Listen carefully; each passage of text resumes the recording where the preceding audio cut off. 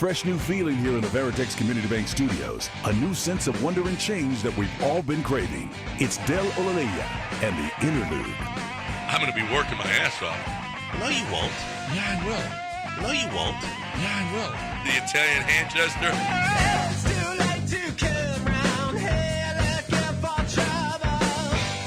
That was weird. That was Sean. Welcome in. How are you? How you doing this morning, Sean? How's it to get up? You liking it? You liking waking up this early, Sean? Love it. John and Dell again this morning with Sean on the board for us here this morning. Sean has lovely locks, doesn't he? Yes. For those of you, if you watch on YouTube now, is there a third camera in there for YouTube too? Yes. He just has to sit down to be seen, though. Oh, okay. It's set up where I think he has to be in a chair for him to see his hair. He usually is that. I can't tell. You have your headband on today? Yeah, he does. He's got Keep his it out headband. of his eyes. That's his deal. Oh yeah, that's his deal. He doesn't want to sweat. No. Keep the sweat out of his eyes while he's working. Nobody sweats in there. Okay. It's a little warm Slow in there down. sometimes. Yeah, if I close the door, it It's gets a little warm. stuffy. You ain't digging ditches in there, okay? Oh, You're pushing there's buttons. calluses That's it. all over my fingertips. Yeah, Having to push all these buttons. people shake his hands and think that guy does hard labor. Yeah. They're right. I would wash you can't wash the board every once in a while, can you? Though We should dust it at some point. some of the people that have been in there pushing buttons. We would never wash it because it would probably just destroy it. But I mean, maybe a good dusting. maybe Some Lysol, maybe? Yeah. a baby wipe on there every once in a while, Yeah. as opposed to One of us would actually have to do that, and no producer's going to do that. We just look at it and go, I guess no one tried. Well, no one tried to clean it yesterday. That feels terrible. There's though. always a little feeling Man, of, I'm not going to smell my fingers after working well, that board. I don't do that at all. When Okay. there's only like one time when someone will smell their fingers. Yeah, I did tell Jeremy that once. I asked him that once after he went on a date. Welcome into the show, everybody. It is, it's Texans Day. It's C.J. Stroud Day, really. Is it a celebration for the Texans It's because things went their way yesterday? It's a celebration. They did go their way yesterday in a big, big way. Not only all day with Bobby Slowick and Gerard Johnson, but also last night with CJ just dominating the sports awards. So congratulations to CJ. He is the toast of the town, right? And deservedly so. He took home Athlete of the Year, Moment of the Year, Newcomer of the Year, and it was just like a celebration every time there were any videos of him or whatever. It was just all What about was the CJ. Moment of the Year? Moment of the Year was when he and Will Anderson, I guess, held up their jerseys. Oh, in the on press draft conference, at draft day. Okay. Yeah. Or in the presser the day after, I guess. Or that night when they were something along both those up there, lines. whatever. Okay. Moment of the Year was when both of them were drafted. So, congratulations to CJ for dominating. Rightfully so. He had himself a great year. You know, and this is good news that Bobby Slowick and Gerard Johnson are staying. It's it's about continuity. You know, we saw Jalen Hurts really struggle this year. Without Shane Steichen this year after he left, it was and he struggled before and now he struggled after. So keeping your offensive coordinator for another year, the two of them can grow together. I think Bobby Slowick is definitely headed for a head coaching job. Getting another year. How about Ben Johnson saying, I'm going to stay. Weird. Yeah, Boomer Esiason said he was a lock for that Commander's job, and Ben Johnson was like, actually, I'm good. Maybe, I know the Panthers' job was the one Lance was panning, saying that's not a great job. Maybe Ben Johnson looked at the Commanders and said, I mean, they're in position to draft a quarterback, but maybe he wanted no part of that, and maybe he sees potentially the Eagles or the Cowboys coming open. Maybe he has a foresight that they may have interest in him if it comes down to that. So he goes, I'll go take a premier job if it becomes available next year. I'll just put up another good year, and we'll see. Well, maybe it worked. Eminem had threatened a diss track of Ben Johnson. If he had taken another job, he was going to write a diss track on, and maybe it worked. And Ben Johnson said, "I don't want that Eminem." I'd say, sorry, I've got $8 million a year or whatever they're going to pay him as far as a head coach, because wasn't he the one being accused of having exorbitant demands for his salary as a head coach? I don't know if those reports were validated, but he was the one people looked at and said, if he goes, you're going to pay him a lot of money and not commiserate with the first-time head coach. He was asking for the moon. Oh, yeah. Yeah, so maybe that was part of the deal, too. Ben Johnson said, if you're not going to meet my salary demands, I'll just stay here and go and wait for another job. No matter what job you take, is going to pay more than an offensive coordinator, right? Yeah. How about the Texans stepping up, though, and telling, giving Bobby Slowick more money, giving Gerard Johnson more money behind the scenes? This war that is going on with the Texans behind the scenes with the McNairs, and whether or not Janice is capable of running the team, if she needs, supervision from Kerry, the son. Truth be told, this went from the worst ownership group to a really, really, really good one. And I think, and Hannah's got to get her due on this thing. And maybe that's why Kerry is up in arms is, you know what, she's not a McNair. She's actually taken over this whole thing. She doesn't deserve to be, whatever the case may be, whatever the reasoning behind Kerry getting involved in this thing now and trying to wrest ownership or whatever he's trying to wrest from Janice McNair. It just seems like poor timing for all of us, because it went from horrific ownership to what looks like it's really damn good. After this is the 1-year anniversary of D'Amico being named a head coach. And, from that time on, from today, a year ago today until right now, boy, has that the outlook of this team and our perspective of what this team is changed. Well, they made the right decision at head coach, and then they made the right decision at quarterback in the draft. We can get into who we want to give credit to for the draft pick, but it'll go under Nick Casario's as far as the executive of the year stuff and one of his wins, whether he was fully behind it or not, it'll go to him. So if we can talk about a bad owner, and now Kyle's and Hannah are good owners because they made 2 good decisions. That's how it happens. It quickly can change, and we know, at least from reports yesterday, they're willing to pony up, which I don't think was ever really in question. I don't think that the Texans have ever been considered cheap when it comes to paying people. They were paying 3 coaches at one point, so we know they'll pay people. I think it's 2 good decisions in a row led to a complete change in the opinion. And I don't know how much I'm just going to shower them with praise, but you make a couple decisions and things are looking up, and you hope that they continue to make them. Really, it really has. I mean, it is a year ago today, what did we think of these people? Honestly, we knew the incompetence that they had. Well, shown. we knew the D'Amico thing was coming. It felt like that was a foregone conclusion, so we felt better about the process of what was going on. But yeah, there was no validation of the decision yet, so you assumed they were bumbling. I'm going to use a nice word, bumbling incompetence. I was going to use something more insulting. Bumbling incompetence, who maybe lucked into a guy who really wanted to be here, but ever since they've made that move, things have gone their way. Yeah, well, it had been 3 years of changing head coaches, paying off 5-year contracts after just 1 year, of Jack Easterby, the Bill O'Brien mess, what looked like a terrible draft for Nick Caserio because Kenyon Green was awful and Derek Stingley didn't play, and holy crap, it was just a mess. And now we look at them and go, wow, what a honestly, they're going to be. They looked everything about them is different. They're going to be looked at differently as far as nationally televised games. Maybe even like Taylor Swift might come to a game or something. Are they playing? They're playing the Chiefs. They're playing right? the Chiefs. Is the game here? I mean, Taylor Swift probably would have taken that week off. Maybe, but now she's going to go. Wait, I want to see CJ. And if we're going by what the on-field stuff, the mic'd up stuff of Taylor and Travis, they were exchanging "I love you," so she may be around for the Kansas City-Houston game next year. She may be Mrs. Kelsey next year. Yeah, this time. He'll be Mrs. Smith. He'll be Mrs. Swift. There's a or lot Mr. of, Swift, excuse me. Right. I would change my. Oh, absolutely.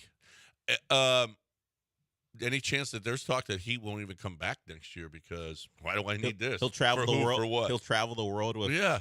You think she's going to like a hanger-on boyfriend? Yeah. I don't think so. You know, she feels like the type who, hey, go do something. See, I couldn't be married to her then because I ain't. Well, doing nothing. even your wife tells you, hey, go keep working. I don't want you just hanging around. That's going to change soon. Trust me. Oh, okay. Is this the This is my the one more farewell year? Tour. This is my farewell tour. Or do you want people to start tributing you, honoring you as the No, year I closes don't out? want any. No, I want to walk out quietly. Just walking out the back door. Bye, everybody. No one last dance for you? I'll be at Prime playing poker. Do you want to get I'll be people at Highland Pines or Wildcat. You want to do You can find me at my office. a day at 610 to honor your time there? You want to do that, and then as you go to different cities, and 610 would be a place you spent time at. No, you want to do that? I'm not going back to 610 to say for goodbye. just for a show. No, they don't want me there. You sure? After all the stuff, the corporate pile of dung. Hey, okay. Feelings get smoothed over. It's been years. No, they don't. Get a rocking chair from each station. Like a retirement tour. The guy who named you John. A tour. A Coach K retirement tour. Yeah. The guy who named you John Grant, Louisiana. Yeah, I'm not. No, you get a chair from them. It was a woman. Oh, okay. Yeah, and from New York, she was the news director in Lafayette, and thought my name Granado was too ethnic for Lafayette, Louisiana. Well, yeah. So yeah, you mean Lafayette too ethnic? Granado, really? It's a different type of ethnic that they're not ready for. Oh, there's a big Italian community there. Yeah. There is in Lafayette, of all places. Yeah. Was that how you found it? Yeah. One of your cousins said, "Come on down to escape whatever was happening in Chicago." Well, he didn't answer. He just shrugged. shrugged. No. I'm not divulging not any information at this time. I'm pleading the fifth on that one. All right. Vincenzo asked you to come down? No, Vincenzo didn't ask me a thing. I'll tell you what we're going to do. We're going to take a quick break. Melvin wants to get in here and talk about the draft, and we will do that. We're pretty much – Lance isn't here again today, so we can take calls, okay? We can take calls because Lance isn't here and because he won't go on and on about I don't know what. Well, it is a draft question that Melvin has, so maybe we'll call Lance and find out what he thinks about this question. Nah, he's too busy looking. You guys were bothering me while I was in the middle of the most intense golf competition ever. Let me call you like in the 8 o'clock, 9 o'clock hour. It wasn't 7 in the morning. Yeah. Yeah. Well, there it was. It was an hour. It was an hour difference. Yeah, then it was 8. It was 8 something. Yeah, that was fine. You were up drinking your coffee, getting ready. I kind of was. Yeah, you're already up. I was. Right now, I'm talking about how about Louisiana's largest sports book. We're going to be there Monday and Tuesday. We want y'all to come to Golden Nugget Lake Charles. I talked to the person from Las Vegas Golden Nugget yesterday, as a matter of fact, making some plans to go to Vegas, and I just love the Golden Nugget. People, it is more difficult to get to Las Vegas. Obviously, it's so much tougher. But to get on the plane and get off the plane and the expense of the plane and everything else. Just a 2-hour drive right down the road here, and you've got Las Vegas right in Lake Charles. Lake Vegas is what Lance calls it. Lake Vegas. And it's got the DraftKings Sportsbook, which is excellent. Blackjack games, bar top video, pokers and slots while you're watching all your games. Full-service restaurant. If you're looking for the best way to play, and I just love it. Now you've also got the poker room, you got the casino, you've got the pool, you got the golf course, you've got the martini bar, you've got a Blue Martini nightclub, you've got all the concert venue as well. It's the best. It's the best. I love it. We're going to be there Monday and Tuesday. We want you to all come out. But if you want to go and enjoy either the Super Bowl or March Madness, goldennugget.com/Lake Charles.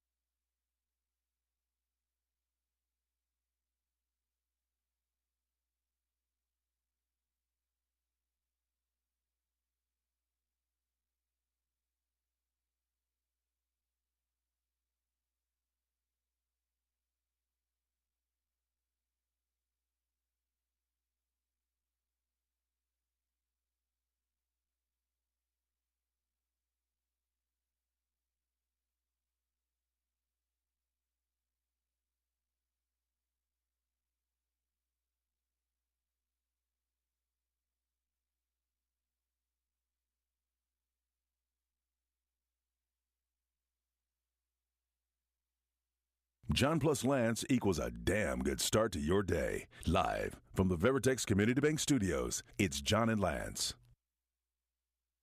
All right, 713-780-3776 is the number if you want to get in here with us on ESPN 97.5. Melvin wants to get in here. First thing, he wants to talk about the I think it's the NFL draft. Yeah, it's NFL draft. What's up, Melvin? Hey, what's up, guys? This is Nelson, not Melvin, but good morning. How y'all? Good. How are you? Good. Hey, I wanted to talk. So y'all were talking about the draft. I had just ran into this two-part series on YouTube that the Texans put out on their channel yesterday. Well, they put it out 8 months ago, but I saw it yesterday, and it was just following the draft, and the Texans. Well, it followed the whole organization. It was just a quick video, but like 10 to 15 minutes. But it followed how they drafted the two guys, CJ and Will, and then on afterwards, like their interactions. The first time they interacted with D'Amico and Nick after they got drafted. Their emotions, them just talking about how happy they were coming to Houston, and it really showed like 8 months ago how this these two guys were just gonna bring in like a cultural shift to the team. Like you could tell that this was different. That they were just ready to come and like start setting a new culture, So I guess this is just a little entertainment tip here just to see if you guys want to check that out. Mm-hmm. All right, it's on YouTube, and It's under the official Texans channel. The Texans channel? Yeah, you can find it there. Yeah. It starts with D'Amico. Ryan's that hire was the first kind of building block to what we've seen since, and drafting those two guys. And we remember, well, if you listen to the national talk of that trade, it was a trade that was panned because the thought was the Texans have just traded away a top 5 pick because despite the young quarterback, he wasn't considered the best quarterback in the draft. And you draft the defensive lineman, and then you're trading away a pick, and you're going to be a bad football team. You're giving up a top 5 pick to the Cardinals, and that was people were going to point to that trade as one of the worst trades in draft history. And obviously, those particular thoughts can be pulled, and people have to pull the receipts. I'm not sure people are doing their mea culpas and apologizing for that stuff, but the Texans are getting crushed on draft day for making that trade. So, would you do it again today, knowing what you got with Will Anderson? Yes, I think it's an easy one. Yeah. Because in the season, now, obviously, if the season hadn't gone well, then you're like, oh, we just gave up a top 10 pick. But every win that CJ and, of course, Will Anderson was a part of that, every win made that pick less and less damaging, and until it became something we forgot about. And it turns out because you beat Cleveland, you still have a higher pick than them. And the Cardinals pick is 23rd? Is that the pick the Texans traded? No, the Texans got the 23rd pick. Their pick is 26 or what? Okay. What's the Texans? Texans pick? were a final 8 team, Yeah. right? So it wouldn't be 26. It'd be in that 24, 25 range, something like that, right? Would it be right? I don't. Yeah, but either way, the Texans have a higher pick than the Cardinals do because the Texans were able to beat the Browns. Correct. And listen, what did the trade details? Listen, Sports Illustrated trade for Will Anderson labeled worst move of NFL offseason. 27th is the pick the Cardinals have. Okay, that's the Texans pick, the 27th. Yeah. Even before taking a single snap, some analysts have dubbed Houston's trade for Will Anderson a bad move. Sports Illustrated called it the worst move of the offseason. How's it look now? Well, no wonder Sports Illustrated is out of business. Was the trans guy, swimsuit guy on the cover, was that trans woman, I mean? I don't like this area where you're in right now, but go ahead. Was that what did him in, or this headline that Will Anderson's trade was the worst? I don't know if either of those things were the final You don't know. straw. I just said I don't know. Yeah. I said I don't know. Well, you don't know. Yeah, I said that. I actually said I don't know before I know this is what you do. But I legitimately told you I don't know. That's why I said you don't know. Yeah. Thanks for confirming. I'm confirming that you don't know. Okay, thank you for that. I don't know what led to the. Well, there's a bit of a rundown of what led to the end of kind of Sports Illustrated. I just know Sports Illustrated wasn't alone in their opinion. Yeah. It was NFL podcasts around the trade around that trade, discussing the NFL draft, what the Texans did, and what it would mean if they're giving up. They're giving up a chance of Caleb Williams because no one expected C.J. Stroud to be as good as he was. Well, it was thought that they'd give Marvin Harrison with the 4th pick this year. I heard people talking about like, well, if CJ's bad, why won't they just do what the Cardinals did when they drafted Josh Rosen, then drafted Kyler Murray? They thought people Rosen would be that was the 15th pick. Sure, or so? yeah, I get it, but people thought the Texans would be so bad and CJ Stroud would be part of the reason they were bad. They would have to punt on him, but they wouldn't have to pick because they traded it away. Of course, all that was wrong, and now Caleb Williams is in the middle of the draft process getting skewered by former scouts. So you never know, and they were big wrong about the trade and the Texans overall. Yeah. No. The Will Anderson trade looks fantastic, especially when you hear the guy talk, especially when you hear his behind the scenes. We didn't hear the Alabama coaches raving about him. We didn't, because that was between all of the teams and Alabama, what they say about kids. You can. I mean, you don't have to blast a kid, but you can pretty much give the message to the team that's looking into him by just But with the way that we heard that Alabama coaches raved about Will Anderson, his work ethic, the kind of guy he is in the locker room, the kind of athlete that everything about him, the Texans were like, we got to have this guy. We have got to have this guy, and that was probably, we don't know. It was allegedly a D'Amico move that he really had to have Will Anderson, and you know what? D'Amico was dead on that one. You mentioned the Caleb Williams stuff. Tell what you brought to the table this morning. As I mentioned, Caleb Williams is now in the middle of the draft process, which means anyone and everyone could have an opinion, and depending on how vocal and, let's just say, outlandish you are, you're going to get attention for that. So Caleb Williams, we know, is the prohibitive favorite to be the number 1 overall pick. Lance doesn't like to use the word generational, so I won't, but that word has been used about him. And there is one former scout for the Jets who has made outlandish takes before, like he thought Spencer Rattler would be the best quarterback in this draft. That's not correct. Well, we'll see how good Spencer Rattler is. He's talking about Caleb Williams, and he says he could be more Johnny Manziel than he is Patrick Mahomes, because we know Patrick Mahomes is the comparison that Caleb Williams gets. Now, we don't know about Caleb Williams. Haven't heard anything about illicit drug use or being a drunk. So I don't know where particularly this gentleman's coming from. Daniel Kelly is the name, and he just goes through Caleb Williams painting his fingernails with obscenities and not speaking to reporters after the UCLA game. He called Caleb Williams jumping into the stands to be consoled by his mother a mental breakdown. Which seems, he was sobbing. What looked like he was sobbing he was uncontrollably. Sad, but that doesn't mean he was having a mental breakdown. No, but he was sobbing uncontrollably. Yeah, sadness. Why this bothers people, or I don't know. Well, painting his fingernails, hate messages for his opponent. I kind of like it. Yeah, I mean, it's better. It's better Which than is what? better, Oh, Jalen's painting his fingernails. I don't know what colors he's painting. Generally, it's black. I've seen a lot of black fingernail polish on Jalen's fingers.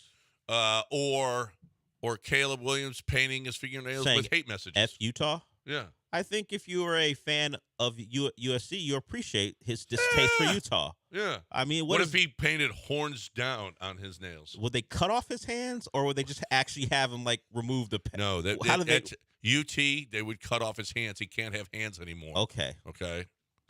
I mean, it's just so. It's a long diatribe by this guy Daniel Kelly. Now, some of it isn't unique to him because there are questions about Caleb Williams. We heard Ian Rappaport doing dirty work, probably for Drake May's agent, talking about how he quote tweeted something about Caleb Williams not showing up for his presser with a glowing review of how Drake May handles things. That was agent planted, because I'm sure Ian Rappaport in the newsbreaking business wants an in. That was dirty work. That was nasty work by Ian Rappaport. So we've seen this stuff go on, but this guy, I would say, comparing him to Johnny Manziel, it is rough. Johnny Man. And yesterday I heard Jeremy talking about J.J. McCarthy as he reminds him of What? Johnny Manziel? J.J. McCarthy? The guy totally. I don't. The maybe guy he said his body type. JJ's 6'3". He's at least listed 3 inches taller than Johnny Manziel. Johnny Manziel's tallest listed height, JJ McCarthy's 3 inches taller. Because I think Johnny, I don't even know if he's 6 feet tall, but that was what's listed. I don't think he was 6 feet tall. I don't. Listen, I'm gonna tell Lance. Hey, you gotta put a comp on him, Johnny Manziel. Let's see what he says. See how that works out for anybody. I mean, you can't. Don't mention Johnny Manziel in the same sentence unless you think the dude is like is some kind of a heroin addict. Yeah, it's a rough one. Okay, that's a little harsh for Johnny Johnny. did other Johnny drugs. did a lot of stuff. Yeah, I don't know if he did heroin. I don't remember that doctor. And you know what? Did. Johnny enjoyed himself. Oh well, Johnny played himself out of the, snorted himself out of the league. Whatever. Yeah, you know. But we knew from that doc that that was kind of Johnny centric. We didn't hear a lot from his teammates that he didn't really want to be in the NFL. He enjoyed the college experience certainly, but once he got to Cleveland, he wanted out as soon as he got there. Well, from what I heard, he in the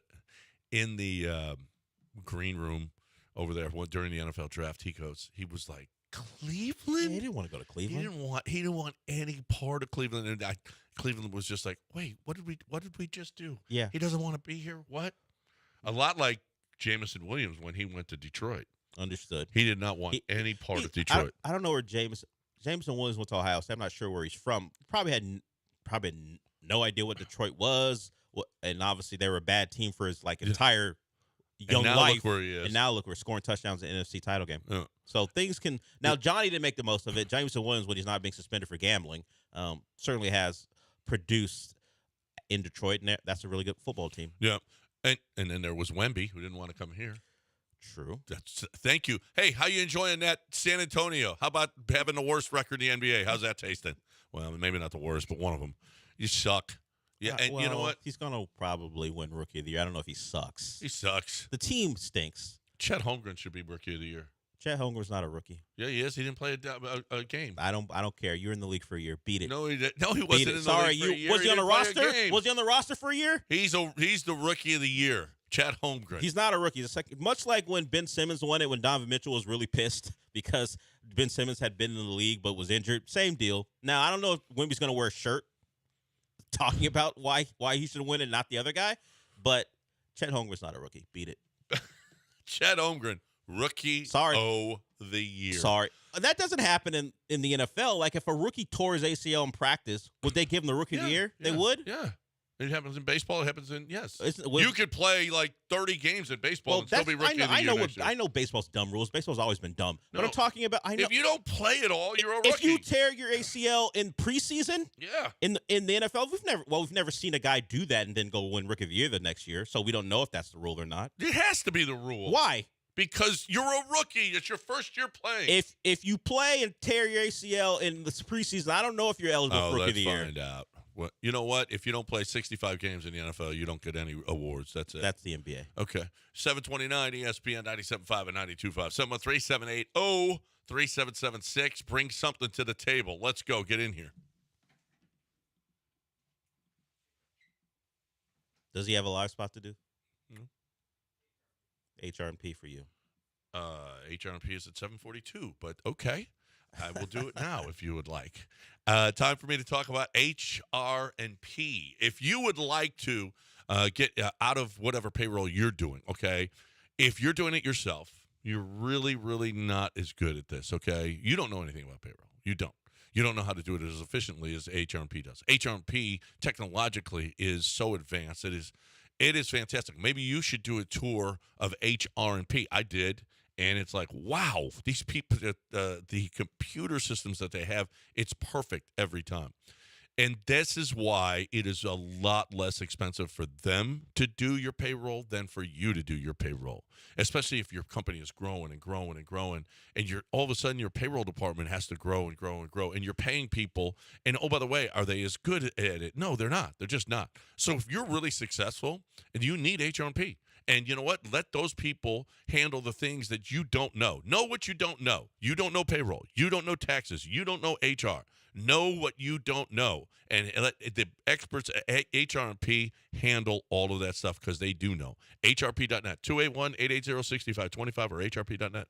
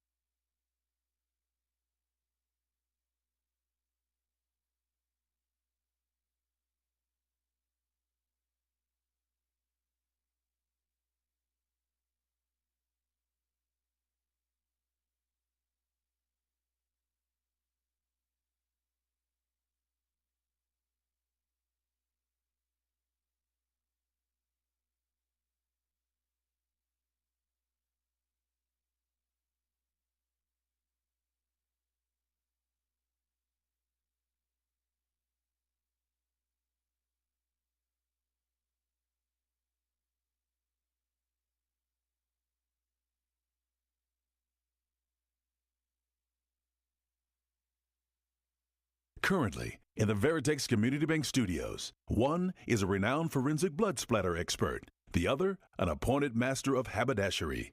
It's John and Lance. Is a rookie a first-year player? Yes. Not according to the NFL. Yes. There's a difference. No, first-year You players. you could have played in your great league, the XFL, for a year, and then played. It's the UFL. Thank you. Well, it was. I don't know if it's a great league anymore. I'm talking It's about the greatest league. That's combined with the USFL. I'm not sure it's a great league anymore, but it was a great league at least at one point. And if you had played in the XFL and then played in the NFL, they wouldn't consider you a rookie. They consider you a first-year player. Those are the rules. I'm looking at it right now. Let me ask you a question. What's the definition of a rookie? First-year player. It depends if you're in the NFL or not. Yeah. The NFL considers a rookie something else. Sorry. First-year player. So the example from the previous segment was if a player got injured in the NFL coming out of 2024 draft and was on an active roster, they would not be eligible to win Rookie of the Year. What about the NBA? Year. We were talking about Chet Holmgren. I know. Thank you. Good night. I know the Case NBA closed. Bing, bing, bing. Winner. I brought up the Donovan Mitchell thing and Ben Simmons thing to let you know I am aware of what they'll do. I'm just saying myself, he shouldn't win it. He should. He shouldn't. He didn't play. So what? He's a rookie. He played in the preseason. No. And Wemby's a better. And Wemby's a better summer league, didn't he? He played the summer league. Yeah. And Wemby's a better player anyway this year. The team just sucks. No, he's not. Yes, he is. He sucks. He's better. I hate Wemby, and I will always hate Wemby. Oh, God, because he doesn't want to come to God Houston. forbid someone didn't want to come play for the trashy Rockets. Trashy. For 3 years. Who's on the brink of the playoffs? So you think a guy? Okay. So you think a guy from France should have been overjoyed to come play here? Yeah, international. Considering city. what they had been the last 3 years. We don't want your Frenchie anyway. He probably smokes. He probably smokes in restaurants. We don't want him here. What? Beat it, Frenchie. You pee in bars on the floor. What's the difference? Yeah. Oh, you're better than him. Yeah. You pee on the bar. You pee on bar floors. And you're better than the guy who made smoke. smoke. One bar floor because it was a Florida. It was in Gainesville. That's what everybody was doing. I don't know that Wemby smokes. Yeah. No. Let's get Spencer in here. We'll talk about Bill Belichick, but who doesn't? What's up, Spencer? Hey, guys. I know it's kind of maybe an odd topic to bring up, but it's just kind of a strange time just because, Belichick is arguably the greatest head coach in NFL history. Saban is right there with Bear Bryant is the greatest in college football history, and they retire within, 5 minutes of each other. And, I've always been a huge Tom Brady fan, everything about him. And, now that Belichick's done, and I'm not trying to get some hot take. I'm actually just kind of curious what y'all think. I mean, kind of looking back at Belichick as a head coach, it's hard to know, and it's impossible to know, what was the fuel for the Patriot way? Was it having really talented players who work hard like Brady, among many others, or was it Belichick? It's probably a heavy dose of both.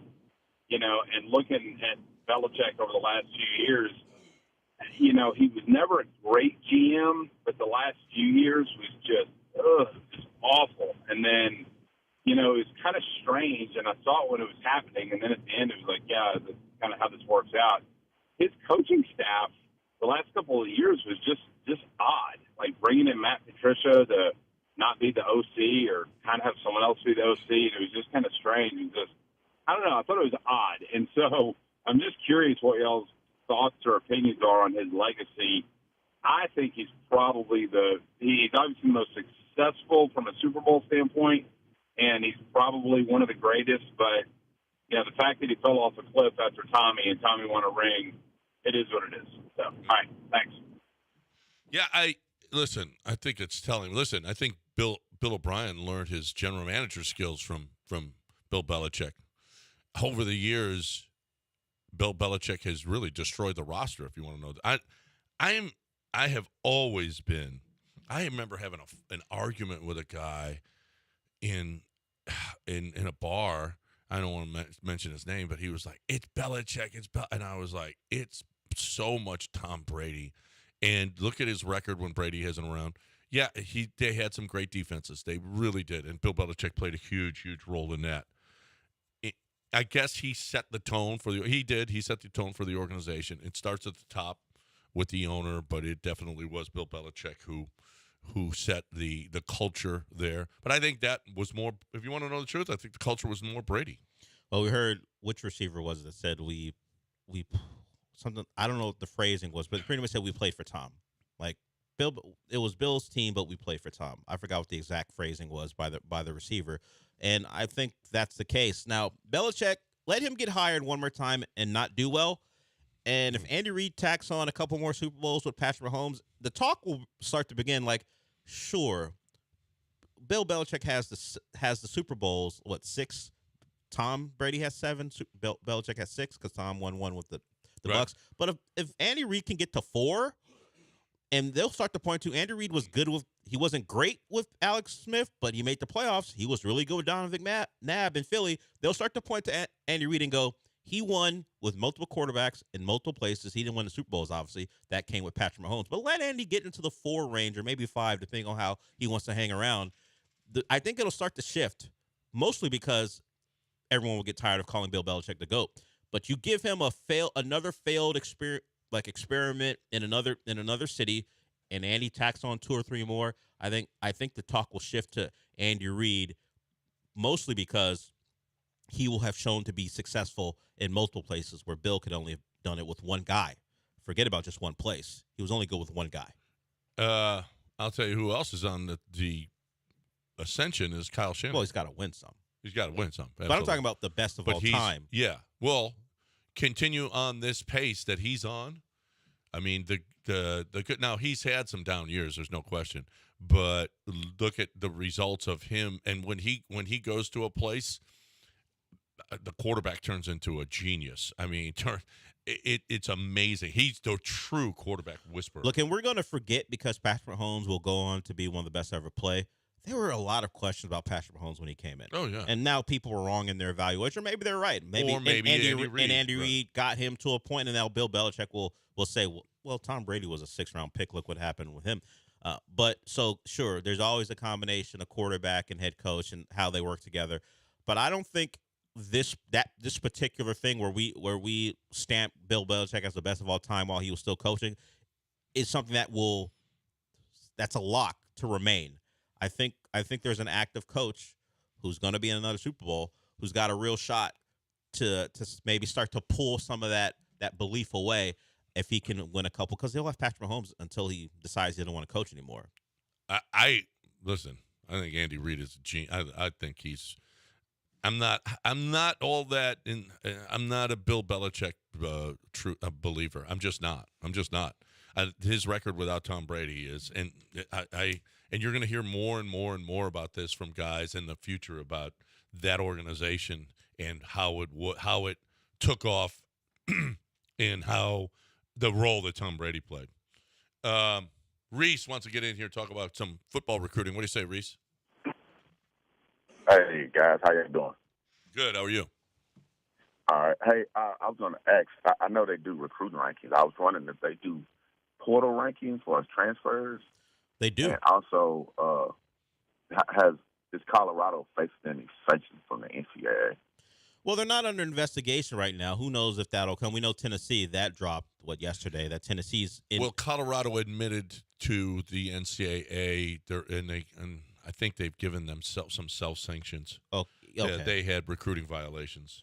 But I don't know if the NCAA has accepted them or what, but I do know that they reported themselves, Reese. Yeah. But Not everything. I can tell you they didn't report everything that they've done. Well, who does that? You Nothing. can't Alton McCaskill. I mean, hey, Dell. What? My name's not Alton. I didn't say your name was Alton. You... I thought I made a mistake. I thought I just said Alton McCaskill accidentally. That's interesting. I don't know why that name popped into your head, Well. but yes, they do recruit portal rankings, and as far as in Colorado being investigated, John's certainly correct. I'm not sure where that's gone or if the NCAA. Apparently, Deion Sanders, Colorado, had minor NCAA violations. They got dinged for 11 minor violations since his hiring in 2022, and they self-reported those. So a major one is the one John so artfully alluded to when he mentioned some random guy's name out of the blue. I don't know why he said that guy's name, but you can kind of guess. Who knows if anything will come of that. But the current team under investigation is Tennessee for name, image, and likeness violations. So we know Florida State got hit, and now Tennessee's the next in line. And it'll probably be more names coming out because NCAA is kind of trying to push back on what had been the Wild West as far as NIL stuff. And two major programs are in the crosshairs right now. We'll see who's next. Appreciate it. The portal rankings, Caleb Downs was number 1, went from Alabama to Ohio State. Caden Proctor, number 2, Alabama to Iowa. Why would anyone go to Iowa? I think it's from Iowa. I think it's from the area. Home state. Tony, it's ridiculous that Tony must have come up with some money for that kid. Yeah, he's from Des Moines. Is he? Yes. No one's from Des Moines. Well, he is. Walter Nolan goes from the Aggies to Ole Miss. Isaiah Bond from Alabama to Texas. And boy, is Alabama pissed about that. Look at all these Alabama transfers. Well, holy crap. 3 of the top 4 are from Alabama. They signed up to play for 4 Saban. of the top 6. They didn't sign up to play for Kalen DeBoer. That's terrible. Man, that dude walked in and goes, where's everybody going? Sorry, we're here for Where's everybody going? Hey, Tuscaloosa's not so great when Saban's not the coach. We're gonna head out. That's just, my goodness. That is just awful for Alabama. I feel bad for Alabama. Yeah, we all feel bad for them. You know who else I feel bad for? KPJ. When we come back, I'll tell you why. Boy, he caught some bullets. He caught some bullets from a dad who knows, a dad who was in there. We will hear that on the other side right here on ESPN 97.5 and 92.5. Right now, though, I'm talking about Chastang Ford. I love Chastang Ford. I was thinking about Chastang Ford this morning, as a matter of fact. My F-150, I love my Lightning F-150, and I don't, you know what, you can have all your thoughts. They got hybrids out there. If you're somebody that really wants to get into the electric vehicle business, you got hybrids out there that are just probably perfect for you. But I love my Lightning. They've got them in stock on the lot right now. They've got Explorer. They got everything you could possibly want. You've got 1.9% for 72 months on all 2023 F-150s. The F-150 is great. It's the best vehicle you could possibly have. I love my F-150. 1.9 for 72 months? That's ridiculous. That is so good. You need to check it out. They got mobile service for you where they will come to your business, okay? If you've got a mobile fleet, you need cars to work on. Instead of taking it to Chastang Ford will come to you. This is innovative. It is awesome. It is what Chastang Ford does. They are going to get you the best service that you could possibly have, and they're going to put you in that vehicle at the price that you have to have it, with the service that you have to have, with no markups, no add-ons. It's not what they do. You're looking for the best way to get into that Ford car, truck, or pre-owned vehicle. ChastangFord.com on 610 at Homestead, not Hempstead, 5 minutes from downtown. Chastang Ford.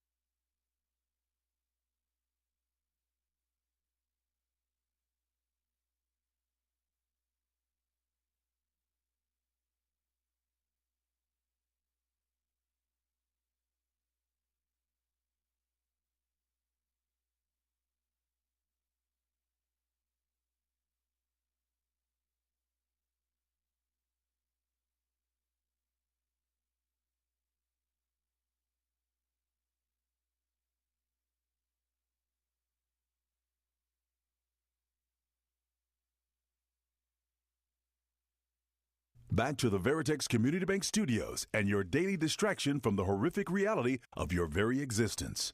Man, I didn't know it was that bad. But hey, it's John and Lance. Welcome back here on ESPN 97.5 and 92.5. 713-780-3776 is the number. If you want to get in here with us, you are more than welcome to do that. We're just hanging out, but we also got this that we've got to get to, all right? Kenyon Martin. Did you see who was he on? This was some pod. Gilbert Arenas. It was Gilbert Arenas' podcast. Kenyon Martin Jr., of course, played here the last few years. Kenyon Martin obviously has some insight into what was going on with the Houston Rockets. When asked about, Gilbert Arenas asked him about this Rockets team over the last couple of years, it's kind of telling what he has to say. Here it is. Rockets are 22-24 so far this season, have already matched their win total from last season. Has Ime Udoka officially changed the culture in Houston? It feels like Ime's come in. But again, you don't have the same players there. You can't change the team up and then.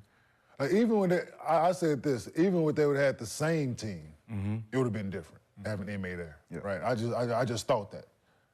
Because it's just the talent that they had, there was no. They was losing too much for. Yeah, there was no respect for Silas. Yeah. What I saw, right? A lot of talent, but there was no, so it's just hard to coach that when you don't have the locker room. And I think Ime would have came in, he would have demanded that, and certain guys wouldn't have been able to play for him. With the same team, certain guys wouldn't have been able to play. The whole team wasn't. I know, that's what I'm saying. The whole team wasn't just a few. No, it wasn't even a few. Just one. Yeah. So, the whole team wasn't troublemakers. It was, but they were so young with no guidance, right? You put some guidance. They would have won. The same team they had last year, right? If Ime Udoka is that coach, they win more than 22 games. So, did he outwardly say? I think he might have said it outwardly in another part of this. Who that one player was? He blamed one player in particular. One player in particular that was, quote unquote, troublemaker. One player who's gone now. No, he's no longer with us. I don't know why he's calling out Ty Washington like that. It wasn't Ty. No, not Ty. It was KPJ. And I will tell you this. I don't know that. It's really kind of funny. He was not disliked. As a matter of fact, he was very much liked. KPJ was the only one that showed up when Ime Udoka was hired. So he was looking to be someone who was part of the new regime. He was not against it. No. He wanted to be here, and he would have been here except for what happened, where he's been accused credibly of assaulting a woman. So that is why he's not here. The Rockets wanted him here. Troublemaker or not, alleged troublemaker, I guess I would say, or not, the Rockets had a plan for him, and they wanted him here until it wasn't sustainable anymore. He was, if your kid plays, you know what's going on. Kenyon Martin Jr., and he obviously he got a lot of his traits and a lot of his the way he plays, and he probably got a lot of advice from his father. His father, Kenyon, seems like a solid guy. And if he was told, man, this KPJ, not good. I didn't realize. Honestly, Lance had said it a few times. He was like, man, you got to get that guy out of there. Got to get that guy out of there. The perception that I had of the kid was that he was misunderstood, that he was, and then of course the incident in the hotel room, which he hasn't been charged, or he wasn't found innocent. I think they dropped the charges, right? I don't know where it stands. I know it turned into the woman in question being less than cooperative. Well, I think the charges have been. I don't know if they've been dropped, but it's been resolved. The issue has been resolved with in line with There what is happened. we don't know what happened behind the scenes with settlements or whatever. But the fact of the matter is He that accepted a plea deal with the NYPD, pleading guilty to a misdemeanor charge of reckless assault and second-degree harassment. Yeah. So he is pleaded. guilty. He pleaded. Yeah. He pled. He pled guilty on minor charges as opposed to the major ones that were facing him. that he was facing. Also saying, and this I think was pretty obvious. There was no respect for Silas. Do you think some of that comes from the higher ups? Because there are stories where organizations back coaches, and it leads to the players understanding that no matter what you think or say, this guy is our guy. Do you think the Rockets gave Steven Silas that backing? That hey, we don't want to hear the issues. This is your dude. This is the coach. You play. I don't know what kind of backing. I don't know. I guess I would ask you, do you think they can go around the coach and talk to people in the executive class if they felt the need? I don't know that. I don't know that. I couldn't say that. I could say that I think Silas was a lame duck for the organization. I think the organization realized that he was not the guy. But why win now? Well, we got to win for who? For what? We need them picks. Well, it had happened here in the past. He was perfect for it because he sucked at coaching. Bo Porter got the same treatment where we're not looking to win. Now, baseball's different. I don't know how much shepherding you can do with younger players in baseball. You go up there and hit. I guess you can teach them how to play, but you still got to go up there and be talented. Listen, I didn't walk away from Bo Porter's era here saying Bo Porter can't manage. Mm-hmm. I know Steven Silas can't coach. I know Steven Silas was not a good and now look how well he's doing in Detroit. Look, everyone lines him up for that, but there's a guy making $80 million who should be blamed. Steven Silas is an assistant. It'd be like blaming whoever Steven Silas' assistants were here for what's going on. Well, Monty Williams, blame him. It was on him. It's on him. Yeah. So I mean, but you could see it, the lack of respect for. You could feel it. You didn't have to be in that room. They just didn't. They just didn't play for that dude. And he was. Listen, I think management was right. If you'd have brought in Ime Udoka, well, I don't know that Ime Udoka was last year's team. I don't know that he was available last year. This year team, he wasn't. He was coaching. No, he was out. He was out. Of but basketball. there were some issues he had to deal with. As we well know. I think maybe sitting a year was really good for Ime Udoka, whatever. But if you'd have brought in a different coach, he would have won more. That's exactly what Kenyon Martin just said. He would have won. Ime Udoka would have won more with that team. Or he would have called enough of those players soft-ass boys that there would have been no team to play. How about they would? No, how much harder would they have played for Ime Udoka than they played for Steven Silas? I think sure, coaching matters, and we've talked about this before. But adding Van Fleet and Dylan Brooks makes Ime's job easier. It's not a bunch of all 20 and 20 to 24-year-olds trying to find their way, trying to make their mark. You have guys who are established, who know how to play the game. No matter what we think of Dylan Brooks, he is a legitimate good player in the NBA. There weren't a lot of those on the Rockets last year. How many good players were on the Rockets last year? Well, I mean, how much better would Şengün have been last year with Ime? But we see with Ime, we're picking apart Jalen Green's stretches of games to see where there's positives. He's still the same player he was last year. Pretty much, yeah, pretty much. So I know what. But how much better would he have used Jabari? Jabari admitted last year Steven Silas didn't run one play for him. This isn't a question of whether I think. Or Steven Silas said it. I know we don't run plays for Jabari. I'm not saying Steven Silas was good or Ime wouldn't have made them better. I'm just pointing out the fact that you have Dylan Brooks and Fred VanVleet makes his job easier. And we see in some instances some players are the same ones they were last year, and he's supposed to be one of the most talented players on the roster. So 22 wins, they probably would have maybe got to 28, 29 because they don't have VanVleet. No, I agree. And Dylan Brooks. But Ime would have made. They would have been better. Yes. Steven Silas. He was actually, if you want to know, Steven Silas was perfect for this team. I don't know why we're giving him so much a stick. They didn't want to win basketball games. They didn't want to win. That's right. That's why I said he was perfect for this team. I know people are like, oh, how bad was he? He did what the Rockets wanted him to do. He lost. Yes. And, well, he didn't do it on purpose. No, I know he didn't. I know he didn't set out to do that, but the Rockets got their man, and they got the results they wanted. That's exactly. 759 ESPN 97.5 and 92.5. 713-780-3776. If you want to get in on the other side, you want to talk about that or anything else, you're more than welcome. Boom.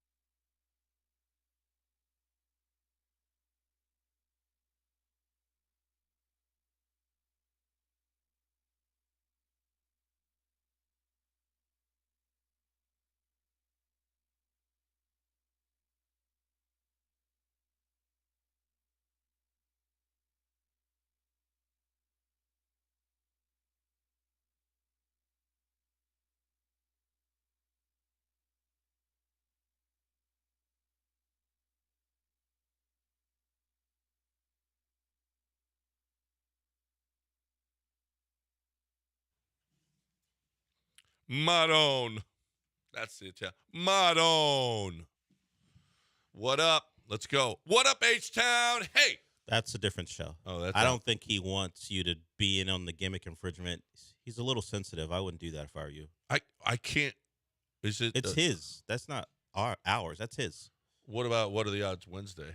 That's ours. Once again, we started that. That's a different show. No, we started that. We have Throw Shade Thursday that we don't do anymore.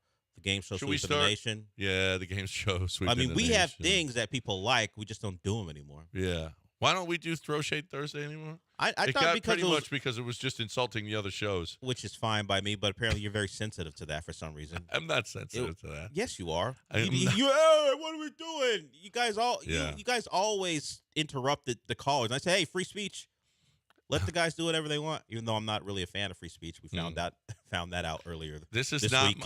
I did not announce that I'm leaving radio. You did kind of say John's- retirement. He did. John's last dance. You see that? Yeah, I saw it. He did kind of like soft launch that he was done. And I was like, what? Well, pretty much. He dropped us sometime soon. Yeah. He dropped sometime soon. Who no one knows. Yeah. No one really knows. You're closer to the Listen, end than the beginning. I've cashed it in a long time ago. Sure, Sean. we know that, but Right. you're still coming to work. But this was the first time I heard you go, man, maybe it's over. Okay. I'm aware of your lack of attention to the job, but now it's like I'll just stop coming. One more year. One more year. One We more ain't- year. We ain't doing that. Like he's Peyton Manning at Is that Tennessee. Peyton Manning? Yeah, no, I'm not Peyton Manning. Or That's you in radio terms, nope. You could do the Roger Clemens and only come in for football season. Oh, how about that? Well, I'm not the one you have to convince. Yeah, did I just give you a Right. No, that's not a bad. But you Did I love just add some baseball. years to the career? Yeah, no. It's Well, a good I could come Astros in season. for playoffs. Oh, That's you want to during- come in? That's during the football season. You want to come in for the football season and the last, playoffs? the last month of the season. Mm-hmm. The stretch run and then Yeah. the football season. Yeah. Hey, talk to whoever you need to talk to. We'll I'm not see. sure it'll fly, but go ahead. Well, Lance got me down to 3 hours, which I really appreciate. Oh, it used to be He said I ain't working 4, so when Lance came, I get to work 3. Thank well, you. Now push it a Maybe little I bit. can get it to an hour. Waking up at 9 and coming in. I mean, I think you better off saying football season only before you go an hour show. Why? Paulie does 2 hours every day. Well, okay? you want to limit it to an Did hour? you see? Congratulations to Paul, by the way. What did he win? He won the Houston Sports Award for Most interactive radio most show? interactive from 10 to 12. 10 to 12 show, but a solo radio show host, something like that. Who spent time in Seattle. Right. Yeah. A very specific Who has a shirt award. with half Astros, half It's a Seattle. very specific award curated for Paul because Right. we really wanted him to win. No, he something. won, though. What did he win? I think a Houston Sports Award or something. You no think? one knows. Yeah. Did you just make up Paul winning an award? He's the one that said he put it on Twitter. Did Paul make up winning an award? Yes, he made up the award that he won. He did look nice in his suit. Oh, he showed up. Your former a former intern, your former co-host on the golf show, Will Doctor, was doing the red carpet for ESPN 97.5. He was out there. He was? Yeah. He was in a suit, a tux, out there with the ESPN 97.5 flag on the mic, out there interviewing the stars. If you didn't know, these sports awards were last night. C.J. Stroud won newcomer and athlete of the year and had the moment of the year with Will Anderson. So almost a clean sweep for C.J. Stroud. Which is, listen, he owns this town. Owns it. He's the man. He is the man, and rightfully so. Had himself a wonderful, wonderful season. Shout out Tuve makes a great point. It's funny to hear someone retire from a 15-hour work week job. Why would anyone retire from that? He makes a point. It's not 15 hours. It is nonstop. Is it? Yeah, it's nonstop. I'm constantly. You include your work week as golf with clients and lunches, don't you? Like that's part of my work week too. See, thank you. I knew he would. I golfed with a client yesterday, as a matter of fact. See, and we're going to talk to him today. Houston. So now I like to call him 4-putt. Well, I'm sure he's not appreciative of that nickname. Hey, 4-putt, welcome to the show. I don't think he's going to want that when we call him. Can you call him? Hey, 4-putt, you ready to go? Can Sean do that and see how it goes? Yeah, when you call him, hey, 4-putt, you up? You ready? Golf slander is always my favorite. It's the best. Billy Brown still catches it from me because he's horrible. Isn't he the plumber who sided with Officer Phillip? He is. He's the plumber that said, yeah. I hope you never shoot under par, Billy. Don't worry about that. Okay. Don't worry about Billy shooting under par. Okay. Okay. That's something. That's the safest bet ever. Great. I hope you have a horrible time out there. Let's get Keith in here. Hey, Keith. Hey, guys. Love the show. Long-time listener, a long-time caller. I do want to say I'll have a quick shout-out, and then I have an NFL question. I do want to give a shout-out to the Knicks. They've won 8 in a row, really good NBA team at the moment. My question is, I'm hearing legs, potential Caleb Williams is going to – the Broncos want to trade up and draft Caleb Williams, take the Bears pick. Do you see any possibility of that happening? You know, they whiffed on Russell Wilson. They're desperate for a quarterback in a division that's loaded, obviously, with Mahomes and Herbert. Do the Bears keep the pick, or do they keep Fields? Do the Broncos have any chance or any type of assets and collateral to potentially get Caleb Williams? No. I think the Bears would be silly.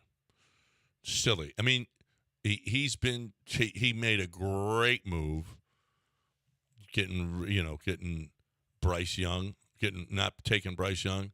This year he's got to take Caleb Williams. I don't care about these reports about, well, I know he was sobbing uncontrollably and he paints his fingernails. Oh, well. Get Caleb Williams, okay? And I think the Bears fan base would lose riot. their minds, Yeah. No, that'd be it for Ryan Poles if he doesn't get him. So the Broncos have the 12th pick overall. And I don't know if they have much else to convince the Bears. Why don't they get Justin Fields? Well, he wants them to trade up for number 1. Yeah, I know he does. I'm saying I don't know if they have. They don't have the ammo. Okay, what about Jaden Daniels? What about if Drake May? If Jaden Daniels is now considered, he's the second guy now. Second guys, and are we getting 3 guys in the top 5? The Broncos. How far up would the Broncos have to move to get one of those guys? What about Bo Nix? Well, these are the Is questions. He Drew Lock too? No, 2.0? No. Drake May is Drew Lock. Oh, you weren't here last week. Yeah, no. For when Lance said his comparison, well, he talked to another NFL guy who does this and said when he looks at Drake May, he sees Drew Lock. That's not a ringing endorsement. It's not great unless you like a guy putting on a fake backpack in celebration. Yeah. And another coach, another grown man mocking him for it in a bowl game in this very city. So, no. I mean, I felt vindicated because I don't really believe in Drake May like others, but our very own Lance Zierlein, who sits in this chair, said he looks at him and he sees Drew Lock, or at the top he sees a Carson Palmer, but he does see a Drew Lock in it too. And I will say this, and I saw a different Bo Nix this year. I do care what I saw of him at Auburn, but he did grow immensely, and maybe in large part because he had much better coaching. We'll see what kind of coaching he has at the NFL level. But Bo Nix was a better quarterback this year. Bo Nix he beat out Michael Penix for the player of the year in the Pac-12, and Michael Penix was thought to be the Heisman Trophy, who should have won the Heisman Trophy. So that's how good Bo Nix was this year. I could see Bo Nix ain't getting past Denver. They're better off as opposed to trading everything for Caleb Williams. I think they're much better off just waiting for Bo Nix. Yeah, if Bo Nix lasts, if he gets there, I'm looking at how it's set up. Teams who could draft a quarterback before Denver, there are a lot of them, so they would probably have to make a trade. We know about Chicago and Washington. New England could want one. Arizona's going to stick with Kyler, not the Chargers. The Giants, I know they got Daniel Jones on the roster, but that's another team. Tennessee, they'll probably stick with Will Levis. Atlanta, quarterback place. Chicago has another pick they won't take. The Jets could probably use a young quarterback, except that would piss off Aaron Rodgers, so they won't do it. Minnesota, another team who could use a young quarterback. So we're looking at 5 or 6 who possibly could take one before Denver. So Denver may need to trade up, but it won't be up to 1. They may have to trade up to make sure they get a guy. Would you take Penix anywhere in there? The injuries concern me. Some of his stuff Lance talked about when he has to move, how inaccurate he gets that's a problem for me. I don't know if Michael Penix is a first-round pick. Now, how he throws the football, the accuracy down the field is great. I just don't know if that's a receiver thing. Now, accuracy you can't change, but those guys make a lot of contested catches for him too. I probably wouldn't take him in the top 15. If he'd have had a game like he did against Texas, against Michigan, he would be a top 10 If he had a pick. C.J. Stroud type Georgia game against, I'm sure he would. Well, he did have that game against Texas. But he did. But Texas didn't have the valuation. He would have been better off losing that football game and not getting beat up against Michigan. Yes, probably. Yeah. Yep. Yeah. Because look at that's helped CJ. CJ played against a team with first rounders all over the place. Now Texas has some good players on their defense, but they weren't looked at like Georgia is as far as a defensive football team. And CJ lit them up. He really did. Well, And so did Michael Penix. He really would have been better off, I think, in this draft had he lost that football Someone has a call we can get to on the other side about your future. And it's not Gilbert. It's not Gilbert. My future, Gilbert's already told me when I'm dying, so I don't need any more of that in my life, tell you the truth. That's stress. What I do need, what you need if you dip, if you put that tobacco between your cheek and gum, which is gross, which is terrible, where you spit all over, it's all, it drips down your shirt, there's the dip all over the ground. It's awful. It's awful. No, okay, raise your hand if you're a female and you love a guy who dips. Never happened. Never in this lifetime. It never will happen. So how about go and get hemp in a pouch made of hemp with CBD oil, so much so that CBD American Shaman said, we love this. We want this in our stores, and they do have it in their stores. You need 975 dip. You need to get out of that terrible habit that you're in. You need to do it safely. If you want to dip and have that sensation, you got it with the flavors that you want, but you do it safely. And it's all at 975dip.com, 975dip.com. Make the change. Make the change. She'll love it. You'll love it. You'll be healthier. 975dip.com.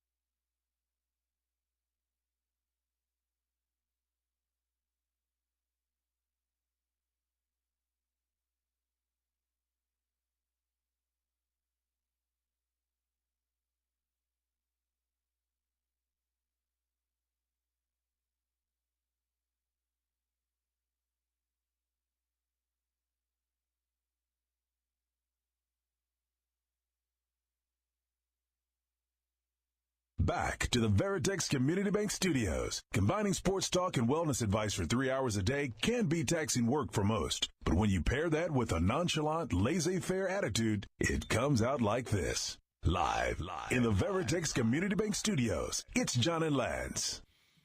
Hi, welcome back here on ESPN 97.5 and 92.5. John Adell, no Lance, with us here for the second straight days. He is in Mobile for the Senior Bowl.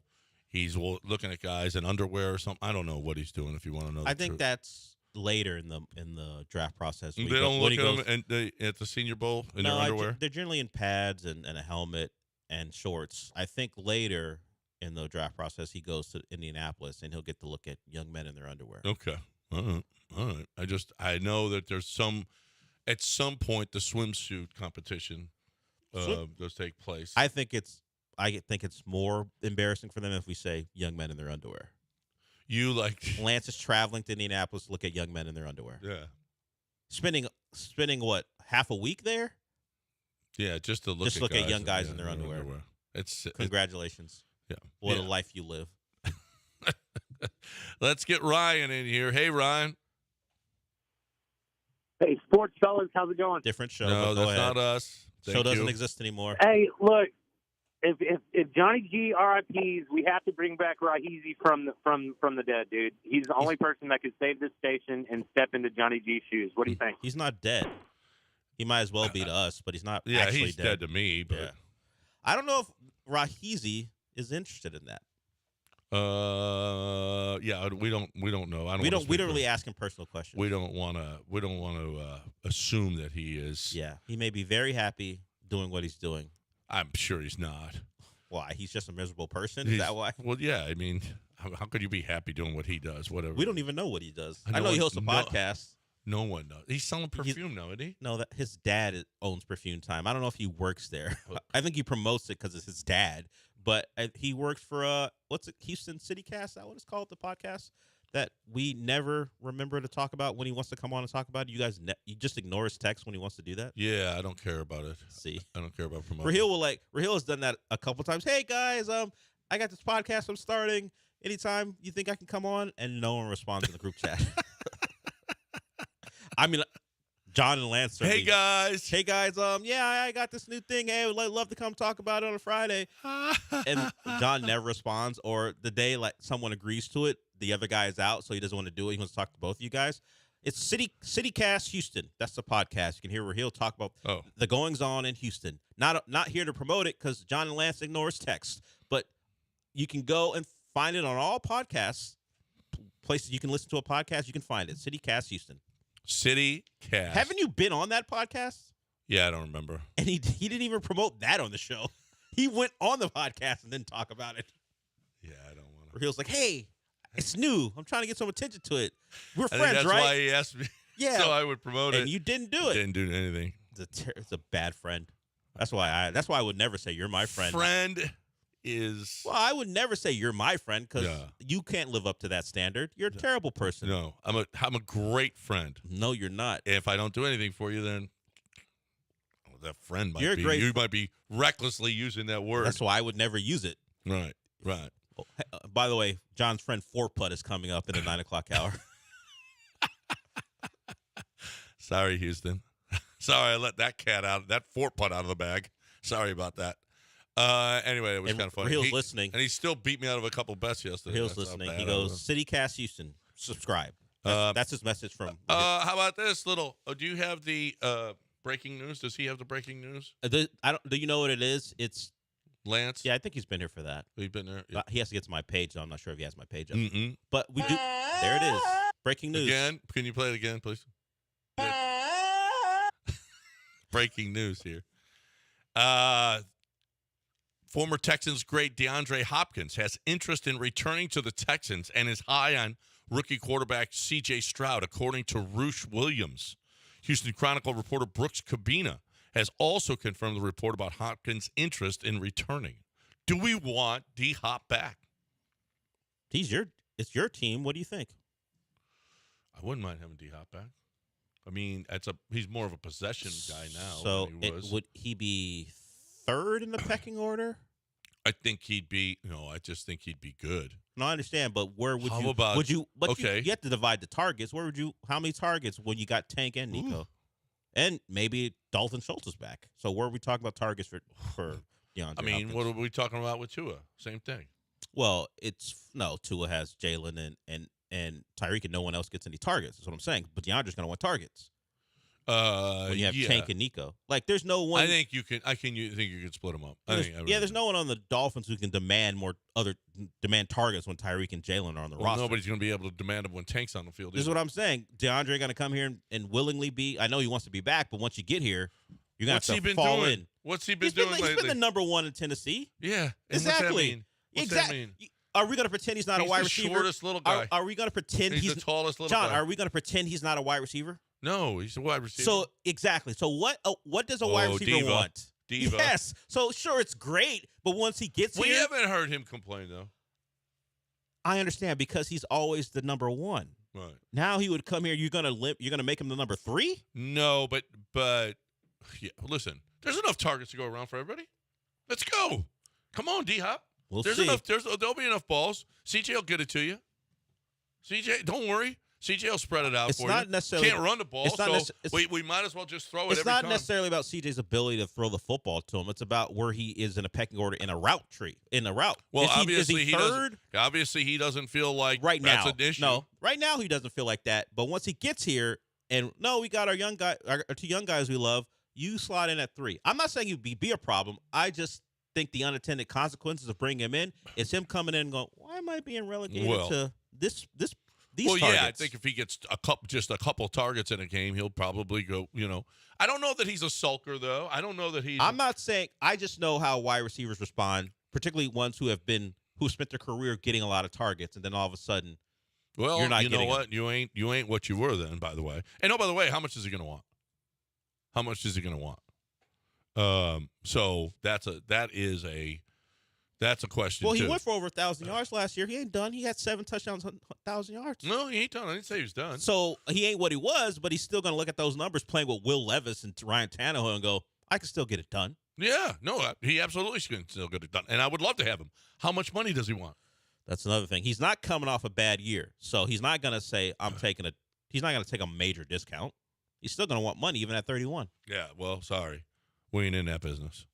We ain't gonna be in that business. Well, I guess you're not. You know what? You may not be in the because DeAndre we talked business about then. this yesterday. That $59 million that the Texans have in cap space, gone. It's already gone. Bringing back guys that you have to have, bringing back guys that are good players at their positions. You lost a lot. You got a lot of free agents out there. I don't know what the number is, but where they are, I would imagine the Texans are right up there near the top of number of free agents this offseason that they have out on the market. I would imagine they have to be there. Nick Caserio put together a lot of 1-year and 2-year deals that are done now. So that's the way he went about it, and it worked. They were 10-7 and went to the playoffs and won a game. But now there's a lot of people to pay. A lot of people to pay for it. We'll see.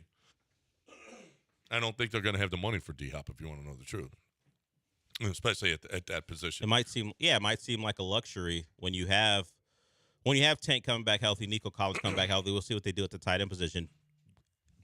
Doling out money to another pass catcher, particularly one who's been established in this league for a while, seems like maybe something they can't do unless DeAndre really wants to be in Houston and he takes far less than he might be able to make. Is this why Sports Illustrated is folded? D-Hop on the cover?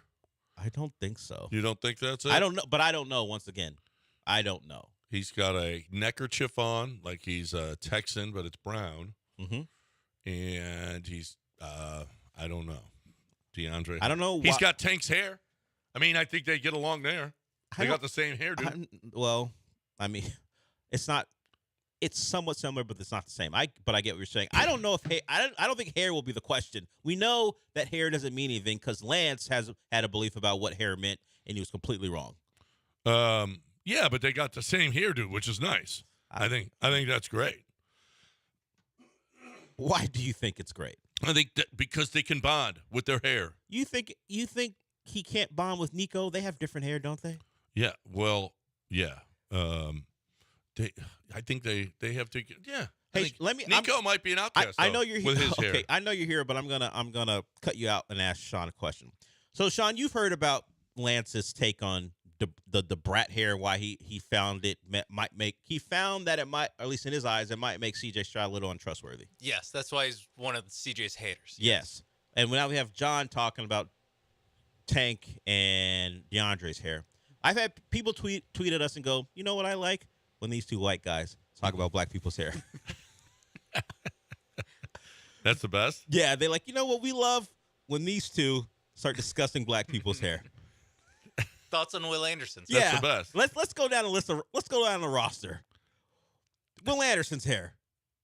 John, what say you? I like Will Anderson's hair. I like it. No, like it. I think it's a good look. It's a great look. Did you like Jalen Green's old haircut or the new one? I liked the new one. Okay. Yeah, I like the new one. Yeah, I like them. So you're all in on the hair. I'm all in. Yeah. On the black hair. Yeah. No. I enjoy it. All right. I love Tank's hair. For that person tweeting at me, I got you. I helped you out there. More talk about pair. That's right. Yeah. That's right. Hey, I got to talk right now about Home Bank. Been around since 1908, 115 years, 116 years going on now, and rocking it. It's personalized attention to your needs to help you reach your financial goals. That's their standard. Local bankers, local knowledge, business and personal banking solutions. It's what they do every single day. River Oaks, Sugarland, Baybrook, Clear Lake, and Friendswood. Stop by any Home Bank location. It's good for business. It's good for your business. Okay, so that's what we're looking at here. And right now, they have got a couple of different CDs that will help you in your lives. Okay, a 4.75 CD over a 7-month period, but and you've also got a 14-month CD, but you got to put in. It's 5.15% for 14 months, but you got to put in $2,500. If you're looking for the best way to, make your money work for you, Home Bank is here for you. You got to stop by one of their locations. You will love what they do for you. You will love Home Bank. Home Bank, good for business, good for business, good for life. Home Bank, member FDIC.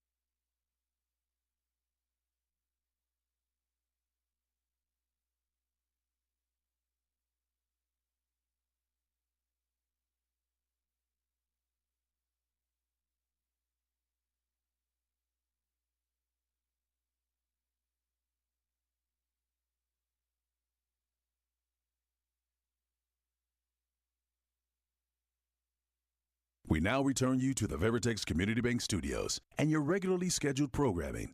John and Lance. We going to do that butt thing? No.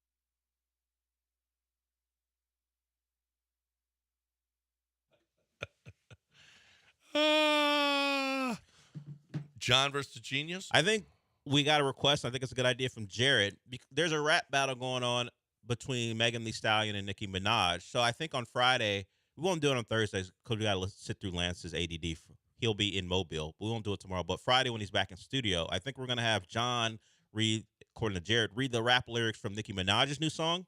Or no, you're more a Megan Thee Stallion type. And then we'll have Lance be Nicki Minaj. Okay. And we'll have you two read those lyrics as those two women of hip hop go back and forth. Because you know what says women of hip hop? John and Lance. That was John versus Genius? John versus Genius, you would try to figure out what lyrics meant. What they meant. You would read them and try to discuss what they meant, and I would go with Genius, and we would see if you were right or wrong. Okay. But this one, we're just going to have you guys try to bring some civility to one of the great rap battles of all time. This isn't one of the great rap battles of all time? No, I'm just saying stuff right now. Okay. But You're just but we will have you to read the lyrics from those back and forth diss songs. Gotcha. Hey, we got a giveaway here. Let's do it at exactly 8:40, Sean. Have people call in. Caller number 4 is going to come join us at the Super Bowl with a VIP table at Warehouse Live Midtown.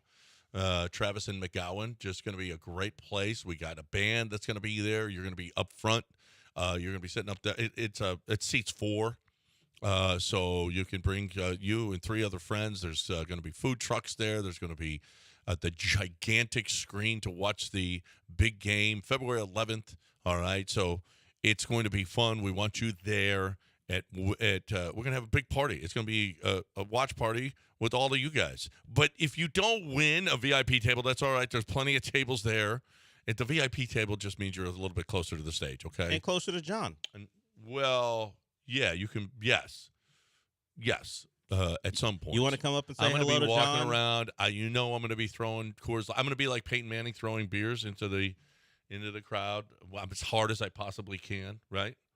But they're going to be Coors Lights, not that beer that he's doing, that thing.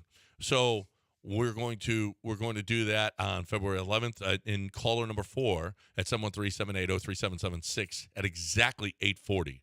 You are going to get that VIP table for 4. Listen, if you're not going to do it, if you're not going to come, don't call. All right, don't call. So I don't know if you saw. Did you see the Chronicle this morning? They did a 12-page article on Alperen Şengün's footwork. And you even got Eric Spoelstra to comment.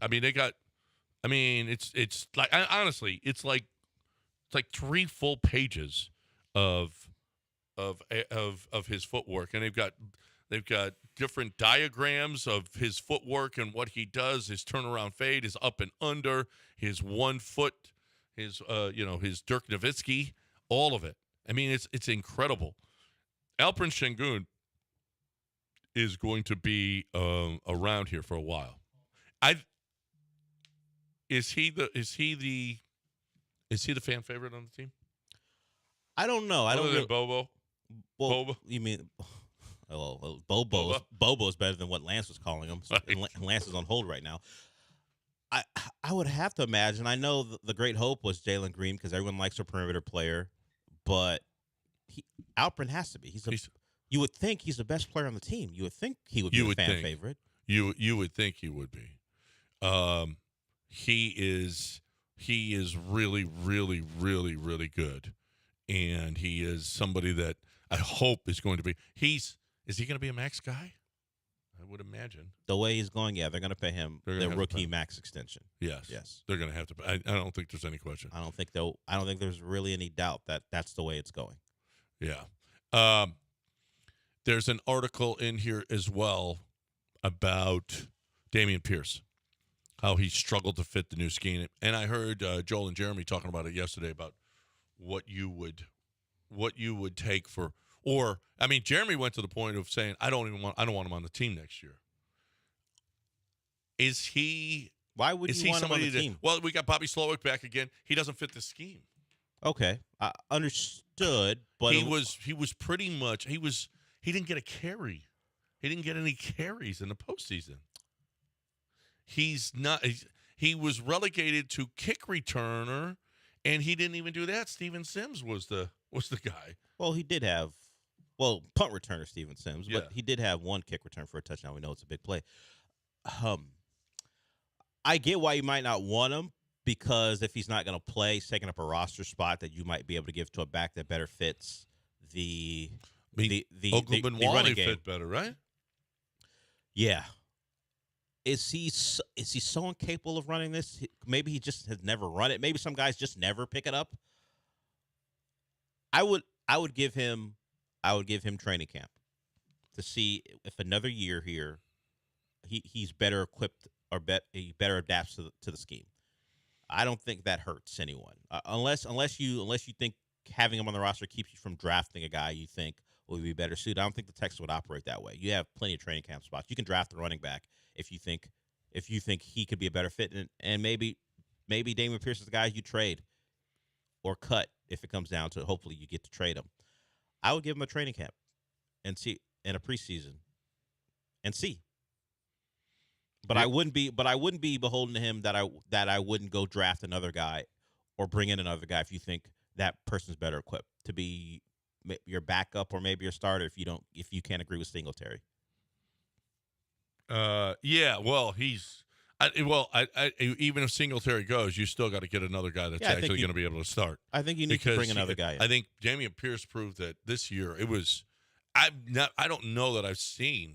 I mean, Dameon Pierce was all your hope and dreams after last season. He was like, okay, you found your running back for the next 5 years, all good, or 4 years, whatever it was going to be on his rookie contract. You know that for sure. They couldn't get a carry. They couldn't get a carry. It's interesting that he couldn't even be someone they could use if they would want to run some gap stuff in short yardage. That you would think he would be a hammer for that stuff, but even then, they didn't. He was not a guy who they would use for that. I think the offensive line hated him. Well, I don't know. Why would they hate him? I don't know. What did he do? What did he do that they didn't block? I mean, he didn't get to the line of scrimmage all year without getting hit. He did not get to the line of scrimmage. It was ridiculous how bad that was. He must have done something to him. I don't think he did anything to the offensive line. You always are looking for the deeper, darker thing going on. Maybe on those carries they were just not very good. Maybe there's nothing more to it than that. Yeah, I'm hoping that's the case. You're under the assumption that what do you think he had a relationship with each guy's girlfriend? I don't know. I didn't say then that. What do you think what could have happened? I didn't go Joe Horn on him. What could have happened? I don't know. That Why did you go right to that? I said relationship. It could have been an emotional cheating. I don't know what's going on on those texts. I just no. I thought maybe he might have taken one of their sandwiches or something. That's enough to not block I'm for not him? blocking for that dude. He took the my sandwich right. Yeah. Well, no one would block for Lance because he takes everyone's food. So. That's right. I mean, would you block for Lance? For multiple reasons, no. He was on hold, right? What happened? Wasn't he on hold? He just hung up? I don't know. Lance. Lance was on hold? Yeah, I saw his name up there on hold on the hotline.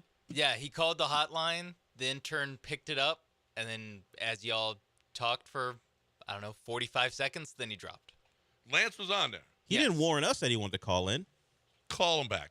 Okay. Ask him what he wants. What does he want? Okay. What exactly is he doing? That okay. Did I call when No, you guys called me. Yes. It bothered me. Lance wanted you on for some reason. I didn't care that much about it, but he wanted to talk about Cabo Cup. Well, see, I don't ever look this way, so I didn't see him. It's kind of difficult considering that's how you know when there are phone calls. Right. I'd have to look at it. At the board? I'd have to look at the board, and I don't, and I'm not doing That's that. a problem when we take calls. I know it really is. Yeah. Because I'm never looking that way. Sorry, guys, if you're wondering why you're never on, John's fault. Yep. 842 ESPN 97.5 and 92.5. We got somebody that got the VIP table. Yeah. Okay. It's all set up. Get that to Dell, and he'll get that to Justin. We are heading to watch the big game at we're heading to Lake Vegas, Lake Charles next week, Monday and Tuesday. And then on Sunday during the big game, we're going to be watching it at Warehouse Live. So that's going to be fun.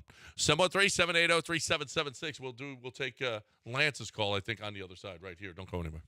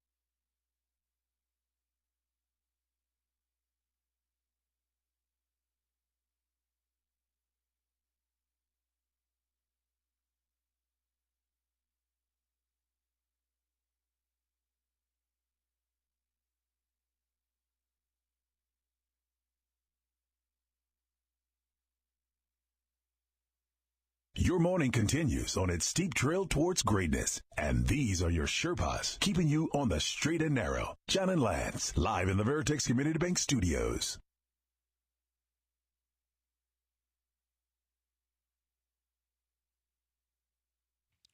Welcome back here on ESPN 97.5 and 92.5, 713-780-3776, the number to get in here with us. Lance didn't answer? So he called in and then won't answer the phone.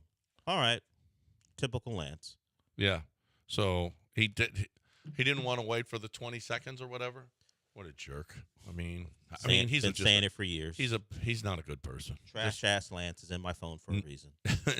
That's every time he texts or calls.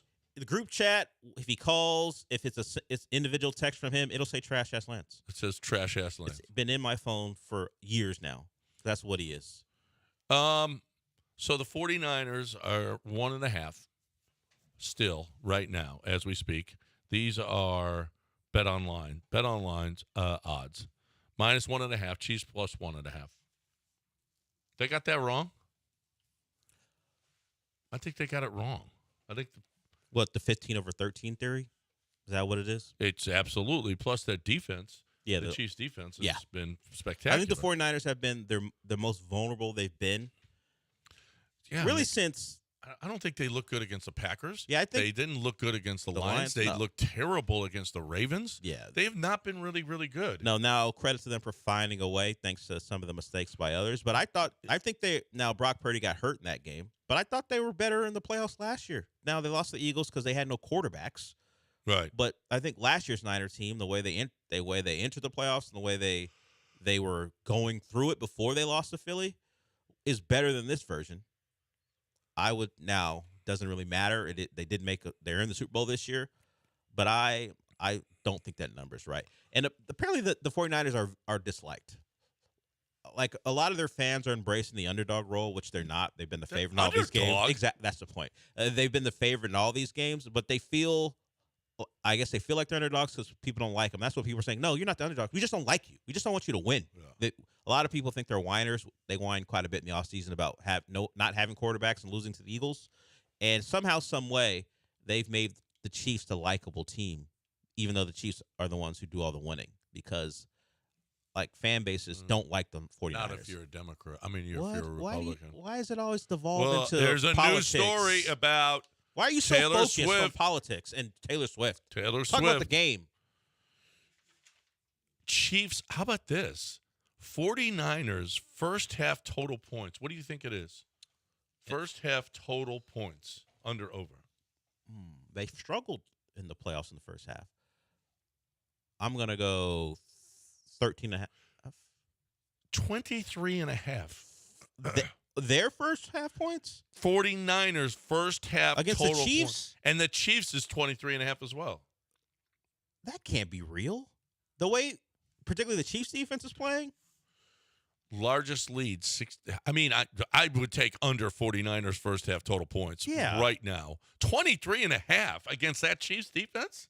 3 touchdowns and a field goal. That should be their should be their total for the game. What are we talking about? I don't get it. I don't get it either. What is the under over on this game? I'm not a gambler. That seems 47.5. Seems like an easy one. 47.5 is the over-under, and how could the first half half total? That doesn't make any sense. You sure that's not the total? It says first half total points. Well, that doesn't make sense. Doesn't make any sense. If the first half total, that's the first half total. If you combine the two scores for what they're giving to the teams, that's the first half total, not the total for the game. That's crazy. I'm gonna have to go look and see if that can't be that accurate. number feels that wrong. Can't be accurate. It's got to be. You're right, 13.5 in that neighborhood. Yeah, in that neighborhood, and maybe even lower because you've only got 48 total points in the game. Largest lead under over 16.5 points. Means we're on the verge of a blowout if we're not I don't there think already. This is a blowout. I don't think so either. I don't think so either. I think even if the 49ers fall behind, they can still. Yeah, I'll credit both teams, particularly 49ers, for being able to respond. We know they were down by 17 and came back and won. So, and they were down in the Packers game and fought back. I don't. That's a team who feels always like they put a drive together when they need it the most. And I think the Chiefs are capable of that too, at least in the first half. The second half, they don't score points, so we'll see. Super Bowl records to be broken. Any player to score 4+ TDs. I don't think there'll be enough 15 points. to 1. Any player to have 205+ rushing yards. 30 to 1. Which one is the most likely to be broken? Any player to have 216+ receiving yards. 30 to 1. Any player to throw 7+ TDs. 75 to 1. Any player to have 506+ yards passing. 150 to 1. I mean, I don't know that any. Maybe it would be rushing. Someone had. Well, I mean, I guess McCaffrey can have a could ridiculous have a day, couple of big but break. that's a lot of that's a lot That's of a yards. lot of yards. Yeah. But if all of those, I would think that might be the one. That might be the one that you could break of all of them. Anything else? Oh, Reba McEntire over under 86.5 seconds for the national anthem. I don't think she'll be doing much ad-libbing. Will she hold notes? A minute 26. I mean, that's not. I mean, we've seen 2 minute. 2 minute What national if anthem. you were doing the national anthem? 48 seconds. That's what I do. Okay, I get us in and get us out. It ain't about me. It's about the song. Okay, It's about America. That's the way I look at it. The song in America. That's all I care about. So Reba's at 86 seconds? 86 seconds. I think that's a pretty quick national anthem, man. It is really quick. But maybe they think Reba, the traditionalist, will be like you and say the song. It's not about me. It's about the song. Yeah. I don't even know if she'll take a shower that morning, if you want to know the truth. What does that mean? I don't think she's going to get all gussied up. You think she won't even put on makeup? I'm not sure. I think Reba's old school. No, old school people put on makeup too. I think Reba Look at Sean. He can barely pick a side up. I don't even think she'll take a shower in the morning. He's just going to go out there and stink? Yeah, to start with the shower. You know how sometimes they're all primed and primed. Yeah. I mean, Dolly Parton on Thanksgiving. Who? Dolly Parton on Thanksgiving. You don't think Reba's got that in her? No. What I'm going to take a shower. I'm sure she'll shower. There'll be stink lines over her as she's singing the national anthem. Pigpen is what you think she'll be out there? Will there be a dust cloud following She'll be her? up there in sweatpants or singing a dirt the national cloud? anthem. Listen, I just think that she's going to be old school. I think that it'll probably be an under. I think Reba will 86. shower. She'll be all primped and proper, and she'll sing the national anthem in a relatively quick fashion. Yes. But I think hygiene won't be an issue. Well, I don't see that on the board. Does Reba shower in the morning? Will Reba shower that morning? 0.5 shower on Super Reba Bowl McEntire Sunday. for the day. Yeah. 0.5. Over, under on showers. Color of Gatorade poured on the winning coach. Will it be red? Both teams were red. I'm a lot of red. Yeah. Well, that's plus 450. Red or pink. Purple is the favorite, plus 200. Blue. I never look into that. I know it's always Yellow a bet. is. That's old school. Yeah. No, who drinks yellow Gatorade anymore? I do. I like yellow Gatorade. Old school. You don't take showers either, just No. like Reba. No. Me and Reba, we're old school. I do it in under a minute. Okay. The national anthem, not your showers. That too. Okay, you're in and out. That's He it. goes, I ain't no high school boy. 40 seconds. My wife never says, "What you doing in there?" Hey, what happened to all the hot water? There's no hot water left for me. Get out of that shower. Got stuff to do. Knocking on the door. John's getting chased out of the shower every morning. Not him. Not me. Not me. In and out. Did you even get wet? Yeah, I'm done. Okay, that's it. I'm done. I'm quick shower. Quick shower, McGower. Let's go. 713-780-3776. Who is looking for a way to get in here and speak on the radio? You're more than welcome. 713-780-3776 is the number. Taking a break? Come on in.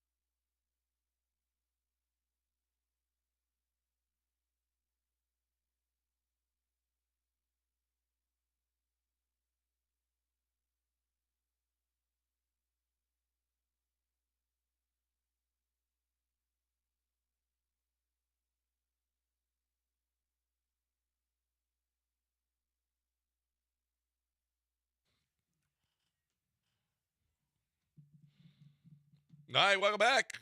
We got 1 hour to go here on the show. I want you in, 713-780-3776. If you'd like to get in here with us on ESPN 97.5. Stuff that we learned today during the show. Well, we learned you're on the verge of retirement. Well, I could go at any time, actually. You sound like you're 90 and about to die. I can go at any time. I am. I'm close. I'm close to that. But yeah, we learned that. Yeah, I could well be. This could be it for me. We also learned that Kenyon Martin Jr.'s dad, Kenyon Martin, we can play it again because you know what? We played it a while ago, and he talked about this Rockets team last year, which his son was a part of, and he was a part of the Steven Silas years. I think, was he here for all 3 years? KJ, I think, was a 2-year player. Was he here 2 years? Before he left? I think he was here for 2 of the 3. I know that he was none too pleased. He wanted a bigger role with the team. He wanted and especially a crappy team.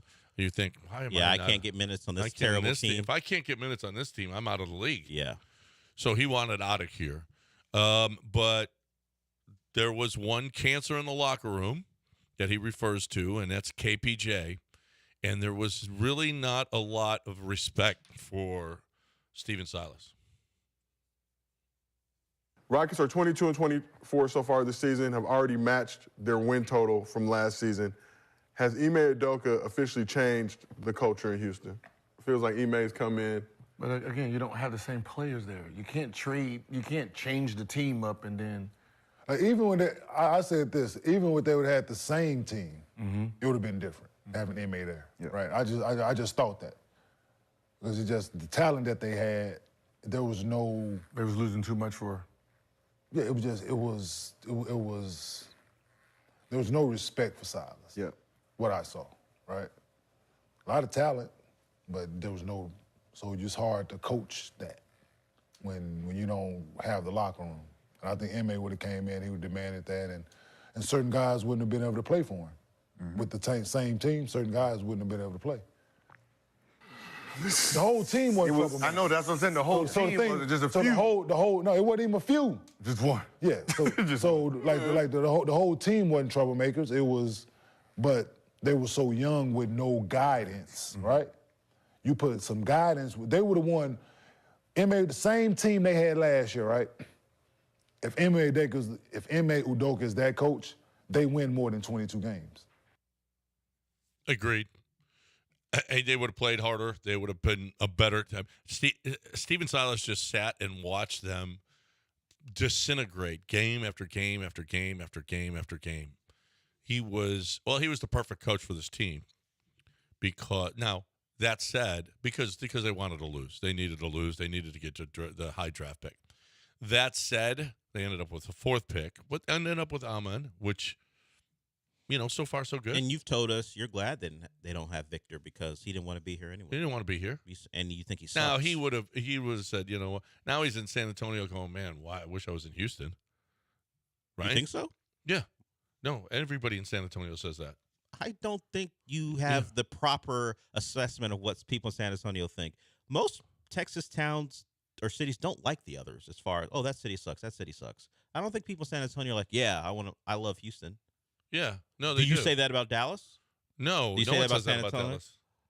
No, people in Dallas say that about Dallas. I'm being realistic. Okay. He does not want to be. I'm going to say your opinion of San Antonio is probably the same one they have of Houston. It's kind of how it goes. Yeah.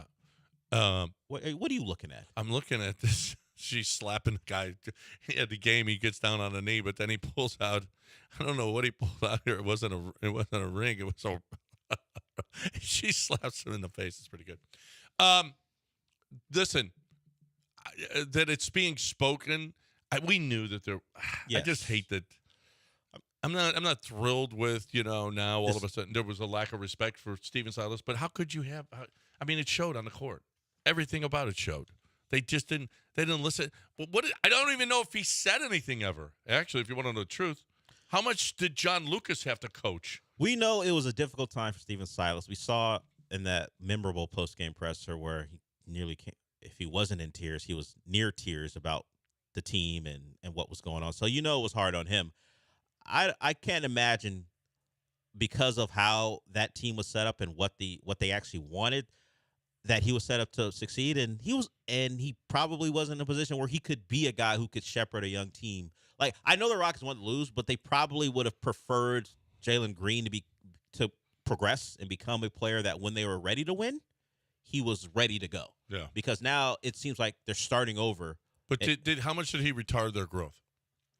I mean, honestly, how much better would Jalen and Alpern be right now if he, in fact, if they got any coaching in their first 2 years? It's hard for me to blame him when the Rockets knew what they were getting. The Rockets were set out not to win basketball games.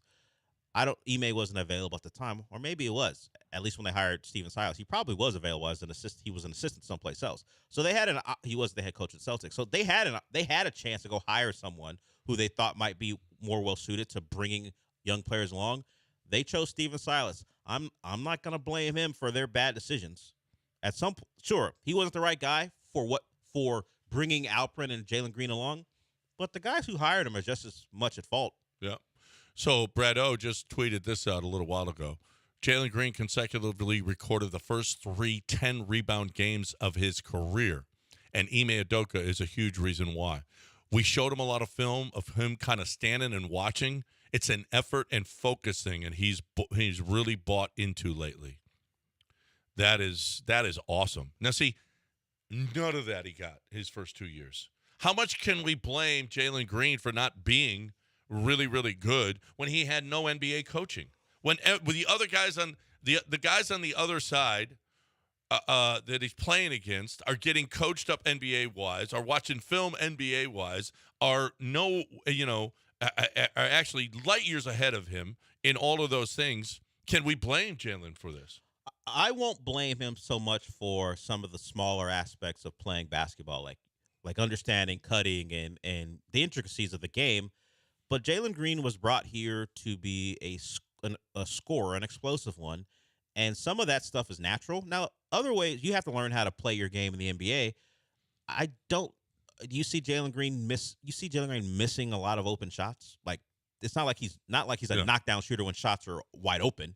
I mean, so sure, you want to know how to get to your spots and understand how to be in the flow of an offense, which he's learning here. But throughout his first 2.5 seasons, Jalen Green was just a poor shooter. Yeah, and that was supposed to be his skill set, right? Being a scorer. Well, how about somebody that actually gets him? How about plays that he actually gets him balls where he can succeed? Which wasn't happening. Well, that was happening for the first 40+ games, and he was still the same dude, not being able to shoot. Now, we've seen the last 3 or 4 games, 3 out of the last 4, he shot the ball better. But we saw for about 30+ games, he was in an offense, and how many times the guy sitting in this chair, who usually sits in this chair, talk about how he's not a guy who can play in the flow of an offense, or was that you? I'm not sure. I think it may be both of you say that. So we've seen him not be a capable player in an offense. Now, hopefully, the back half of the season, that flips, and we see the guy they expected when they drafted him. I hope so, because he's a supreme talent. Maybe he's turned a corner. And he's a different guy. Yeah, right the late January has been a lot better than December and January. He was bad. This last week or so. Maybe something has clicked. Yeah. And he may even said, we can play it a little bit. Well, he says, we showed him on film standing around and not giving the effort or the focus. That was not instilled in him in his first 2 years. Jalen Green has got talent that could be, if it's brought out of him, coaching wise, that maybe we need to slow down on. Okay, we got to get rid of Jalen Green. Well, then some people would say if we're going to put some of the responsibility on the player, why do I have to instill hard work and focus into you? Now, he's a young player. Some guys have that. Some guys don't. Well, some guys, or maybe they just need to be reminded of it, and that's what coaching is too. Sure. Yeah. I just kind of don't want to throw everything on Steven Silas when the organization should be at fault, and Jalen Green should be at fault for some of his lack of production. Yes, young player. Okay, but guys, pros came in here and said that locker room is awful. You know why? Because they had no leadership. And maybe Jalen had no you know who his leader was? KPJ. How's that for leadership? Remember I said I didn't want those two in the same locker room? Yeah. Because I don't want KPJ teaching Jalen Green anything. Turns out that maybe I was dead on. What about this? I don't know. I don't want to hear you. Well, tell Lance to come back, Chris. I'm only talking this much because Lance isn't here. Let me hear what Chris has to say. Hey, Chris.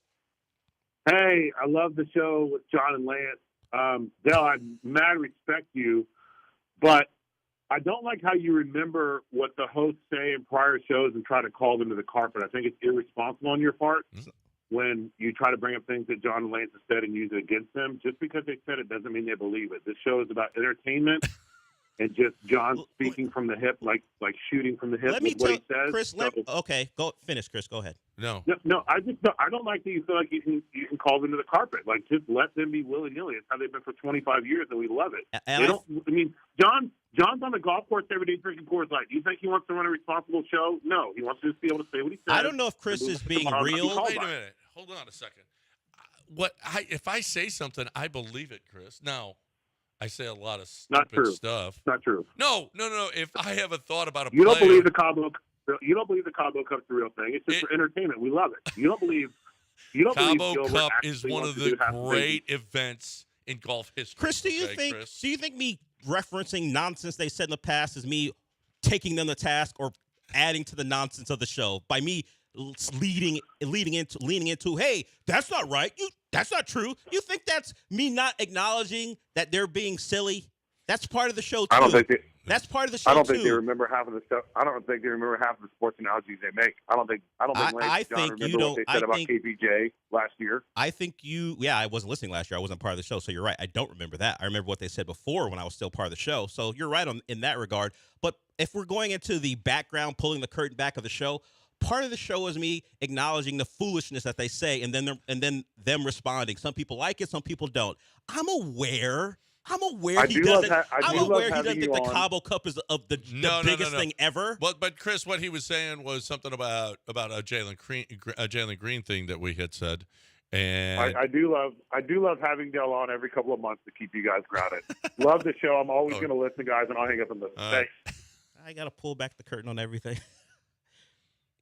I believe the Cabo Cup is real, okay? And it's one of the great events in history, okay? There you have it. There's a show I listen to, the Le Batard show. They have a sounder that goes, "Don't be that guy." Chris, don't be that guy. Don't be the guy. Look, I understand the show. I've been a part of it in some regards since about 2007 when I was an intern. I'm aware of John and Lance. Relax. Top 3 rookies in points scored in the NBA in the year 2024. Victor Wembanyama has 315 points. Chet Holmgren 236, and Cam Whitmore has 206. And that's in reference to since the start of January, right? 2024, right? That's what it says. Yeah. Okay. In the year 2024. Wembanyama is on fire. He's played 344 minutes and he's got 315 points. He's on fire. I told you he was good. Chet Holmgren 488 minutes. He's got 236. Cam Whitmore's played 312 minutes, which is more than Holmgren, but he has way fewer minutes than Chet Holmgren, and he has just 30 fewer points. Per minute score, Cam Whitmore is up there as far as rookies. You can see. We saw against the Lakers how explosive he was in the 3 dunks in a matter of a minute. That guy can go when he's on. And that's one of the reasons why the Rockets drafted him. And a lot of people were excited that he fell past others for a multitude of reasons. You said he has that Cam Whitmore face. I don't know if that was the explicit reason why people didn't draft him. That resting Cam Whitmore face. Yeah, that resting Cam Whitmore face. But that was an attitude issue, and plus maybe some issues injury-wise or some of the reasons he fell. There's got to be some reason dude fell to 20. Yeah. There's some reason he fell to 20. There's a clip out there on Twitter people can find of him and LaMelo Ball going back and forth. In their most recent game. Ugly words being said between those two. I mean, a lot of BA this and BA that and shut up this. Wow. All over like a relatively simple foul call. Maybe Cam Whitmore thought LaMelo was flopping. The greatest thing that ever happened in the NBA is that guy on social media who amps up the sound on the on court mics. You hear all the things that those guys are saying. It's not great for the NBA. I'm sure they wouldn't want it. They don't want what's being said, but it's good for us. I mean, Cam and LaMelo, ugly words. Hey, are you a Taylor fan? Swift? I don't know, but there's a Taylor rave going on at Warehouse Live Midtown on Saturday, May 4th. Get your tickets now. Bad Bunny is coming, okay, May 1st. Get your tickets now. It's all at warehouselive.midtown.com. You've got all kinds of shit. I mean, party rock. You've got Garden Grove. You've got emo night, dance yourself clean, all kind of Van Halen tribute. It's event after event after event at Warehouse Live. And we've got the event next Sunday, February 11th, for the big game. It's the big game party hosted by ESPN Radio right there. I'm going to be there. It also happens to be the birth of my life that day. We will have a band there before the big game starts from, I think it's from 2 to 5 or 3 to 5, and then the big game starts at 5:20. So it's nonstop entertainment, food trucks, all kinds of great stuff. Get your tickets. Get tickets before you go. They're absolutely free. Get your tickets before you go at warehouselivemidtown.com.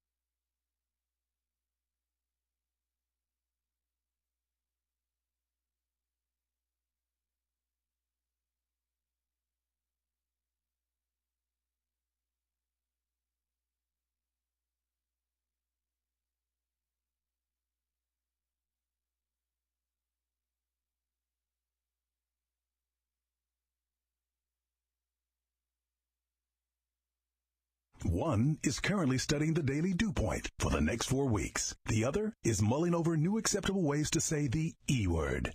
Live from the Veritex Community Bank Studios, it's John and Lance. Welcome back on ESPN 97.5 and 92.5. The Orioles are going to sell today. David Rubenstein is buying the Orioles for $1.7 billion. It does, Art says, seems low. $1.7 billion. For a baseball team at this point? $1.7 billion is, I mean, now the Angelos has owned it forever. Mm-hmm. They probably bought it for like $200,000 or whatever. I'm pretty sure they made, this is mostly all profit. $1.7 billion does sound low. Are we going to, is there ever a point we're going to see? Like when Tillman bought the Rockets for 2.2, it was like, my goodness, what are you, crazy? Yeah. At some point, this has got to stop. No one has ever sold a major sports team for a loss. Ever. I wonder if there's a day we see that coming. I mean, these guys have had the teams for so long. How could it ever happen? Yeah. It would have to be someone who buys, like Ballmer's. If he ever sold the Clippers, he'd make money. And he's building this multi-billion-dollar, I think it's billion-dollar arena. They're going to play in L.A. The Clippers are going to have their own arena.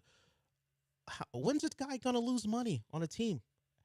Because they own him for how long? Well, unless they turn it over. Cuban owned it for how long? But he sold half of it for a huge profit. Anyway, in their thought, is he setting up for a political run? Or aren't they all? The thought is he's getting out of the ownership so he can get into the casino game. That seems like a more lucrative venture. The Clippers arena is going to be the Intuit Dome, excuse me. It's going to be $2 billion for a basketball arena. $2 billion. Well, it's in LA, so it's going to cost $2 billion to build a basketball stadium. Yes, $2 billion. Wow! I just want to own a team when I grow up. That's all I want to do. I'm quitting this job. Don't you know the right people? I'm going to own a team. I don't know. That's all I'm going to do. Don't you know the right people to get in on ownership? Yeah, you know Crane, you know Tillman. Money. It's not but you're like their court jester. They don't give their court jester a piece. You're all entertaining. I mean, Crane will fly you on his private jet to go play golf. Tillman, you'll have conversation with Tillman. You're the smart alecky radio guy they can talk to, and you can make them laugh. Yeah, no, they want more than that. That's not enough to get you. That's not nearly enough. Okay, it's a shame. You got to work harder. No, make those guys laugh harder. Actually, no. I don't. You want to own a team? You want a part? You better make Tillman laugh. Yeah, Tillman ain't bringing me on board to make him laugh. Okay, that ain't happening. That just ain't happening. 713-780-3776 if you want to get in here on ESPN 97.5 and 92.5. Patrick Mahomes. Can we play this sound? Sure. Kermit the Frog. Is he not Kermit the Frog? Is he? He's got that voice. He's got Kermit the Frog's body, kind of, too. He really does. There's a picture of him. It was on NFL Network without his shirt on in the post game. Hey, that's Mac Jones. And it was Mac Jones? Yeah. And but did you watch quarterbacks? No, I did not. So that dude works harder than anybody. That he's got that bad dad bod. Is that in with season? As hard as he works. Is that in season belly? Huh? Is that he putting on weight in season? Is that in season belly? But he works his ass off during the season. Maybe he's just not. Maybe genetics wise, it's just not going to happen for Patrick Mahomes. I don't know. Whatever the case may be, and of course he has great genetics. But as far as how his body looks without pads on, it doesn't appear to be someone who puts in a lot of work. He does, though. It's amazing. That's just a shame. Poor dude works his ass off, and he's got that body. It's fine. Oh, yeah, I'm not worried about it. Yeah. We worried about now, Patrick Mahomes? We did have an issue before the game in which Patrick Mahomes is trying to warm up. Justin Tucker's helmet and his shoes, was that it? What was it? It was his helmet, and then a kicking tee was there, too. A kicking tee was right there where Patrick Mahomes was warming up. Patrick, well, he'll explain it to you, but it's a little gamesmanship, and apparently it's not the first time. No. Here's Patrick Mahomes. A little bit. I mean, at the same time, I've already started preparing for the Niners. It is really cool. To be able to play in this many Super Bowls in this short amount of time. Never would have even dreamt of it, honestly. But it's cool. But it doesn't even sound like we still want to go out there and win it. We don't want to go out there and make a bad memory. Well, it is him. But he's talking about different. He's talking about but he doesn't Super have Bowl. that froggy voice there. I think we might have. We'll get to it. Sean, let us know when you have it. That he does sound more like Kermit the Frog when he's talking about Justin Tucker. But he really did. Yeah. But that's I guess he does a weekly radio thing, and that was part of it. But he talks about Justin Tucker, and John talked about it when Sean has it ready. And you all saw the clip before the game where Travis Kelce comes over, tosses Justin Tucker's helmet aside. And I said he should have tossed that thing into the crowd. Because Justin Tucker, as Pat Mahomes will tell us, has done this before, and it's kind of his thing to mess with. He likes them. And how have the Ravens done against Patrick Mahomes? I don't know. I'm sure we can find that. Did they beat them earlier in the season? No, they didn't play them. I'll find his record. Did they play? I I know they took care of San Francisco. Yeah, I don't think they saw the the Chiefs this year. Yeah, but they've seen them in the past, and then probably Patrick Mahomes is taking care of that business. So Justin Tucker's little antics aren't doing their any good. So Patrick Mahomes, and he says it's only happened at Baltimore. Now he lost the start at Baltimore, but I'm looking at it. He's 3-1 overall versus the Ravens. Yes, against the Ravens. All right. Well, now 4-1 because he won the playoffs too. Okay, so. Here now, if you didn't see the video, Travis Kelce steps up and he grabs the helmet and throws it, and it was a little bit of a stink before the game. Here's Patrick Mahomes talking about it. I've had like 7 years of kind of doing that same warm up routine, and there's only been I think like 3 occasions where there's been a kicker that wasn't because you usually talk to the guys. There's been a kicker that wasn't necessarily moving out the way, or you weren't kind of sharing the field in the right way, and I mean it was in Baltimore all 3 times, so. He does that little stuff, I think, to try to get under our skin. And I asked him to move his stuff, and he got up and moved it, I think, 2 inches, but didn't move it out of the way. And I was going to kind of let it slide, but Travis kind of got it and moved it for me. And then after that, I wasn't going to let him put it back down. So it's something that we move on. I mean, I have a lot of respect for him as a player and as a kicker. One of the best kickers of all time, probably the best kicker of all time, but at the same time, you got to have respect for each team, and we all share the field, and we try to do that in a respectful way. That's his voice. That's the Kermit the Frog thing he's got going on. That's fun. Justin Tucker is, well, I mean, did he do horns down at any point? Did Patrick Mahomes? Well, Yeah. it's Tech versus Texas. There is that too. There is that too. Maybe because is that a thing? Is that why? It might be. I mean, Justin Tucker feels like a guy who will represent in ways. Oh, look who it is! It's your friend. Who's here? Oh, Four Putt's here. All right. Well, let's talk to Four Putt here on ESPN 97.5 and 92.5. What's up, Houston? What's up, man? What's up with all the 4-putt stuff? That was one hole. You 3-putted 6 times. Wow. See, he didn't give us that information. He didn't throw that in there, did he, Dell? 5 He or did not. 6, one of those. I'm not sure. It was at least 6. Might Well, have been more if we counted. we were out there yesterday, and but here's the deal: is Archie was still working, okay? So everybody got their stuff. And if you're somebody that it's in the PVF business, the supply industry, you need pipes, valves, fittings, flanges, forged steel, couplings, whatever. How about what new system you guys got going on over there at the company? We're actually getting away from our old system we're using. We're moving to NetSuite by Oracle. It's a more updated system that we can start tracking more orders, tracking more customers, try to find trends in the market to help us out and be a little more efficient.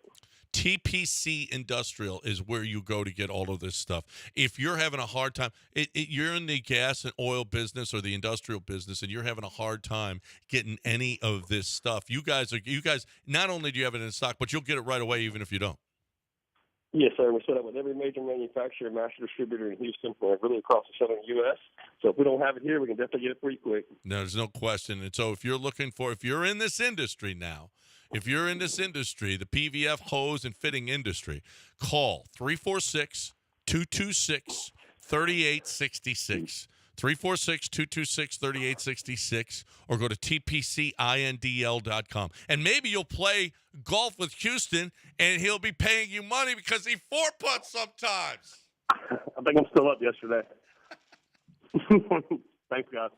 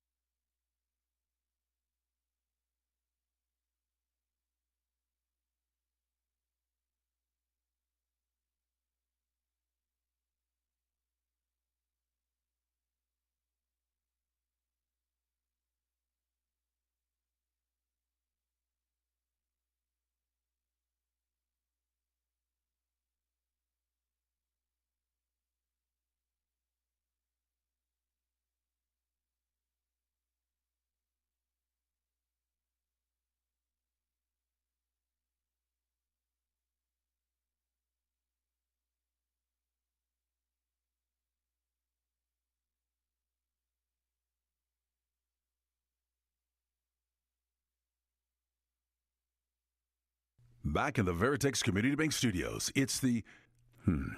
Let me consult the thesaurus here. What's another word for terrible? Disastrous, hideous, horrifying, dreadful, disturbing, dreadful. Oh, it's the unfortunate team of John and Lance. All right, welcome back here on ESPN 97.5 and 92.5.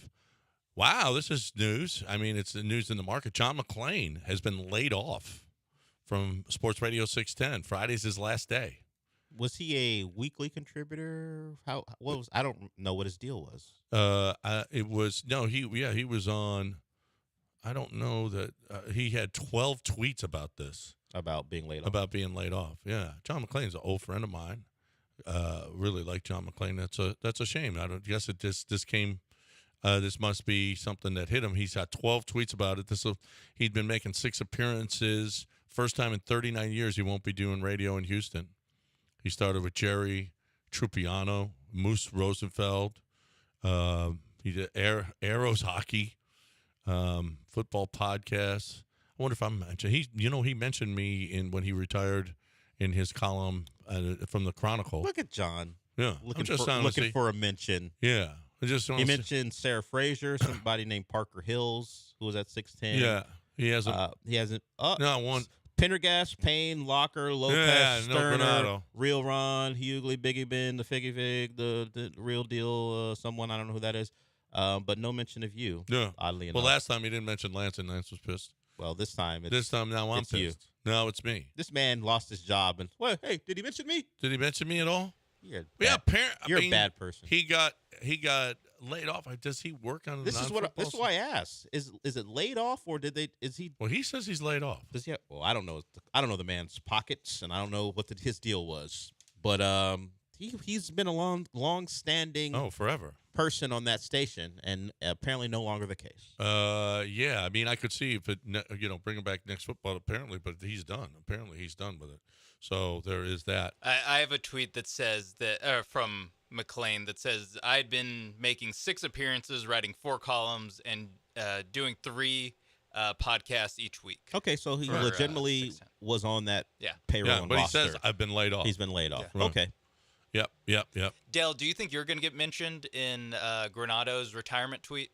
Unlikely. I don't think he'll tweet about it. He'll just come on here and say one day he's done, and that'll be it. I don't think John will make mention of it on Twitter. No, I'd like to thank. Wouldn't you just do it on your show? All of the little people, and you're one of the little people. Okay. You love little people, though, but you call them a different word. You're taller than that. Yeah, I know. But I'm saying you like little people, but the actual little people. The actual little people. Yeah, but you wouldn't do it. You wouldn't do it on Twitter. You just do it here, and that'd be the end of it. Yeah. Well, I don't know that they told him no. I don't know that they said you can't. You're not saying goodbye. Yeah, maybe they won't let him do it. But although he does have Friday, he said he'll be working until Friday. Yeah. Sean asked a question. Sean, he wouldn't use Twitter. He go, I'm out. Bye. And that'd be the end of it. Bye. See you at the golf course. Later. You're welcome. Yeah. Yeah. He'd be like Al Bundy. It was fun. When he was around the bases after hitting a home run, he like, you guys should be happy that I was even here. That's how John would approach retirement. No, I'll probably thank people. Sean, I'll thank Sean. That's nice. And his headband. I'm going to thank. I was thinking about that for some reason. If we had the Seinfeldian draft again, that's what I would draft is Sean Mapes' headband. Sean Mapes' headband. Yeah. That'd be your first pick? That would be that's a first pick. I don't know about that. I that. actually thought of that this morning. If we had Seinfeldian draft anymore. Sorry, can we acknowledge that? What, since the person who kind of started that didn't acknowledge you. No, we can. Yes, we can. Okay, I know it happened here. I'm just not sure we're allowed to acknowledge it. Yeah, we can. We absolutely can. I thought there were too many hurt feelings. So, is there anything that we missed today, Sean? Is there any? We haven't mentioned anything that you got ready for Paul that we can. Oh yeah, can we steal from Paul? Oh, okay, yeah. That's what do you got from Paul? What do you got from Paul that we can steal right now? Let's see. We got the Kenyon Martin thing. He's going to do the Kenyon Martin. Yeah, we're doing. Sorry, already did it, Paul. Do something else. Stop stealing from us. Stop stealing our bits. We got Adam Silver talking about defense in the old NBA. Which was okay. So what did Adam Silver have to say? Let's play this. Let's play this. Oh no! 1 second. Let me get the clip ready. Wow, you're an awful teammate. I'm a great teammate. I'm giving a preview of Paul's show. Got 2 hours to jam in everything he wants to talk about. You want to take something from him? Don't do that. John, your loyalty should be to Paul, not to him, not to John. No, Paul. Your loyalty should be to Paul. Don't play that. Let's play it, Sean. Refuse John's order. He's on this show now. Yeah, unfortunately, Sean, my loyalties is to good radio, and it's better radio to play. If you okay, now we know. Now Paul knows where your loyalties lie. It de-emphasized the particular skill a player had, and maybe weighted too heavily physicality, where a big, strong player could come in and prevent a incredibly skilled player from doing those kinds of things. I think not that he's a small guy, but a smaller player like Steph Curry can do on the floor. I think that when you think of some of his ability to shoot, his ability to move through the paint, that if guys could just bang him and knock him to the ground, as that was once the case in the league, I don't think that would be a better brand of basketball. Who is that? Whose show is this? I believe that's Kevin Garnett. So Kevin Garnett just wanted some people to know he was there. Yeah, I'm listening. He can't just sit there and be, But it wasn't even, sure. Why are you stop moaning into the mic? He might be eating. You think he's bored and he's eating? Yeah, I have the video pulled up right now. Listen, that was a pretty boring quote. How about just, it was more physical, but it's terrible now. Players, older players hate the league now. And by the way, it's hard to watch. Well, Brian Windhorst said earlier this week that he foresees, I don't know what he's been told, that there will be a shift back to defense. In the rule changes will be made. He foresees that change the way defense gets to get played because of it's been too far in one direction. Yes. I mean, there's no physicality now. No. Zero. I mean, just letting Lucas scoring his, what did he score, 73? Yes. What do you have, 73? Yes. I mean, it was ridiculous, some of the baskets. Now, the Hawks aren't known for their defense, but, yeah, it's throughout the league it's been atrocious. No. And I would imagine, I don't know how they'll legislate it, but I think Ryan Russillo quote tweeted, noted Rocket hater, but it wasn't about the Rockets this time. It was about a former Rockets player. Patrick Beverley, they were playing the Warriors, I think, and Patrick Beverley kind of got bodied up by Steph, and he just threw his head back. And the refs called a foul. He goes, that's the worst thing in the NBA right now. You just throw your head back and, that's a foul. Yeah. There's not a foul. Steph was in legal guarding position. Everybody does that. And Patrick Beverley drove into him, threw his head back, and they called a foul. So stuff like that, it's got to go. You're giving defenses no chance. Particularly, and why are we benefiting Patrick Beverley? Why are we giving him calls? No. Knock it off. So, is there anything else that Paul's?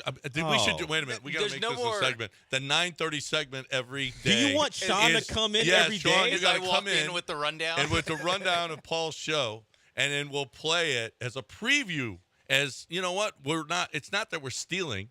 We're previewing. Actually previewing. Do you know making his show more popular? You know, you have to see him when you walk out the door, right? He comes in and I know you don't care, but he's going to. Is there anything I care about? You don't care. I know you don't care, but he's going to walk in, you're going to walk out, and he's going to look at you and go, what are you doing?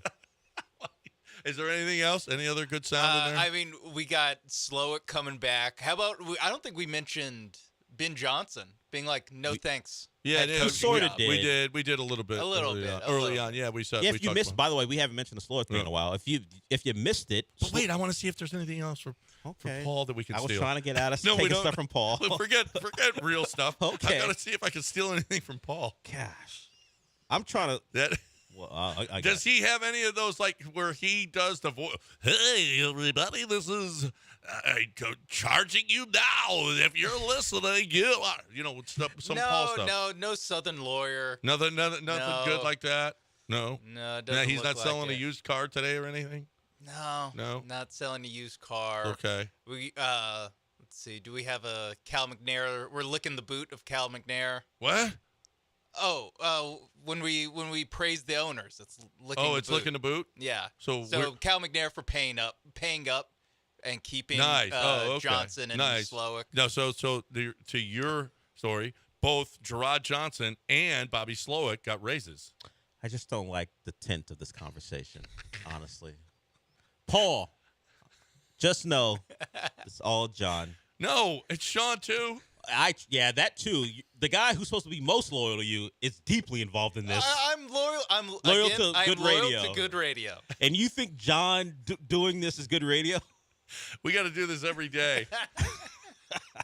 What's Paul got in his show? He's got 2 hours, and you want to do this? Well, so then our show will only be 2.5 hours. So it's more about because more we about got you. News of the Weird. I know, And but Paul, what Paul's doing? got 2 hours to get all his thoughts, and you want to start stealing them. Yeah.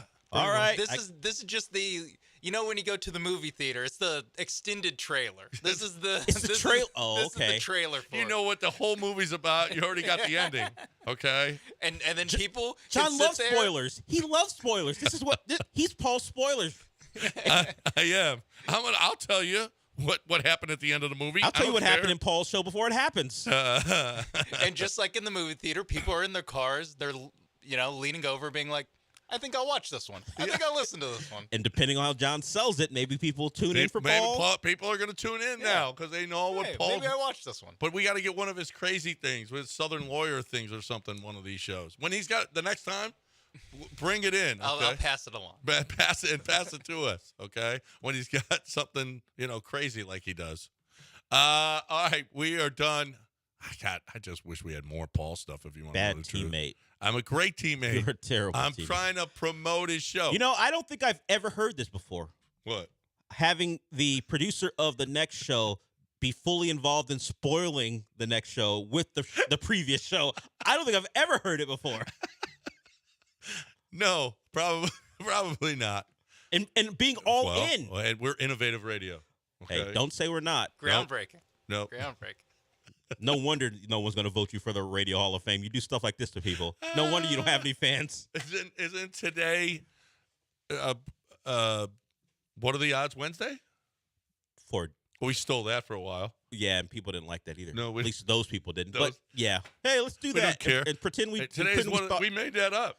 We're the most interactive radio show. No, that's the other guy. the shortest wait times in the business. That was Dell and Raheel who said Dell's that. a- Yeah, Yeah. or Raheel and Dell. That was the proper name. Those. But that was okay because everyone was, Perfume Hour. What was it called? that was the name of the show. Perfume Time is the name of his dad's I thought. his dad's business. And by the way, speaking of Raheel tweeted us. I think I mentioned it before. He heard us not know the name of his podcast, City Cast Houston. That's what Raheel hosts. City Cats. Cast. Oh, City Cast. City Cats. That would be awesome. A show about Raheel, cats that he hosts. Raheel, do a City Cat show. Tell us the difference between a Persian and a tabby. You could Raheel. have Paul on because he's a cat guy. That could be your next guest on Right? City Cat Houston. Now Paul needs to have Raheel on. Do City Cats. City Cats. Okay. City Cats. Yeah. Houston. Okay, that'd be sweet. I want to apologize to Raheel and Paul for what's going on. I listen. That's all we're doing is making their shows better. That's all we do. We'll see what Paul thinks. I'm trying to make your roof better right now. How about this? You got a federal tax credit up to 30% available to customers installing Brinkman solar roofing products.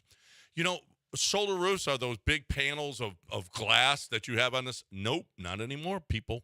It's actually shingles. It looks like the regular roof, only it's solar powered. It actually, in 10 years, the thing pays for itself. If you have to replace your roof, inquire with Brinkman. Brinkman's been around forever. Brinkman is the best. Brinkman is 50 years. They are. We talked to Jason, and he's Jason Brinkman, and he just knows. He is so good at this. He will help you get the right roof for you. You can do the metal roof, you can do the regular roof, the shingle roof, but you can also do the solar roof, which pays for itself. It's silly not to do the solar roof.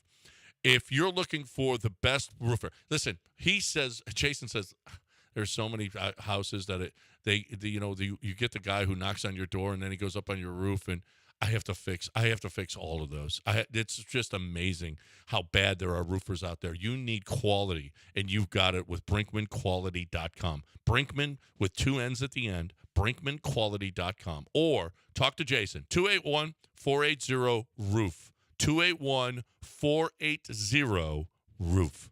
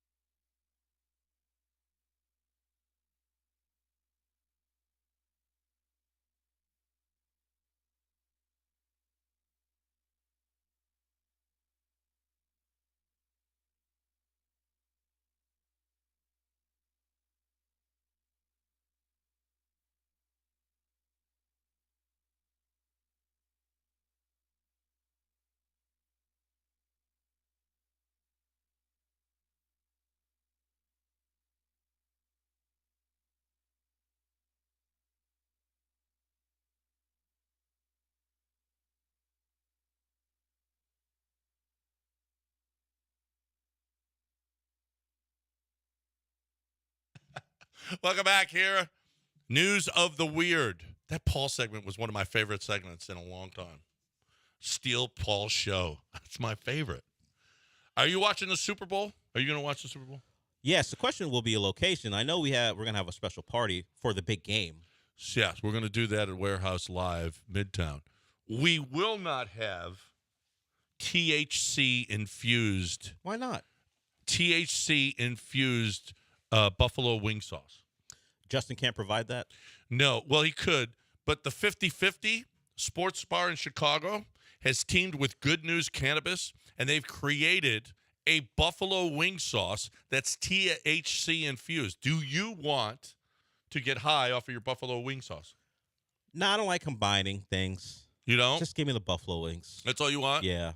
How about if you go to Subway? Do you want a Subway sandwich in which a customer complained of numb lips after allegedly finding white powder in his Subway sandwich? Is that a new deal they have, or did a rogue employee do something? Maybe a rogue employee. Are they providing Coke in their sandwiches? Would that not be a good sandwich? I mean, I think you get a lot. I think Subway's pretty successful. I get a lot more people there. Though, a lot more people. If they could promise Coke in the footlong. Speaking of Coke, I'm pretty sure if you get pulled over by the cops, should you have them hold your cocaine bag? It's a bad idea. While you get your driver's license out? It's hey, hold this for me while I get. No, it's a bad idea. This is what he got. Here, can you hold this? I got to get my light. Oh, it's a bag of Coke. The only thing that would have made the story better if it was a Subway branded Coke bag. Oh my goodness! Do you think that you should give cops your cocaine bag? I don't think you should while allow. You're looking for your driver's license. I don't think you should allow cops to hold your Coke. Certainly when they're pulling you over, keep that hidden someplace. If it was a routine traffic stop and this person was like, hold on, I got hold this for me. Don't snitch on yourself. That's rule number one. Yeah. Don't snitch on yourself. Yeah, I think that's probably a bad idea. Keep your Coke hidden in your pocket. That's the best way to not pull it out. Put it in the glove box. Back to food for a second here. People in Fairfax, Connecticut are none too pleased. Apparently, a customer was charged. How much do you think an egg McMuffin cost? I haven't been to McDonald's in a while. I'm gonna say $1.99. Well, wasn't there a 2 for $2 just recently? As a matter of fact, might be. I'm not they sure. had 2 for $2. Yeah, they're $7.29. Where? Now. At Fairfield, Connecticut. Fairfield, Connecticut. Now we do know that McDonald's costs different prices in different places, in different spots. Yes, in different places. Like it's most expensive. We just found out last week. It's most expensive in Alaska because we assume because it's hard to get the stuff. Hard to get it, right? Fairfield, Connecticut is charging $7.29. Apparently, the regular price, I know it ranges, but it's usually like in that $3.50 to $3.80 range. Is that what it is? Yeah. So that's like they're $4+ more than the average in Fairfield, Connecticut. No Egg McMuffin's that good. No Egg McMuffin is that good. U.S. Marshals were able to lure a fugitive killer of the Texas cyclist out of hiding. Apparently, the murderer was hiding in Costa Rica. And the U.S. Marshal Service put out an ad looking for a yoga instructor. She answered the call and have you ever seen a criminal caught answering a yoga? Not yoga. We know some criminals, when they have those trade your gun in type deals, it's a sting to get a certain person to the building. She was in Costa Rica. The U.S. Marshals put out an ad in Costa Rica. She showed up. Yeah. And she got arrested. Yeah, she got arrested. Maybe if you're on the lam for murder, you don't show up. You don't answer ads. You don't. You just can't answer any ad. You find a different way of making money. They found out you were a yoga instructor, and guess what? Guess what happened? They also found out you're not that bright. A food delivery robot crashed into a car. You know what the food delivery robot did? What? Fled the scene. Well, yeah. You don't stick around with the scene of the crime. Apparently, it has no conscience. It's a food delivery. You crashed no morality? No morality whatsoever. You crashed into a car. Robots have no conscience? Really? Well, that's been the whole fear that at some point they'll grow a conscience and realize that we're the worst thing that happened to this planet and kill us all. Yeah, they'll become self-aware and realize the worst thing for this planet is humans, and they'll do away with us. That's always been that's what sci-fi's been teaching us for years, and yet we don't acknowledge this robot has a self-preservation thing within him. Say I ain't or about within that. it. Yeah. You think they're going to keep using me if I wait around here?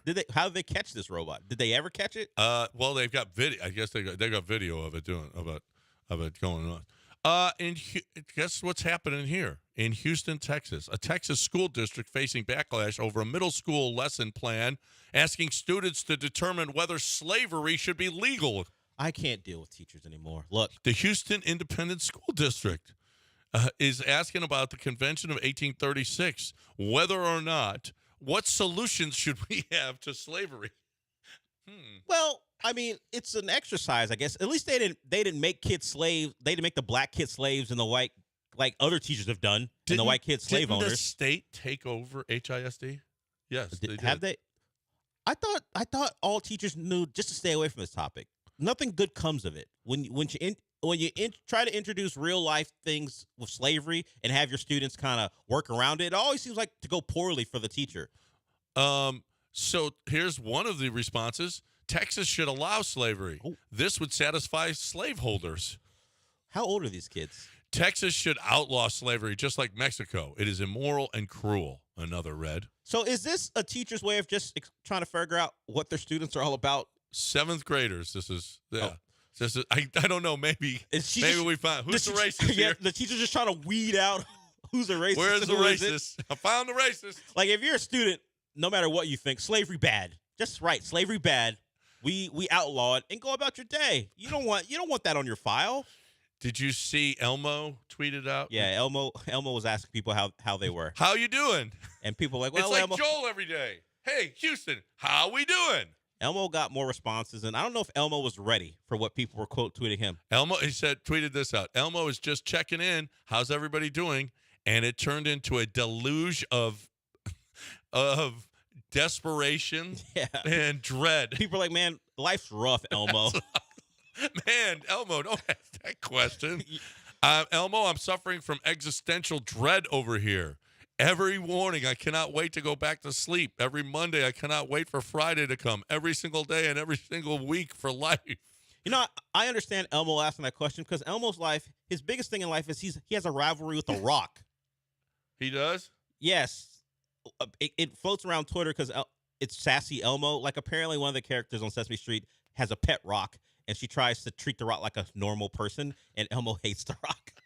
So Elmo probably wants to liven up his life by asking questions of the public. I thought he was always Elmo was always Elmo gets sassy. He's got a dark side? He goes, with Rocco, yes. Yeah. Which is the name of the pet rock. Elmo's a little sassy when it comes to that rock. Okay. Hates The Rock. Yeah. Okay, I didn't know that. Because Elmo's like, it's a damn rock. Stop trying to feed it a cookie. Rock. Yeah, pretty much. That's his Elmo. attitude. So right. Elmo's probably trying to liven up his life. We're done. Paul is next. You actually heard his whole show, so it really doesn't matter if you listen. I thought it was a preview to get people to listen. Right. That's what I meant. What are you doing? That's what I meant. We previewed Paul's show. It's going to be the best show ever. Next, right here on ESPN 97.5 and 92.5.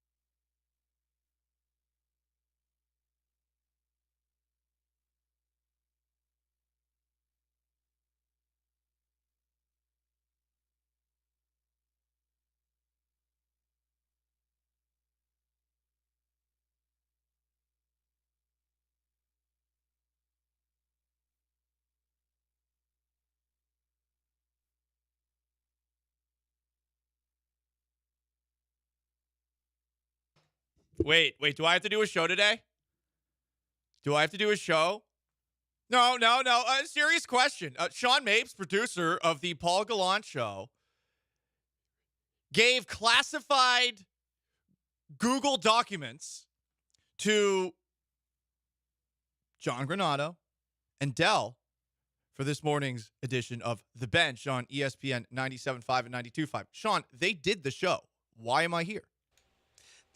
They didn't do the show. I helped them discuss what we were going to talk about. Right. I betrayed my friend Paul Gallant. Did I betray? No. I didn't spill all the beans. These are state secrets from my brain. I didn't drop soft boys at 11:15. That's good at least. I kept a little, got to keep some of those benchmarks. Yes, like a movie trailer, which is what I liken to it. Which I stand by the comparison that it was a movie trailer for the Paul Gallant Show, and people can decide whether or not they want to stick around. Oh, yeah, that looks good. We also got, of course, garbage time. We got Texans free agency. Okay, little talk about free agency. So you did the whole show? No, I left the back half of the show completely. Question mark. Well, that's probably because you didn't think the back half of the show was good enough for the bench, know? Honestly, it's because I didn't scroll that far. But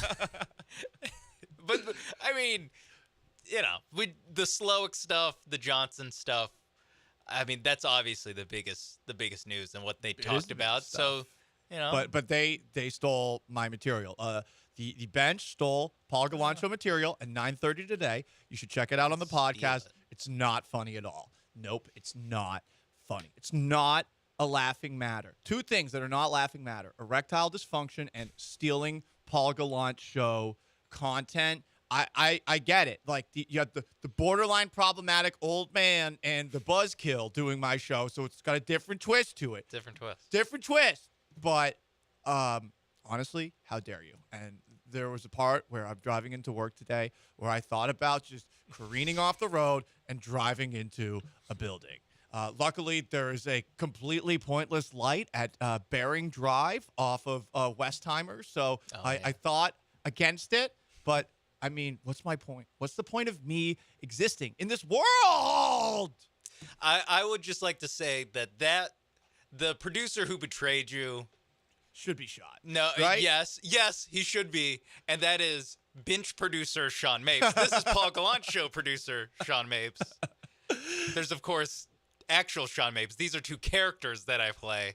Okay. That I will use to get me out of trouble anytime trouble comes up. It's a character. Littlefinger Sean Mapes behind the glass.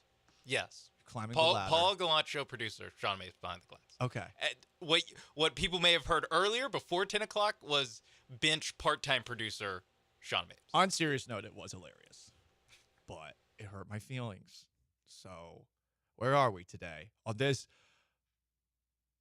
Wednesday, January 31st of 2024? I am Paul Gallant, and this is the most interactive sports talk show in Houston. You want to jump aboard, 713-780-3776 to call, to text. You can join on Twitch, twitch.tv/ESPN 97.5, or on our brand spanking new YouTube channel at ESPN Houston.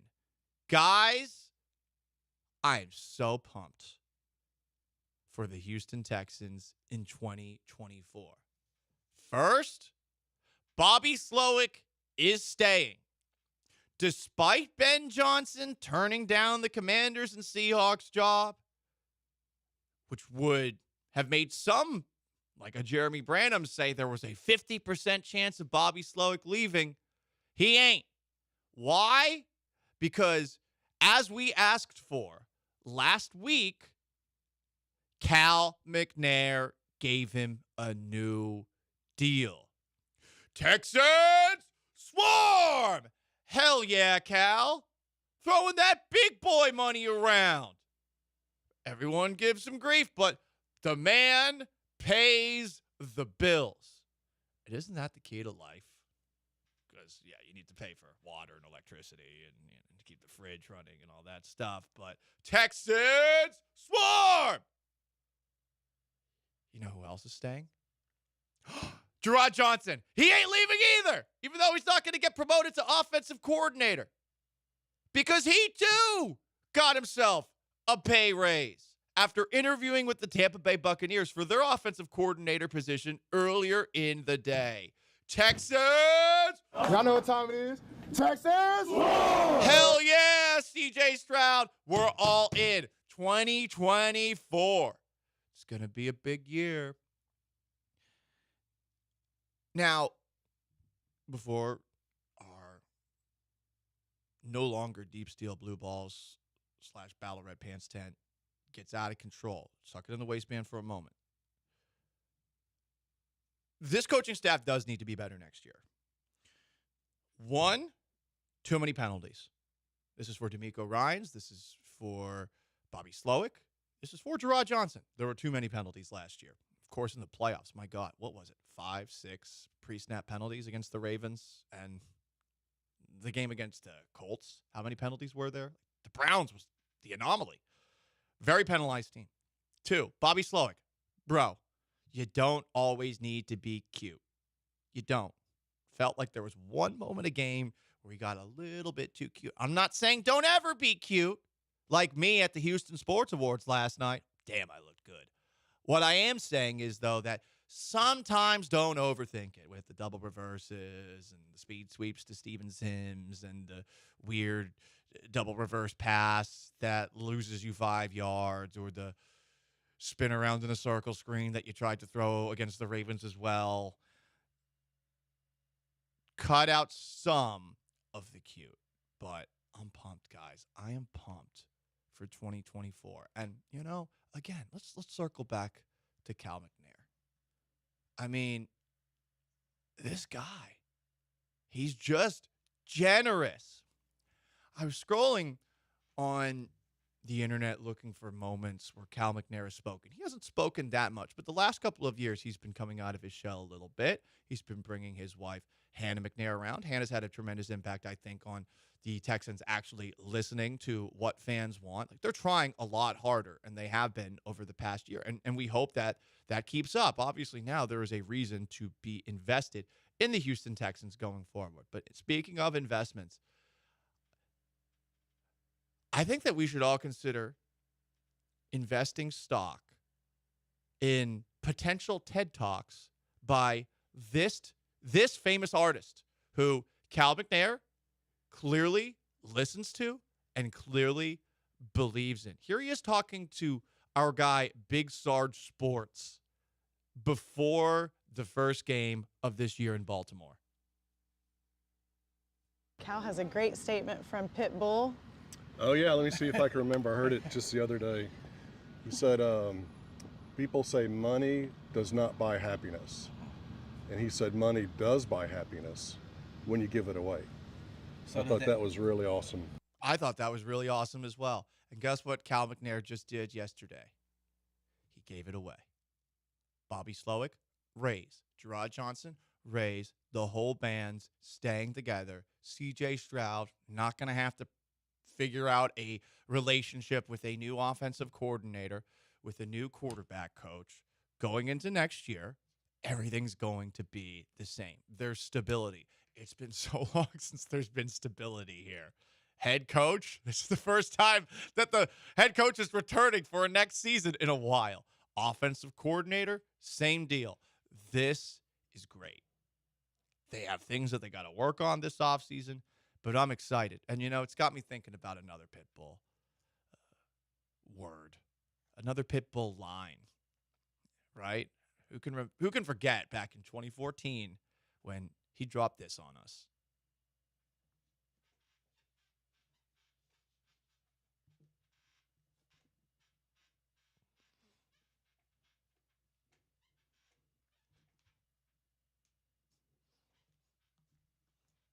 Conference championship. Conference championship. Super Bowl. Hit me, Pitt.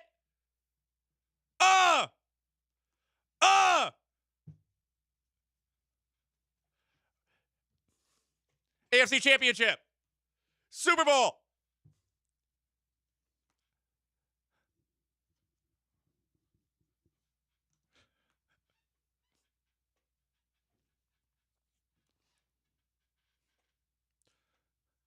Playoffs. Conference championship. Super Bowl. Hell yeah, guys. A great question on the Twitch. It's from my guy, HRW713. Paul, I'm confused. I thought we were a basketball town. Are we a football town? Well, guys, it's official today. It's official. What's that I hear in the background? What's that I hear? Oh, yeah. Guys, Houston is a football town once again, Sean. Welcome back. All it took was a couple of raises for assistant coaches. Once again, Houston's a football town. Now, could it be a baseball town literally a month from now? Maybe. It could also be a basketball town literally a month from now. But on today, January 31st, 2024, the greatest day of your life, Houston is once again a football town. Hot, hot, hot, hot, hike. So I hope everybody's excited. I think they are. How could they not be excited? I don't know how you can't be excited. The whole gang staying together. They have to be better next year, but... Yeah, but come on, they will. I mean... Come on! Yeah, They can't get Bobby worse. It was Bobby Sloak's first year calling plays, just like it was C.J. Stroud's first year playing quarterback. Do you expect C.J. Stroud to improve? Yeah. Why don't you expect Bobby Sloak to improve? I expect him to improve. I expect D'Amico Ryans to improve. Honestly, I don't know if Jerron Johnson has to improve on anything, given how great of a job he did as the quarterback coach. I mean, shoot, Davis Mills even came in and did a couple of good things. Case Keenum won an effing game. That is true. Jerron Johnson, like the one guy that doesn't need to do anything next year. He was awesome, truly. And I mean, again, this is a man who helped me run a 4.840 after running the first time of 5.02, which I was embarrassed by. Swarm! Hell yeah. Oh, God, I'm so pumped. I am so pumped. So, it's the Paul Gallant Show, ESPN 97.5 and 97.5. Wait, did I say that twice? Jeez, I'm having a stroke. Paul Gallant Show, ESPN 97.5 and 92.5. You can join on YouTube at ESPN Houston or twitch.tv/ESPN 97.5. Coming up next, first, you get to answer the question on the most interactive sports talk show in town. Is Houston a football town again? If you want to entertain that. But I think it's time to introduce a new segment where we appreciate the official best owner in Houston sports as of Wednesday, January 31st, 2024. Paul Gallant Show, stick around.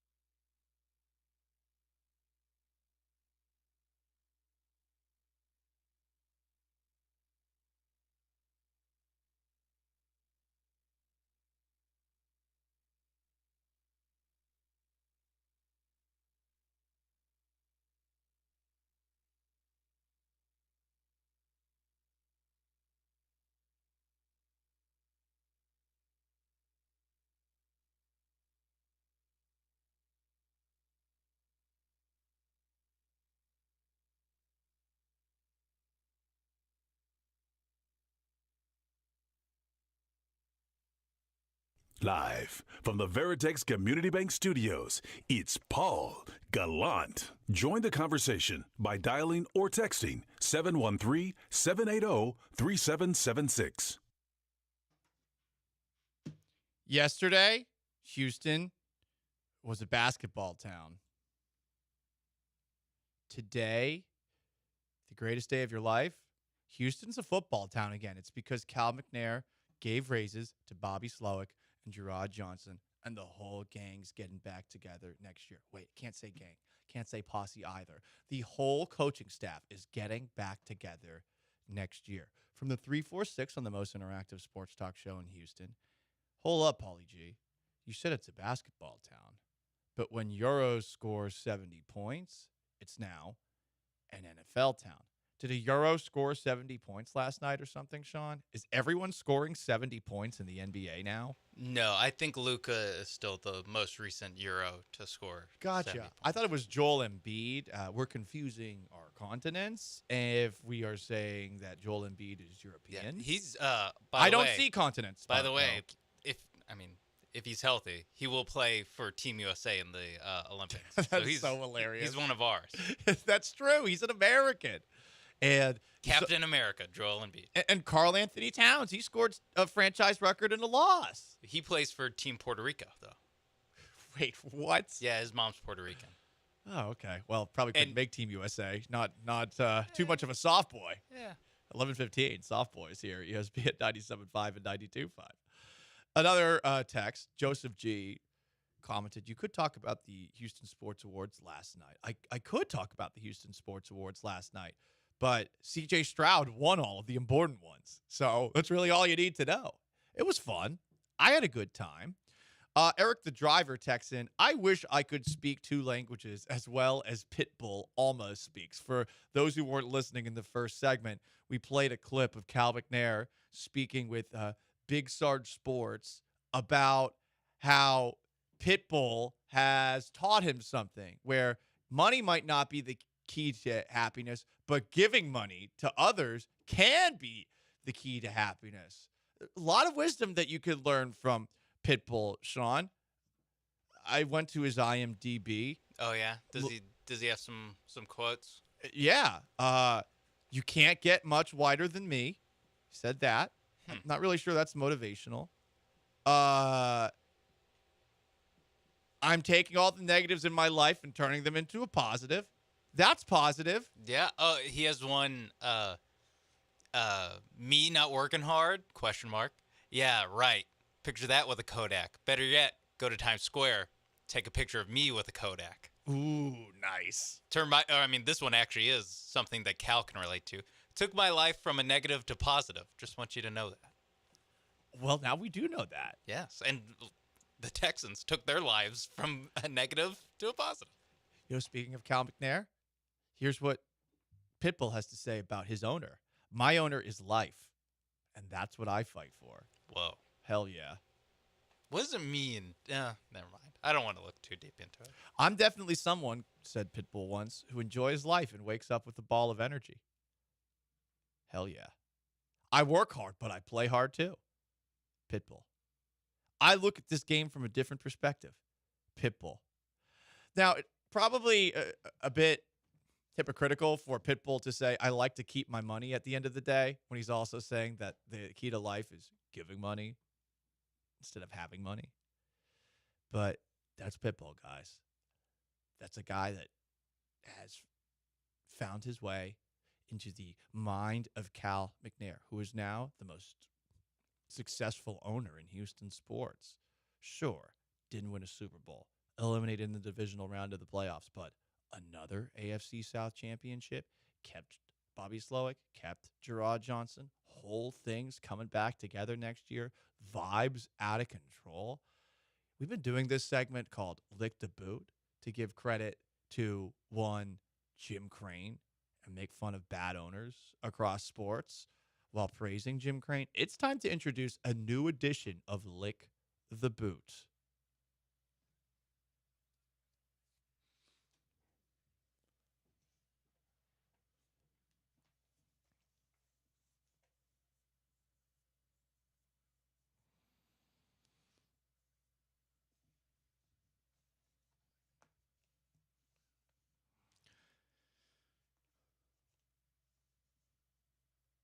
Cal McNair stock up. These owners stock down. Did you see Jerry Jones and Stephen Jones each speaking for about 30 minutes at the Senior Bowl in Mobile, Alabama? Jerry Jones dropped this line. I don't really know what it means, but if I were a Cowboy fan, I would be pissed off hearing it. I would anticipate, with looking ahead at our key contracts that we'd like to address, we'll be all in. I would anticipate we'll be all in at the end of this year. So when you say, is there any thought, I think we'll strain our, we'll push the hell out of it. All in. But what does that mean when you're still in with Dak Prescott and Mike McCarthy? Can you go more all in than where you already are? I'm not sure how you go about doing that unless you're about to give massive backloaded extensions to Micah Parsons, if that's possible. I'm not sure if he's eligible for that yet. CD Lamb at the same time. More from Jerry Jones. He claimed that he did not have to talk himself into keeping Mike McCarthy. He also said of Dak Prescott, Dak has done nothing to change my mind about any promise for the future, but later said, we'll go as far as Dak takes us. Look, the Cowboys have been successful the last couple of seasons, but do you want to hear any of this stuff from Jerry Jones? Honestly, I love that Jerry Jones is as forward-facing as he is. I think more sports owners should be. He doesn't always enjoy the questions that he gets, but he at least takes them, which most sports owners do not do. But you don't want to hear from Jerry. When he starts speaking, you're like, oh, damn, wait, this guy's the one reason that the Cowboys dynasty basically died in the mid-'90s because he and Jimmy Johnson couldn't see eye to eye. Saw something from Troy Aikman the other day where he was talking about how, basically when Jimmy Johnson left, we stopped holding ourselves accountable, and it just turned into a mess, and that was one of the reasons I wanted out of football as early as I did. More from the Dallas Cowboy ownership group. Stephen Jones said, people won't trust us until we get it done like Brady and Mahomes. Well, don't you need those guys to do that? And is Dak Prescott that guy? Man, who would have thought that Cal McNair would be lapping the Jones family? Best ownership of football in the state of Texas. It belongs to Cal McNair. We need a silver boot for the Texans-Cowboys rivalry that plays in the preseason every year, and usually the last game where no one actually plays. And on top of that, occasionally plays each other in the regular season. We need a trophy for that, but we also need an offseason trophy. And Cal McNair is beating Jerry Jones at his own game, the offseason. Yeah. What should it still be? Silver boots, or should it be like something else, something more ownery? Actually, I don't want to get into owners in Texas and what they historically have done. Yeah, that's a great point. Let's not go too far back in history. We don't want inmates running the prison, after all. But how about, to make it kind of problematic and on brand with what you're asking for, how about the silver lasso? The silver lasso. Okay. Well, what? The Cowboys, the Texans are a bull logo and a cowboy. So who wins? Is the cowboy going to get the horns, or is the cowboy going to lasso the bull? So it's the silver lasso. Don't use it for anything other than just bull wrangling. That's it. I'm trying to think of other things. There's nothing else. The spirit of the cowboy lives on through this segment, and I'm trying to think of, because hat's taken, boots are taken, spurs are taken. The battle for the saddle. The battle for the Magnum of Pendleton whiskey. Oh, what more could you ask for? That's true Western tradition. Other bad owners across the NFL. I think you could make the same case for the Rooney family, which is saying the exact same thing in a way as Jerry Jones. It's what you want to hear from your owner, but if you're a Steelers fan, do you believe the Steelers are capable of this? We've had enough of no playoffs. It's time to get some wins. It's time to take these next steps. Great, Bluster. You're all in too, but like, what are you doing? You're even more F than the Cowboys. At least the Cowboys have Dak. Dak's good. He's not great, but he's good. And you're saying, yeah, this is unacceptable. Well, I don't know. Stop having terrible quarterbacks. I mean, damn, like, is Ben Roethlisberger throwing 3-yard checkdowns better than what you have right now? What's Big Ben doing? Is Big Ben in worse shape than he was in the NFL or in better shape? Guarantee you worse shape. You think so? Okay. More bad owners as we lick the boot of Cal McNair. I'm so glad I'm done with the Red Sox. I'm so done. And was done for a while. Fenway Sports Group, instead of spending money on the Red Sox this offseason, $3 billion to be part of the Live Golf PGA merger. What a bunch of a-holes that group is. They smear Terry Francona, Nomar Garciaparra, Pedro Martinez, Manny Ramirez, and the Patriots, for Christ's sake, through the Boston Globe, their paper, which they own and push propaganda out through. And yet, with all this money, they're going to focus on a golf merger? Jesus. They have the money. They're just diversifying to the most obnoxious degree possible. At least the Glazers, who piss off Manchester United fans in Europe, at least the Glazers, it's just the Bucks and the Tampa Bay Buccaneers and Manchester United. These guys can't stop buying stuff, but not Red Sox players. It's crazy. Yeah, they'll spend money everywhere except for Mookie Betts or anyone to replace Mookie Betts. Legitimately, yes. Just take a look at everybody this offseason. We'll sign some random guy from Japan or from Korea who, okay, that's cool and all, but where were you on the Shohei Ohtani sweepstakes? Right? Like, you have the money, clearly. You're one of 3 teams that has the money, and you don't spend it. Oh, my goodness. And as we continue to lick the boot, thoughts and prayers and RIP to John Angelos, the owner of the Baltimore Orioles, who I once killed on the air before ironically having a meal on his account no later than a week later. Seriously. John Angelos' tab has paid for a Paul Gallant meal. The irony. He is selling the Orioles. So will the Orioles have more money to play with as they look to build a dynasty, as everyone was hyping the bleep out of them this whole year, and then they did nothing in the playoffs? We'll see. But that is licking the boot of Cal McNair, guys. It's the Paul Gallant Show, ESPN 97.5 and 92.5. We'll react to some of your comments on the most interactive sports talk show in Houston next. And CJ Stroud got the award that we've been waiting for him to get all season long. Stick around.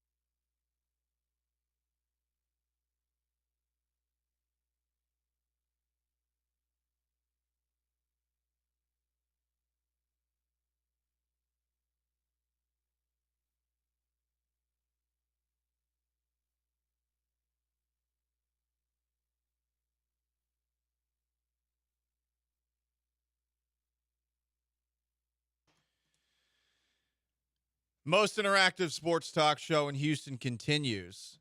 Desert Stro comments on youtube.com/ESPN. Paul, we're the wrong kind of football town. You're saying American football? No, we're a football town because the Dynamo are tied for the most championships in Houston sports history. Actually, that's incorrect. Houston Comets, RIP, they got the most, 4 in a row. Number 2, yesterday, Houston was a basketball town, but today, Houston's a football town once again, always has been, after Cal McNair gave raises to Bobby Slowick and Gerard Johnson, offensive coordinator and quarterback coach. We should all, Sean Mapes, be very excited about that. Yeah. Doesn't this just remind you of like the 2017, 2018 range of Houston sports? The golden age of Houston sports? Yes. Another tired, hacky, regular sports radio topic in Houston? But the last 2 days, not only did the Cougs beat Texas, which a lot of people in the city enjoyed, you had the Rockets absolutely demolishing the Lakers. They're probably going to fire the coach. And now, Bobby Slowick, Gerard Johnson, back. We all thought they were gone, but they pulled us back. Or no. That's what I thought they were out. They thought they were out, but we pulled them back in. Pulled them back in. By throwing money at them. Yes. But, man, whew. Also, Josh Hader got signed like a week ago. Like that's true too. The owners are spending. The owners give a damn here. Now, I think with the Rockets, it's a little bit different given the stage that they're at. But they did spend a ton this offseason on Dylan Brooks, who has been so fun this year, and Fred VanVleet. So they're not signing the big, massive names. Yeah. They've never signed the big, massive names, the Houston Rockets, let's be honest. But everyone's spending. The things that they are paying for definitely vary team to team, but I will give this city's owners credit. They have actually been looking out for the best interests of the people that pay to watch their product over the last calendar year. They've all, I think, done a very good job of spending and paying. Does it work out? Obviously, with like Rafael Montero, with Jose Abreu. For the Astros, we've got some questions. But seriously, tip of the hat. Yeah. Golf claps for Houston sports owners. All three, not just the teams themselves, but I feel like the Q rating of the owners. Again, the last couple weeks, it's all been big green arrow up. Yeah, 100%. Jim Crane was going down at the start of the offseason, then he's like, boom, how about this? And back up. Seriously, it's been fun. It's nice because obviously a couple of years ago we did have the Astros, but it was so bad for the other two teams. So it's really nice to see, and hopefully it continues. CJ Stroud is officially a Pro Bowler. It's the award that we were all hoping he'd get. No, not NFL MVP. No, not even NFL Offensive Rookie of the Year. Nope, we were all hoping he'd be a Pro Bowler at the Pro Bowl games this weekend. We'll discuss this in a little more detail at 11 o'clock because, oh my, has the Pro Bowl, which was already pretty damn south, gone south. Lions offensive coordinator Ben Johnson. We all thought he would be the head coach of the Washington Commanders. He told the Commanders and the Seahawks he's staying with Detroit. Little PR write-up, probably from his agent, courtesy of Tom Pelissero of the NFL Network. Johnson is only 37, will be a hot coaching candidate again next year. It was last year, too. But first, he wants to take another shot at bringing a Lombardi trophy to Detroit. If you're a Commanders fan, I mean, damn, that just sucks. No one wants the job. The Commanders are where the Texans were last year. Go check that. 2 years ago, 3 years ago, when they ended up only being able to hire David Culley, when they ended up only being able to hire Lovie Smith. They're stuck there. And it makes me wonder, okay, if you're the Commanders and you're also thinking about the big picture of the NFL, why not just give it to Eric Bieniemy so everyone stops whining about whether or not Eric Bieniemy should get a head coaching gig? Because, okay, if it doesn't work out, you can move on from him after a year if you're Josh Harris and the Commanders ownership group. But if it does work out, oh, cool, okay, fine. Either way, people will stop talking about why hasn't Bieniemy gotten a head coaching gig. At this point, who are you going to hire? Now, they have brought in Aaron Glenn. I like Aaron Glenn. He's the defensive coordinator of the Lions. But I think if you're the Commanders, you may as well just make it Eric Bieniemy. And not DJ Bieniemy. No. If you want to get on, I mean, because they have a new owner. If you want to, absolutely flip the script in the eyes of the NFL and Roger Goodell, what the Commanders need to do, like you said, Eric Bieniemy, head coach, defensive coordinator, Brian Flores. Ooh. Take that for lawsuit. That's great, Sean. Just lawsuit shield right there. Goodell, protecting the shield from lawsuits. Look at you. I mean, you're ingratiating yourself to the bench this morning by stealing some of my rundown ideas and giving it to them when they were too uncreative to think of something at 9:30. And on top of that, you are ingratiating yourself to the red-headed hammer, Roger Goodell. How great would it be if just like, hey, Paul, by the way, I got a new job. I'm leaving. I am now in upper working management at the NFL. You'd have to cut your hair. They wouldn't let They wouldn't let no hippies around the front office there. Yeah. Hell no. A lot of dress code things would probably have to change. Yeah. From what I gather from the NFL, they're pretty strict on the dress code. Pretty strict. No sock games anymore. Yeah. Those socks better be pulled up all the way. Better be the team colors, too. No flip-flops. No sweats. No. No headbands. Yeah, has to be officially Nike licensed.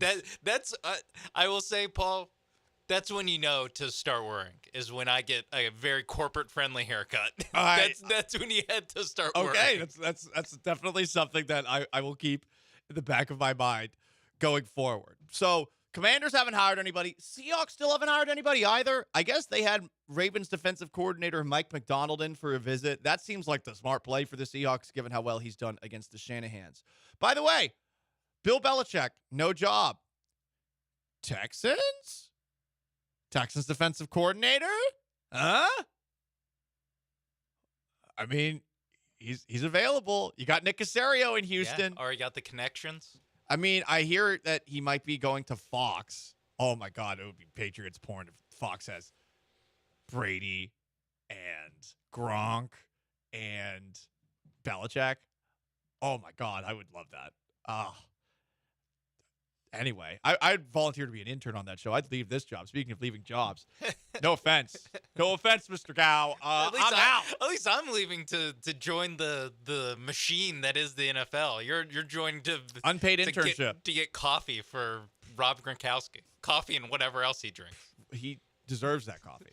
You're there to pour Four Loko into a coffee cup and give it to Rob Gronkowski. Hell yeah. Per Greg Bedard of the Boston Sports Journal, Belichick is still on the Eagles' radar, but more for next year. He was on the Eagles' radar. There was also this interesting story about how bad things got between Belichick and Mac Jones that came out. Belichick just stopped talking to him week 12. He just stopped talking to him. Keep in mind, there's 18 weeks in an NFL season. Week 12, he was done. Last game of the year, he made Mac Jones third string and inactive and never told him, because obviously he hadn't talked to him since week 12. And in that game, I guess Mac Jones went over to the Jets sideline and complained about how he was being treated compared to how upfront the Jets have been with Zach Wilson, which honestly, fair gripe by Mac Jones. Totally fair gripe. I don't blame him for doing that. A little weird that he did it in the game. Who's leaking this? This is such a messy story. More messes coming out of Foxborough by the day. To be fair, Mac Jones, I mean, it was during a game, but he was inactive. So he was just standing. It was probably during pregame. He was just said what's up to, I'm sure, one of the 15 Alabama teammates that he has that are on the Jets. Yeah. And was like, yeah, this sucks. Come get me. Come trade for me. Zach Wilson for Mac Jones. Who says no? Do either team make the trade? Because, actually, no. The Jets probably say no because they're like, God, how much would it suck if Zach Wilson got good for the Patriots? That's 100% in the back of their mind. And honestly, it would be the same thing for the Patriots smart. too. Like, what if Mac Jones gets good with the Jets? But at least the Patriots don't have the fear, or don't have 20 years of history to show them why they should be scared of that happening. The Jets would be scared was scared out of their minds that Zach Wilson's going to be the next Tom Brady. While we're talking about the NFL coaching carousel, this is a tidbit that I saw courtesy of the Charlotte Observer yesterday. This story is fascinating. So I don't know much about Dave Canales. I was listening to a podcast before the conference championships, I think on Friday, and I forget which one it was, but they were talking about the hiring of Dave Canales. I want to say it was Todd McShay on with Ryan Russillo. And McShay talked about how Canales is, like, I guess, a man of faith, and the question that changed everything. In the book, Dave Canales, head coach of the Carolina Panthers, admitted to having multiple affairs earlier in his life. He wrote a book about this. A portion of the book concerns his sexual infidelity. They found their way back to a Christian-based marriage. He says in this book, I cheated on Lizzie for the first time at my bachelor party 1 month before we got married. He's definitely not alone on that front, as far as I know, in this crazy world we live in. Continuing, from the start of our relationship, I was binge drinking and going out with my friends without Lizzie. Before I was ever unfaithful to her, I was already there in my mind. Bad habits combined with addiction made it hard for me to resist temptation. He admitted he would go out with his friends, remove his wedding ring, and pretend he wasn't married. Also, the Panthers put out a statement saying they were fully aware of the book and its contents during their head coach interview process. They gave this guy a 6-year contract. What are the odds that Dave Canales starts coaching elsewhere in the middle of this contract? Is it fair to make that question based off of his book? Honestly, it kind of is. Wait, he left us for the Saints. What happened? New Falcons head coach Dave Canales. That's sleeping around the NFC South. It is a nuts story. I can't believe that wasn't brought up until like a couple of days later. Good job by the Charlotte Observer finding that. That's a fascinating book too. I kind of want to read it. I love that the Panthers had to be like, yes, we're aware of the book that a head coaching candidate wrote. Like, yes, our background check involved Googling his name and seeing what popped up. That is nuts. Anyway, that's going to wrap up our 10-minute drill. Paul Gallant, ESPN 97.5, 92.5. From it, to be honest. Dude, I saw that this morning, and I was like, wait a second. What the hell taking off his ring before going out is that makes it premeditated. Dude, man, I've got some. We might save it for garbage time. We might bring this back up in garbage time because I have some personal stories, not about me, but about other people that I know. I'm shocked by how some people handled the old ring. Anyway, on the Paul Gallant Show, ESPN 97.5 and 92.5.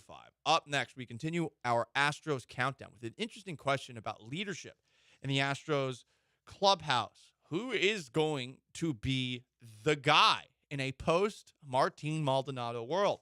First, though, let me tell you about my friends at Pendleton Whiskey. Guys, I've been talking about it for months now. This is my favorite whiskey. Smooth, refreshing. I like it with one single rock, 2 fingers. I was drinking it when we were doing our football post-game show during the playoffs a couple of weeks ago. It's a great way to kick back, unwind, and relax at the end of every single day. It's made with the finest northern grains and cut with Mount Hood glacier water. It's barrel-aged in American oak. It's a smooth, rich taste with a complex flavor. It's steeped in true Western tradition. We live boldly when we're living that Western tradition out. You never lose sight of the values you believe in, and you taste the moment wherever you may be. It's Pendleton Whiskey, a premium whiskey born in the great American West. It's true Western tradition.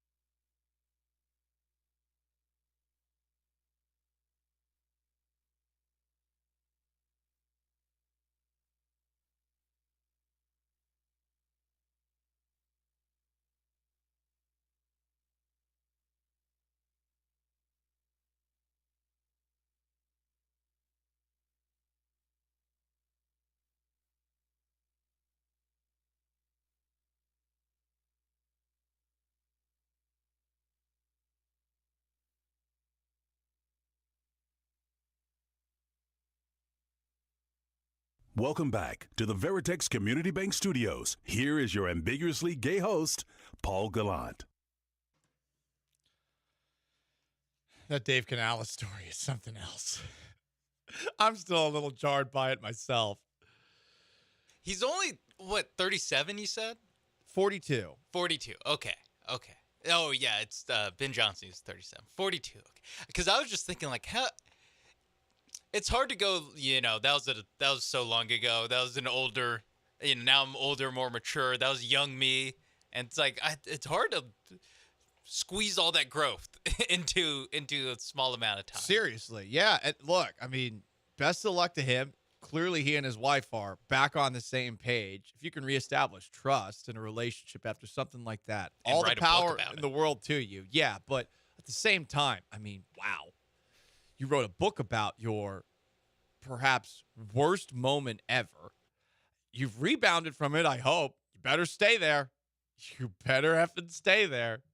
I think the knives came out privately when you did this. It's a lot to put out in the open. Whatever. Let's shift topics.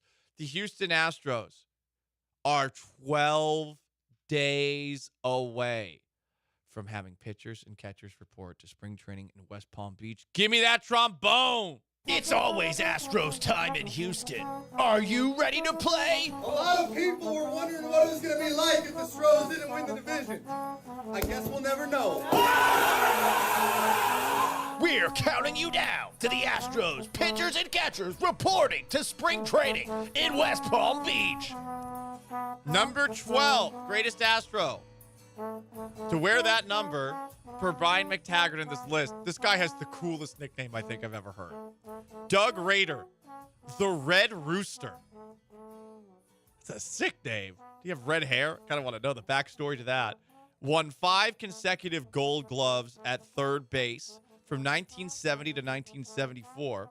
And he was the second person to hit an upper decker homer in the Astrodome in 1970. That's a great nickname. Sean, you made a face when I said the Red Rooster. What's wrong with the Red Rooster? It's a fine nickname, but fine. It's more than fine. That's a great nickname. I don't know. Are roosters that cool? Yeah. Okay. They wake everybody up in the morning. They have lots of sex. People love being woken up in the morning. Well, hey, someone's got to do it. Someone's got to do it. Just one of the best nicknames ever. I love it. It's a good nickname at Astros No, history. it's a good nickname. Also, more like Red Rooster, more like Red Rifle BB gun. Am I right? Hell yeah. Right, folks? Hell yeah, J.J. Watt. You tell him. Well, speaking of Astros with nicknames, Martin Maldonado was known by some as Machete. That's a better nickname than Red Rooster. I like the Red Rooster a little bit better. I don't like violence, Sean. I don't. Chandler Rome put out a piece in The Athletic. The headline, Astros lost 3 of their biggest leaders. Who will step up in their absence? Not going to lie, I was surprised by this passage, especially having seen that Hector Neris left the Astros for not a ton of money. Multiple people in and around the Astros clubhouse last season pointed to Hector Neris, Martin Maldonado, and Michael Brantley as the team's most impactful leaders. And now, all 3 of those guys are gone. So I suppose it falls to Alex Bregman, Jose Altuve, Justin Verlander, Lance McCullers Jr. as the next man up in that capacity. I suppose it could be Kyle Tucker, but another contract year? I don't know about that. I suppose it could be Altuve, but Altuve, Jordan, they've never really been the outspoken guy. I don't know that you necessarily need an outspoken person to be your leader, but it certainly helps. Is Yainer Diaz going to be looked at that? Definitely a lot more responsibility for him than we probably are going to admit going into the year. very easy while watching a baseball game to get mad at a pitcher for location selection, pitch selection, when sometimes it's the catcher who's making the calls there. And for all of his faults at the plate, Martin Maldonado was awesome at that. So this is going to be interesting. I wonder who the next person up is. I don't know that this is a massive problem, but I was surprised to see Bert Chandler. A lot of people were pointing to those three, Hector Neris, Martin Maldonado, and Michael Brantley, as the guys that people spoke to in the locker room. We knew that Brantley was that. We knew that Maldonado was that. I did not think Neris would be that, and all of them are now gone. Yeah, I do wonder. I mean, it's funny. Let's just fast forward a year. We'll be talking about this guy probably leaving, but Alex Bregman. Yep, he's one of them. He would be one of them. And then other than that, yeah, it gets pretty quick to maybe Jeremy Pena steps up. Jeremy Pena doesn't seem like the guy that's going to be the outspoken leader based off of every single time we've heard him speak, right? Does feel like who's the natural person to slide in here? Probably the guy who was hosting the Houston Sports Awards last night, Lance McCullers, who was making jokes about not pitching and not playing. I got to say, shout out to making fun of yourself. I'm a big fan of that. I thought Lance did a pretty good job hosting. That is, not a lot of athletes would get up there and do that. Not just like host or do the emceeing of it, but also like make jokes at his own expense, especially like very pointed ones at his expense. Like that is the criticism of Lance McCullers. I thought it was pretty damn funny. He could have gone probably a little bit further, like saying like, man, people think I'm stealing from the Houston Astros. And yeah, I kind of am. But that was pretty funny to see. But yeah, he's just one of the more outspoken players on the team. I guess Bregman also qualifies, but yeah, what if he's gone next year too? Look, their clubhouse is fine. McCormick. This is Chaz McCormick. That's not going to happen. Their clubhouse is fine. Like, this isn't a serious issue, but it is surprising to note that those are three guys who returned to last year. And I guess I'm curious as to who the next person up is. That's been the thing with the Astros. There's always been a next person up on that front. And this clubhouse is about as close as you'll see in baseball, a sport where there are so many people from different cultures and different backgrounds that are with one another in clubhouses, from Korea to Japan to all the South American and Caribbean countries. And it's difficult to get everybody on the same page in a sport where everyone's hanging out with each other for basically 5-6 months at a time. Yeah, like you said, it's something where you're not worried about. I mean, we talked about it, and Jeremy made it a bit about Carlos Correa's mound visits, but that was an actual thing that offseason after Correa left, where Pena was going to replace him, and it was not just about his production. It was also about, the leader, being the leader of the team, and who's going to step up. And I guess it was Hector Neris that stepped up. Yeah. against was he yelling slurs like he did to Julio Rodriguez? Yeah, so that is interesting, and like you said, I'm not worried about it, but it is something to it's hard to see who kind of steps in and fills that gap. Maybe someone doesn't change who they are, but develops as a person, like has to develop into a leader, Okay. Because not everyone's just like, plop, I'm a leader now. Like it takes some. Brock Osweiler was when he was the starting quarterback of the Houston Texans. He read a lot of books about it. He read books about being a leader. Yes. In the National Football League, make sure that you think about what you're saying and use as a filibuster in the National Football League before thinking of something like every interception has a story to say. Anyway, Paul Gallant Show, ESPN 97.5 and 92.5. Is that going to be a problem for the Astros? The lack of a vocal leader? I feel like it is. 713-780-3776 to call in. To text in as well. You can join us on our YouTube channel at ESPN Houston or on Twitch. Up next, CJ Stroud is officially a Pro Bowler. But holy crap, has the Pro Bowl gone south? Oh, man. You'll find out why next. Paul Gallant Show. Stick around.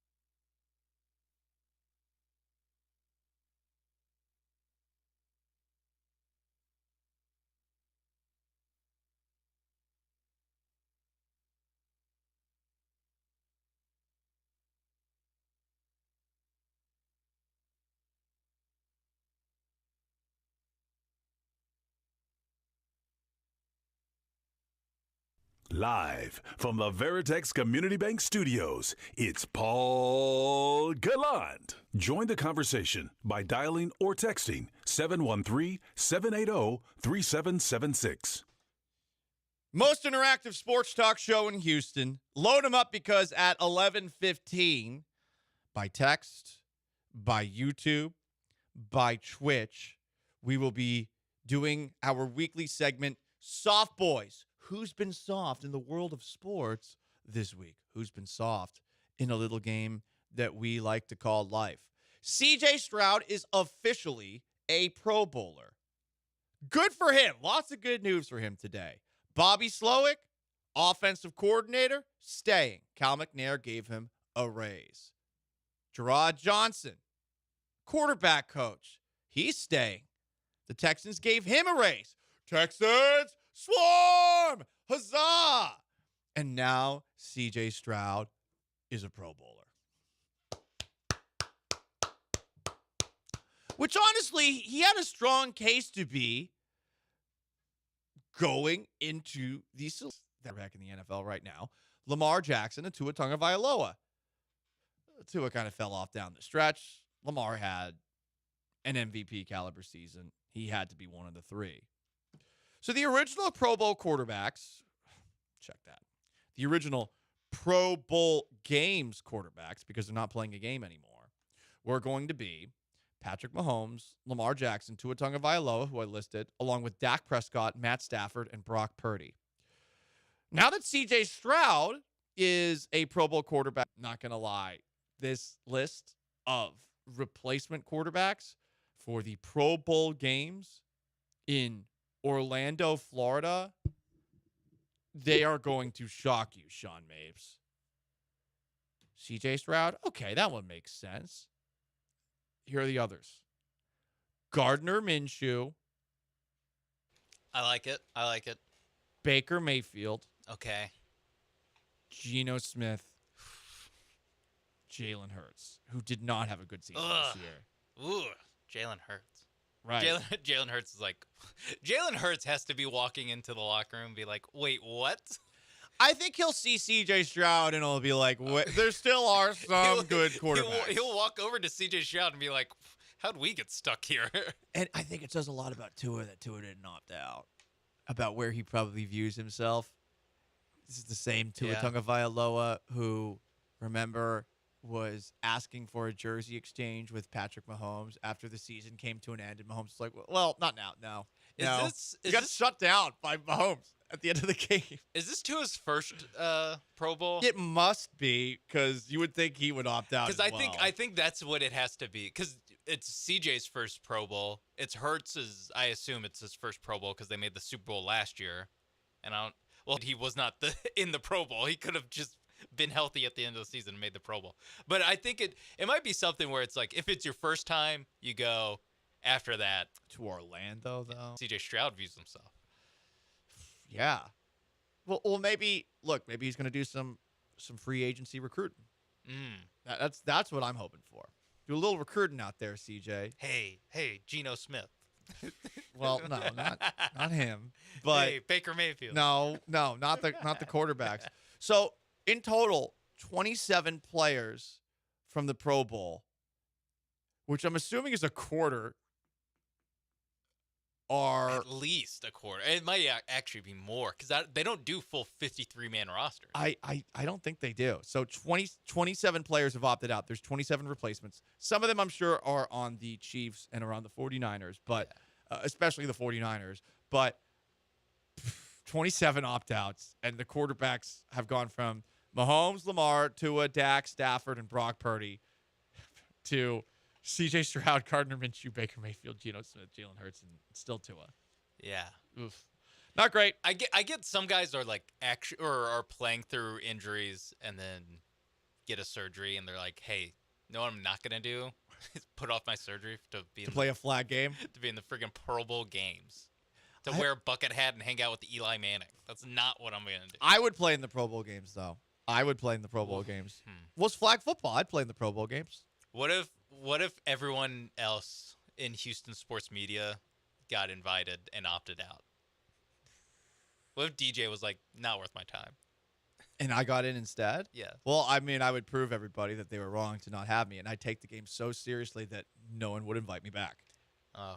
Because that would be really funny if there's one person who takes the Pro Bowl games way too seriously. I shouldn't have been and he's like in the flag football game. Yeah. Just knocking people's heads off. I kind of hope that happens, to be perfectly honest. I hope that somebody who was an alternate goes out there and he's like, I'm going to kill everybody. Blake Cashman's like, yeah, you're going to learn my name. And NFL. whoever it is, I want the Texans to sign that guy. If whoever takes the Pro Bowl games the most seriously, some people are at the Senior Bowl right now, scouting the Senior Bowl. I want whoever takes the flag football game the most seriously, because that person is my spirit animal. Wait, who invited Kareem Jackson? Oh, no. Kareem Jackson's out there killing people. Help! Kareem Jackson spearing somebody while playing flag football. He goes Sean Taylor, R.I.P. on a punter.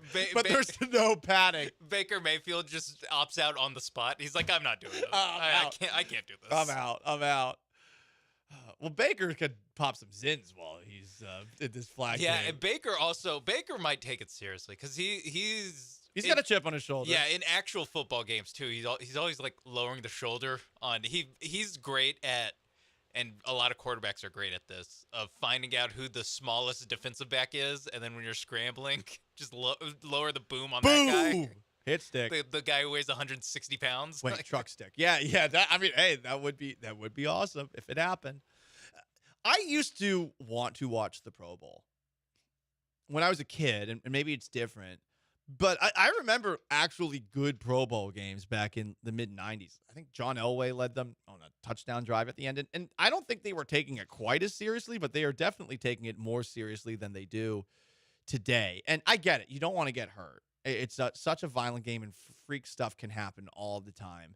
But it used to be better, and now it's just the Pro Bowl games. I mean, how could you even take it seriously anymore? So I will not be watching a second of this. I haven't watched the Pro Bowl in a couple of years. I mean, I've basically made it a point that going forward, even if the Texans were in the Super Bowl, I'm going to have myself a fun weekend the weekend of the Pro Bowl games, and I'm not going to pay any attention to football. Yeah, I don't even know the last Pro Bowl I watched. Like, I don't either. We are easily over 10 years of last Pro Bowl. Well over 10 years. Honestly, I'm not sure I've watched a Pro Bowl since maybe 2003, 2004. Because I used to want to see the Patriots in the game. I think when Brady first got elected to a Pro Bowl, so after the 01-02 season, I was like, I want to see him in the Pro Bowl. Hell yeah. So I watched that game because the Patriots were the defending Super Bowl champions, and I was like, more Patriots. Rah! Yeah. And so it was after the Super Bowl. And then. the Patriots had to defend their title in the Pro Bowl. Oh, yeah. Hell yeah. The AFC has to win. Right. So Ty Law was taking people out. It was great. Like, he was Kareem Jackson. All right. It's the Paul Gallant Show, ESPN 97.5 and 92.5. C.J. Stroud did win some awards last night, by the way, at the Houston Sports Awards, which were very fun. He won Athlete of the Year. He won Newcomer of the Year. And he was part of the best moment of the year, which was the Texans draft night moves. I got to say, the Altuve home run was better than the Texans draft night moves, and that wasn't even nominated. The Game 5 homer against the Rangers, maybe it's because the series ended with 2 L's after that, but nothing this past year topped the Altuve home run. We were all at East River 9 watching it together. I mean, that was an effing party. We're going to be having a party, by the way, at Warehouse Live for the Super Bowl. This is a late organized event, but I will be out there. I know John Granado is going to be out there. I think Lance is going to be out there. Dell's going to be out there. Sean, you going to be out there? Super Bowl party? Want to do a little Super Bowl shuffle? I feel like I have to. Well, listen, I'm not forcing you here. No, because you dropped the Dell's going to show up. Dell's going to be there. By the way, have to go. I'm Are you skeptical? He might opt out. He might treat this like the Pro Bowl. Who would replace Dell if he were to opt out of the ESPN 97.5 and 92.5 Super Bowl watching party? Probably me, right? That's how it works on the air. No. I mean, we're talking about the reserves here. Who's the Geno Smith of ESPN 97.5? Would it be BMAC? No.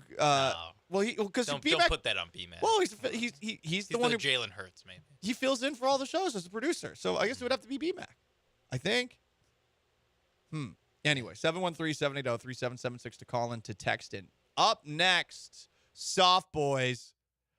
There's been a lot of soft in the world of sports over the past week, including a sign-stealing scandal in a sport that I did not know it was possible to happen, and another sign scandal about the worst thing you can do with your hands in the state of Texas. It's the Paul Gallant Show. Stick around.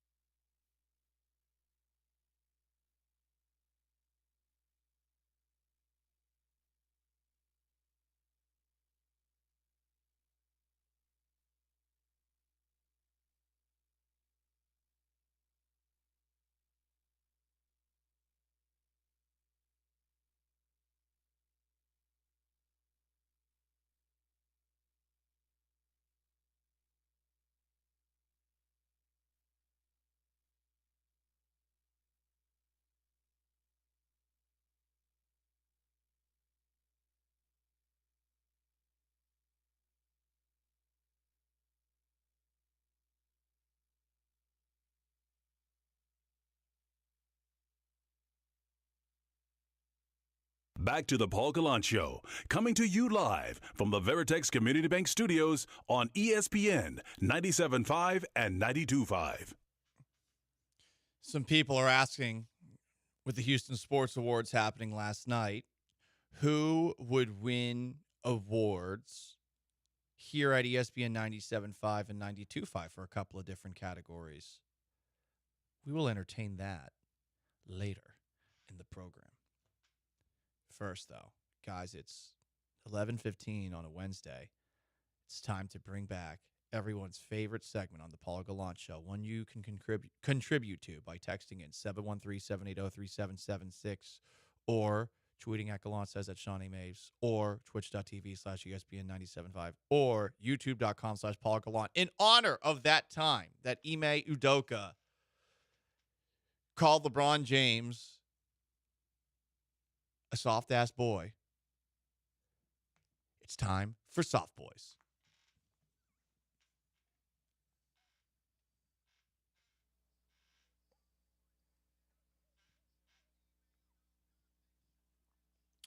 We start off in the world of college basketball, where once again we have a horns down scandal.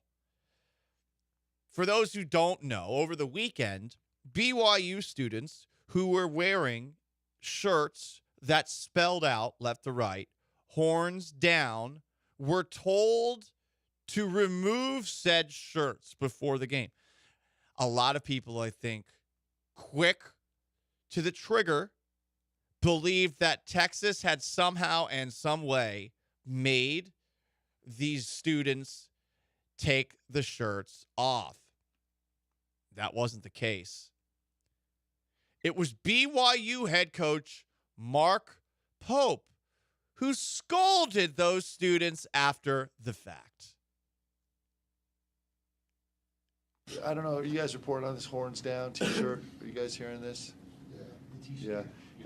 And just to know from our student, they were taken off before the game started, right? And from the Rock and from our players and from our student body, that's just not us. That's not how we roll. And it was just a miscalculation on just a couple eager kids. Eager? No, these kids were doing something that I think everyone should join in on, because there is a weird sensitivity, not from many Texas Longhorn fans, but from enough Texas Longhorn fans, where it's funny. It's funny trolling. It is legitimately just an upside-down hand gesture. They're not making the Crips or Bloods gang signs or any of the many gang signs that I guess are out there. They're just doing a horns down, Thank you for Mates. being inclusive on all the gang signs. All the gang signs out there. If I didn't mention your gang by name, just know that Don't kill me. That was not intentional. There wasn't a slight. Yeah. All gangs matter. Side horns down. Like you mentioned, if there are Texas fans that are upset at horns down, soft boy. You are a soft boy. And just know eternally, you even if we don't say it by name, every soft boy is directed at you. You're number one. This has been in, I feel like, almost every other edition of Soft Boys. We're talking about horns down. I mean, because last week was Rodney Terry. Correct. Yeah. Who also was a soft boy there. So the BYU basketball coach is number one. Number two, I feel for him because he did seem like a nice guy, but it was very clear last year that Steven Silas was not the guy for the Houston Rockets. Kenyon Martin, whose son used to play for the Houston Rockets, Kenyon Martin, who played in the NBA for a while, was on Gilbert Arenas' podcast and had this to say about the difference between the Ime Udoka era and the Steven Silas era. There was no respect for Silas. Yeah. What I saw, right? A lot of talent, but there was no, so it's just hard to coach that when you don't have the locker room. And I think Ime would have came in, he would have demanded that, and certain guys wouldn't have been able to play for him. 100% true on that front. But I do think that guys are learning to play for a much more intense coach in Ime Udoka, and that's been the nice development this year. It is a stark difference from Silas, who seemed to be too nice. And I hate to say that somebody who is a human being can be too nice, but when you're a coach, you can't be too nice. The best coaches in the world are generally people who are going to really hit you when you screw up. Kelvin Sampson with the Houston Cougars would be probably the best example of that in Houston before Ime Udoka's arrival. Yeah, I mean, it has to be like a two-way street of respect. You have to respect the players, but also the players have to respect you. Yeah. And so if you can't get that. Also, I thought it was funny later in the clip, because it goes on for a while, but later in the clip, they go like, I'm not saying these guys are troublemakers. There were troublemakers on last year's team, and then they could go, well, there was one troublemaker on last year. Kevin Porter Jr. That's what Kenyon Martin Sr. said. He was like, well, there's one troublemaker. And so that is the funny thing, is that we go like, these guys, there's guys on last year's team that couldn't play on this year's team. It's like, well, all the first-round picks are still on this year's team and are excelling. So right, that's true. Okay, so Ty Washington and Usman Garuba might not have been able to cut it. Cut it. Not the Ime Udoka era. Yeah. I will say, too, Silas deserves most of the blame for this because he couldn't make it work. But Rafael Stone deserves some blame in this as well with the kid glove treatment that they had of Kevin Porter Jr.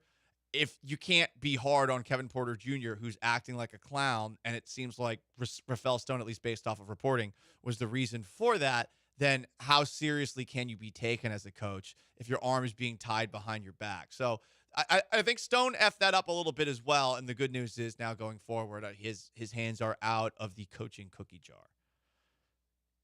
Continuing, soft boys. Adam Silver, a little soft here. He was doing a interview with Kevin Garnett, and Garnett asked him about the uptick in scoring in the NBA this year, if there could be a return of the hand check. Here is what Adam Silver had to say. It de-emphasized the particular skill a player had and maybe weighted too heavily physicality, where a big, strong player could come in and prevent a incredibly skilled player from doing those kinds of things.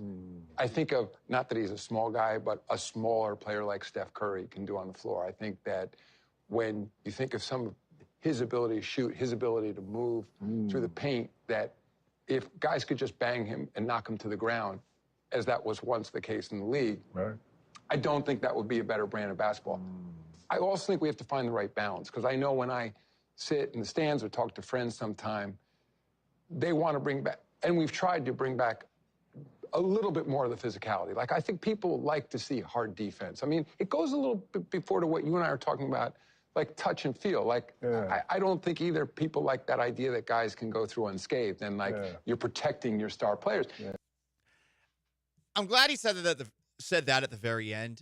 Look, I agree that some of the defense from back in the day was a little bit overrated, its impact on it. But there's also an element of, because you have catered to protecting players as much as you have, a flopping epidemic has been the byproduct. Players are going to look for any way that they possibly can to game the system in a way that's favorable for them. James Harden took it to a new art form, practically, and you see other guys following in his wake, specifically in Atlanta. Damn, his name is Trae Young. Trae Young. Thanks, Sean.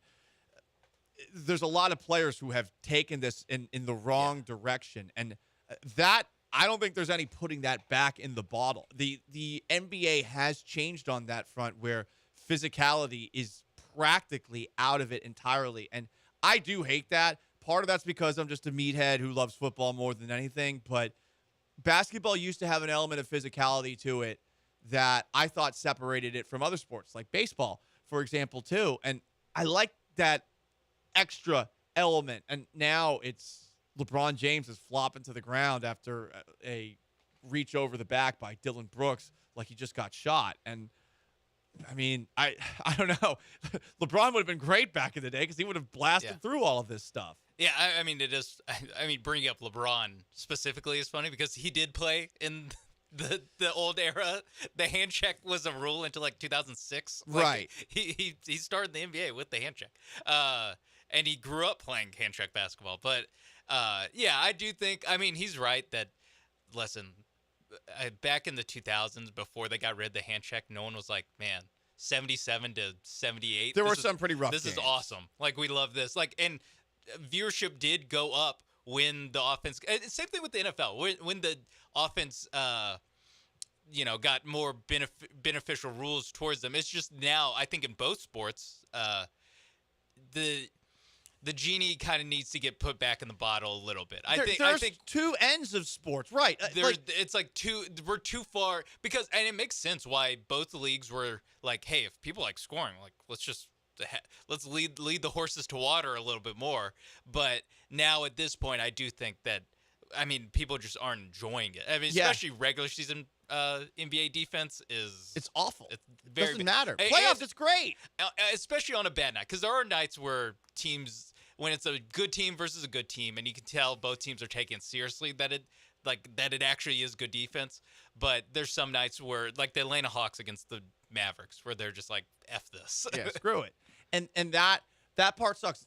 There's two things you're supposed to do in playing basketball. I also don't think that the AAU culture helps, because I think everyone knows that, hey, I am going to make a career in this league by being an elite scorer. So everyone has the ability to put up buckets, but it would be nice to occasionally see someone who's, how about borderline competent defensively, who's one of those specialist players. But we don't have that as much these days.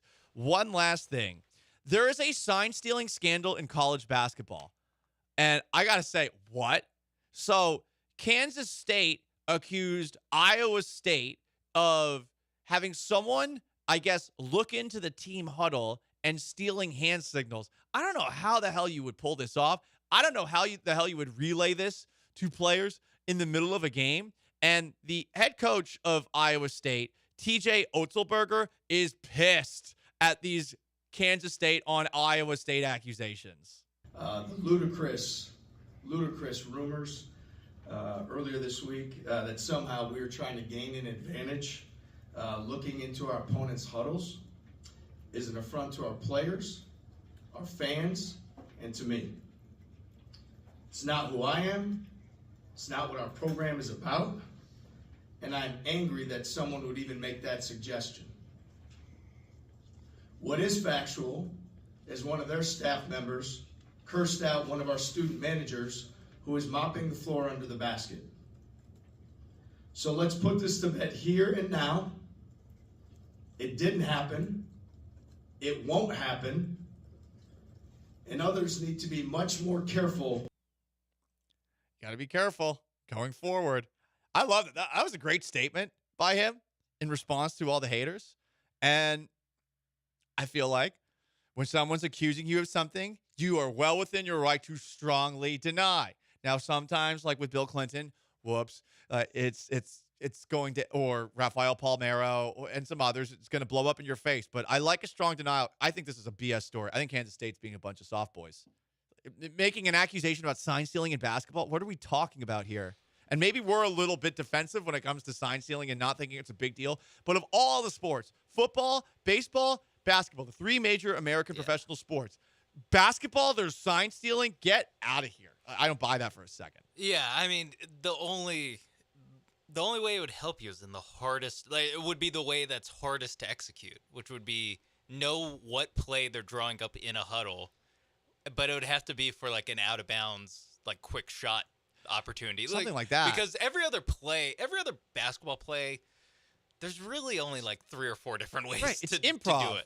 Yeah, well, even if you come up with a play, like there's just certain screening actions that are, and there's 5 of them. And it's going to be one of the 5. And it's a lot of it's just how many screeners will there be and what's the angle of it is really most of it. So stealing that, I don't know. Maybe the hand signals, because you could, like, if the coach is signaling to the point guard what play to run, because that still happens too much in college basketball.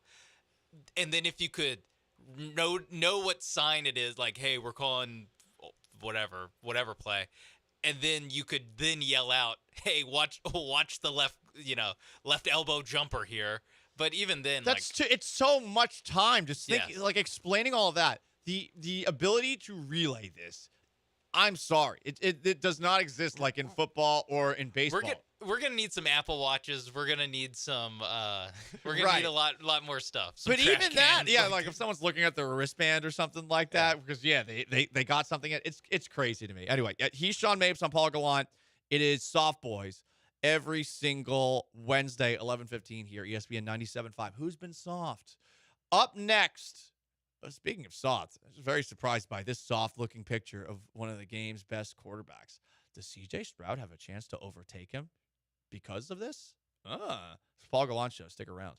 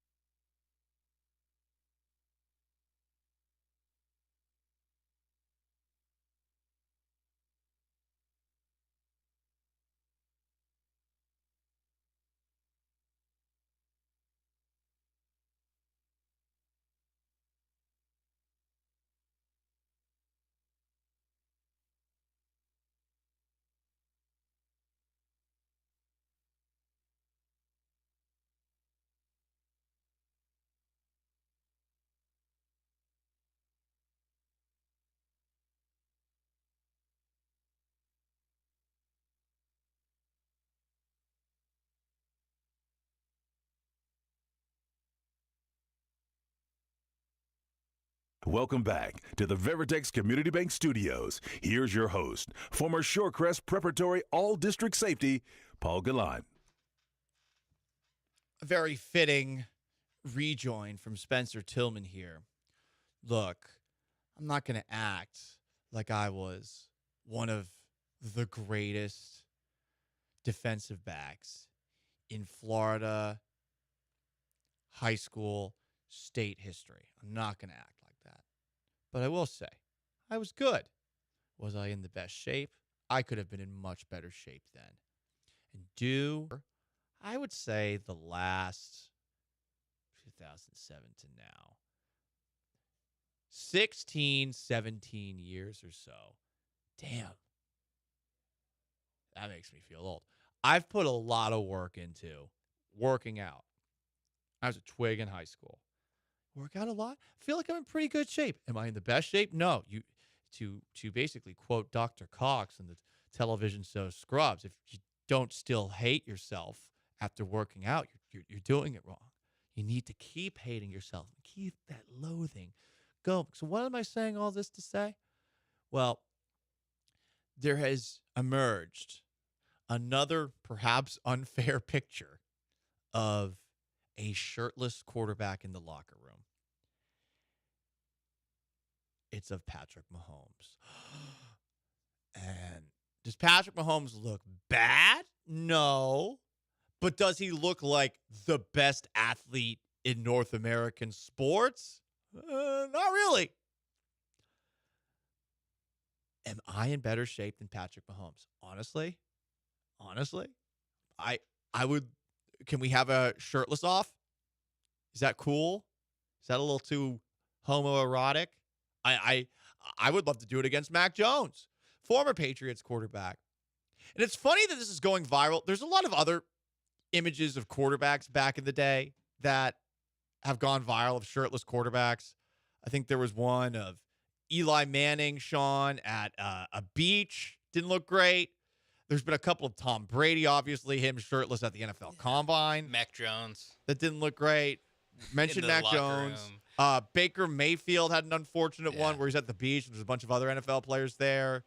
There's been a lot. There's been a lot of guys, quarterbacks in the NFL, who have not looked ripped shirtless. You used to see it back in the day all the time when guys didn't really care as much. Like that's old pictures of Kenny Stabler, for example. Yeah, even Eli Manning. It was just like, yeah. I mean, he looks goofy because Eli Manning just looks goofy as a guy, and it makes sense. That's what he looks like shirtless. But it's not like people are like, and that's why Peyton's better because he's ripped. Exactly. That it's the funny thing about this. Being in the best shape possible in sports, real talk here, does not actually work out all the time. Yeah. Dwayne Brown, Houston Texans tackle, came into the 2013 season in the best shape of his life. Like he was. He looked absolutely yoked, and he sucked that season. That was his worst year, I think, in the league. And, I mean, this is a guy who was one of the best tackles in the NFL when he was with the Texans. Definitely like top 10 at the very least. And he comes into the season 1 year, and he's looking a lot better. And he wasn't the main reason for the Texans' collapse, but it was a collapse that season. I'll point to another guy. Do you guys remember Rob Johnson? I used to hear stories about Rob Johnson, who was a quarterback at USC, but also a quarterback at for the Buffalo Bills as well, the Jacksonville Jaguars too. And from what I understand about Rob Johnson was shredded, like absolutely shredded. And you'll note that the guy was injured a lot over the course of his career. So there's not really a link between being shredded in the NFL and being good. Hell, you could argue there's not really a link between being shredded in the NBA and being a successful player. Look at James Harden. But it is interesting that there are a lot of players who we think are like the peak athletes in their respective sports. And then you see the actual machine, if you will. And you're like, oh, this looks like a used Toyota Corolla from 2008. What are we doing here? Yeah, especially the six-pack when it comes to Patrick Mahomes. Because, like, no one was expecting him to be absolutely shredded. I Right. feel like so. But it's funny because I think we look at Sean quarterbacks the same way we look at movie stars and actors, and we're expecting them to look like that. And those people, I mean, they're on all the steroids possible. I should probably start doing them, honestly, if I want to, start looking like some of these people and start my OnlyFans on the side, which some people listening to the show have suggested. What? Just trying to make money. Just trying I'm to make sure money. you'd make some money, but Shirtless hot takes from Paul Gallant. I feel like even the movie star thing with the superhero movies, like now it's to another level. Where before, oh yeah, you're before it wasn't like, I don't know, like Robert De Niro wasn't exactly like shredded in all of his movies. He just looked like a normal guy. Like he was in good shape. Right. He looked like a normal guy. But now whoever the Robert De Niro now is would have to have an 8-pack. You're right. Remember there was a picture, I think, of Zac Efron. And it was like, Zac Efron has a dad bod. And it's like, what? Because he didn't shave his chest? Yeah. Like he had like a 20-pack. What are you talking about? You caught him, again, with a 20-pack, but just like on an exhale I remember- something? I saw that headline and I wanted to kill myself. I was like, are you serious? Like, that's a dad bod now? I'm effed. I'm never going to get married. Yeah, If that's a dad bod? Jesus. Literally Zac Efron. Right. Literally Zac Efron. Everyone's like one of those shredded people in Hollywood regularly. Some people are commenting. Baseball in particular is interesting. Look at Babe Ruth's fat ass from the 832. I mean, that's 100 years ago. True, but he was. They didn't invent lifting weights. Yeah, that's true. They thought you could lift too many weights, and I don't know. Maybe that was true. They're clearly in better shape athletes these days than they were back then. But yeah, that guy was going to town on hot dogs and the trains and just drinking whiskey after every single game. Not only was he not working out, he was like actively doing what you and I should not do to perform at our jobs. Yeah, exactly. I'm trying to think of some other ones. Obviously, Bartolo Colon comes to mind. Yeah. There's been a lot of Big hefty Papi. pitchers. David Ortiz, Pablo Sandoval. Yeah, broke his belt swinging at a ball one time. Eddie Lacy, lover of China food. Yeah. Not necessarily the most yoked person out there. Eddie Lacy was, he like actually got like shamed too, because like he would show up like fat and people would be like, oh my God, this guy, like, why are you giving him the ball? And he's like a pretty good running back. Yeah. But he was just fat. And so, but like Jerome Bettis got to skate. It was a lovable thing about Jerome Bettis. He was the bus. That was his nickname. Yeah, Eddie Lacy should have come up with a semi. We also shouldn't have tweeted out China food at one time. Yeah, that's everyone. I mean, he never gets here's the end of that. Yeah, you can't tweet about how much you love food. And then someone commented Jason Momoa in Hollywood doesn't exactly have the best bod. That is true, but his hair and his face are so distracting. You're never gonna look down because he looks so damn scary, like and intimidating. So that's a fair one to bring up. But for the most part, people. I also feel like he can tighten it up enough to be Aquaman. I think like James Harden, his lifestyle, he can let go of the rope. Let's be honest, though, Sean. I mean, in all the DC movies, it's like 100% CGI. Yeah. Not even good at, so they just CGI him some abs. Right? Like Henry Cavill had a mustache playing Superman that they went out and took off the mustache so he was clean shaven. Just as a side note to wrap all this up, DC CGI is some of the worst CGI that we've ever seen. It's like that. I'm trying to think of worse CGI. The first Mummy movie with the Scorpion King, where he looked like he was made in PlayStation. It's insane. Jurassic Park from 1994 looks better than some of these DC comic movies that have come out. Sean Mapes behind the glass. I'm Paul Gallant. It's the Paul Gallant Show. ESPN 97.5 and 92.5. You want to jump in? 7-1. Up next, the Houston Sports Awards were last night. So you guys get to just throw out a topic for ESPN 97.5, very specific awards, and I'll give them out as we wrap things up. And we got to talk more about Dave Canales and his swinging ways. Paul Gallant Show, stick around.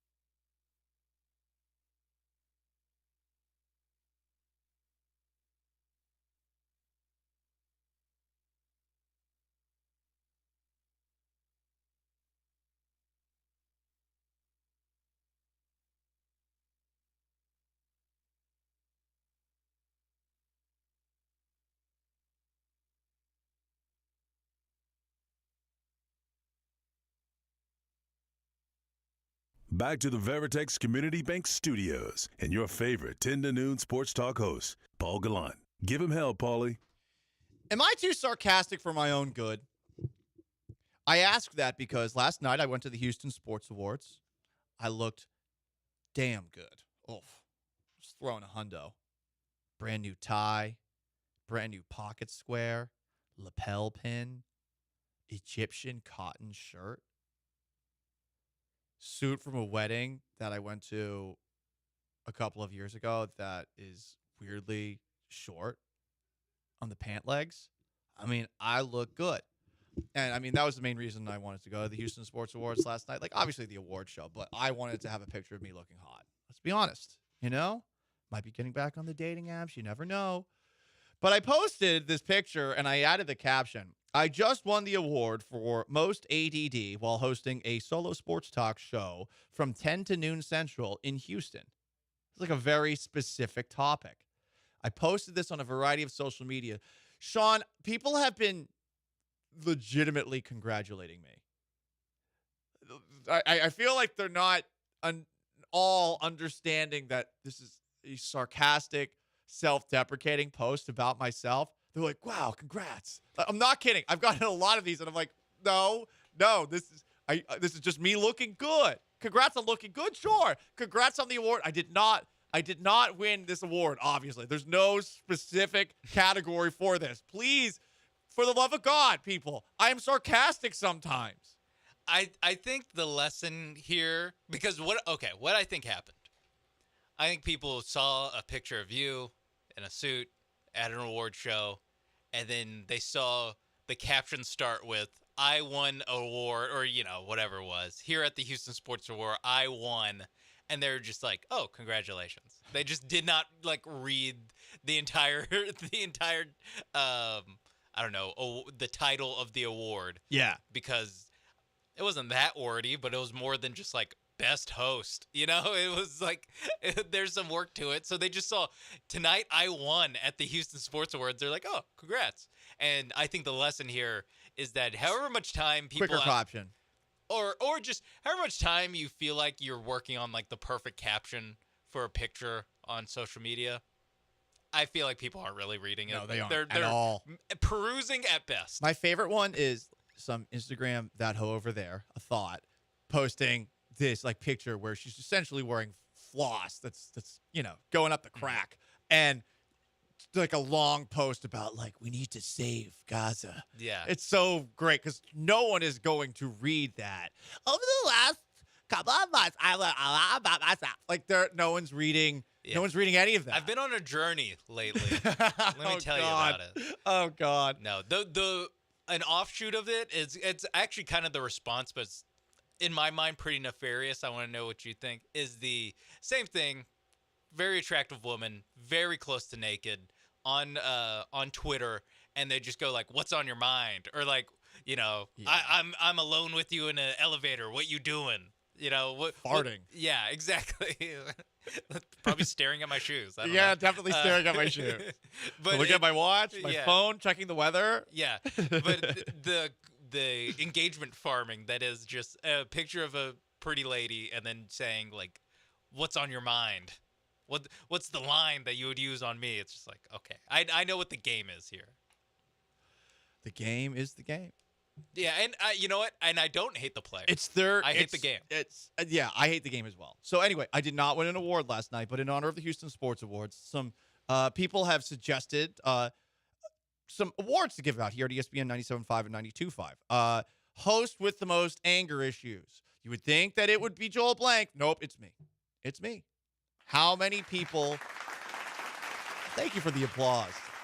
I'd like to thank the United States Postal Service for giving me absolute hell the last couple of days. My neighbors downstairs have just heard me yelling at the robo thing because I'm trying to get to the customer service. I'm just yelling, agent, you bleeping C word, agent. Because it's the robot. It's the stupid robot voice. Host with the smallest hands award. Let me think. Definitely Dell. Dell has small hands, I think. I don't know what I base that off of. I'm just throwing that out there. I know. Because here's why he has the smallest hands. Because clearly, based off of them stealing my entire show rundown for the 9:30 segment, he had the least amount of hands in the bench this morning on ESPN 97.5 and 92.5. I wish I had a boo button. Unfortunately, all I have is applause.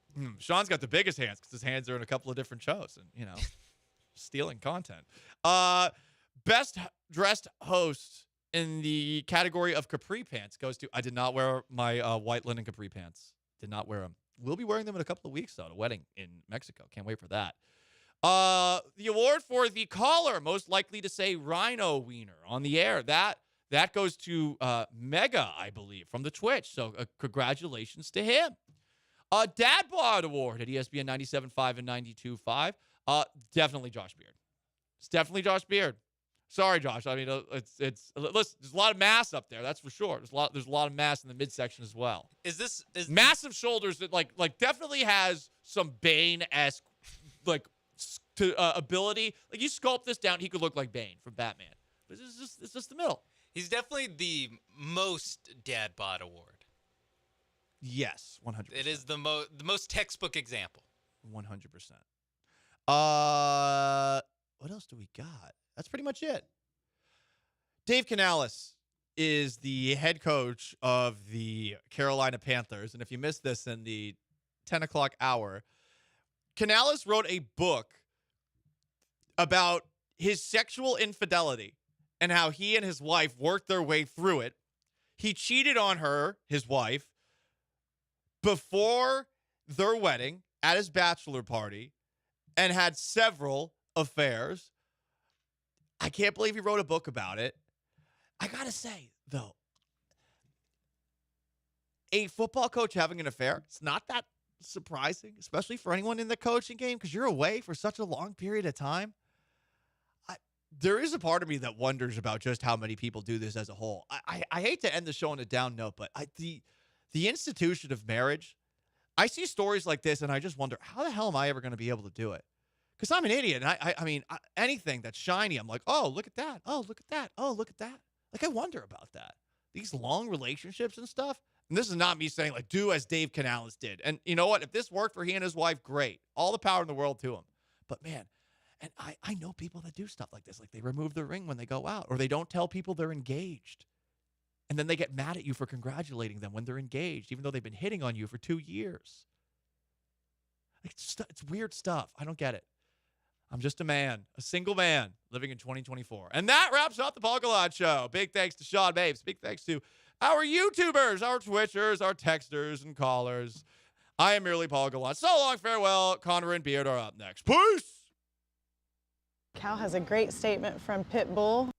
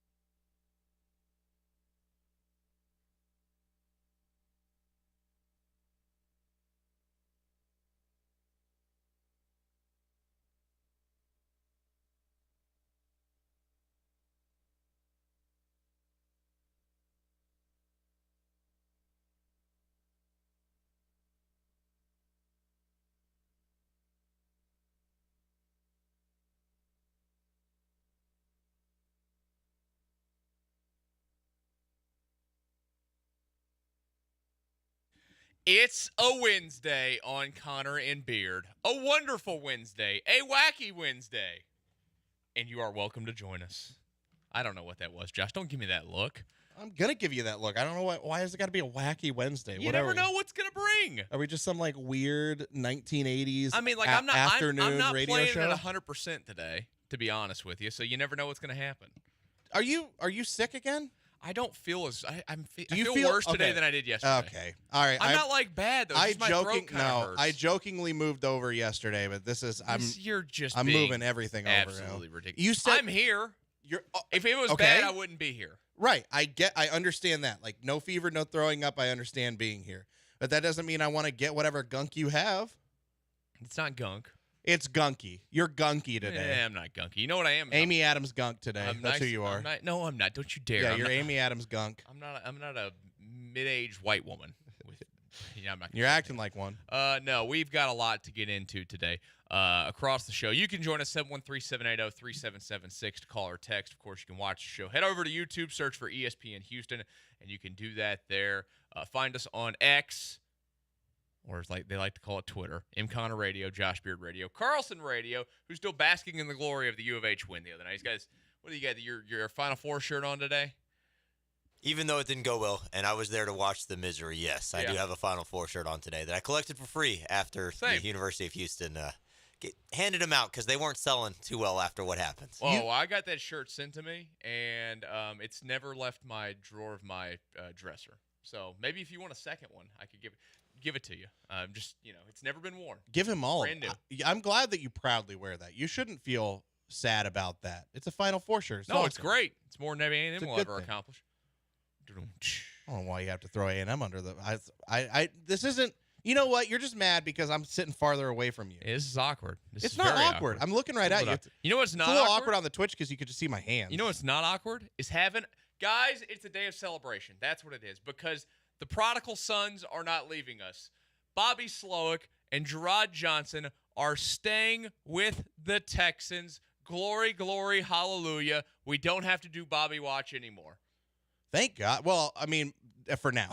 Yeah, for now. For Next now. year it could change. We have got a whole year of no Bobby Watch, which makes me a little bit sad. I'm a little bit sad about no Bobby Watch. Why is that? So I think for one final time, we should, until next year, we should archive the one thing that makes me excited about Bobby Watch every single time we do it. That sounded... Bobby Slowick, you did an interview.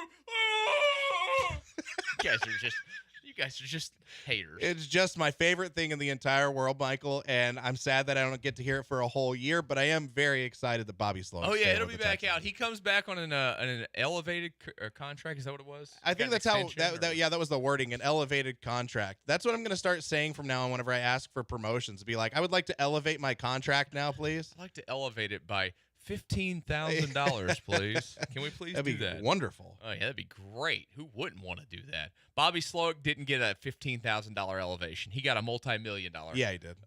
Elevation. He'll get a multi-million-dollar elevation when he gets a head coaching job at some point as well. But he's back. Gerard Johnson's back. Ian Rappaport yesterday of NFL Network confirming that big day for the Houston Texans with both of those guys staying.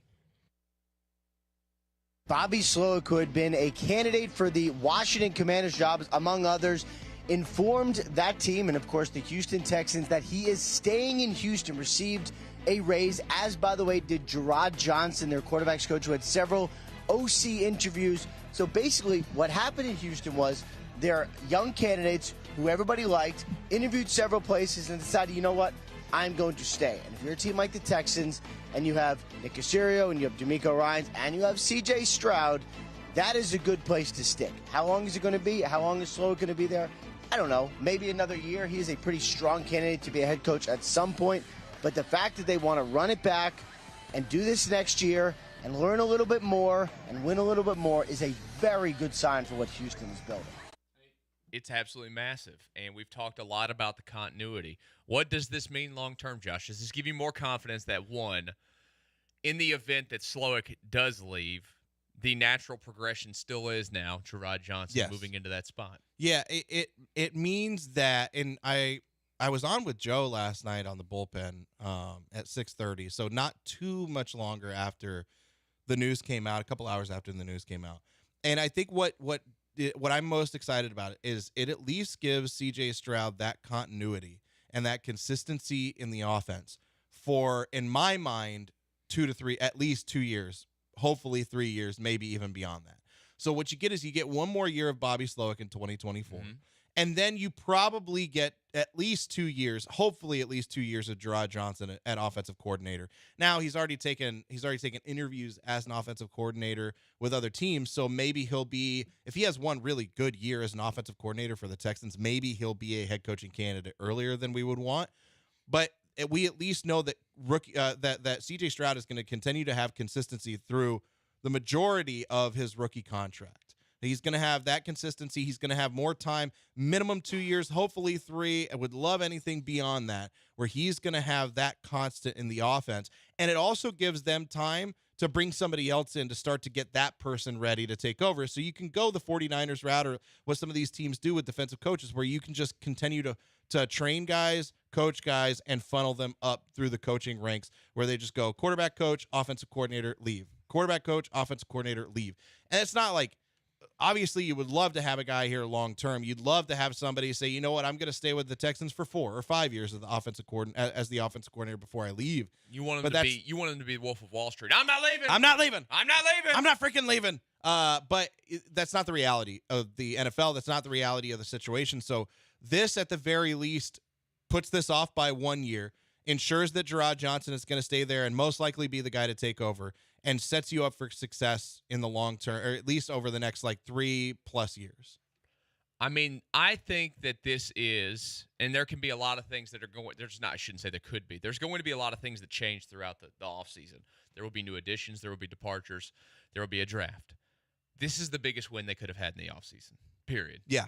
To have it for continuity for 2 years in a row, I just think is so very massive for C.J. Stroud.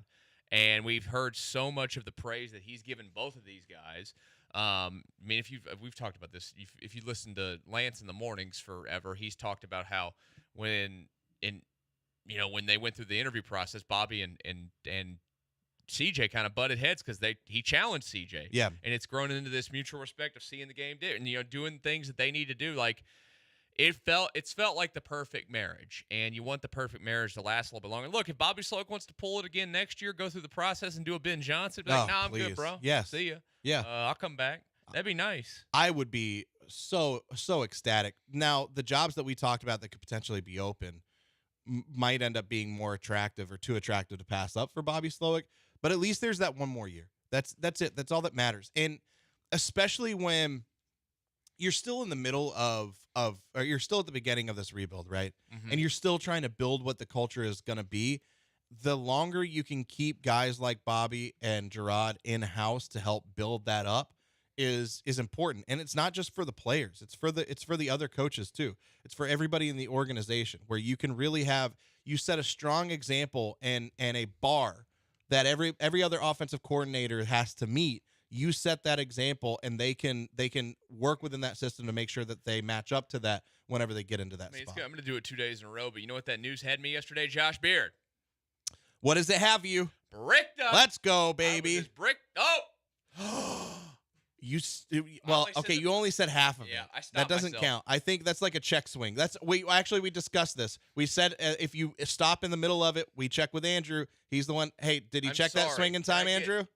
It's good news. It's exciting news. Okay. I'm not going to hold it against Michael for maybe starting to say it twice. Well, all I know is the elevation of Bobby Slowick and Gerard Johnson's contracts have me elevated right now. Oh, so yeah. very elevated. As elevated as you get. Yeah. I mean, so elevated. It's like Drake, we started from the bottom, now we're here. Yeah. Yeah, we're here.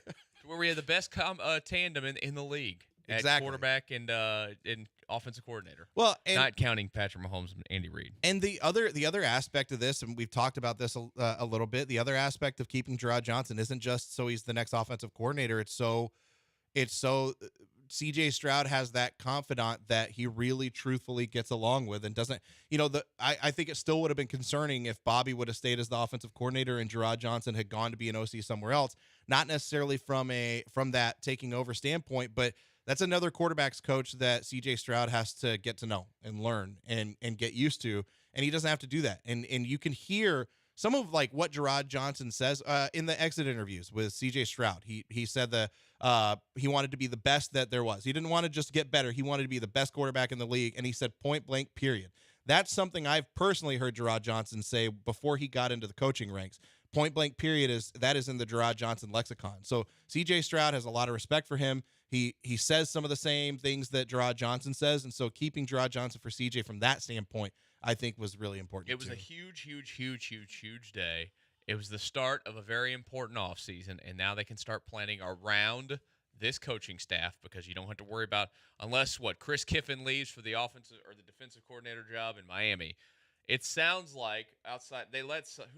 They let go of one of the coaches. But for the most part, the coaching staff is back in place for 2024 as it should be. Yeah. And you can start to build off of that. And you know what we can also build, Josh, as we move forward on this show? We are going to kill off something for the Texans, something that has been around and lingered for a very long time. When we get back here to Connor and Beard, that's exactly what we're going to do. We're going to kill something. You want to witness murder on the radio? Don't go anywhere because it's happening next.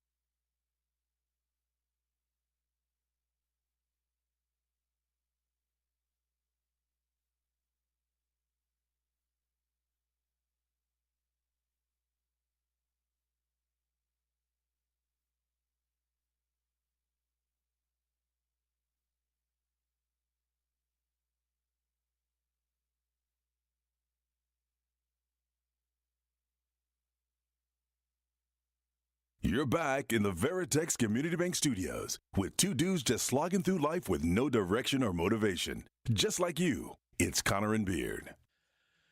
Connor and Beard rolling on here on a Wednesday. ESPN 97.5, 92.5. Not going to lie to you guys. I thought it was Thursday when I was driving in today. It's just kind of where my headspace is. I was like, yeah, you know what?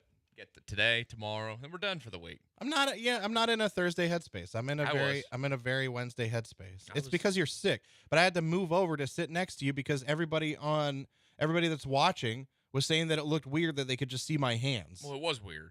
They said it was off-putting and off. So again, I want you guys to know how much I love you. I am sitting closer to the diseased person. Not diseased. That's the thing. Knowing how weak my immune system is, I'm sitting closer to him just for you guys. I mean, thank you for doing that. I sat next to you with the flu, so you didn't know that I had the flu. I didn't knew you even were have on any your deathbed, basically. You didn't. I was in a Spider-Man costume and nobody could see me. But you didn't sound good, so that's true. I didn't sound great. That's all I'm saying. Guys, it's time to kill something. I mentioned murder before the last time out. It's time to do a murder on the radio. Are you guys down with this? Killing off SOT. Do you know what I mean when we're saying SOT? State of Taro. Nope. State of Texas. Andrew, would State you of like Texas. to inform him what SOT is? Same old Texans. Oh, the same old Texans. Yeah, I want to kill that off. It's time to kill it. It doesn't exist anymore, guys. And you want to know why it doesn't exist? Because good things are happening. And we got more evidence again of that yesterday. Yeah. When your coordinator comes back, when your quarterback coach comes back, to be with your quarterback, who I have already put as the number 2 quarterback in the AFC after his first season in the NFL, who I shouldn't even say might be. He is without a doubt to me a top 5 quarterback in the league already. It is time to embrace what this is, and it's not the same old Texans. It's over. No. If I hear that phrase from anybody ever again, I'm going to come over to your house. I'm going to find the most annoying sound ever and blare it over speakers all night long. What would be the most annoying sound ever? Taylor Swift songs? Yeah. That's psychological warfare. Like when they waterboard people, isn't that one of the things they would do is blare music really loud? So I can neither confirm nor deny that there may be an experience in survival school when you're in captivity and you're in a very small confined box that they play different music and sounds over and over and over again for a 12+ hour period. Yeah, the Taylor Swift would be up there. Taylor Swift would definitely be up there. I think Taylor Swift, maybe the Young Joker that we listened to, Kadarius Toney's rap stuff. Mix that in there. I think that'd be Clay good. Walker's football time in Houston. But just the part where he says it's football time in Houston. But that over and over and over and over again.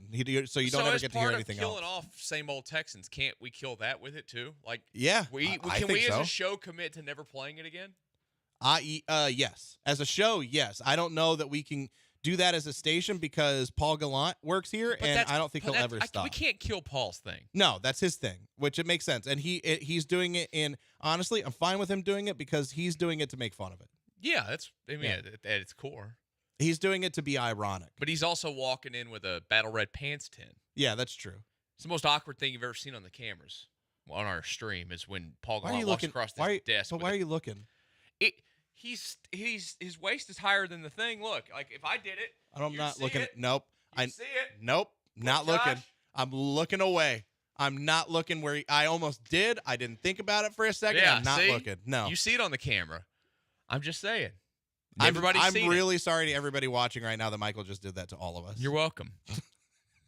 It's the best view you're gonna get all day. I probably just got our streams like. But yeah, we can kill that. Banned. It actually just went up. It went up to I think it went up by like 200%. If we're killing same old Texans, what else are we killing with it? Like, we're gonna what kill comes along with it. We definitely kill the Clay Walker song for sure. Yeah. I think that we could go ahead and kill and now I know this hasn't happened in a while, but we could just kill all Letterman jackets. Every Letterman jacket. There was like a Letterman existence. jacket return for fans this year, wasn't there? Like, what didn't they make like a Letterman? I saw a bunch of Did fans they wear Letterman jackets for fans? Well, I mean, I don't know. I'd go look at their website. I didn't even like my high school Letterman jacket, so I wouldn't. I never wear got that. one. You didn't get one? I didn't want one. Why? Just didn't want it. Ours was purple. Oh yeah, nah. Ours were black and red, so it at least looked cool, but meh. Don't care. So we can kill Letterman jackets. What else? What else could we kill? Can we kill running on first downs every single time, or is that that's? Nah, you gotta have some balance every once in a while. Yeah. You know, I like killing it, but I think that's something that you can't kill. You gotta kill. I think you gotta kill in the stadium where you yell, "Houston, Texas." No, don't kill that. first down. Oh, yeah, you can kill that. I thought you were about to say kill the swarm. That's part of the new thing. But did people actually yell swarm at all this year? Yeah, at the playoff game. At the playoff game, it was loud. At the Colts game, it started to. I was like, okay, there's something there. The Colts game, the second, the home game, first home game of the season. Sorry, no, there was the last home game of the season. The last home game of the season, it was there a little bit more. That's assume, right? Yeah. The second Titans game, it was there a little bit more. I was like, all right. But then the playoff game, it was loud. Like, it was very, very loud, and everybody was doing it. I'm like, okay, this might be something. So I don't want to kill that just yet. But that's not a same old Texans thing either. That's a current regime, new Texans thing. So that's another reason we can't kill it. Yeah, we can't. What we can't kill off is cow cooking burgers. No, that's become a new Texans cow thing. cooking burgers, holding up the H. That's a new Texans thing. He has to make sure he has. Is it a pinky ring he wears? Yeah. How does a man decide one day I'm going to wear a pinky ring? How do you, as a man, or like even the one on your like ring, your pointer finger? I think it's okay if you're Italian. I don't think it's. I think it's man okay. should only wear one ring. Pinky finger is your okay. wedding ring. I agree with that. That's it. That's all you need. Pinky finger is okay if you're Italian. Pointer finger. I was just in Italy. I don't remember seeing anybody wearing Italian. I'm not talking about Italian American. Okay, those Jersey guys. Yeah. Pointer finger is okay. Fake Italians. Pointer finger is okay if you're like from the northwest portion of the country or just the West Coast in general. I think pointer finger is okay. Anywhere else, it's not okay. If you're from anywhere else, it isn't okay. It's just a weird move. It is. I don't even wear. That's why I don't wear my Aggie ring, because I'm just not a big fan of wearing rings. You wore it to the Christmas party. I wear it whenever. Yeah, I wear it to things like that, like big events, or if I get dressed up. Andrew, do you have a U of H ring? I do not. Is that a thing at U of H? It is. It's not like a massive thing. It's not like the Aggie cult that Josh is a part of, where they have all these activities with their rings, and they have a massive amount of pride in wearing the rings and showing them off everywhere. It's not quite like that. We have one head coach opening left, guys. Yeah. In the NFL. Breaking news: the Seahawks have their man. Mike McDonald. All right. Is going to be the Seahawks next head coach. I maybe we could talk about this a little bit more in the roundup. I just don't know. I don't understand why there aren't more people being talked about for the Commander's job. And I don't know who it's going to be. The Commander's job is literally the Texans' job 2 years ago. Yeah. Nobody wants it. And that's not even necessary. It's not the same as it used to be, because the ownership, like if it was Dan Snyder, it'd really be Texans 2 years ago. At least now there's a new ownership group, but like you have no idea of how they're going to operate. Right. So there's that. There's a roster that, I mean, the defense, they traded away their best players. They got to rebuild the defense completely. They're in a division that's got, you make fun of the Cowboys all you want. The Cowboys are always pretty good for the most part. Yeah. The Eagles have been in multiple Super Bowls in recent years. Like the Giants, but whatever. I don't think there's any appeal to it. I really don't. I say that, and they could just be casting this huge net, which they've done clearly, and they're just going through the process. Watch all this, and they just end up with Bill Belichick. That'd be fine. I mean, it's not a bad move. Mike Vrabel is the guy that I think that they should probably be looking at now. To me, that's the obvious choice. I know you're going from defensive coach to defensive coach, but to me, that's the obvious choice. Vrabel screams recycled coach that is going to go in there and not have the level of success because there's not a quarterback, and he'll be out in 2 or 3 years. Yeah, unless they're drafting. I mean, what are they drafting second? They're drafting second. Like they have. I mean, there is. Congrats on taking Drake May, the next Mitch Trubisky. There is they don't have to take Drake May, and there is a world. There is a world where maybe just maybe, Caleb Williams doesn't go number 1 overall. He's going number 1. I don't know. I'm like 95% convinced that he is, but there's still a small percentage chance that the Bears just decide to stick with Fields, and Caleb Williams doesn't go number 1. I was reading a story from Pete Thamel today, and it's all the scouts and everybody across the league talking about Caleb Williams and what they think out of him. And there's not one single person that's convinced that the Bears won't take Caleb Williams. You know, because I mean, it comes back to the finances. From a financial decision, it makes way more sense to take Caleb Williams and reset your quarterback rookie contract window. You know what's awesome about this conversation that we're having about, what are the Commanders going to do? Oh, the job's open. Is it a good job? We're not having that conversation about the Texans because they're not the same old Texans. Because they're not the same old Texans. Full and circle moment. It is freaking beautiful. And I was ready to declare the same old Texans phrase being dead halfway through the season, right? Or at least in the back half of the season. But all they've done is continue to give us more and more and more and more evidence that this isn't the same old Texans. Not just from how the team performed, not just from C.J. Stroud, not just from DeMeco Ryans, but now you're seeing it from ownership. You're seeing it from Cal. He is willing to spend whatever it takes to make sure that this franchise is We got some successful. good killing things off. Ooh, did we? Yeah, just a few. One of them says to please kill the false starts. That'd be great. That'd be a great thing to kill off. I think from same you old would have Texans. to. I don't think you have to kill Laramie Tunsil. You could keep Laramie Tunsil alive, I think. It's crazy though. We bitch and moan about Larry Tunsil, and then Andrew, I think you pointed this out during the season, and then you just go watch other games. I'm starting to pay attention to it. Every single left tackle is false starts. It's across the league. And it was a Sewell the other day who was constantly freaking doing it. Yeah, it's literally just the standard now, and it's honestly, if it's just egregious enough to where the refs decide that they want to throw the flag on that play. Because if they wanted to call things by the book, there would be a false start on every single play. You're right. It's unbelievable. That Niners and Lions game was so bad. I mean, I found myself only paying attention to that when the snap started every single time. I'm like, oh my God, look how early they're starting the entire time. I think Laramie, if you go back and watch him compared to some of those guys, I think he's just starting a hair of a second earlier than some of those guys. Yeah. On where he's getting called. So I think it's a refinement thing for him. I think what you have to do is, and you go look at his too, and so many of them, you can't lean back. You just got to learn how to start your foot, where they don't notice the foot. He stays up, leans. Yeah, and when you watch Sewell, he stays upright. Yeah, it's just I'm blown away at how much it happens. So congratulations to same old Texans. You're officially dead. We pulled out the shovel. We've buried you. We've got a tombstone just like they did to the 2005 Astros. It says R.I.P. Same old Texans. Whatever 2002 through last year. Because it's a different day, Josh, and we have evidence of that now. It is officially dead. Hey, the Rockets, they'll be back in action here tonight, but we'll get into that game in just a little bit. A former Rockets dad went after the Rockets based off the past couple of years. We'll hear what he had to say when we return to Connor and Beard, ESPN 97.5, 92.5.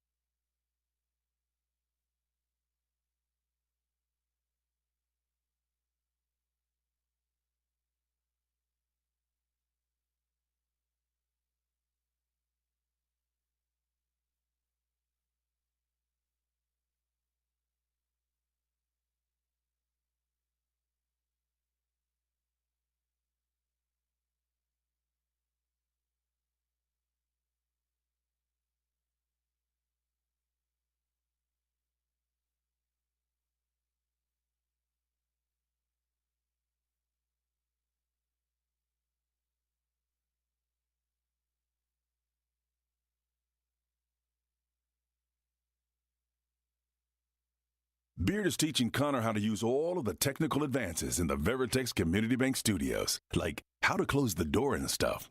It's Connor and Beard. Connor and Beard, ESPN 97.5 and 92.5 on a Wednesday. Thank you for joining us. 713-780-3776 is the number you can use to call or to text us. We've got a lot of football stuff to get into. Don't forget, we've got our baseball question of the day because we are your unofficial home of baseball. That's just what I'm going to say all season. Your unofficial home of Houston baseball. Yeah, I like that. Sports. It really is. I was going to, damn it, I'm really screwing this one up. No, it really is, though, because you're an insider for a team in town. Yeah. My insider tag is never going away. And forever insider. Does Jeremy do stuff he does stuff for Cougs baseball, doesn't he? Does he? I don't think he does Cougs basketball. baseball, does he? And he does sideline stuff. Does anybody care football. about Cougs baseball, Andrew? When you ask Jeremy. They care, but it's not like a Texas baseball, for instance, where the entire school sort of gets into it. Yeah. But people do care about U of H baseball. Are they any good? Yeah. They're decent. Okay. I forget the coach's name. I should know it. Todd Whiting? Yeah, okay. Yeah. Whiting? I'm not entirely sure. I'll probably get reprimanded for this. Way to by be a Jeremy. good Coug. Yeah, terrible Coug over here. Way to be a good Coug. I'm honestly, that's Bad Take Boulevard worthy. I think Andrew needs to be nominated. You for got a Bad good Take program Boulevard. over there at A&M. Huh? Yeah. I'm actually. It's the one. I will give you this: Bluebell Park, awesome college baseball. It facility. is a great. It's a great field. It's a great place, and it's a great atmosphere. I actually like going to Aggie baseball games more than I like going to Aggie football games, and we go to multiple every single year. I'm excited for this. I'm at some point, whenever Texas Tech plays here, I always go to when they've played the College Classic because they're actually really good. Yeah, which is nice. I think they've been to 5 World Series with this coach that they have, Tim Tadlock. It's the only program I'm overtly and overly proud of right now is the Aggie baseball team. You're not proud of the basketball team? Oh, I like them, but there are times where they shoot 32% from the field. It's college basketball. What do you expect? I get, but 32% from the field is awful. I like what they're doing. I mean, they're going to be in March Madness. They're my second favorite Aggie team right now. U of H is playing the College Classic this year, Andrew. You're going to get to play. You're not going to get to play Texas. Oh, but you get to play in the Big 12 play. So at least you get that. You get to play Texas State, Vanderbilt, and the Raging Cajuns in the College Classic. Can't wait. I know you can't. I bet you got your tickets already. Can't wait to hear the pings. Ping, ping. Yeah, all the bunting too. College baseball, home of the bunt. Lots of bunting. Not a fun experience. The Rockets. We'll get into tonight's game in a little bit, but let's go through this right here, guys. Kenyon Martin Jr. Remember him? He is. Do you think he regrets leaving the Rockets now, for pushing constantly to be out from the Rockets? He doesn't play anymore.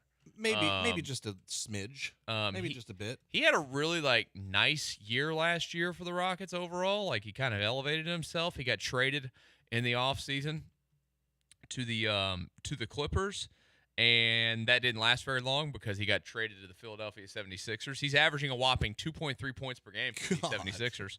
He's playing 8.6 minutes per game in 30 games. Good for him. But his dad, Kenyon Martin, of course. What's Kenyon Martin most famous for, Josh? Quick, go. Being called Kmart. No. And the fact that Andrew, because his nickname was Kmart, I called Kevin Martin Mini Mart. That's not it. Andrew. That he has a lips tattoo on his neck. Yes. Oh, well, yeah. Lips tattoo. It's the strangest tattoo ever. Why is that strange? It was some woman's lips. I think it was like a rapper or something. Yeah. Oh, I guess it's never really bothered me. It's not that it bothers me. It's just it's so weird looking. Yeah. Hey, he's got these lips tattooed on his neck. Apparently, Kenyon Martin likes to get down. That's all we know. I mean, better on his neck than other places. Yeah. Kenyon Martin speaking. Was this on, I would assume, NBA Network Radio? Because I think he makes appearances on there. No, this was on some podcast. I can get the name of it for us pretty quickly here. But he was on a podcast. I think it was maybe with Gilbert Arenas and crew. I'm not entirely sure. Well, he says that the Ime Udoka experience for the Rockets would have resulted in a big difference for the team if they had that exact same team last year. I said this, even if they would have had the same team, it would have been different having Ime there, right? I just thought that. Because it's just the talent that they had, there was no respect for Silas. Yeah. What I saw, right? A lot of talent, but there was no, so it's just hard to coach that when you don't have the locker room. And I think Ime would have came in, he would have demanded that, and certain guys wouldn't have been able to play for him. If Ime Udoka is that coach, they win more than 22 games. How many more? But they win more than 22 games if he's with the same talent because he has the locker room. He's going to demand certain things in the locker room because of how he is and the tree of coaching that he comes from, and he's standing on business. Standing on business. This was on Gilbert Arenas' podcast, by the way. Honestly, what's the win difference last year if Udoka's the coach compared to Steven Silas? I don't know if it's significant because they had some talented players, but they didn't have the veteran players like they have now. That's the biggest difference. I think. 22 wins. I'd give them. Maybe 6 more. 28. I was gonna say maybe they get to 30, maybe, but push 30. But that coaching matters in the NBA. I'm not one of the people that says coaching doesn't matter at all until you get to the playoffs. I think coaching matters in the NBA, but it doesn't matter that much. Like it's not like there's going to be a full swing of from 22 wins to like 42 wins or 43 wins to make the play-in tournament or anything like that. I mean, he makes a difference because the issue last year was very, very real. Speaking of the issue of the players, Kevin Porter Jr. no longer here, thank the Lord. He was a big topic of it, and Kenyon Martin basically insinuated that he was really the only problem on the team. You got Tyree still there, Jabari, Sengun, Tate, Jalen Green. So it's still. And they only had Eric Gordon. But those wasn't troublemakers. No. Yeah. But it was only. But it wasn't. The whole team wasn't. I know that's what I'm saying. The whole team wasn't just a few. No, it wasn't even a few. Just one. Yeah. Oh man. I mean, it's not shocking. No, not at all. He was the problem. All the stories that you hear about. I mean, hell, the stories where he was throwing stuff at John Lucas in the freaking locker room. Yeah. Like, the guy was a problem. It's amazing in all of them that came out what they let him do forever. Yes. In the contract that they gave him. Honestly, like, Rafael Stone has been bailed out. Yes. He's been bailed out. That, unfortunately, terrible for the woman. Kevin Porter Jr. did something off the court that made it very easy to just get rid of him. He got insanely lucky that the Oklahoma City Thunder have no problem just absorbing it and getting rid of the contract for you that year. And then on top of that, he got insanely lucky that they were able to get Udoka, who's basically fixed all this. Yes.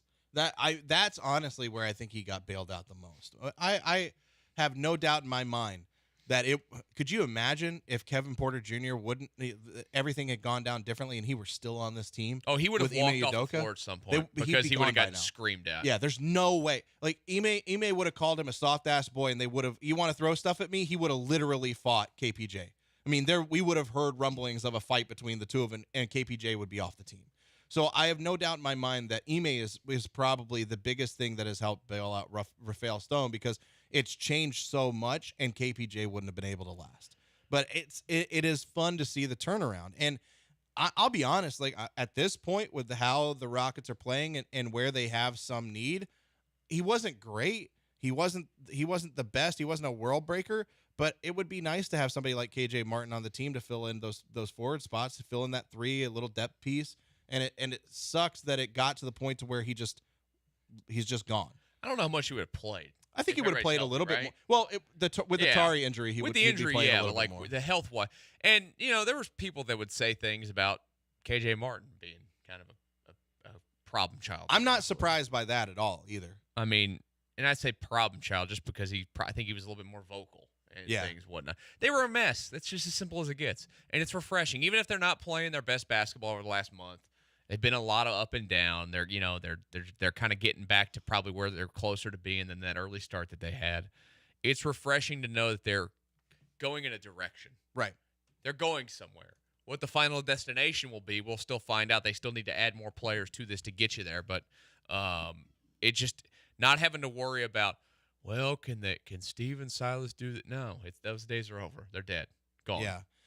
And the worries that you have about some of these guys too, like Amon Thompson, some of the young guys, Amon Thompson, how can he develop as a player? But it's not a head case off the court stuff. With Cam Whitmore, there were concerns about like his medicals and maybe what he did, the work that he put in to be that player. But his ability to pass the ball.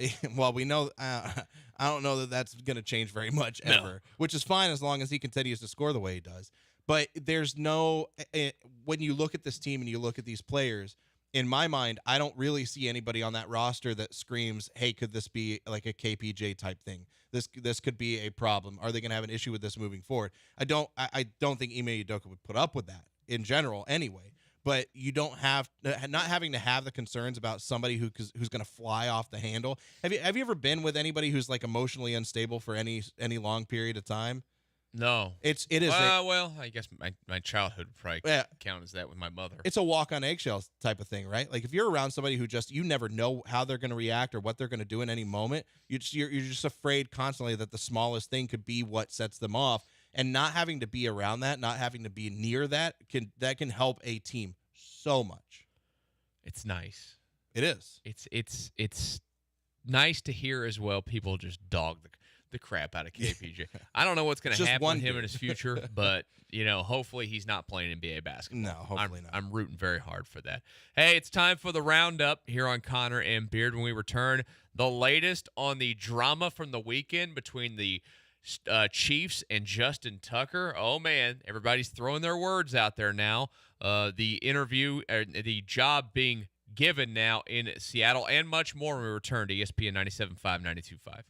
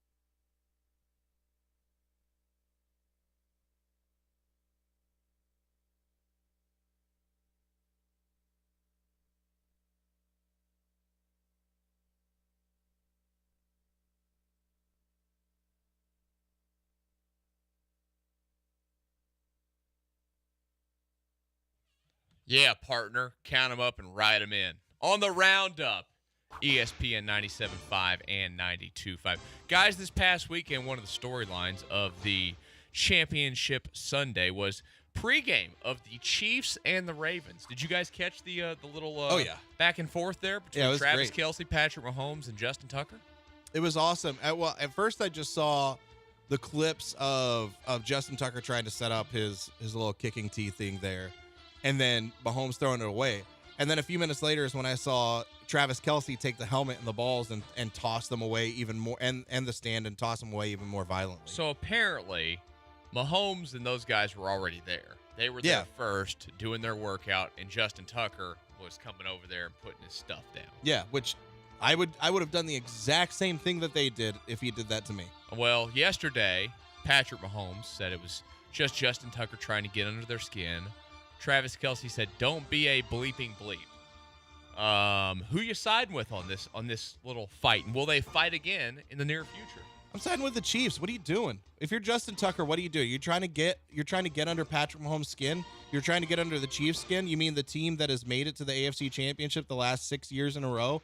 They've won multiple Super Bowls. You think that you walking in the middle of them and setting up your stand is going to be the thing that's going to kind of throw them off a little bit and not motivate them and piss them off? Yeah, that's exactly what you want to do to Travis Kelce and Patrick Mahomes. Piss them off a little bit right before you play them in the AFC Championship game. I will say I'm going to back the Chiefs and Travis Kelce and Patrick Mahomes on this. I did not expect that. Because did you see the internet outrage that people had over this? This is just more entitled from the Chiefs. They've gone from being unlikable to even more. I saw so many comments that they're even more unlikable with the way they handled themselves. Wait till you get the full. Also, this isn't that big of a deal. No. Like, at what point do we get away from being angry about everything on the internet to just getting back to, you know what, little gamesmanship on the field before the game? It's completely fine. Yeah. Get over yourself. If I had been Justin Tucker's teammate, I wouldn't have done. I would have been a little bit mad that he tried to do it. I would have been like, dude, what are you doing? But I'm not going to be like so overtly mad that he tried to get under their skin a little bit that I'd be that pissed off. But anybody having any outrage over Justin Tucker doing it or the Chiefs' reaction to it is ridiculous. These guys are playing a game. He's trying to mess with them. It backfired. And everything that they did was completely fine. It's not like they got in his face and started screaming at him. They just tossed his stuff away. Yeah. Hey, maybe don't set your stuff right in the middle of all of them while they're trying to do their warm-ups.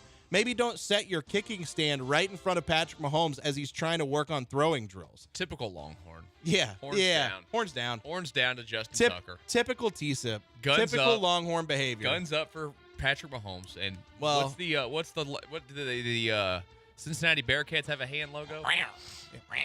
Do that? Yep. Yeah, that's it. That's definitely it. Actually, if it's a Bearcat, wouldn't it be like growl? I don't know. I've never been around a Bearcat. Yeah, have you? Yeah. You've been around a Bearcat? A real live one? I'm just guessing. Oh, okay. Maybe you should get some experience before you come in here and guess, Josh. We'll workshop that. I'll figure out. It's going to be one of those two sounds that I'll do for Cincinnati moving forward. I like it. We'll definitely do the claw They're a hand Big 12 motion. team. You know, they play here in Houston occasionally. They do. We do. I've been to a Cincinnati game in the past, watch them lose to Alabama in the college football playoff in Dallas at Jerry's place. Well, that had to have been fun. It was a good day. How much did Alabama win by in that game? I don't even remember. It was a bunch. They won comfortably. It was never even in doubt. Like, it was a great afternoon. We got drunk. It was New Year's Eve too, so we got nice and drunk. Ate a burger that was about the size of my face at Jerry Stadium. I sent her up there to get us a mid-game snack.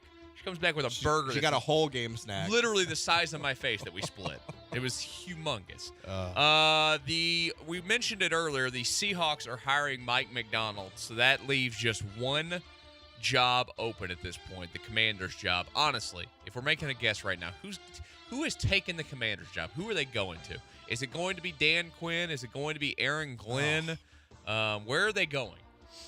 The Commanders were on their way? Whenever they were going to interview Ben Johnson, they were on their way to Detroit to interview Ben Correct. Johnson and Aaron Glenn. Yes.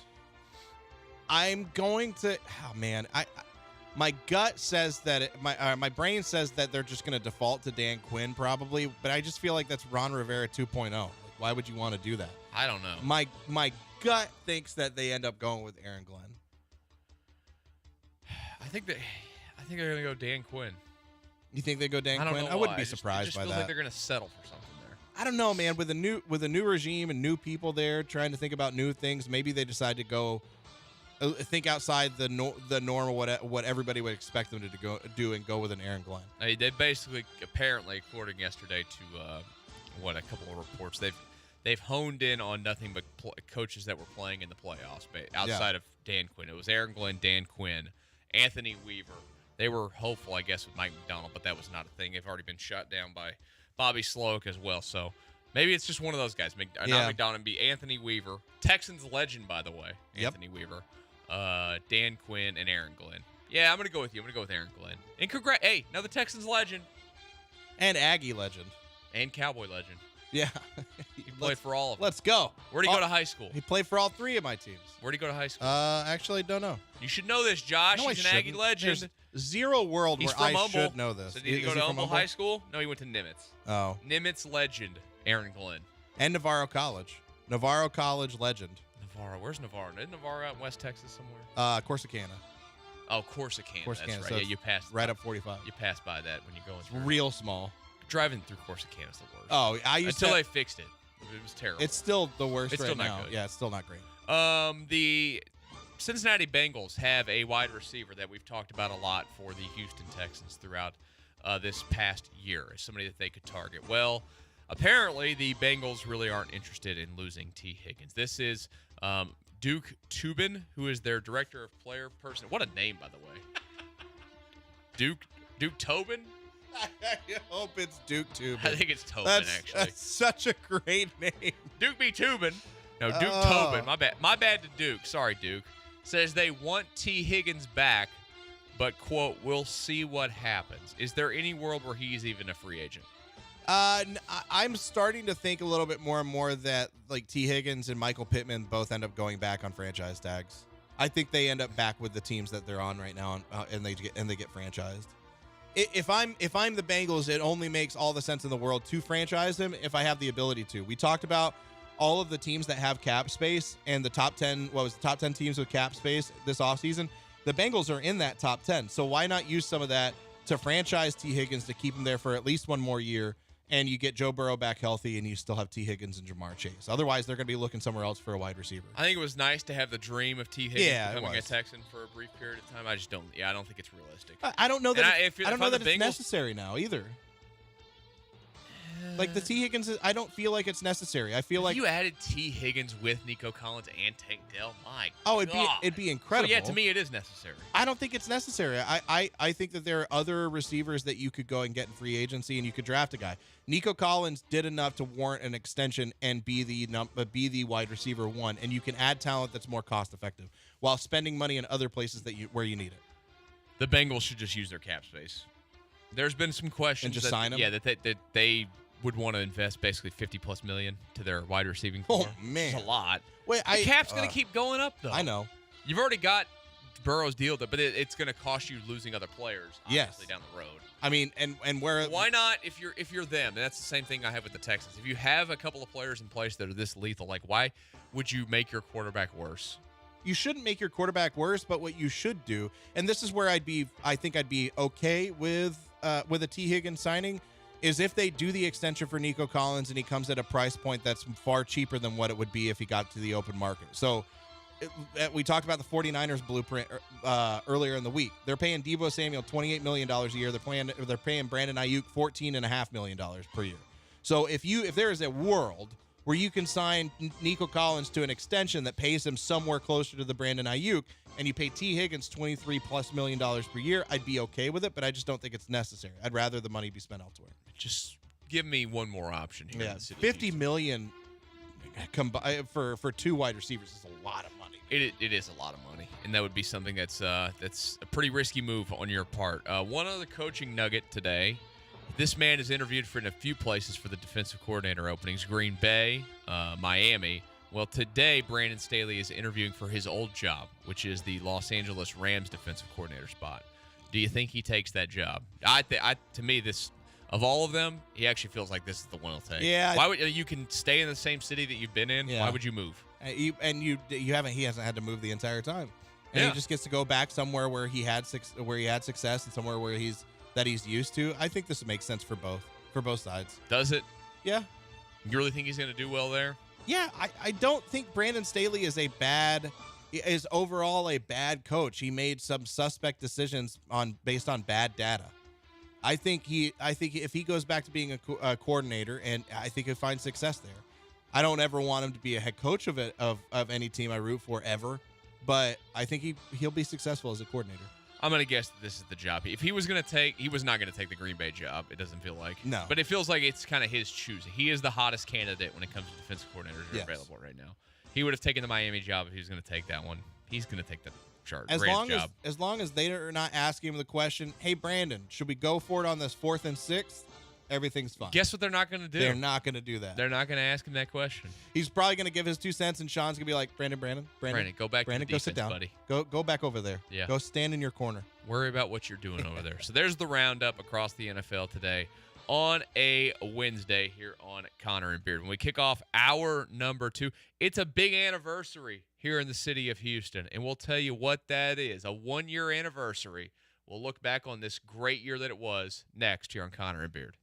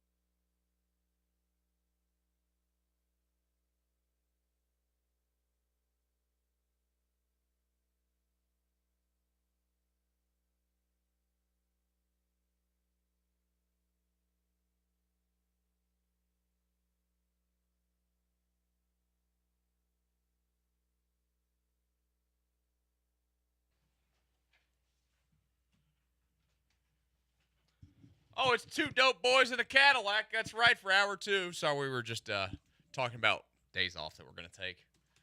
I know. What you guys want to know about, when are we going to take vacation days?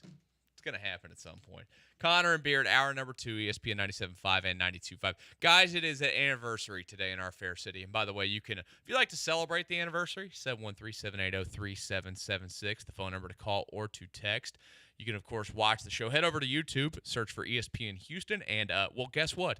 The live stream is up. You can look at us. I'd say we look good today, but I need to get a haircut and a beard trim so I don't look great. I look fine. What's wrong with me? I didn't get to you yet. Oh, my bad. I was saying I was dragged. God, I went to look. I'm sorry. I'm so used. I was gonna say you look so like an used Adonis today, Josh. I know. Jesus. Defensive ass Josh. Dash. I'm definitely Dadge today. I don't know why. Assuming ass Josh. I went into a defensive position. I don't know why I did that. I'm sorry. I'll be better. Yeah. I'll be better moving You forward. should. I was going to be a nice, good friend here and say something nice about you. I'm honestly not fully convinced of that, but I really was. I was going to say I look like crap. I sound like crap. I kind of feel like crap. And Josh is over here looking good. He's the strong one today. You know what? Eventually it turns around. He's been falling apart, falling downstairs, whatever. Super spreading. It's my turn. Well, it feels like it's always. I'm just not going to fall down the stairs. It's always the beginning, the end and the beginning of the year for me. So at the end of 2022 and the beginning of 2023, I got so sick I was laid up for weeks, and my wife thought I was going to die. Yeah. And then I was fine for a whole year. You were throwing up in bushes. Well, that was this time was me throwing up in bushes because I got the concussion. Yeah. So it's just December and January, end of December, beginning of January. Look for the times where I'm at my roughest and might die. Those any other time frame of the year, I'm good. I'm golden. I'm glad. Hey, look, I'm glad you're not dead today. Yeah. I'm glad you're here. Thank you for being glad that I'm not dead. You're welcome. Again, you could join us on the phone, 713-780-3776. But it's a 1-year anniversary, guys, for a man that is, he means a lot to all of us. DeMeco Ryans, 1 year ago today, was named the Houston Texans head coach. Before we get into what he's done for the Texans in this 1 year, let's take a listen back on what his vision for the Texans was 1 year ago today. We want to bring a winning team. That's what we want to bring to Houston. We want to bring you guys a team that you're going to be proud of as fans, right? We want to fill up NRG Stadium, and we want you guys to make this truly a home field advantage for us again, right? All the excitement that we have right now, I'm excited, I'm fired up, and our fans, we want to continue that excitement in supporting the team that we have here. Everything with me and Nick, we're here to build this thing together, build it the right way with the right people, right? Build it the right way with the right people. And what I'm looking for, and the type of players that we're looking for is players, right, who are looking to swarm. Right, we want players who have a special work ethic and a relentless mindset in everything that they do. Right, that's what you're going to see from Texans football. Right, you're going to see fast, you're going to see physical, you're going to see toughness. But mostly, we want smart players who truly are dedicated to being the best that they want to be, and guys who are coachable and guys who want to go win. And that's what we want to do. We want to do it in a first-class manner. We're going to do it the right way. And I'm excited and fired up to get started with you guys. I have to say, he basically hit on everything. Yeah. Right? Yeah. Oh yeah. Not one part of that did he lie. They wanted to give you winning football. They gave you that. They wanted to fill NRG back up. Took a little bit of work. It did. They filled it back up. Very end of the season. They wanted to have a home field advantage again. They got that. Yep. The Cleveland Browns game, very real in the playoffs. And won it. They wanted to bring in certain players, that swarm mentality. I'd say they did that. They did that. They play hard, they play fast, all those things. I don't think that no lies told in his introductory press conference, whatever that word going is. back and hearing that introductory press conference, and that's how you say it, Michael. Going back and hearing that only galvanizes me in the belief that we cannot by any means get rid of swarm. Whatever that means. I think you're right. If it's a swarm hashtag, if we're saying swarm during the games at NRG, if we're just talking about swarming, it has to stay because it's a part of DeMeco Ryans and this new regime. But he nailed everything. Literally, I don't even know. If you went and asked DeMeco secretly, like a private conversation, and you said, do you believe that you would have hit all of these bullet points in year one? I don't even know that he would be able to say yes to that. He probably would have said yes to the mentality, getting the right kind of guys in here, changing the culture. But getting back to the playoffs, filling NRG up again. There's no way. Getting home field.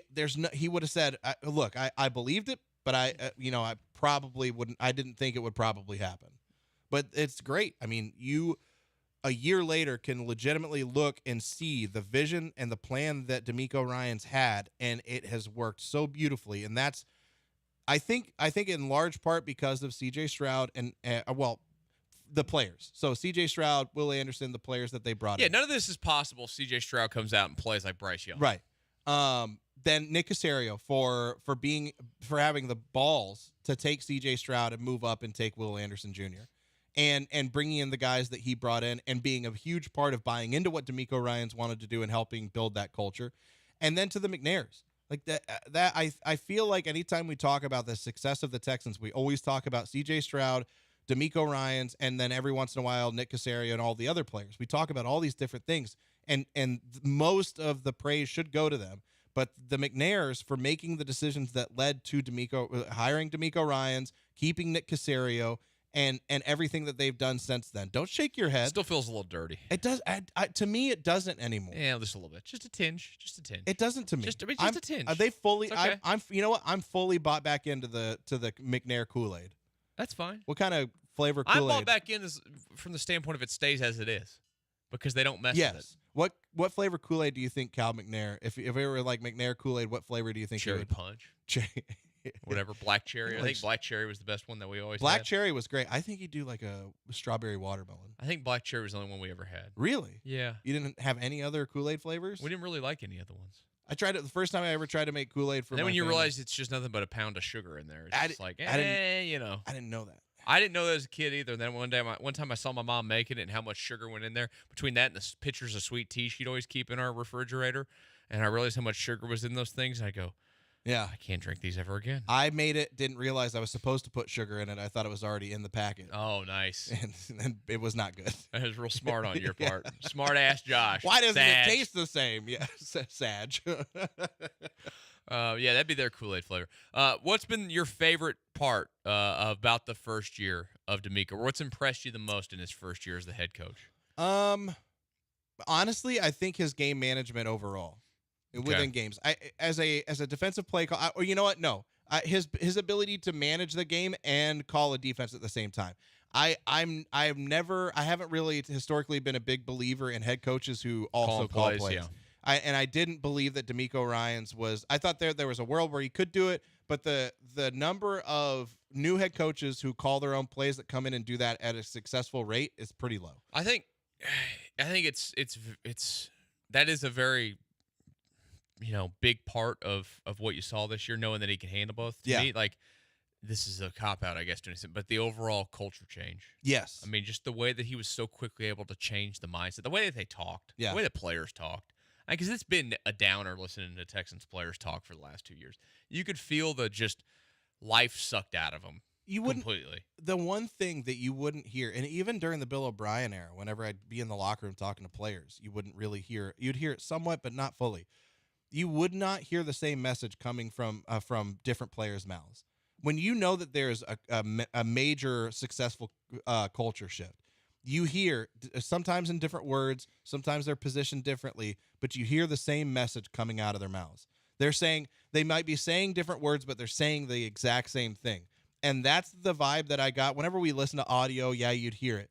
But when I was in the locker room after the win against Cleveland, you heard every player was saying the same thing. It's, we just have to go out there and fight. We just have to focus on what we're doing. We have a chance in anyone. We have to, and the big one for me is when you get that op, you can't give it up. That's DeMeco Ryans. Every single time I would hear a player talk, whether it was Jonathan Grenard or it was Blake Cashman or Nico Collins, they all said the same thing, and they all said, when you get that op, you have to take advantage of it. Get that op, bro. And that is DeMeco. And so there is one clear message, one clear vision that DeMeco has got all these players to buy into. Andrew, what was your what impressed you the most in year one of DeMeco Ryans? Sort of along the same lines of what Josh had to say is just the belief that he has inspired with this team and with the city in terms of, we all know that this was in the last, 3 or 4 seasons, but by and large, if you look across the league, you can still see a lot of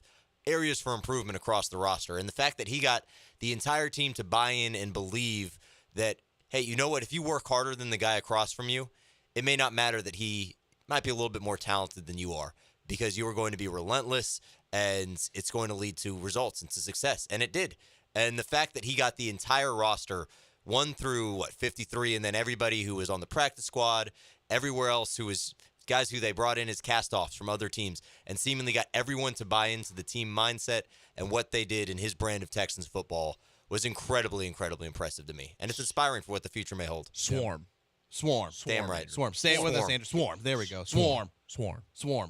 We just need to have swarms. Swarm. Yeah. Swarm. 2024 Texans. When Monday we're coming off a win, we're gonna have swarms where we all just say swarm for like a minute straight. I don't know if that's something that people. Okay, fine. 15 seconds. You could probably do something with swarm. Yeah, we'll do. Give out swarm awards on Mondays. Yeah. Yeah, I like that. Who was the swarmer of the week? Yeah. Coming up next on Connor and Beard. Swarm of the week. We'll figure it out. Yeah. We have a whole year. Year 2 for D'Amico. Will it be better than year 1 before we go to our timeout? Yes or no? Yes, absolutely. Andrew? Yes. It may not necessarily be a massive improvement on the record, but I think they will be a much better team next year. I already told you they're winning at least 12 games in 2024. They're going to at least the AFC Championship game. And honestly, they're probably going to kill off the Chiefs dynasty this year. That's what's going to happen. I'm just going to believe it. I believe that. Why not believe it? Well, what's it hurt to believe, Josh? Doesn't hurt anything. I don't believe it. I know it. Yeah, there you go. We know it. We don't just believe it. We know it. We speak it right here on Connor and Beard, ESPN 97.5 and 92.5. We get closer to opening day for the Astros, which means it's time for your Astros question of the day. It's coming up next.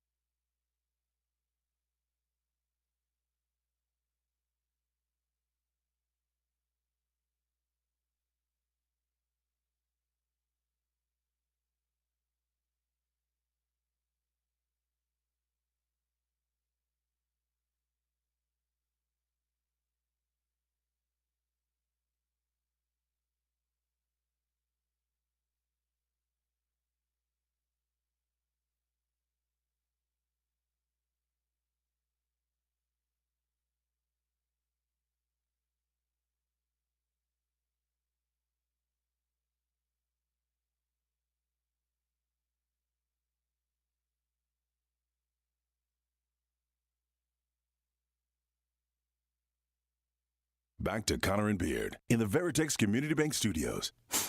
Do you smell that? What do you think that is? I don't know.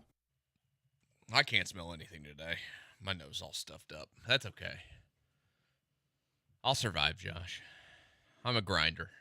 I'm not on Grinder like somebody wanted to put Paul on Grinder yesterday. They did, yeah. Yeah. I think that's a pretty common thing with him. I appreciate it. I appreciate everybody sending in all their ESPN. What commercial would an ESPN Houston host be on for the Super Bowl? Those were nice. Did they pick one for you? I don't know if they did. I got Life Alert. No. Oh yeah, you Paul got got Life Grinder. Alert. Yeah, you gave me one, didn't you? What was it? I can't remember. We gave Andrew a chicken one. Mine would probably just be a water company. Yeah. I just speak for water. And here, Michael Connor here for water. You need this to not die. Michael Connor for Costco. Oh no, we gave Andrew Costco. That's what it was. Yeah, it's his single place. person's Costco. His favorite place in the world. You should go pick up chicks at Costco. That's what you should do. That's if not your a bad current snack idea. situation goes away, I'd just go hang out at Costco and pick up chicks. And if that doesn't work out, if they have a lot of really good snacks in bulk. A lot of single moms. Yeah. That's probably what it is. Hey, it's time for our Astros question of the day, guys. We're 12 days away from pitchers and catchers. Real quick, there's been 15 players that have worn the number 12 for the Astros. Can you name 5 of them? No. Can you name 3? No. 2? No. It was last worn in 2019, excuse me. You can't name 2? I don't really remember jersey numbers, if I'm being completely Andrew, honest. you got except for, any? like, big I've got players. nothing. Yeah. I mean, come on, guys. One of them just left the team. One of the greatest leaders in the history of the franchise. I'm going to This say... is embarrassing for the both of you. Martin Maldonado. He was 12? In 2019. Oh, in 2019. Get out of here. Come on. That's a person that wore the number. Like, why are you hating on it? It's the truth. He's the last person to wear number 12. Some of the other names that you'll remember that wore number 12 for the Astros? Craig Reynolds did. I know that.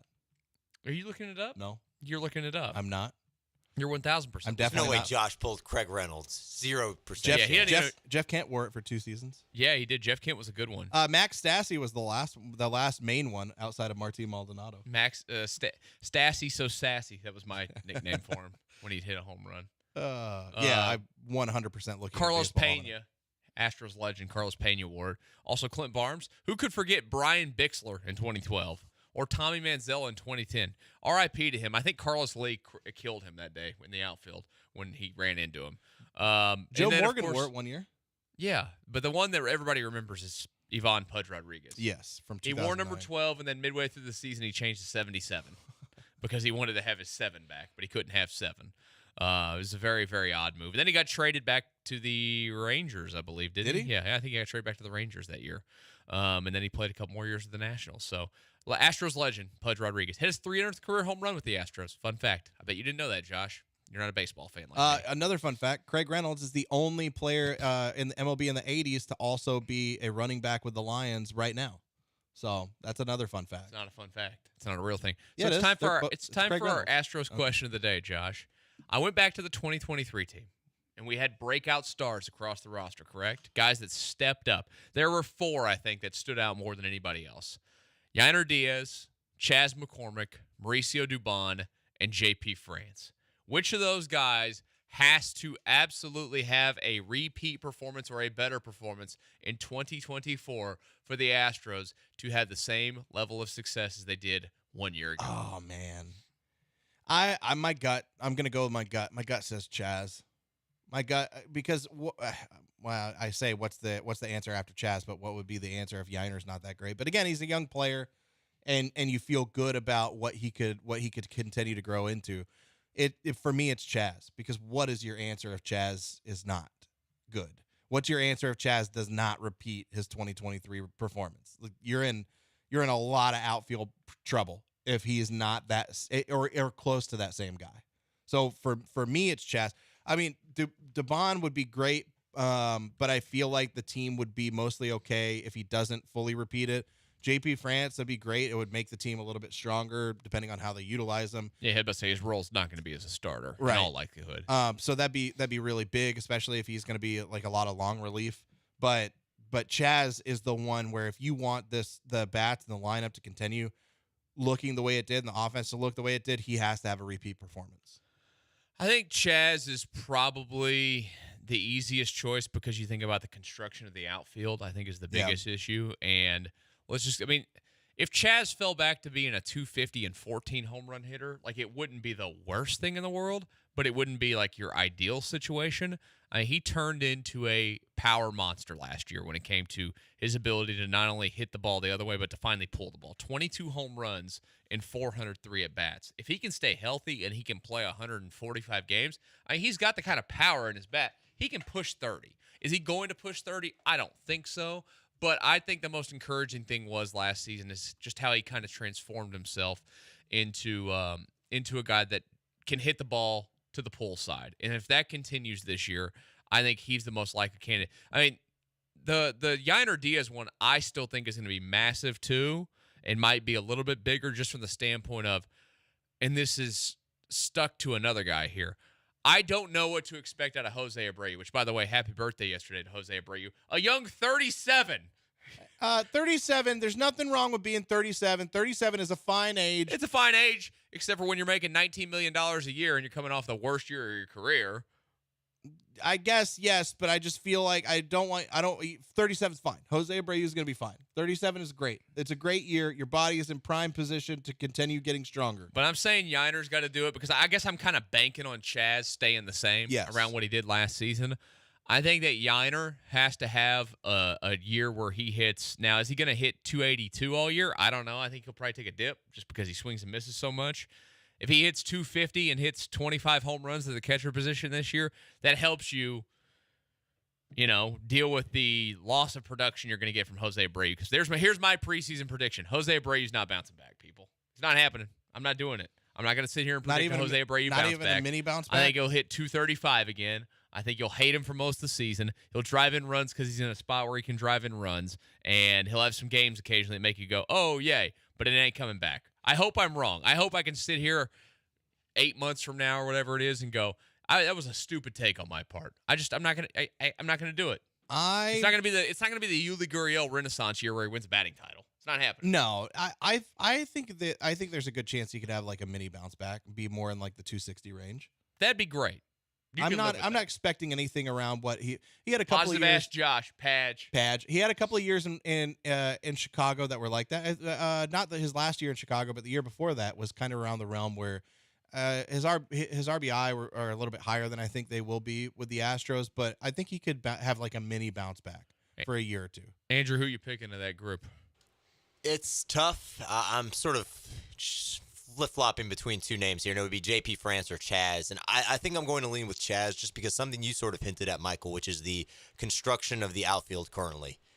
There's a lot of faith being placed on Jake Myers with him being the everyday center fielder. And if that experiment fails in the way that I expect it to, and I'm not wishing ill will upon Jake or saying that I want him to perform badly, I just have zero faith that Jake Myers is going to be a competent, everyday Major League center fielder.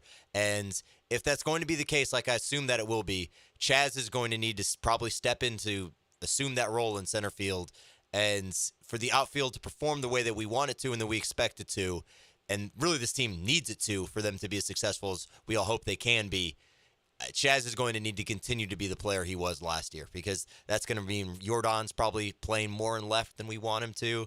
So it's just assuming that Jake is who he's been basically for the entirety of the last two seasons, the trickle-down effect that's going to have is, hey, the other outfielders need to step up, and Chaz did that last season. And I guess you could go. I mean, maybe we're not giving Mauricio Dubon enough love here. That's what I was just about to bring up. How often are we going to see Jake and Dubon kind of go back and forth at center field? Well, whenever JV's on the mound, that's his personal center field. You know what? We don't know that anymore.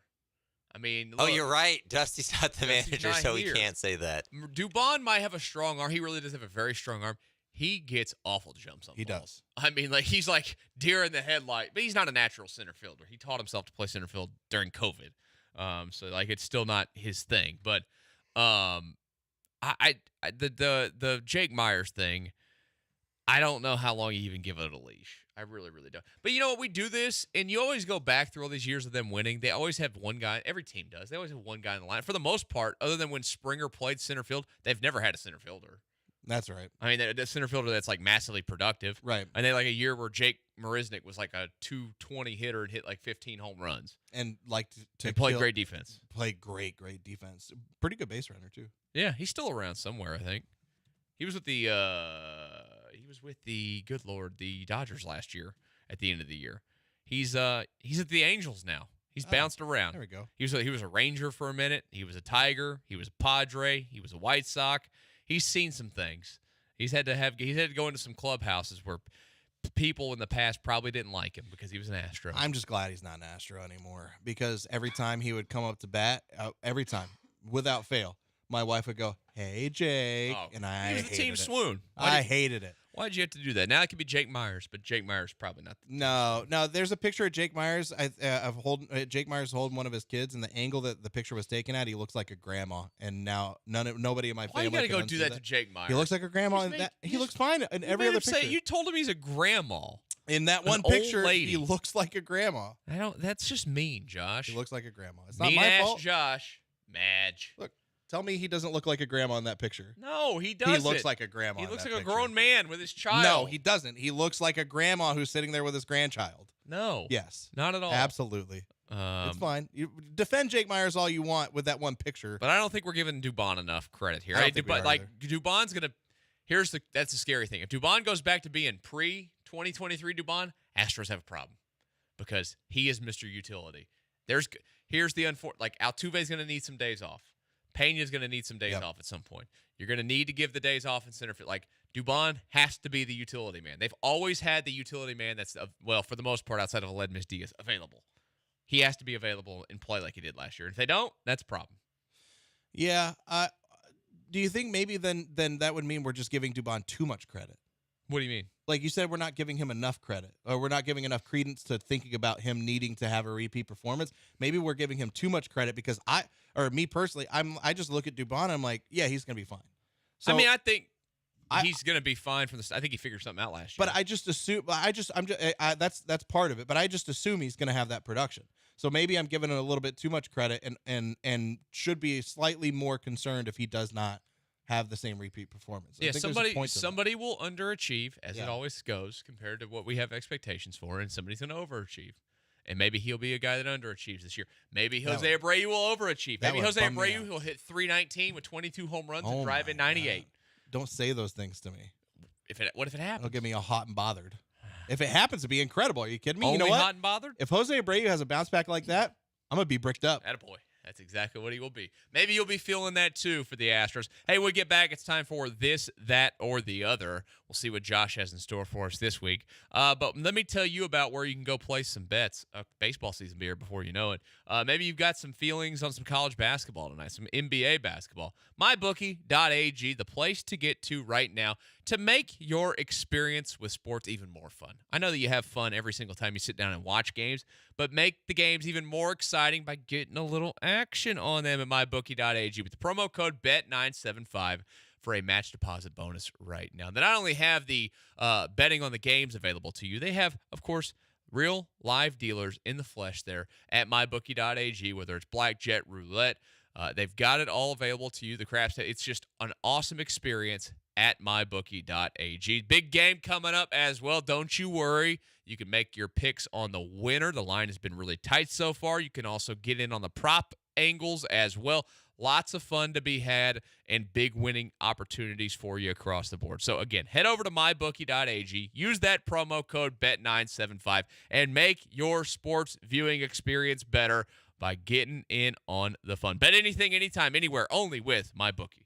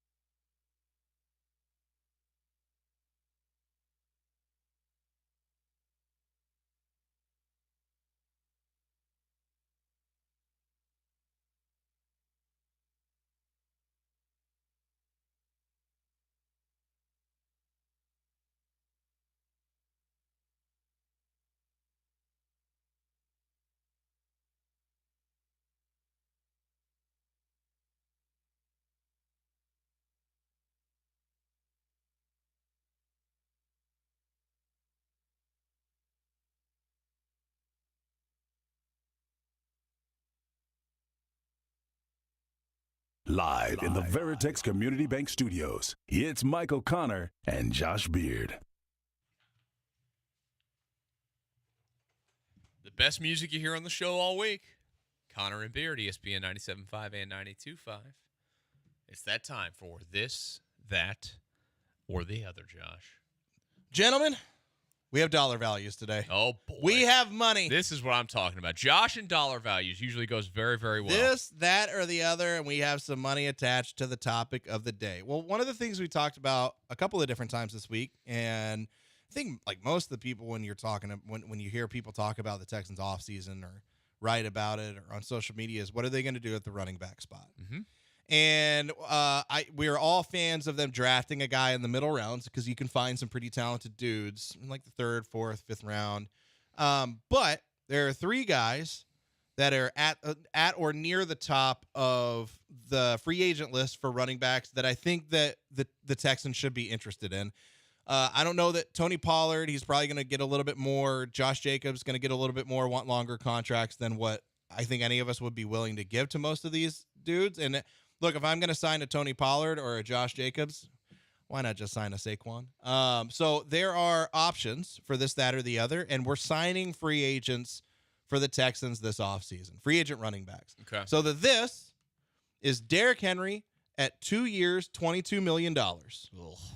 2 years, $22 million. Now, the one good thing about Derrick Henry is if you bring back a Devin Singletary or you draft a guy, you don't have to use him as much as the Titans have used him over the years. Like, he is a little bit older. The dude looks insane. He has stayed healthy the majority of his career. So it wouldn't be a bad option if he's not carrying the ball as much as he carried it in Tennessee. That is Saquon Barkley at 3 years, $36 million a year. So one extra year. He's making $12 million a year instead of $11 million, but there's an injury history there. And the other is Austin Eckler, 1 year, $10 million. I have to say, this is on the lower end of your performance. Really? What? Why? I don't think this is cut and dry. I think that this is insanely easy. For you, it's insanely easy. Andrew, do you think it's insanely easy? I actually don't. Oh, Josh, wow. What are the guarantees on these? So are we saying it's like 50% guaranteed across the board? Yeah. Okay. Yeah, let's say 50% guaranteed across the board. Obviously not really applicable for Eckler because it's just a 1-year deal, so Right. you'd be keeping him. But yeah, like Saquon would be like 3 years, $36 million, and let's say even for him it's like $19 million or $20 million guaranteed or something like that. So basically you could cut bait after 2 years, Yeah. Saquon, and then you're done. Okay. Yes. I think it's easy. I think the only one that you're choosing here in this scenario is Austin Eckler. And I say that because I'm not interested in a 2-year deal for Derrick Henry, even if you can probably get out of it after 1. I'm not interested in a 3-year deal with Saquon. Why? Because he's got a lot of miles on his legs. He's had a lot of injuries. He has had a lot of injuries. I don't actually how don't old think is he he? has a lot. 26? I don't think he has a lot of miles on his legs because of the injuries that he's had. Yeah, but all those injuries are to his legs. I mean, Austin Eckler has, to his point in his career, has been healthier than Saquon Barkley, but he's got a lot of miles on his legs too. They've never had him carry the ball, I think, over 250 times in a season. Yeah, With that. they don't have him carry the ball a bunch, but he has been a massive receiving target for them his entire career. Which that's fine. There's a lot of guys that are massive receiving targets that play into their 30s, and he's still, 28? Right. Is he 28 or is he 20? Oh, he is 28. He's 28. He'll be 29 in May. I'm just not interested in long-term deals for running backs. I never have been, and I never will be. I'd rather you go draft a running back somewhere else and just get the 1-year deal with Austin Eckler. I think that's a very simple solution to what you're doing this year. I don't feel 3 years, and if you could cut bait after 2, I don't feel like that's that long-term Saquon of a is going deal. to be 27 years old in like a week and a Which half. is fine. 27, $12 million a He's year for played the a full talent that he season brings. 2 times in his career. That's the more concerning part, is only playing a full season. But he has been healthy for the last 2 years. No, he wasn't healthy this year. He missed 3 games. Well, he has been healthy for the majority of the year. I forgot he missed a couple few games. But the year before, 2022, I mean, he is the biggest reason why they made the playoffs. The guy was absolutely insane in 2022. That's fine. And it's not like his injury this year was an ankle. He sprained his ankle. And so I think it was a high ankle sprain or maybe just a normal ankle sprain for a few games. It's not like it's anything that's from like the ACL stuff that he's had. I don't know where I go on this one. I'm fighting you on your Austin Eckler choice, but there's an area where I lean towards Austin Eckler because it is only 1 year. and the production, like you want to me, with Derrick Henry, he's almost instantly out because he's old, and I thought he looked bad this year when and he played. If it's for cheaper, like it's 2 years and it's cheaper, maybe I'd consider it. But like the biggest reason with Derrick Henry is his age, right? Yeah. The biggest reason with Saquon Barkley why you look at that deal and say, I don't know, is because of his health. But like you like Derrick Henry because he's stayed healthy the majority of his career. You like Saquon Barkley because of the production that he gives you running the ball and catching the ball, right? I feel like Austin Eckler on a 1-year deal is kind of the perfect marriage between those two worlds, where he doesn't have as extensive of an injury history as Saquon Barkley does, and he gives you that same kind of production that Saquon gives you, both on the ground and through the air. I mean, that gives CJ an outlet in two completely different ways, and they could do some really unique stuff with Austin Eckler at running back. But I think his ceiling is lower than what Saquon's is. If you get a healthy 2022 kind of Saquon, oh my God, that's such an insane weapon. So I'm stuck between these two worlds where I like the potential of what Saquon could give, but Austin Eckler would still not be a bad runner-up. I think I'm going Saquon. I think I would be willing to go the 3 years, $36 million for Saquon. If you can cut bait after 2, it's only $12 million a year. You have the money to spend on it, and he's going to be gone. You can still draft a guy, and then he's going to be gone before you're even talking about extensions for CJ Stroud. I can get your logic. I really can. I just don't know if I love the idea of signing older running backs for those longer deals, even if you're going to get out of after 2. I'd rather allocate my money in spots where I think you can make a bigger impact. That's fair. Morris Ramirez on YouTube says, "Isn't Henry like Pierce though?" No, Derrick Henry has experience running in his own scheme. He has experience running in a gap scheme. He is nowhere near like Damian Pierce wishes in any alternate universe he had the same abilities that Derrick Henry has, and on top of it, he's just an absolute monster of a human being. He is pretty big. Andrew, which way are you going? Like you, Josh, I'm sort of torn between the second 2 options, that being Saquon Barkley and Austin Eckler. I don't really think Derrick Henry deserves to be a part of this conversation. I understand why you threw him in there, but should have made him cheaper is what I should have done. Like 2 years, like 2 years. Well, maybe he should have been the 1-year deal. Yeah, if you had said Derrick Henry 1 year, $7.5 million, something like that, I would have considered it more. I still probably wouldn't have taken it just because, like you said, Michael, he looked bad last year. And he's aging. We say he looked bad, and I think he was still one of, 8 guys that had 1,000 yards? Yeah, I mean, he was effective at points, but the consistency just was not there last season. Eckler and Barkley have the chance to be your bell cow back. You don't want that for Derrick Henry exactly. Anymore. And with Saquon, it's hard for me to not just sort of fall in love with the idea that he can be the Christian McCaffrey for Bobby Slowick in this offense. Because the 49ers traded for Christian McCaffrey, injury history. And I understand that he hasn't been always available for them since that trade from Carolina, but he has changed the way that 49ers offense looks. He's added a dynamic element that they simply did not have previously. And look, their offense was good before him, but it's been great after him. And there's a part of me that wonders if Saquon could be that missing piece that just makes this offense really go boom, really explode. And that sort of excitement is too much for me to pass up on. I think that Austin Eckler would be a fine choice as a safety valve sort of guy for you swing and miss on some other running backs, and there's not a lot of repercussions if you bring Austin Eckler in. It's a 1-year deal. He proves it, and he moves on to somewhere else. But the excitement that Saquon Barkley could bring and the explosiveness that I think that he could bring to this offense is too much for me to pass up on, especially if we get to cut bait after 2 years. Yeah, it's just a different level of running back that the Texans haven't seen in a really, really long time. Like the level of explosive plays and that Saquon gives you at the running back spot. When was the last time the Texans had anything? Arian Foster? Have they had anybody since Arian Foster? Like Lamar Miller had some moments, but not Saquon type moments. No, Lamar Miller you'd watch him and go, he's like a crumble sack quarterback, but he's a crumble sack running back. He'd fall down and just crumble into a ball. And he was fine. Like he was he fine, still had 1,000-yard seasons and stuff, I think, or at least close. I think that's more like if I had to look at what Austin Eckler is at this point in his career and what he'd be for the Texans, he would be like a slightly nicer Lamar Miller type player. And Lamar Miller, his best season was his first year.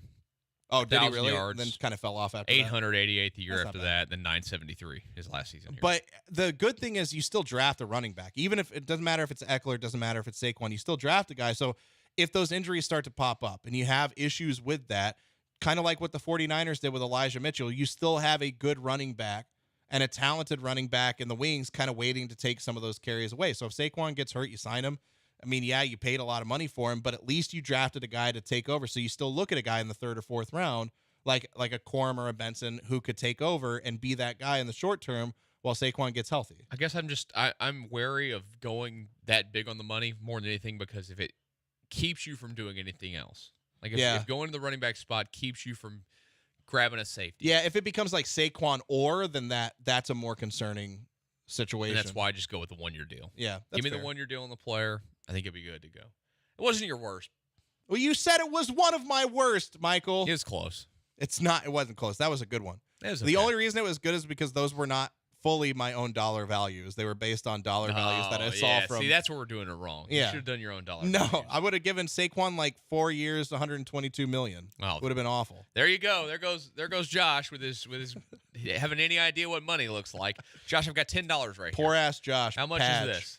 Huh? How much is this? These 2 5s. Those 2 5. It's $10. Are you sure? You said it before. I meant to say I have 2 5s. I just wanted to see if you knew how much 2 5s are worth. I know how much money is worth, Michael. I just don't understand the value fully because okay. I've always been poor. Well, we're gonna make you feel even better about it when we come back, Josh, because something that we've talked about a few times sure sounds like it's absolutely gonna happen after this next football season. We'll tell you what that is next year on Connor and Beard.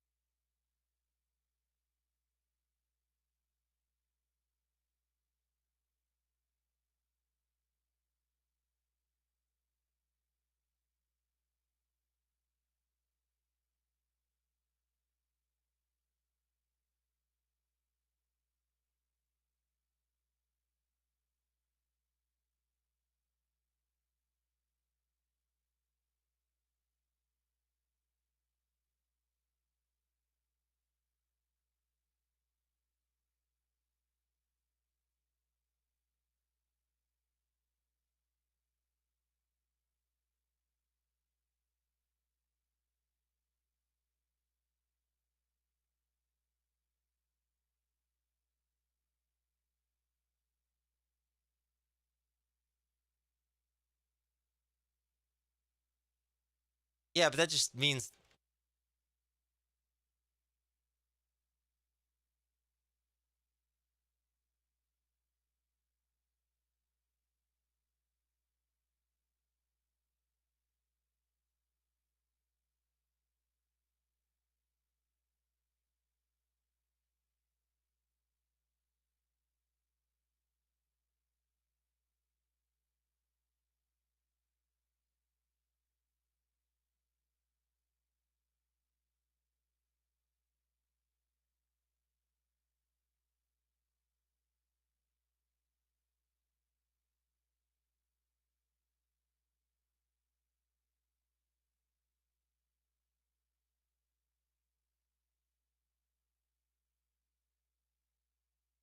We now return you to Connor and Beard in the Veritex Community Bank Studios. Hey, this was your idea. No one's holding a gun to your head to listen. Jeez.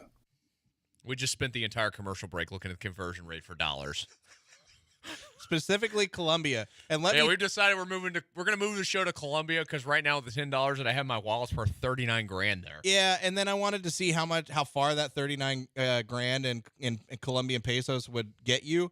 And let me just tell you, I'm probably on a list because I Googled how much does a Coke cost in Colombia, and the result was not for a Coca-Cola. It was for another substance that goes by the same name. I'd like to see how much a house listing is in Colombian dollars. I'd said the thing that I saw was like 59.5%. The cost of living was 59.5% lower than ours. You just have to live in Colombia where you could get your head lopped off. Right. A loaf of bread was only 4,725 Colombian pesos, though, which is like $1.56. I mean, they got the internet there, right? Yes, they've got. We can just build out our own. We'll buy a mansion. Yeah. We'll build out our own studio in it. It just be a big house party all the time. I'm fine with that.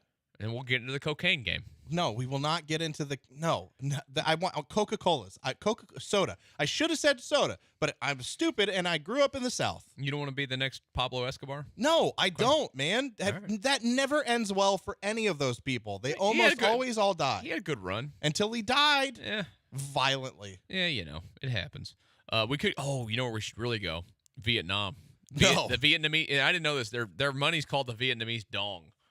Yeah, you didn't know that? No. I have a friend who he's a radio. My $10 right now is worth $244,000 Vietnamese dongs. I have a friend who does a Twitch show, but he's a radio guy in Las Vegas, but he does his own Twitch show that's like how what is it, where you open the suitcases and you have to guess the money or whatever. Not Who Wants to Be a Millionaire, but Deal or No Deal. Deal or No Deal. It's called Dong or No Dong, and it's based on like they win Korean dongs. It's incredible. I'm just imagining it's so funny. Up a case with a big dildo. No, not that. It's the actual money, but it's freaking hilarious. Its name is Sean Tempesta, and he's awesome. Well, that's good for him. We could go there and get a lot of money, get a lot out of our money. It sounds like. Josh, you're gonna get a lot of money spent by Jerry Jones in the next year. Oh man, I don't know why you had to bring this up. He's got a quarterback decision to make. Yeah, Dak's under contract through 2024.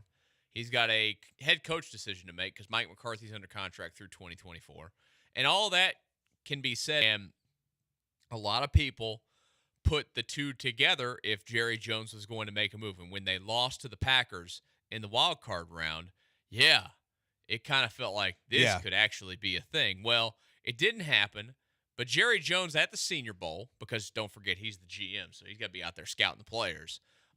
He was asked about Jerry Jones, and he said that there's no doubt he could work with the former New England Patriots coach, whom he calls a friend.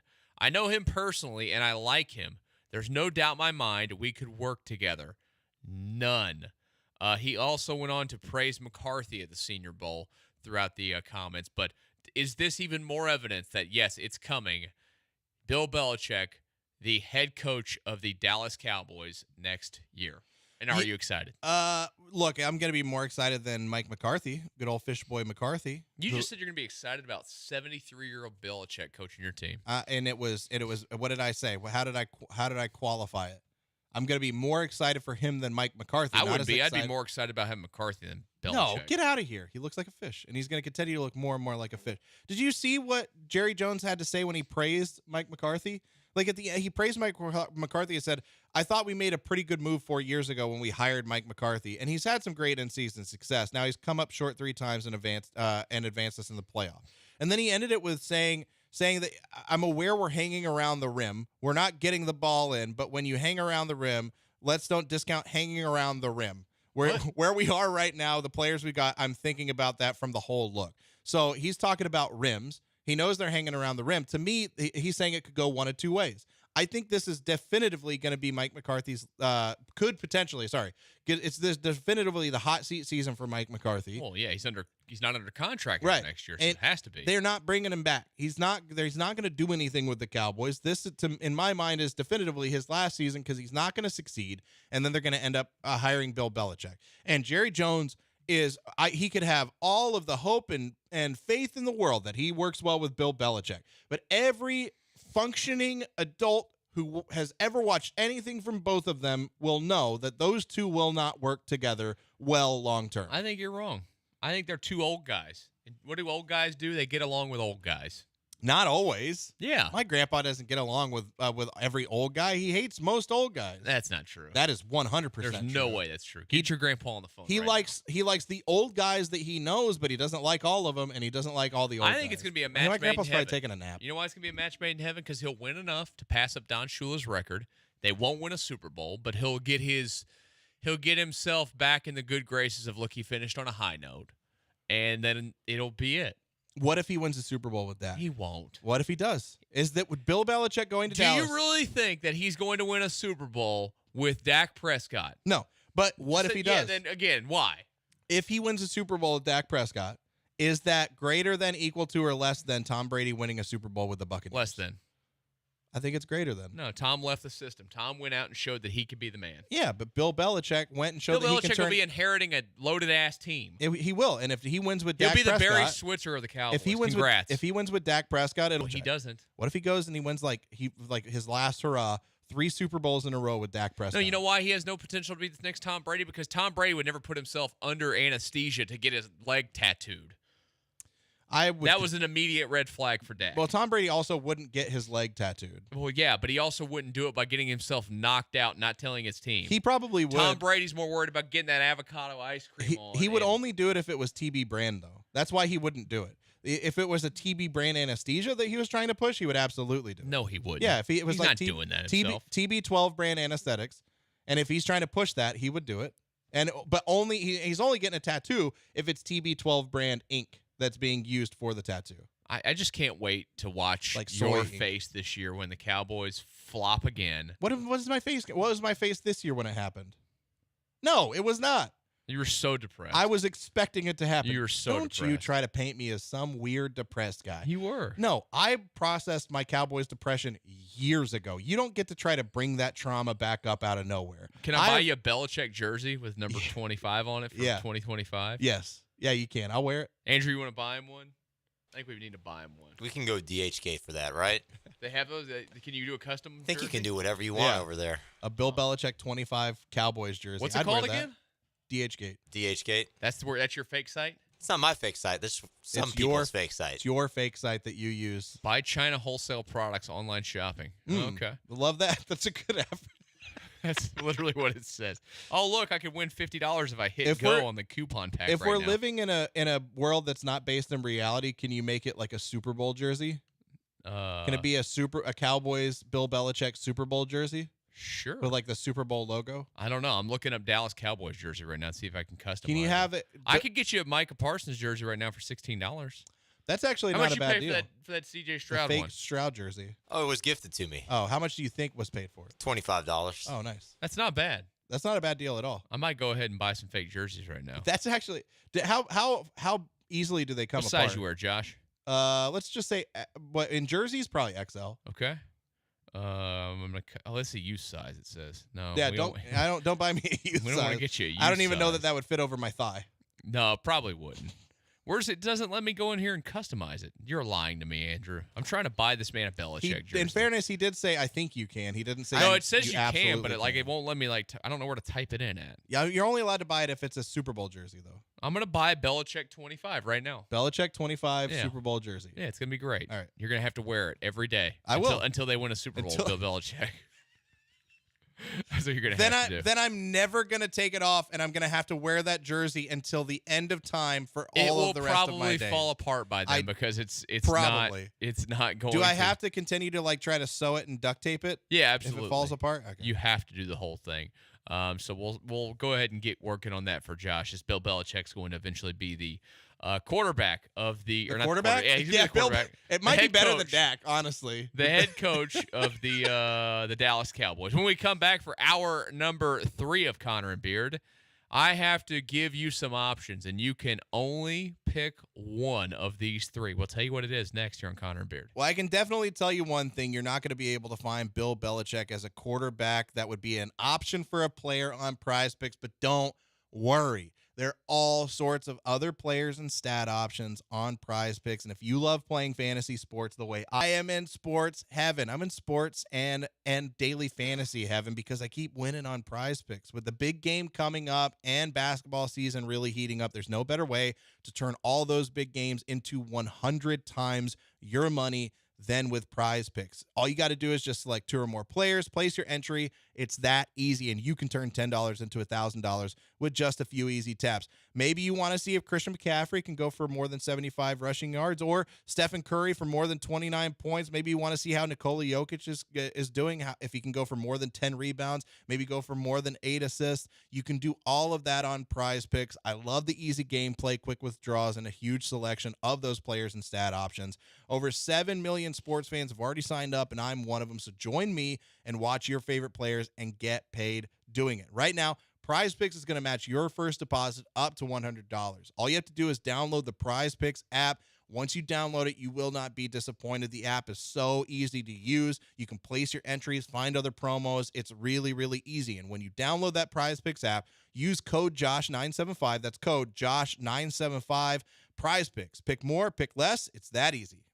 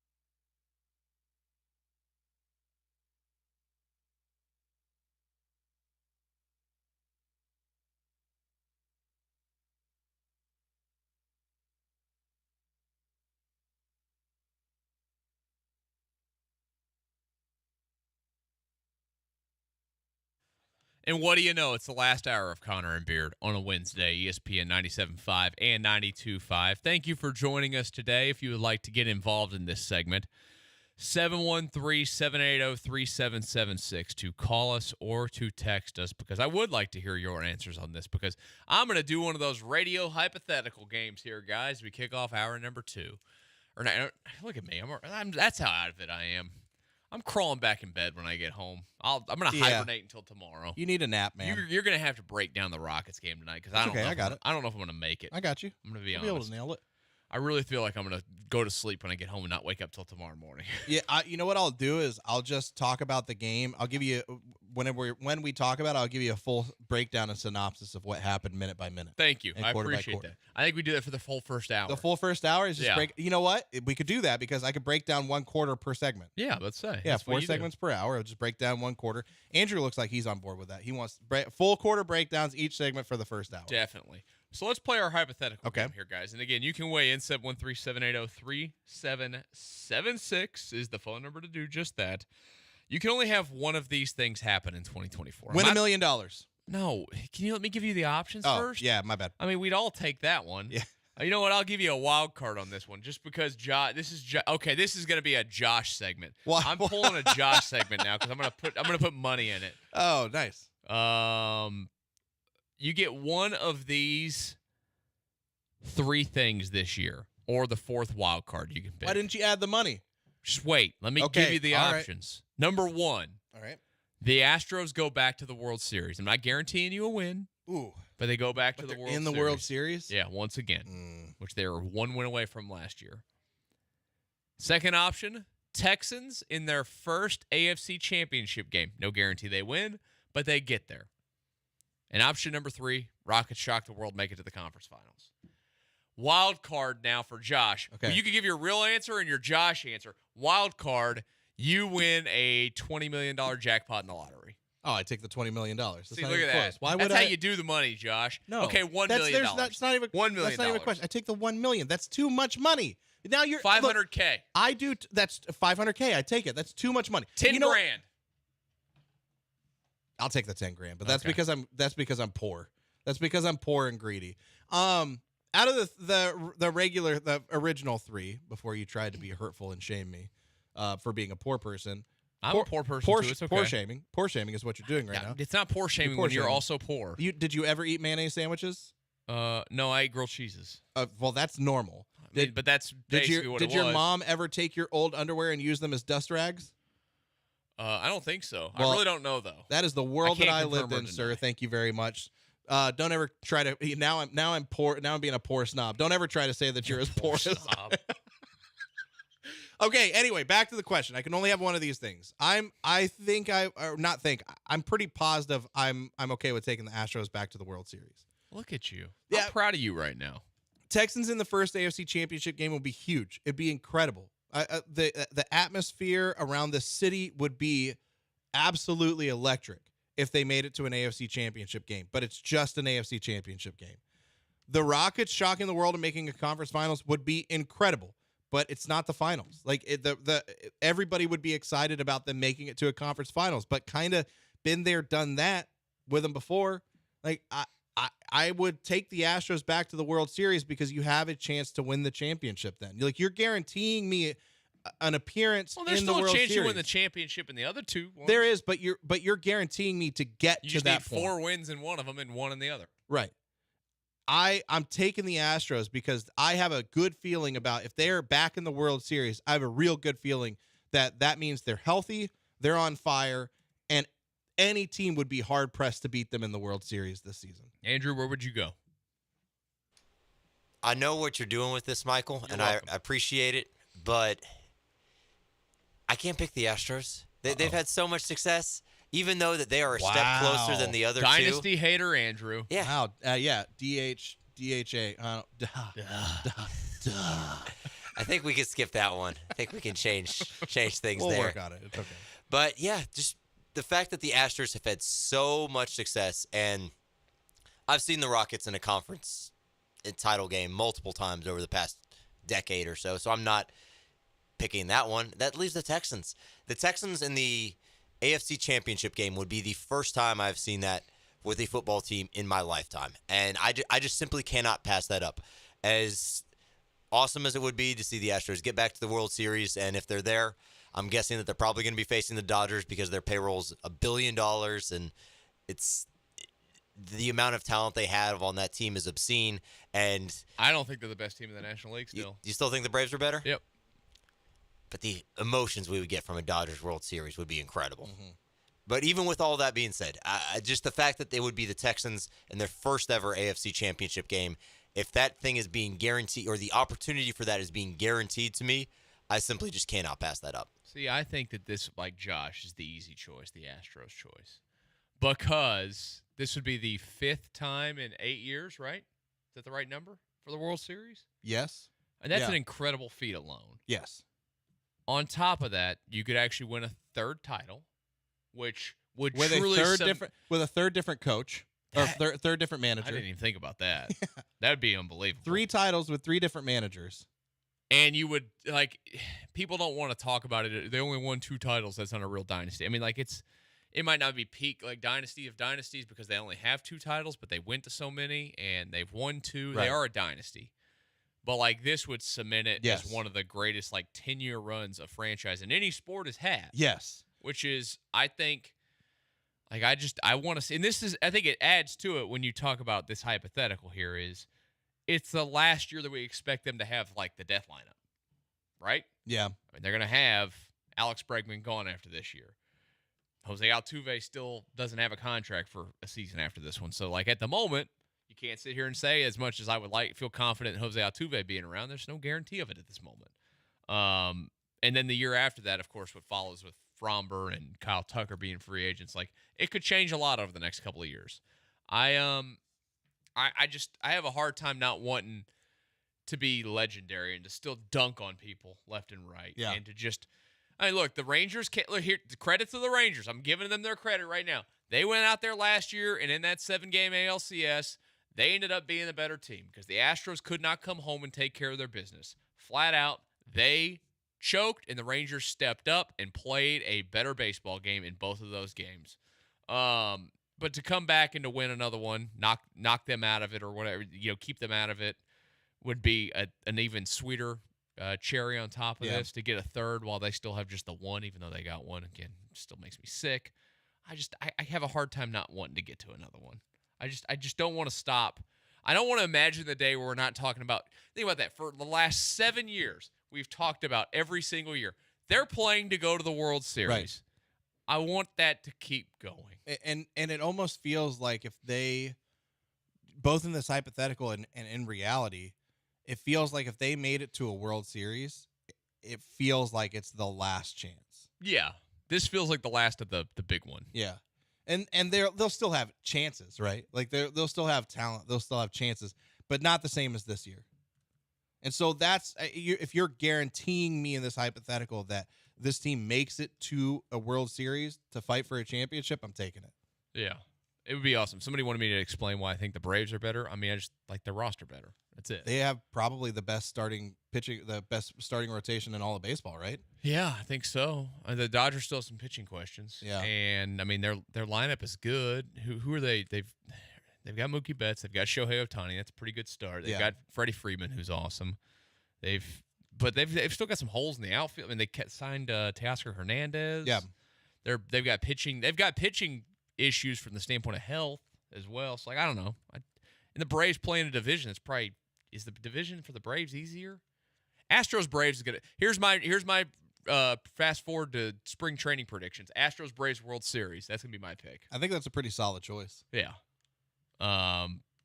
It'd be nice to beat them too. To beat them, just beat the snot out of them. I just pulled a Paul Gallant. Somebody just sent another text, and I accidentally hit the archive on it. So sorry. Way to go, I deleted dude. your text on the thing. It's gone. Never coming back. Can't see it ever again.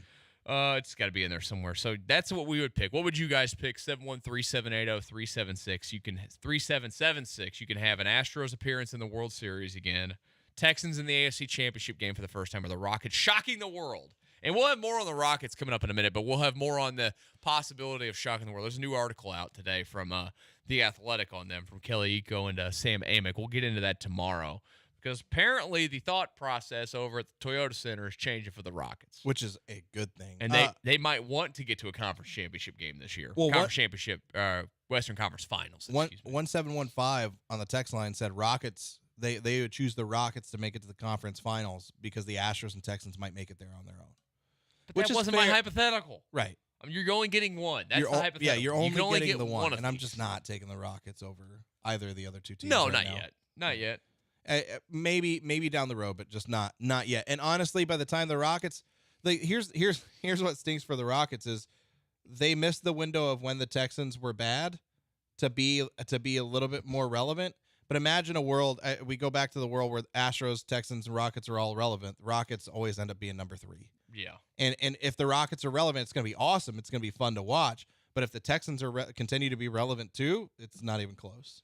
So I would never give up anything for the Rockets for the versus the Texans or the Astros. Sorry to the Rockets. They're always stuck in third. Well, that's just me personally. I think there are a Hey. lot of people who would take them above the other two teams. Yeah, but there just would for be. me personally. Yeah, But that's because football and baseball are just those are my They're my loves. Yeah. They're our bread and butter. Yeah. Speaking of football, there's going to be some movement when it comes to quarterbacks across the NFL this offseason. ESPN.com has out a list of where things might go, projecting where these quarterbacks could end up. Good news for the Texans. They're not involved in any of this, but what is it going to look like? Where are the movers and shakers going to go? We'll discuss it when we return to Connor and Beard, ESPN 97.5, 92.5.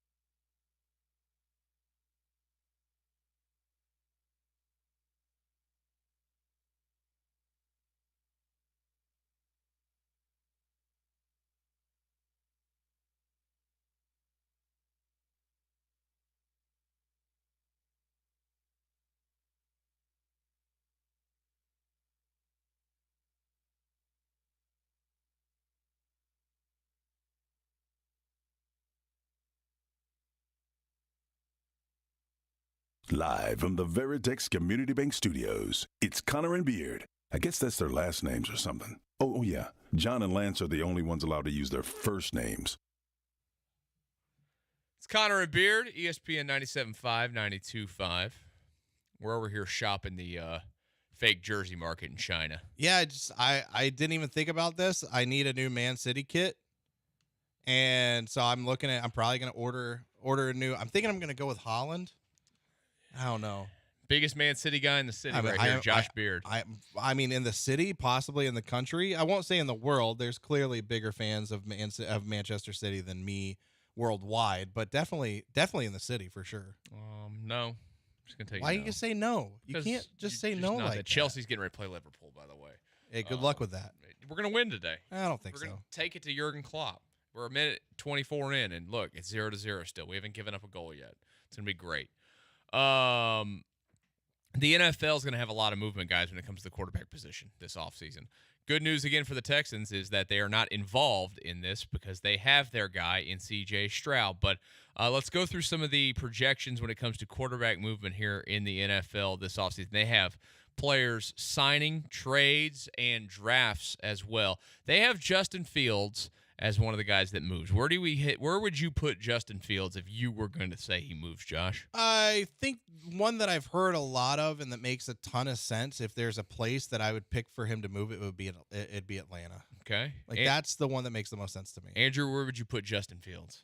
Ooh, this is tough, but I do think Atlanta makes the most sense because I don't see a realistic pathway for them to upgrade a quarterback through the draft this season, at least not with one of the, I won't call them surefire guys, but top-of-the-line guys. So if Chicago is trading him away like I anticipate they will, Justin Fields returning to his basically roots in Atlanta would make a lot of sense. Well, they don't have the Falcons down as the team. They have the Las Vegas Raiders. The Raiders? As an option. They're saying that you could get a second-round pick for him. Vegas would do that. You get a quarterback to give to Antonio Pierce. I actually like that. Second they and weren't seventh for Justin Fields? They weren't a god-awful team last year by any means. I have trouble believing that the Bears would give him up for a second and a seventh. Really? Yeah. I think that they would. Why wouldn't they? It's the seventh. They're not going to get a first-round pick for him. No. But the seventh is the sticking point for me. I think you can pull off a second, but the second pick would be higher than a seventh, like more like a second and a fourth, or maybe a second and a fifth. But a second and a seventh, that's just too. That's the value there is too low. I think that's fine. I think that gets it done. It's just the positional value is so. The positional value is so huge. There's just no way they get away with that. Kirk Cousins, where's he playing in 2024? Ooh, I think he's playing in Minnesota. I just don't see him going anywhere else. Atlanta would be another team that I could see him going to. We all said Atlanta because of Belichick. We thought Belichick was going to end up there. Well, and it just feels like Atlanta is primed for a guy like him, a quarterback like him to come in. He'd have a lot of weapons around him. The team's already kind of good. They just need a quarterback like him. Actually, Kirk Cousins might make more sense than Justin Fields, but I think he sticks with Minnesota because if Minnesota doesn't go with Kirk Cousins, who are they going to have? They have nobody. So I think he stays in Minnesota. Andrew, where'd you put him? This, to me, seems like a Raiders spot just because they already went with Jimmy G, an older, more proven but not necessarily great type of quarterback. Kirk Cousins is just an improved Jimmy G, or at least you would expect. We'll see how he comes back from the Achilles injury, but I'll go with the Raiders out in Vegas. I'm going to tell you that Josh is correct here. They have him staying with the Minnesota Vikings. I do agree with you there. I think it just makes too much sense they're invested at this point. Yeah. We're not even going to bother with this when we all know what's going to happen. Baker Mayfield's going back to the Buccaneers. Yeah, they don't. They could go somewhere else, but he's going to be cheap, and it'd be easy to move on from him if it doesn't work out. They have the one guy being cut, of course, being Russell Wilson in this option. So let's go to the free agent signings now. Where does Russell Wilson end up? Well, for me, since my world's a little bit different and I didn't have Justin Fields going to the Raiders, I'd pick the Raiders for Russell Wilson. Devontae Adams is going to want somebody. Devontae Adams is going to want somebody with a name, and Russell Wilson will give him that, even though it won't be the right decision. Andrew? I've said this a couple of times. He ends up back in Seattle. He's going to try and compete with that starting job with Drew Lock and Geno Smith. They have him going down to Atlanta, 3 years, $36 million with $20 million guaranteed. Ooh. I think Atlanta makes a little bit of sense. It's not good, but that's a quarterback that's available to you. Up next is Gardner Minshew, guys. He's been with the Colts this past year and proved that he can play in this league. Where's he going next year? You know what? If Russell Wilson is definitely going to be out in Denver, then I'm going to pick Gardner Minshew for Denver. That makes a ton of sense, especially the type of quarterback that he is. And with Sean Payton there, Gardner Minshew makes sense in Denver. Andrew? I hate to agree with Josh again, but yes, Gardner Minshew does make a lot of sense in Denver because assuming they're moving on from Russell Wilson, I know it's not official yet, they're going to have a hole there. There's not a ton of realistic options for them to improve. Again, it's similar to some of these other situations through the draft. If you don't have one of those top picks, you're sort of just taking a punt on whoever would be left in the draft board towards the later half of the first round. So, yeah, I'll say that they take a ride in his van? That's what he drives around, right? Yeah. The Minshew Mania van. Doesn't he have that? Does that still exist? I don't know. Why do you have to start it with I hate to agree with Josh again? Well, it's true. Just because of the fact that radio's not as fun when everyone agrees. Oh, that's fair. I It's like true. how, that's really good on the fly, on your tippy toes spin, Andrew. Well, the Broncos are the pick here by ESPN. He's going to end up with the Broncos. Are the Broncos the pick? Yeah, We nailed it. You know Nailed what the it. Broncos getting him is? It's their Case Keenum all over again. When they got Case Keenum, remember that right after the Vikings thing? Right after What? I didn't even remember that he they went gave there. him a buttload of money. He got like $20 million My- guaranteed or something. My brain totally dumped that. Brain dump all of that. I don't Didn't even know how many remember it. games he lasted, to be honest with you. Oh, I can't imagine very many. I mean, I think he made it through a whole season. Did he? Yeah, I think he did. God, I He totally made it through a forgot whole about season, that. and they cut bait after that. He had he got a really good contract there with them. Like he cashed in on that NFC Championship game run. Yeah, he did. He played a whole season. Yeah, he got a contract there. Well, it wasn't as much. 2 years, $36 million with $25 million guaranteed. I forgot he was with the Commanders the year afterward. Yeah, I totally forgot about the middle. he of was Case a Brown Keenum's as career. well. It was in my mind right now. Case Keenum was with the Vikings, and then there's a lot of gray matter, and then with the Texans. That is the trajectory of his career. He's had a very good career for a guy that was a practice squad quarterback that Bill Yes. O'Brien told him he could not be a quarterback in the NFL. He has made a ton of money, and props to Case Keenum, future coach on the Yeah. Texans staff. When the game plan goes exactly how we wanted it to next year, when Bobby Slowick leaves, Gerard Johnson goes from quarterback coach to offensive coordinator. Here comes Case Keenum to be the QB coach. And I'm really curious and excited to see the trajectory of Case Keenum's career as a coach if he decides to go that way. He'll be quarterback coach, then he'll be head coach, then he'll be OC. offensive coordinator, then he'll be somebody else's head coach. It's just going to be a revolving door of Texas coaches that become head coaches. That's what I hope for. That's what we want. It means you're going to be good. But they have what's his face going there. This one I'm just going to give to you because I don't think anybody cares about this. And the New England Patriots need a quarterback. They have Jacoby Brissett going back and being the quarterback of the Patriots. Good luck. Poor Jacoby Brissett. There were moments where he looked like he could be a good quarterback, and then meh. Their picks for the quarterbacks. They picked some of the quarterbacks in the draft. In the draft? Oh, okay. I give me a quarterback, and I'll tell you what team. Jordan Travis from Florida State. Oh, Jordan Travis from Florida State.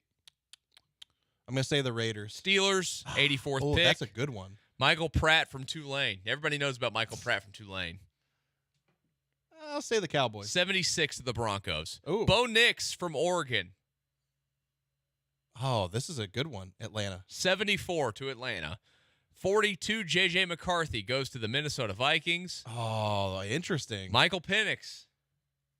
Don't know. To the Giants at 39. Oh, that's then not a they bad have pick. the top three quarterbacks in the draft Those are going easy. 1, 2, 3 in the draft. Yeah, those are I don't easy. agree on this. I don't agree this happening. Caleb Williams, Drake May, Jaden Daniels. I don't see three quarterbacks going 1, 2, 3. Do you guys? I do. I just don't. I just think that one of these teams is gonna be like, I think that Drake May is gonna be the guy that falls. In this world where the Bears trade Justin Fields away and they draft Caleb Williams, I see it happening. There's no way that they're not doing that, by the way. But here's the thing: Drake may they may look at his production, that might make him fall a little bit. People are going to fall in love with his measurables.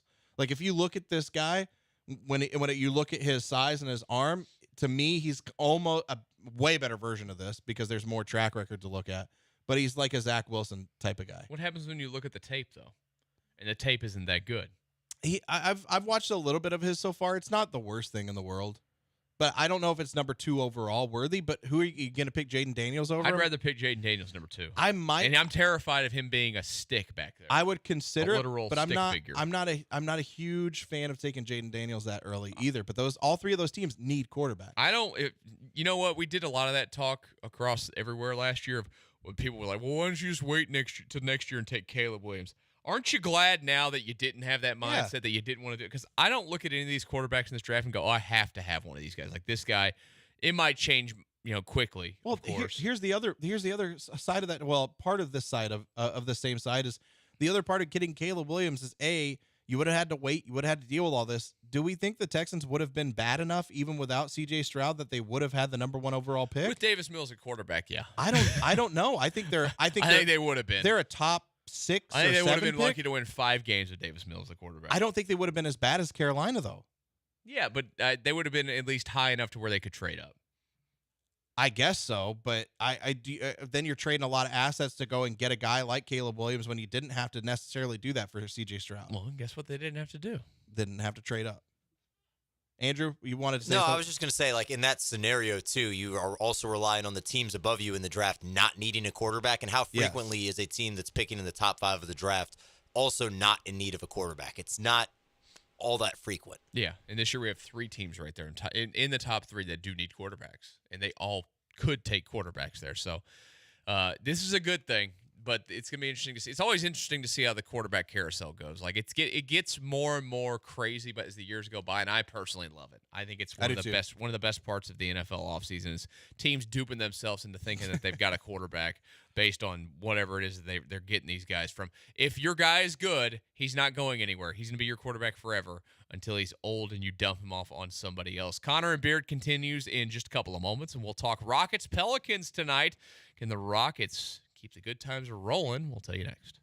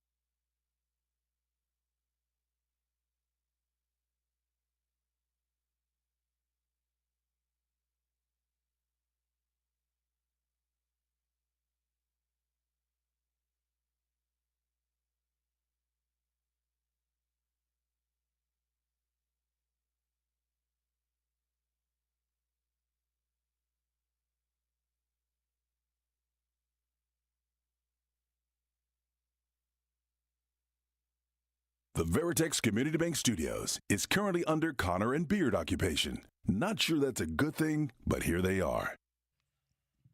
For 30 more minutes before the Killer Bees take over, it is Connor and Beard, ESPN 97.5, 92.5. If you'd like to chime in, 713-780-3776 to call or to text us today.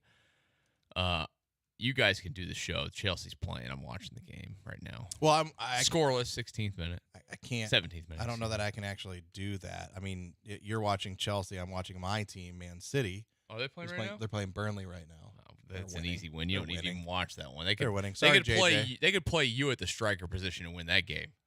Yeah. Sorry to JJ Watt. I got a strong leg with strong kicks. I'm a little worried he almost kicked me in the face there. I wasn't even close. It's strong leg with strong kicks. That's more awkward than me standing up and having you look my way earlier. I'll be honest. I think I just pulled something in my. I think not my hamstring. Weirdly, in my quad. Probably did. Something's wrong with my quad now. Hey, Rockets tonight taking on the New Orleans Pelicans at the Toyota Center. That's a good thing for the Rockets when you play there because they're a good team at home. First off, let's just before we even get into the good stuff with it, let's play. I pulled it up, but I was gonna look away. Josh. I'm so sorry. Andrew, what's the go ahead and matchup ask predictor? me? No, I'm asking Andrew. I'm going to go with the Rockets at 61%. Ooh, you're way off. Wow. Opposite direction. 40.6 Yeah. for the Rockets. 59.4 for the Pelicans. According No to the respect. ESPN matchup Yeah, no predictor. respect. And the Pelicans are Line on the game is 2.5 Pelicans. The Pelicans are on a 3-game losing streak on the road right now. Zion is a game time decision tonight. I haven't seen anything new on him. He's Of course, probably too busy eating Hot Pockets or something. not Hot Pockets. He's too busy getting his mouth spit in. Oh, that's by Mariah Mills. That's what he's doing. I forget about that. And I'm telling you, and every time people remind me. Like everyone always does this league stuff. My favorite offseason story of this league this year was Zion Williams in his porn star addiction. Yeah. And what he does with her. It's so hilarious. While he's got a baby coming from another woman. I mean, do you expect anything different? No, I guess when you're that rich and you're that young and everything is a yes. Do whatever you want. Yeah. You do whatever you want, like you said. So he's a game time decision tonight. Rockets 22-24, 17-8 at home. You know what? I think they're getting disrespectful here. Season series between these two, it's actually Rockets up 2-0. So this is some real disrespect from the likes of the line makers, the ESPN matchup predictors, and everything. And the Rockets are elite at home tonight. But the things that need to happen, of course, Jalen Green has to keep this up, correct? From the last few games, like they're not going to continue to win games if he's not doing that. I mean, they can win games without him doing that, but their percentage chance of winning those games, if he's doing it night in and night out, goes up exponentially, right? Yeah. And honestly, makes him a little bit more attractive in the offseason if you're looking to move. The team needs it. If we want to continue looking at the Rockets as a team that could make the play-in tournament, he's got to be this every single game. I mean, every once in a while he can have an off game. Correct. But he's got to be this like 90% or more of the time, because right now they're on the outside looking in. Right now they're the 11th seed and they're a half a game back from Utah. And so if he plays like this, I mean, you're talking about them winning more consistently, especially with the defense that they have.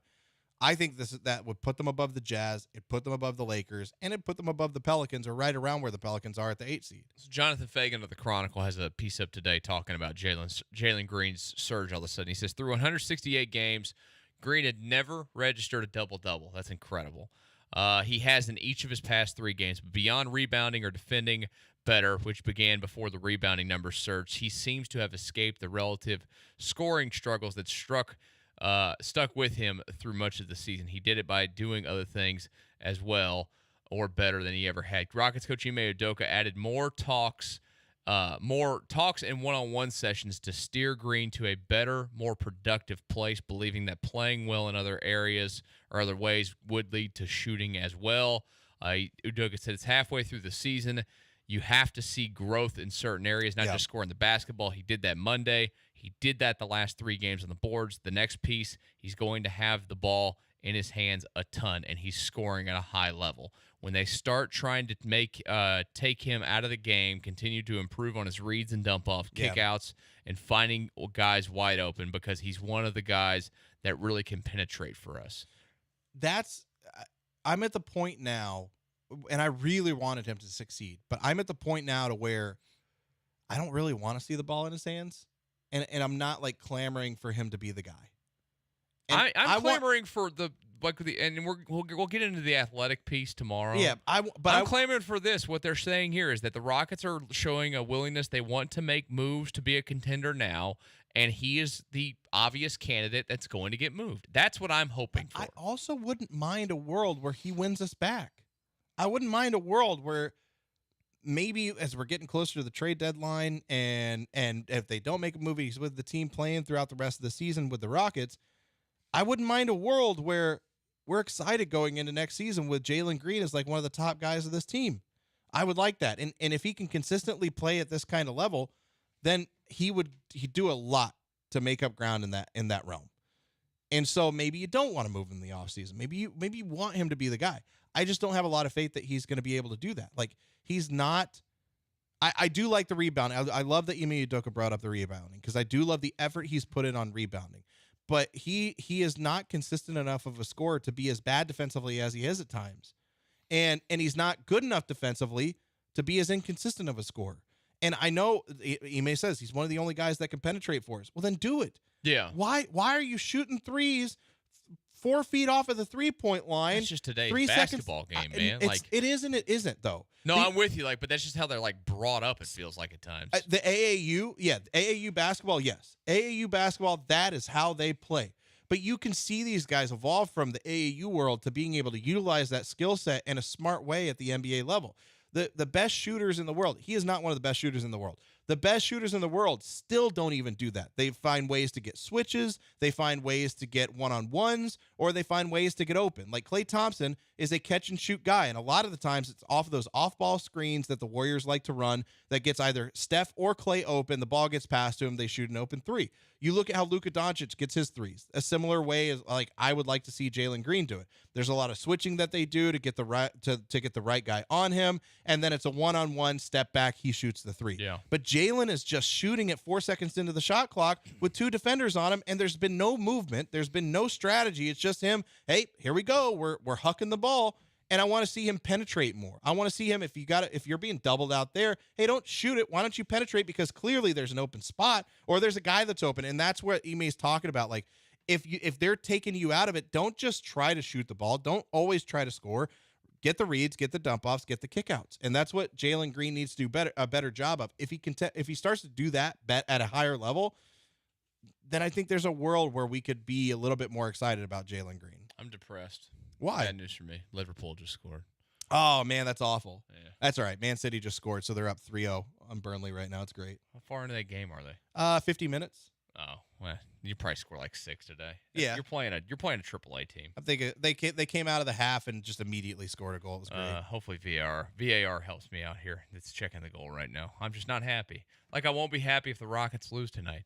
They need to win at home. They need to keep doing this. Yes. I'm all for pushing towards trying to contend in this season, trying to get into the playoffs this season. I think this franchise, they got to that point kind of where the Texans were. Not to the same level. Everybody knew it was going to be a rebuild. They were honest with you the entire time that it was a rebuild, but they did a poor job of it early on to where, we've now seen some growth in some things. And look, if Jalen Green's going to be here all year, they have to keep giving him the opportunity. Yeah. Like that's the thing. If he is going to be here for the entire year, you keep giving him the opportunity to go out there and to show you that he is improving in all those areas that you mentioned, because if he can, he makes him a more attractive trade piece, all those things. And then, you could just be like, hey, this is our guy. We actually want to stick with him. I still have my own personal doubts because of, I've said it before and I'll say it again, the shooting mechanics. I've never loved them. But if he can learn how to, there's so many guys in this league that don't have great shooting mechanics, that don't shoot the ball well, that still become effective score. Like, we were talking about him yesterday, Shai Gilgeous-Alexander with the Oklahoma City Thunder taking this massive leap. He's not a good outside shooter. He doesn't even take outside shots. He just gets shots at shoots over 50% from the field because he gets everything in the paint. Yes. That's the kind of guy that I think Jalen Green has to turn into. And if there's one guy, I guess, that I believe that can get guys to buy into it, it's Ime Udoka, based off of what he's done so far this season.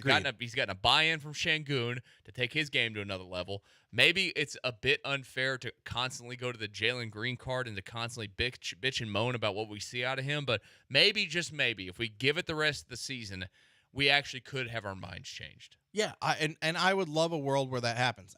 There's another guy that you could look at who has historically, or throughout the meat of his career, wasn't historically and hasn't historically been a good 3-point shooter, but he's great in the paint. And that's DeMar DeRozan. Now he's a better mid-range shooter than Jalen is, but that's still a guy that he can kind of look at and say, all right, I could be a dude that just attacks on offense, kicks it out, and I'm gonna be able to create by being athletic and just faster than everybody else, and then be strong on the defensive side of the ball.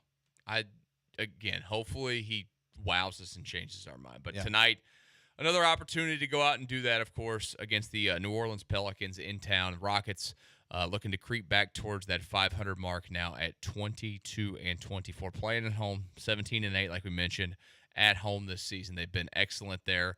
And these are games against this isn't a bad. I mean, New Orleans is a good team. They're a play-in team. Yeah, mid teams. But this is a period of time where look, they got this game here, and then they've got Toronto at home before heading out on the road for a couple of tough ones in Minneapolis and in Indiana. Really, it's a tough road. Any road trip for the Rockets is tough because they play poorly in the road. So tonight's game and the game against Toronto on Friday, massively important for this team to get back to that 500 number. We'll finish up Connor and Beard in just a couple of moments. What will happen? Well, you're just going to have to find out. Maybe I'll kill Josh on the air. Maybe he'll kill me. That's next.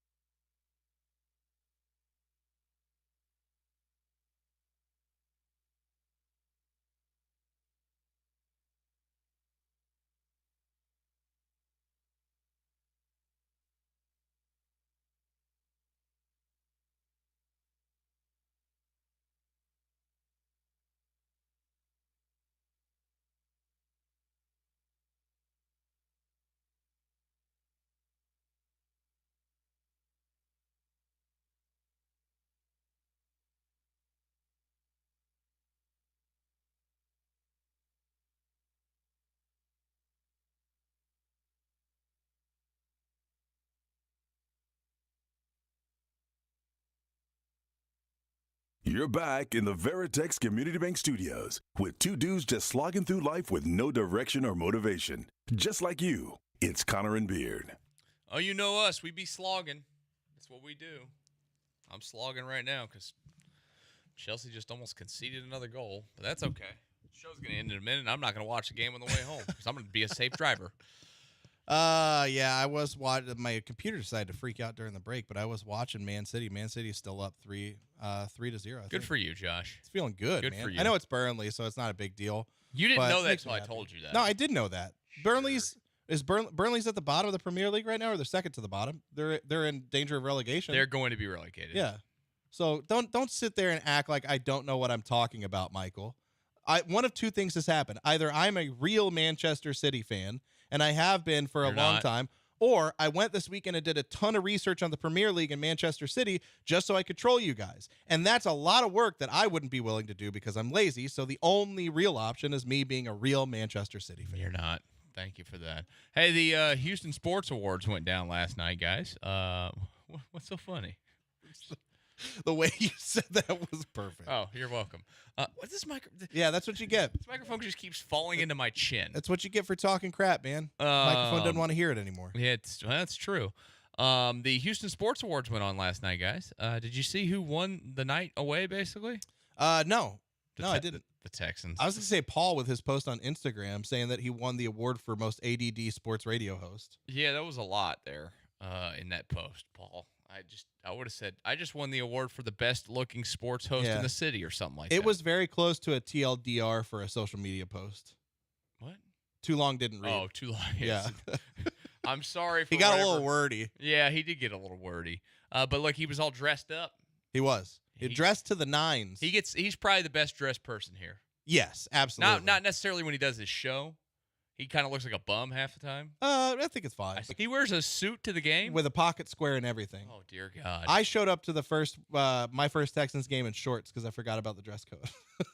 Dude, I used to be that media member that would go to everything in shorts. I don't mind it. I don't understand why it's such a big deal. Why? Who cares? There was a whole other lifetime where I had to wear uniforms to everything, and it was way more serious. Yeah.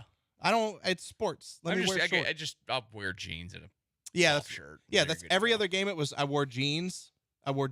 And a black T-shirt. I'm about to say black T-shirt. Hey, the Astros just made a move, guys. You see that? Yeah, I actually did see this one. The Astros have acquired infielder/outfielder Trey Cabbage from the Los Angeles Angels in exchange for right-handed pitcher Carlos Espinosa. So the Astros are getting some vegetables. Yeah, I'm actually gonna go back on that website and order a Trey Cabbage Astros jersey. Yeah, you think so? Yeah. Trey Cabbage is 26 years old from Rutledge, Tennessee. Let's see if he's played any. He's got a few big league at bats, 53 of them to be exact last year with the Los Angeles Angels, where he hit 203 with a home run and 7 runs batted in. But you know what? In the hitter-friendly Salt Lake of the Pacific Coast League, he hit 306 with 30 home runs last year. That's not bad. Would it be a safer bet? Future superstar Trey Cabbage. Astros legend. Would it be you heard it here first? Would it be a safer bet for me to get a Cabbage Astros jersey or a Cabbage Space Cowboys jersey? I'm going to say investment-wise, Space Cowboys. Okay, I'll probably do that. Yeah. That way that frees me up to still get actually, never mind. I was going to say to get the Belichick jersey, but you're getting me that. No, yeah, I'm going to get you the Belichick jersey when I can figure out on that website how to exactly customize it to where I know for sure. Yeah. Say Belichick and 25 on it. But no, last night at the Houston Sports Awards, guys, C.J. Stroud won Athlete of the Year. Do you think that that's the right choice? Yes. I think so. Yeah, I don't Moment know. of the Year was also C.J. Stroud and Will Anderson drafted by the Texans. Newcomer of the Year was C.J. Stroud. It was C.J. Stroud night. I'm sorry, but Moment of the Year I disagree with. What do you think Moment of the Year was? Moment of the Year should have been Altuve's home run.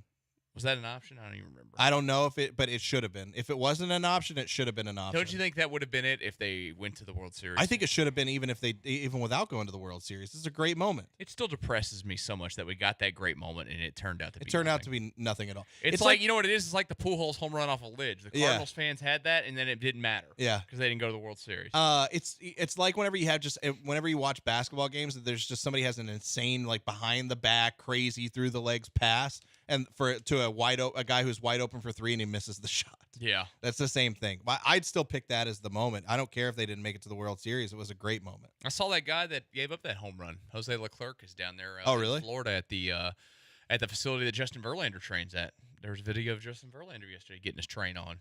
doing his thing. That makes me happy. Yeah. That gets me excited. Do you think he could work with Cabbage? No, you don't want to make Cabbage feel bad because Justin Verlander's probably going to have a 1.2 ERA this year. Yeah, well, and I imagine like you get Cabbage down in Florida right now, it's gonna be a little bit warm, and you don't want hot cabbage. No, it's probably not a good Yeah. thing. Yeah. How many times do you think he's been asked if he's going to a Cabbage Patch? Every time his entire life. That's that of the names that we've had on the Astros. Where does Cabbage rank? Is it close to? It's near the top. Is it top 5? It's top 5. If we put together the Astros top 5, I mean, LJ Hose is forever number 1. Seth Beer. Seth Beer is good. Doug Fister. The best thing about it is have you ever heard anybody use cabbage as a derogatory term? You cabbage. No. That's like a Northeast thing. I had a friend who he would walk up to people and be like, "Yeah, you're just straight cabbage right now. You cabbage." I don't think that's a thing. But I'm going to turn it. It absolutely is. I'm going to turn it into a thing for him, but it's going to be positive. Good for you. I'm going to go with LJ Hose, and he had 0. That was the best. And people were buying LJ Hose jerseys. That's a great one. It wasn't even. I mean, it was just perfect. I own a Doug Fister jersey. By the way, referring to a person as cabbage refers to somebody being slow, ineffectual, or foolish. So it's a thing. Oh. But we need to take cabbage back. Cabbage back. Cabbage Patch. Congrats on being a cabbage, Josh. You're just a cabbage. Wow. Okay. I didn't bring it up for you to call me a cabbage. That's what I'm here for. That's what I'm doing. I get that. I know. Who's going to win the Houston Sports Awards next year? Is it going to be another Texans sweep? I honestly, I hope that they are successful enough that it's close to, but I wouldn't mind seeing a couple of Astros in there too. I'm hoping for, like, imagine an Astros World Series run, and then the Texans make it to. Who'd you pick to be the an MVP AFC yesterday? Kyle championship game. Tucker. Yeah, Kyle Tucker, athlete of the year. The question. I think he was up for it. That'd be interesting. The question was, will Kyle Tucker end up being like the lead for the Astros for MVP? Turning this game off. Why were you still watching? It's 2-0 now. Why are you still watching? Because Josh, this is what I do. I have a problem. I have a pain problem. myself through sports. Now I know. I have good problems now because I have all 3 teams in this city on the right track.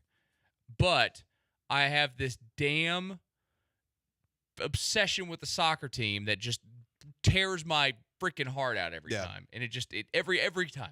Doesn't matter. I know that they're not that good this year. They're young. They're building. And they just Is that why they're not that good? They just stick their hand in my chest and just rip it out and make me look at it.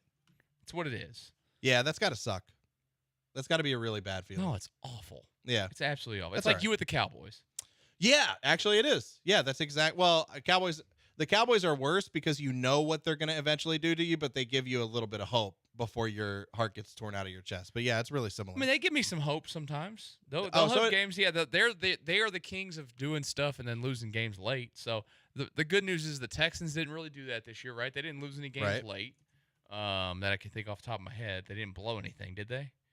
I don't. I mean, Falcons game kind of. They had games where they were down and they tried to come back late and then just didn't do it. But then they had games where they came back late and ended up winning, right? Yeah, Astros for the most. Astros couldn't win win at home. That was the annoying thing with them. And the Rockets, well, they can't win on the road. But it's not like they'd blow stuff constantly. So Right. It's not like when they lose, you know they're going to lose. It's not agony every night.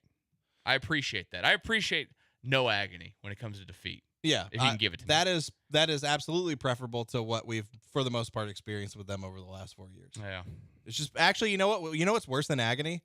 Indifference. Yeah, and that's what we've experienced with them over the last couple of years. That's what you have, indifference with your damn Cowboys. Yeah, with your damn Cowboys team. Yeah, that it's awful. It really is an awful. I would love to get angry or excited or whatever about the team that I root for, but I am relegated to indifference, which Chelsea is going to get at some point.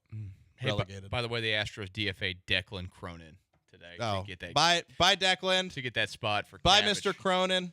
We are your Tyler Cabbage show of record here on ESPN. Nobody talks about Cabbage more than us. Was it Tyler or was it Trey? It's Trey Cabbage. I don't know. Trey Cabbage. I thought it was Tyler. It's not. It's Trey Cabbage. Okay. Taylor Cabbage coming to the Astros. Nope, that's more on him tomorrow. Different name. Travis Cabbage. Yep. Travis going to be really good for the Astros in 2024.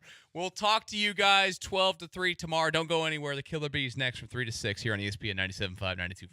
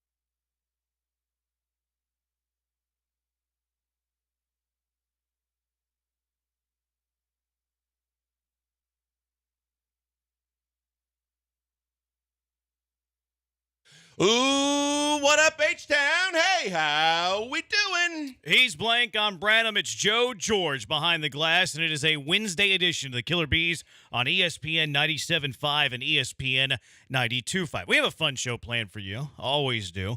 Why the Face Wednesday? Joe makes faces on Wednesday. Not sure what it is about Wednesdays, but he does. The Super Bowl set, 49ers and Chiefs. What is a better comp, you think, for the Texans are going to be? Also, the trade deadline's right around the corner. Hearing some news on that. I have a fear ahead of the trade deadline for the Rockets as well. But the big news in the city of Houston yesterday, at least when it comes from a sports perspective, is that Bobby Slowick and Gerard Johnson are staying with the Houston Texans. And to me, Blankers, this signals two different things for the organization. The very first thing is Cal McNair spent money, which is something we got into a little bit yesterday as the story broke, but more time to let it marinate and kind of sink in. Cal McNair, again, spending money, which, you know, maybe that's Kerry's issue, is that Cal's spending all of the McNair's money.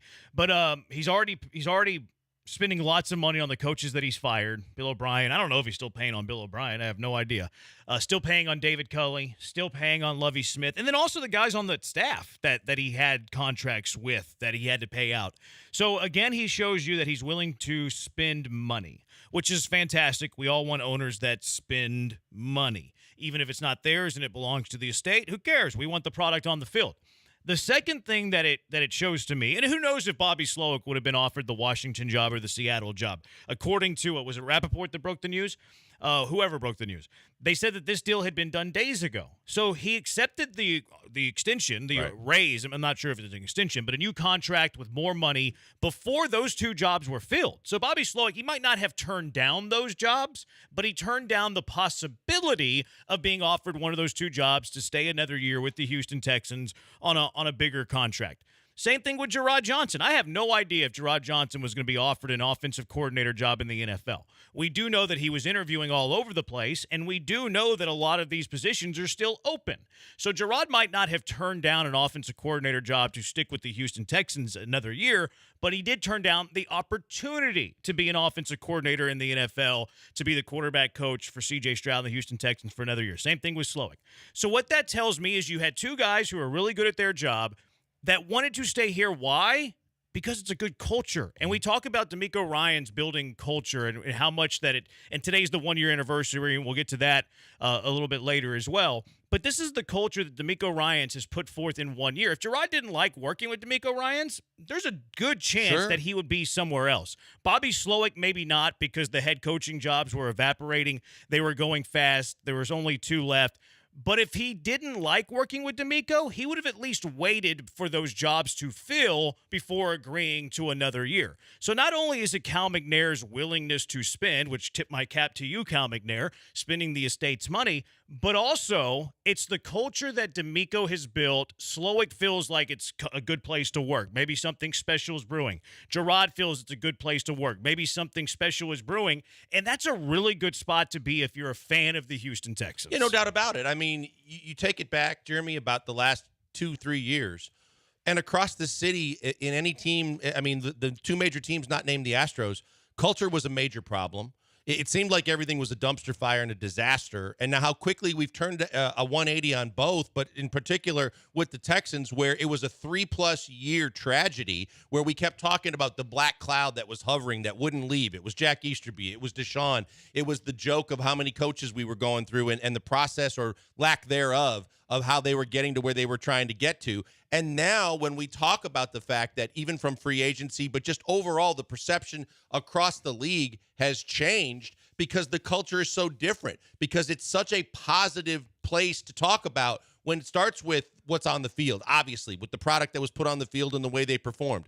But because the head coach is up for Coach of the Year honors, has turned everything around, has gotten the kind of buy-in that everybody was just hoping for when he took the job. And no one, let's be honest, no one knew how he was going to do. There was anticipation, there was expectations, but no one knew that he was going to actually be able to do it. We've seen first-year head coaches with their first opportunities fall flat on their face, see Nathaniel Hackett and others. But with DeMeco, how quickly he was able to change the culture, how quickly he was able to get the buy-in, and how quickly he and Nick developed a communication and a mutual respect so that they could work together, not against each other, which we've seen in the past too. So it's and you're right, it starts at the top.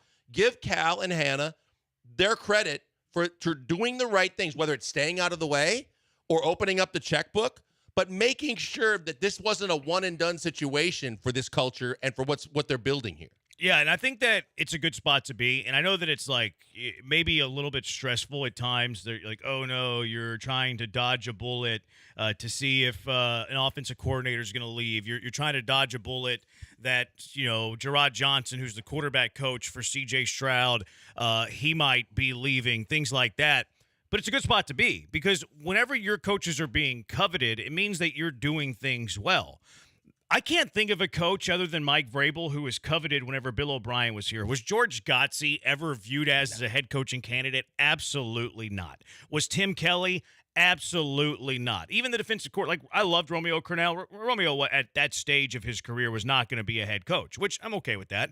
But it was never coveted to be a head coach. Mike Vrabel really had a bad year as the defensive coordinator of the Houston Texans. The one season he was calling defensive plays, got the Tennessee job, but no one really cared about that. No one really lost any sleep that Mike Vrabel was leaving. Turned out that the best head coach on that staff was leaving whenever he left because he was better than O'Brien, but no one lost any sleep over that. No one on David Culley's staffs were thinking about leaving. No one on Lovie Smith's staff were thinking about leaving to get promotions. They might have got lateral moves around the league, but in order to get promotions, there weren't head coaching candidates on either staff. I guess you could say Lovie was a head coaching candidate on David Culley's staff, but that's a joke. That's well, laughable. How many were being pursued, period? Whether it was a promotion or not. I don't think there were many at all. The only one I can think of in the last three is Vrabel. Vrabel who left you as a defensive coordinator to be a head coach. Now, you can make the case Lovie did because Lovie went from your DC to your head coach, but we all know that those 2 years of coaching carousels were a circus. We know that it was all a laughable matter. They interviewed McCown twice. They might have hired McCown if it weren't for Brian Flores. Who knows if that story's true? So that whole circus for 2 years is laughable. I'm not counting Lovie Smith as this hotshot commodity around the NFL. So it's a good spot to be. But it's an even better spot whenever you have offensive coordinator turning down the possibility of being a head coach somewhere, and whenever you have a quarterback coach turning down the possibility to be an offensive coordinator somewhere. And from their perspective, it might be a better career move. We got into it a little bit yesterday when it came to Ben Johnson. Maybe it is in the best interest of Bobby Slowick to get another year as an offensive coordinator, have a good year, no guarantees, and then you have better positions opening next year. I think from a Gerard Johnson standpoint, this is very wise too, because I wouldn't want to be the offensive coordinator for Kenny Pickett in Pittsburgh. Right. I wouldn't want to be the offensive coordinator for Derek Carr in New Orleans, and I know that he had other places as well. But I'm also much more confident of Gerard Johnson taking over the offensive coordinator position if Bobby Slowick were to leave next year. I love Gerard. People, if you don't know my history with Gerard, we went to the same high school. He's good friends with my younger cousin. We're on a first-name basis. When we see him, shake hands, got his number in his phone. He asked me for tickets, which, sorry, I didn't give you the hookup on that. But that'll cost you. I did have my worries about him taking over as an offensive coordinator with 1 year in the San Francisco scheme under Bobby Slowick. Now that we know he's going to have 2, I have no qualms whatsoever that Gerard Johnson in 2 years will be ready to be the offensive coordinator for the Houston Texans. No, you're absolutely right. And look, I had some concerns as well, but when you look at the progression and the way it took place, and I look at it from a Slowick perspective too, you're only going to get so many opportunities. I get that, and I'm taking Ben Johnson out of the equation. But for Slowick, the fact is, and even for Gerard especially, the first time getting into this kind of mix with these guys, to kind of understand this is the newfangled NFL passing game. This is the system that everybody is really, seeking and it's highly sought after. The more experience I get here, the better off long-term I'm going to be. If I'm the quarterback's coach, look, the fact that I'm getting interviews after 1 year as the quarterback coach in this system with the Texans means that this is not going to stop overnight, right? So if I can stay for another year and learn another year, just like if I'm Bobby Slowick and I say, hey, yeah, I made some mistakes, but I obviously got a lot of love in this coaching cycle. But I love what I got. I love my quarterback. I love the possibility that we're going to get better because we have all these assets to work with. You would have to knock my socks off for me to actually want to leave 1 year in as opposed to give me another year calling plays, and if I have anywhere near the same success, the offers aren't going anywhere. And I'm a culture guy, so I like that part of it. Like, I like that you have a couple of coveted coaches that are like, hey, we're going to pass up on a couple of opportunities to stay here. Todd the Show, seeing that OCs are, I don't know why everybody has the same thought, parroting each other. Todd the Show on the Twitch, twitch.tv/ESPN 97.5. We love all of you that do not work. He says, seeing that OCs are getting almost $4 million a year, longevity might be more appealing than getting a head coaching job with the pressure of getting fired after a year. We got into this conversation a little bit yesterday with Ben Johnson. Like, these offense coordinators aren't going poor. Like, these offensive coordinators aren't having trouble putting food on the table for their family. Now, I'm never going to blame a coordinator for chasing the head coaching dream, even if it means that they're taking a lousy job and very likely could get fired in 3 years. But I would push back and say that you need to be an offense coordinator in a good offense, because just like there's pressure on the head coach and getting fired after a year, offensive coordinators get fired after 1 year all the time too. And if you're not in a good offense, we expect the Houston Texans offense to get better. They weren't a top 10 offense this year. We expect them to get better. You got to make sure you're in that good offense before you can be like, okay, this is a cush job, great job security, blah, blah, blah, blah, blah. Because if Bobby Slowick with a tough schedule next year has a bottom 5 offense in the NFL, we're not going from, oh yeah, keep Bobby Slowick. We're going from who can replace Bobby Slowick. That's how quickly it changes in sports and in the NFL. Absolutely, no doubt about it. I always use the Janet Jackson terminology of what have you done for me lately, but it's the Janet Jackson theory, which is, and principle, which is if you've done something great, everybody wants to talk to you. But if everything changes in a year's time, there's going to be another hot commodity that's out there, another coaching staff that had a big year offensively that people are going to talk to. Look at the Cowboys when Kellen Moore had the great year that he had, and everybody wanted to talk to him, and then the Cowboys had to lock him up. And then he had a bad year. McCarthy ended up getting rid of him and basically taking over offensive play calling. And then because he had a bad year with the Chargers, he wasn't going to get those head coaching opportunities again. Now he had to go back to square one of, I hope I get another OC job. And luckily for him, he did. But this is how quickly things change in this league. CJ saying I'm feeling sassy today. I feel sassy every day. I'm sassy, Branham, most of the time. 713-780-ESPN. HRP listener line, 713-780-3776. He's at Pac-Man Joel on Twitter. Joe's at Joe George Radio on Twitter. I'm at Jeremy Branham. We're on the Twitch, twitch.tv/ESPN 97.5. You don't have a job, that's where you hang out. We're also on YouTube. Just search ESPN Houston on YouTube. That's where all the professionals hang out. ESPN Houston on YouTube. Why the Face Wednesday? We'll get into some of this Rocket trade deadline stuff. The Astros made a splash today. I'm kidding. They traded for a 4A outfielder. It wasn't Cody Bellinger. They traded for Cabbage. That's the guy's name, Cabbage. He's John Singleton that can run a little fast. All right, 713-780-ESPN HRP listener line. It is also the 1-year anniversary of DeMeco Ryans becoming the Texans head coach. That's when Adam Schefter reported DeMeco Ryans was going to be the head coach of the Houston Texans. What's your impression after 365 days? 713-780-3776. Killer Bees, ESPN 97.5 and ESPN 92.5. Guys, before we go to the break, tell you a little bit about Allstate Windows and Siding. It's time to give your home a facelift because it is your most valuable investment. And for most of us, your biggest investment. And that means you got to take care of it. And sometimes it could be just protecting the outside of the house so that you and all the contents of the house and everything that goes with it, like all the energy you're putting into your house, is conserved, saved, and protected. And that's why you go to Allstate Siding and Windows, because they have a huge selection of colors and energy-efficient quality siding. And they have tons of winter specials, like $2,500 off on a complete siding job with 24 months interest-free. It's family-run for 3 generations, and they are here to help. Mary, Mike, the entire family, they're fantastic. They can come to your house and tell you exactly how they can help. And from a Windows perspective, it's the same thing. It's time to give your home the protection it needs.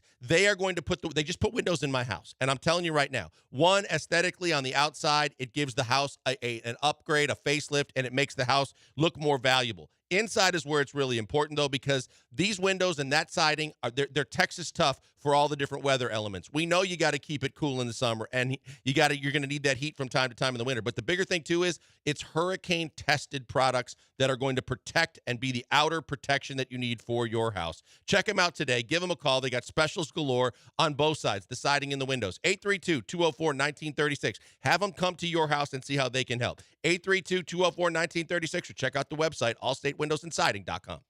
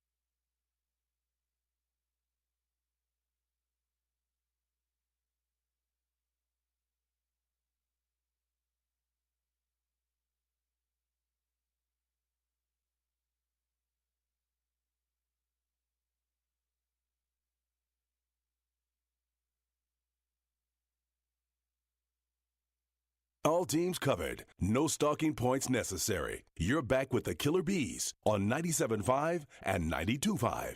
Live from the Veritex Community Bank Studios. Yeah, the Astros traded Carlos Espinosa, a low minor league pitcher that has some tools. I mean, they all do, right? For Trey Cabbage for the Los Angeles Angels. He hits a lot of home runs in AAA. He's kind of John Singleton with speed, is what he is, and more position flexibility. He debuted against the Astros last year. I don't remember. He got his and he actually got his first hit against the Astros. First career hit against the Astros. There you go. If you can't beat him, trade for him. I saw that one moment, little blooper in front of Chas McCormick. We were watching it before the show. Said, that's my guy. Literally everybody else could beat him except for the Astros. I think you're actually right. He had his whole career in one game against the Astros, and then the Astros came back and won the game. Did they? Because he's only played. He played last year a little bit. Had a cup of coffee. He had 51 at bats, if I remember reading it correctly. So he's still at 53. So he's still technically a rookie. He hit 208 in those 53 at bats. He was 11 for 53. He did homer once. 232 on base, 321 slugging. OPS plus of 49. If you're unfamiliar with OPS plus, the average number on OPS plus is 100. They kind of do bell curve to where the average baseball player is 100. He was at 49. He's John Singleton that can play a little bit of outfield and can run. That's who he is. Does John Singleton strike out 49% of the time? Probably close. Because that's what this kid did. Flip a coin. If it lands on heads, Trey Cabbage is probably going to strike out. He struck out 26 times in 53 at-bats. That's a lot. Does he have the overall plate discipline of John Singleton of last year? It doesn't look like it. Just looking at his career numbers, it does not look like he has the plate discipline of John Singleton. What this is an option for the last bench spot. This is unless they sign somebody else, this is an option to fight with Corey Julks, to fight for John Singleton. Trey Cabbage will be in the mix, maybe a prospect or two that are fighting for the last bench spot on the Houston Astros. And maybe if they trade Jake Myers, he could be their replacement speedy outfielder, backup outfielder too. I mean, they're not trading for him. Oh, that's a shame. No, they're not trading. They're not trading Jake Myers. And I wouldn't want them to trade Jake Myers if Trey Cabbage is the answer. Well, I don't want Trey Cabbage or Jake Myers, but I'd like options that don't include Jake Myers being a starting outfielder in this outfield. Sure, but this isn't one. H-Town Wheelhouse, I love him. He has one of the hottest Astro podcasts that exist. He's always very optimistic about the Astros. He said number 26 rated prospect for the Angels. Kid strikes out a ton. If they can fix the issues in his swing, this dude hits tanks! Exclamation point. He hit tanks in AAA. Something tells me that him going to the big leagues isn't going to fix his strikeout problem. If anything, it's going to increase the strikeout problem. Usually 26-year-old guys don't really fix the holes in their swings. Yeah, by that time in their career, it is what it is. Yeah. So this is a guy that can compete for roster spot number 26. 713-780-ESPN, HRP listener line, 713-780-3776. 8986, how do you feel that Granado did the What Up H-Town intro? I did not know that he did it. I did not know that he did it either. Joe, we're going to need an intern to find out when he did it, and then we're going to have to play it on our show to see how it stacks up with Blankers. Do you think it's better or worse than yours, Blankers? No brainer. I mean, come on. Who doesn't listen to him? But I don't think he's going to do it nearly as good, and he shouldn't. Yeah, you didn't really answer the question, though. I guess you did. I guess you answered the question. It's not even a contest. But we'll leave it up to the listeners on who did it better. Listen, look. I mean, I don't do that. 6453. Actually, it's Wheat Straw. We just used the ESPN 97.5 app to listen to you, degenerates. Thank you for listening, Wheat Straw. But we're talking about the Twitchers. Those are the people that listen to our show that do not work. Not that that's a problem. Hey, you don't need to work. That's fine. By any means necessary. We're not worried about whether you're paying bills or not. Just make sure you do what you need to do to listen to us. 6030. Oh, so they're going to fix Yiner's strikeout problem, but y'all think he's the truth? Okay. I don't mind if a guy strikes out a lot if he hits 30 home runs, and that's probably what Yiner Diaz is going to do. Yiner Diaz hit 20-something home runs last year as a rookie. I don't really care that he strikes out a ton. And actually, Yiner Diaz is pretty good. I know that he strikes out, but Yiner Diaz's contact actually above average, according to rest of baseball. If you look at Baseball Savant, his K percentage is in the 65th percentile. It's above average. Look at how many at-bats he didn't get last year, but what he did when he got them. And this was his first go-around in Major League Baseball. Yeah, I mean, if you want to start crapping on Yiner Diaz already, that's on you, but I expect him to get better, and he will obviously be able to fine-tune his swing. I'm not worried about Yiner Diaz. His K percentage is above average. Like, that's the funny part of that. Like, it seems like he strikes out a lot because he swings at a lot of pitches and swings and misses at a lot of pitches, but he puts the ball in play more than, like, the average guy.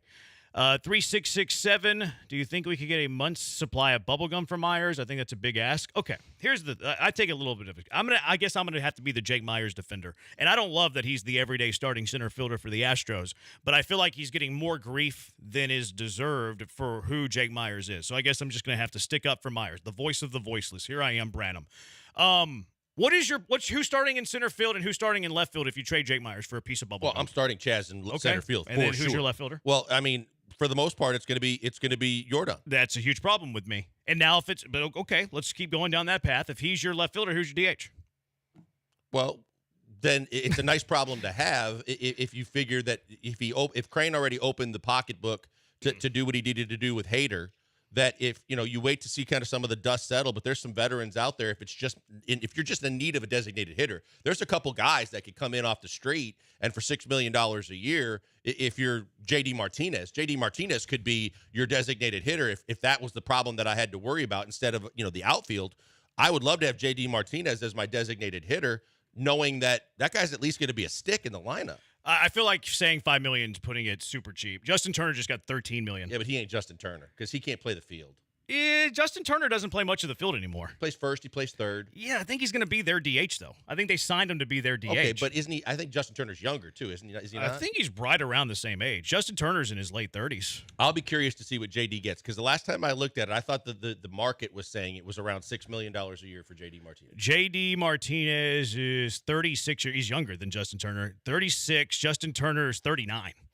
Yeah, and I think, how much did JD Martinez make last year? I think he made a decent amount, and he had a good year. Yeah, he had a good year, but then they let him walk. He made $10 million last year. Like, I can't imagine. You might be able to get him less for than 6 10. or 7.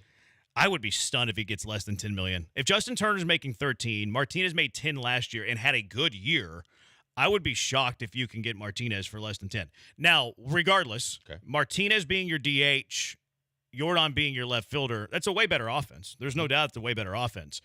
I don't want Jordan Alvarez playing left field 150 games. That's a recipe for disaster. I hear you, and I know we were on the same page with that, and we've been in agreement on that the entire time. I would prefer to not go down that route. Now, I know that he would prefer to play left field, and evidently they're hell-bent on him playing at least 50% of the time out there, but you still add a fourth outfielder. If it's Corey Julks, you can add Corey Julks. But, I mean, if you can find a fourth outfielder in your system or you want to rush one of your guys up there, so be it. But for the fact that offense would be so much better.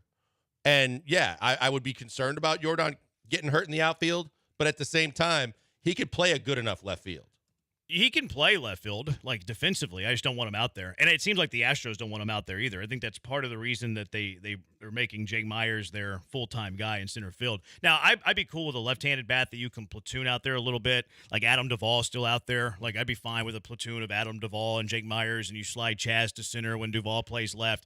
But I'm not trading Jake Myers until I do those things. And even if I do those things, Jake Myers is a nice option to have off the bench that can play defense late in the game. Like, even in your scenario, I want Jake Myers. Like, if Jordan's your left fielder and JD Martinez your DH, you have a lead after 7. I'm pulling Jordan Alvarez and putting Jake in center. So, like, that's the trade Jake Myers for peanuts makes absolutely no sense to me. And I do think that there's teams that have put value on Jake Myers. He's young enough. He has speed. He can play defensive outfield. I think he's Kevin Kiermaier. Kevin Kiermaier got a $10.5 million deal. I don't know if I'd go that far. The defensive metrics would have him pretty even. And offensively, Kevin Kiermaier had a good year. He had his best offensive year. Yeah. He did have his best offensive year.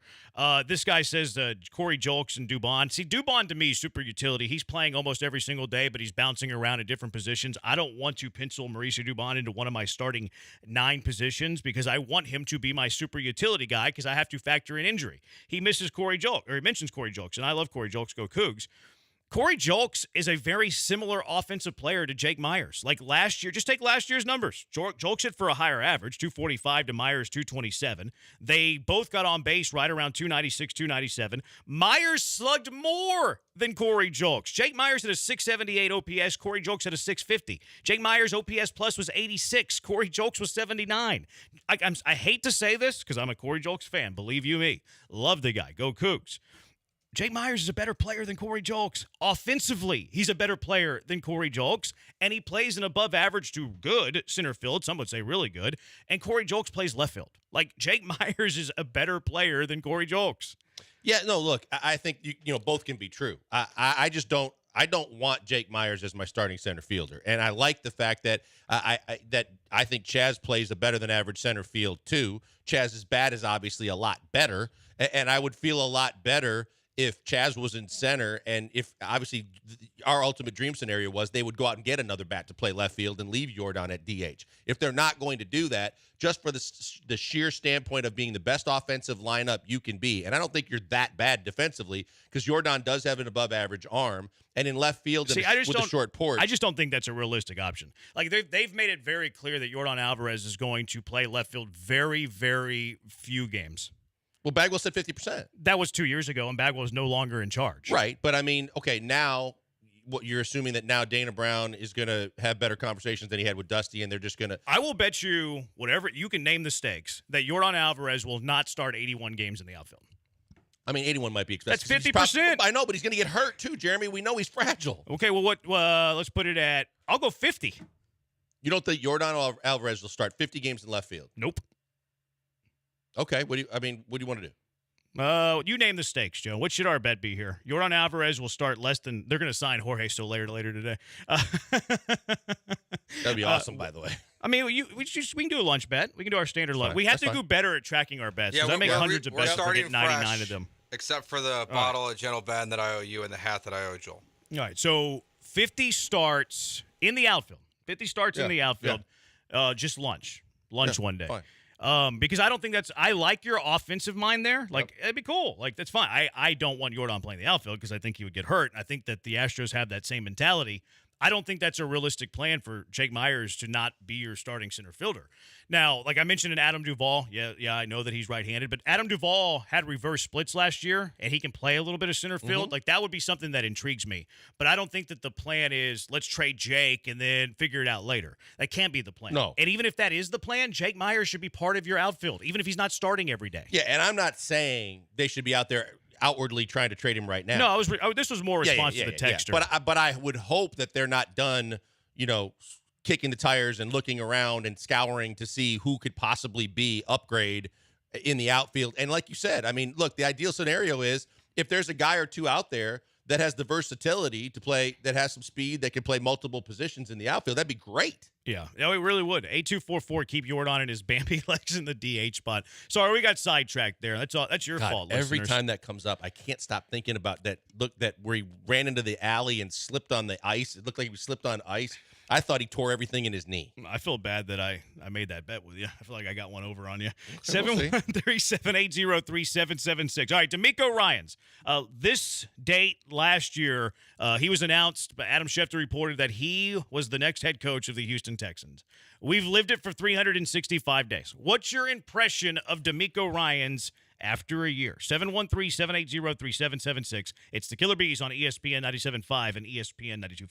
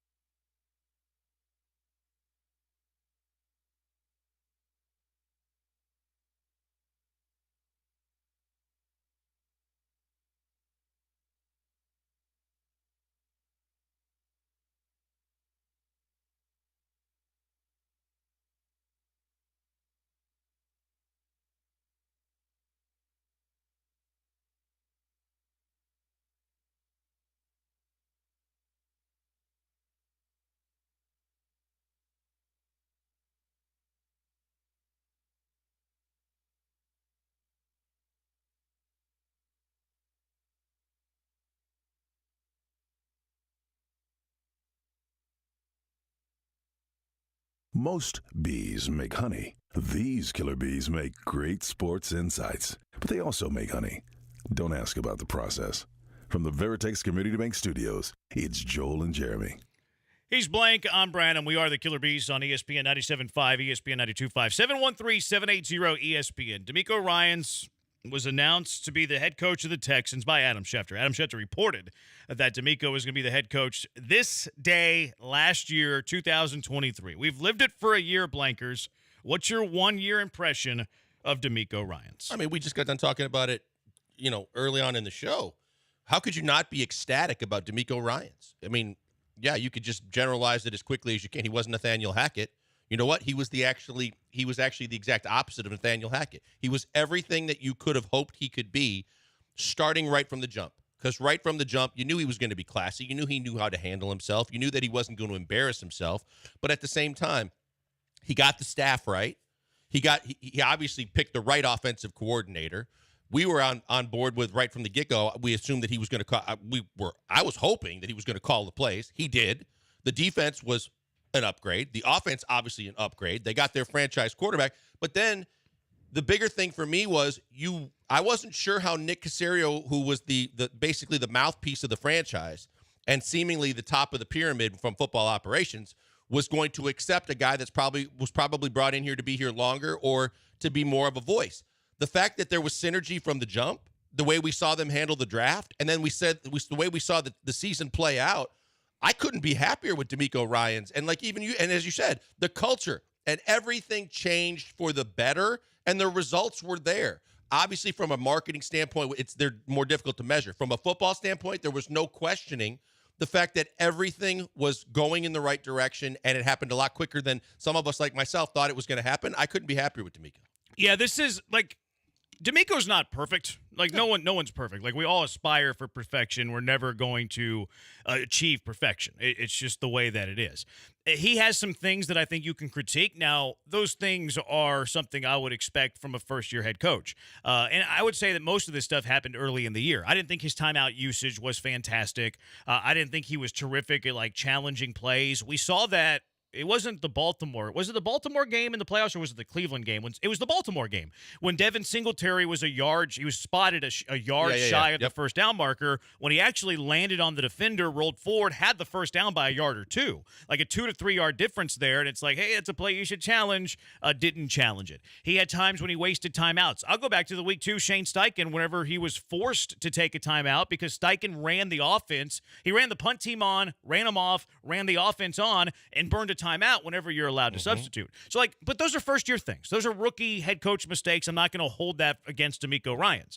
Where I thought DeMeco Ryans really excelled, and look, I think that this defense certainly got much better from the start of the year to the end of the year. I think a microcosm of that is Christian Harris. Look where Harris was at the start of the year. Look where Harris was at the end of the season.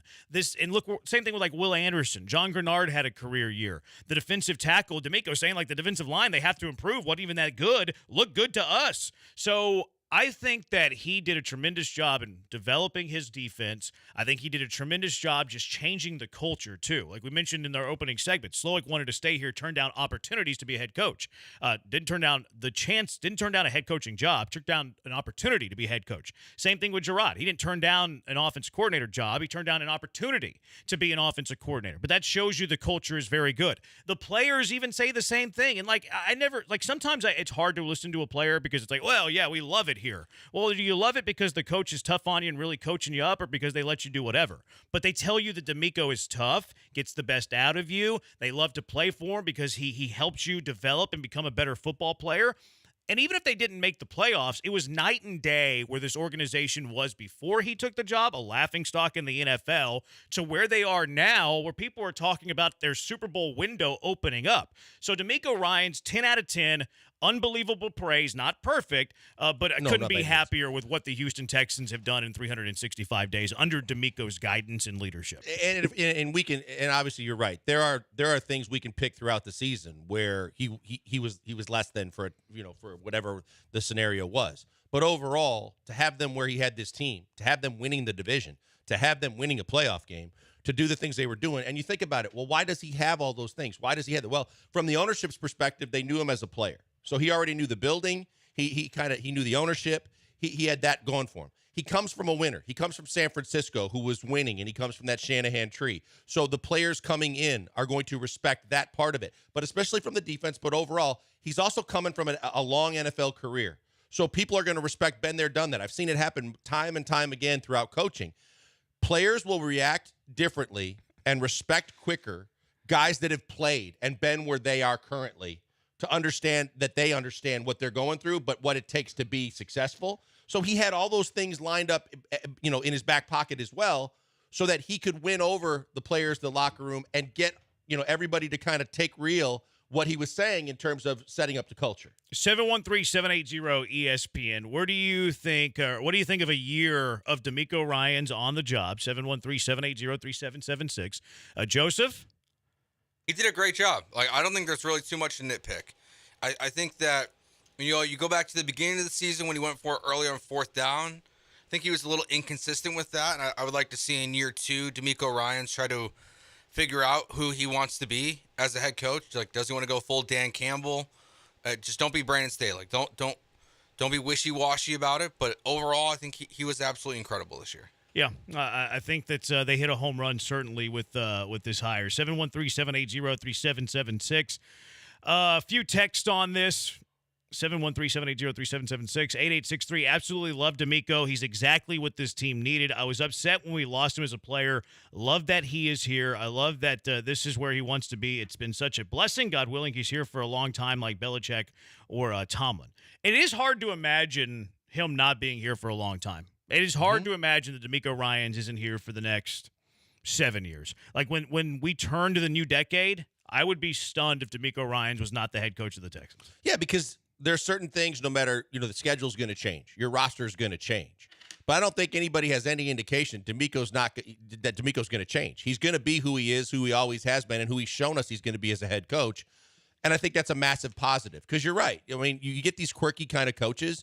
Like, no offense to Dan Campbell, but at a certain point, if that could wear off, if the tough guy bite their kneecaps off, rah guy, that at a certain point you could see wearing off, or at a certain point rubs players the wrong way. But the way DeMeco goes about his business, I think, and as we just highlighted, guys are going to be always going to be able to buy into what DeMeco is trying to get them to do. Yeah, it seems like he has the total buy-in. Well respected around the league. Everybody seems to love DeMeco, and one thing that helps him is that he has a quarterback. No doubt. It makes it easy to think that he's going to be here a long time because he has the quarterback. If you still had poor quarterback play and he was coming off a 6-11 season, would you expect him to be here in 2030?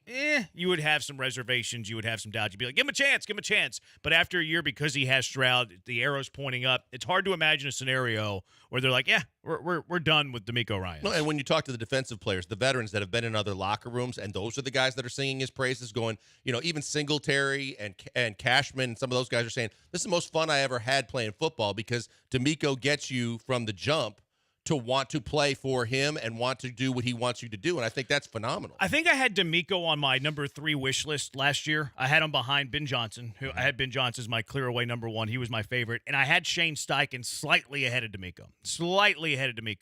And I think Steichen has done a tremendous job with Indianapolis. I know he didn't get into the playoffs. I know he didn't win a division title. He was a game away from doing it, playing the Texans in that final week. But he lost his rookie quarterback. He did a hell of a job. And I still think very highly of Shane Steichen. But I wouldn't trade DeMeco for the world for Shane Steichen. Revisionist history, hindsight being 2020. If I could make that decision again, I would have DeMeco at the top of that list. And I still love Ben Johnson. I still really like Shane Steichen. I would flip DeMeco to number 1. 6689 says DeMeco is absolutely for the best guy for the team. That's what made me think about that. I had him 3rd last year. If I could rewind 365 days ago, and I still think the same about Ben Johnson. I still think the same about Shane Steichen. Who I don't think the same about is DeMeco. And I was high on DeMeco, but I'm higher on DeMeco now than I was 365 We were both days ago. on Ben Johnson. I wanted an offensive-minded head coach. Same. And that's where I started that discussion. But I wasn't as high on Steichen as you were. But I thought that for all the other reasons that DeMeco was, I think, second on my list, just simply because of the fact that he'd been there, done that, and you needed a guy that was right from the jump going to be accepted by this city and accepted by this organization and hopefully allowed to do things to change the overall narrative because it was so embarrassingly bad. And he was a guy that carried himself in such a way that he could do it. But I quite honestly, I wanted an offensive-minded head coach first, but DeMeco was very high on my list. Tube King on YouTube asks, is CJ staying too? Yeah, CJ will be there's here a good chance for the next few years. 713-780-ESPN. You've had a year of D'Amico as your football coach in this city. What's your impression after a year? Also, get to some of the Rockets talk. I don't understand the fascination with trading for a guard. Can someone explain this to me like I'm 2 years old? 713-780-3776. It's the Killer Bees on ESPN 97.5, ESPN 92.5. We told you guys yesterday that we lost a good friend of the radio station. Ricky Ford passed away over the weekend. Ricky Ford, the founder and president of Persado and Gentle Bin Spirits, found out Monday morning. Of course, if you've been following us in this show for the last few years, Ricky and Gentle Bin were one of my first partners and clients that we had here at the station. So quickly got to know Ricky, quickly made a friend with Ricky because he makes friends with everybody. He made friends with Blankers, for goodness sake. Ricky was a great family man, a contributor in his communities of Pearland and Alvin, a proud Texas A&M graduate, and an amazing leader for his team at Gentle Bin Spirits. He'll be sorely missed by everybody. He'll be missed here. Please offer thoughts and prayers to his family, friends, company, employees. And the next time you're having a cocktail, raise your glass and pay tribute to Ricky Ford.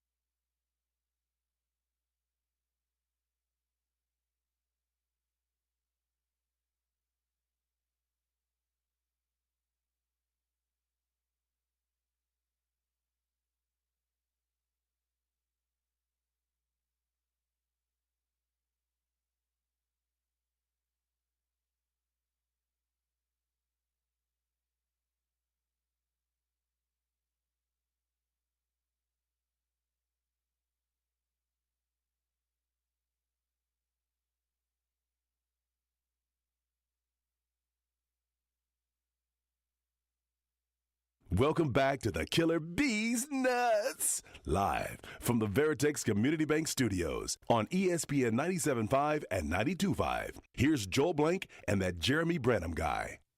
He's Blank, I'm Branham. We are the Killer Bees on ESPN 97.5 and ESPN 92.5.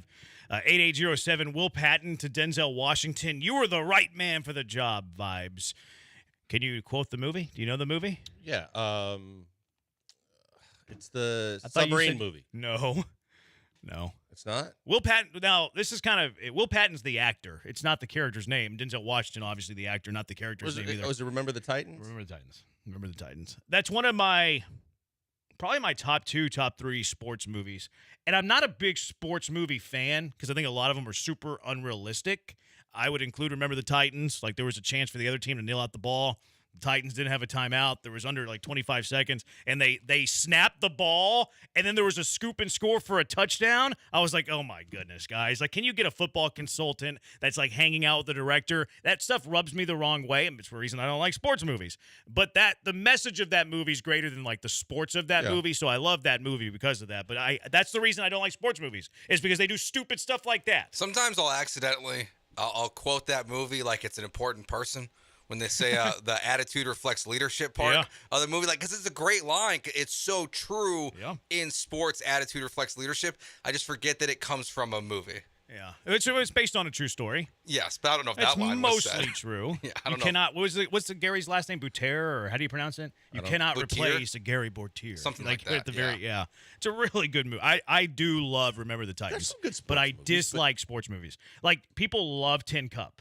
Love Tin Cup. Yeah, but you got to take that within context. I hate Tin Cup. Hate it. The very end of that movie, When he hits all the balls in the water. Dude, It is so frustrating. I can't even watch it. It is painful Yes. to the point that it makes me hate Tin Cup. Yes. I don't know how long that movie is. Let's call it 2 hours. And let's say that happens in the last 10 minutes. The first hour and 50 minutes of Tin Cup, terrific. Tremendous. It was filmed in Kingwood. Yep. The Island Hole is actually a peninsula hole at Deerwood, number 4. One of the toughest par That is fours a in the entire state of tough hole, Texas, yep. especially from the tips.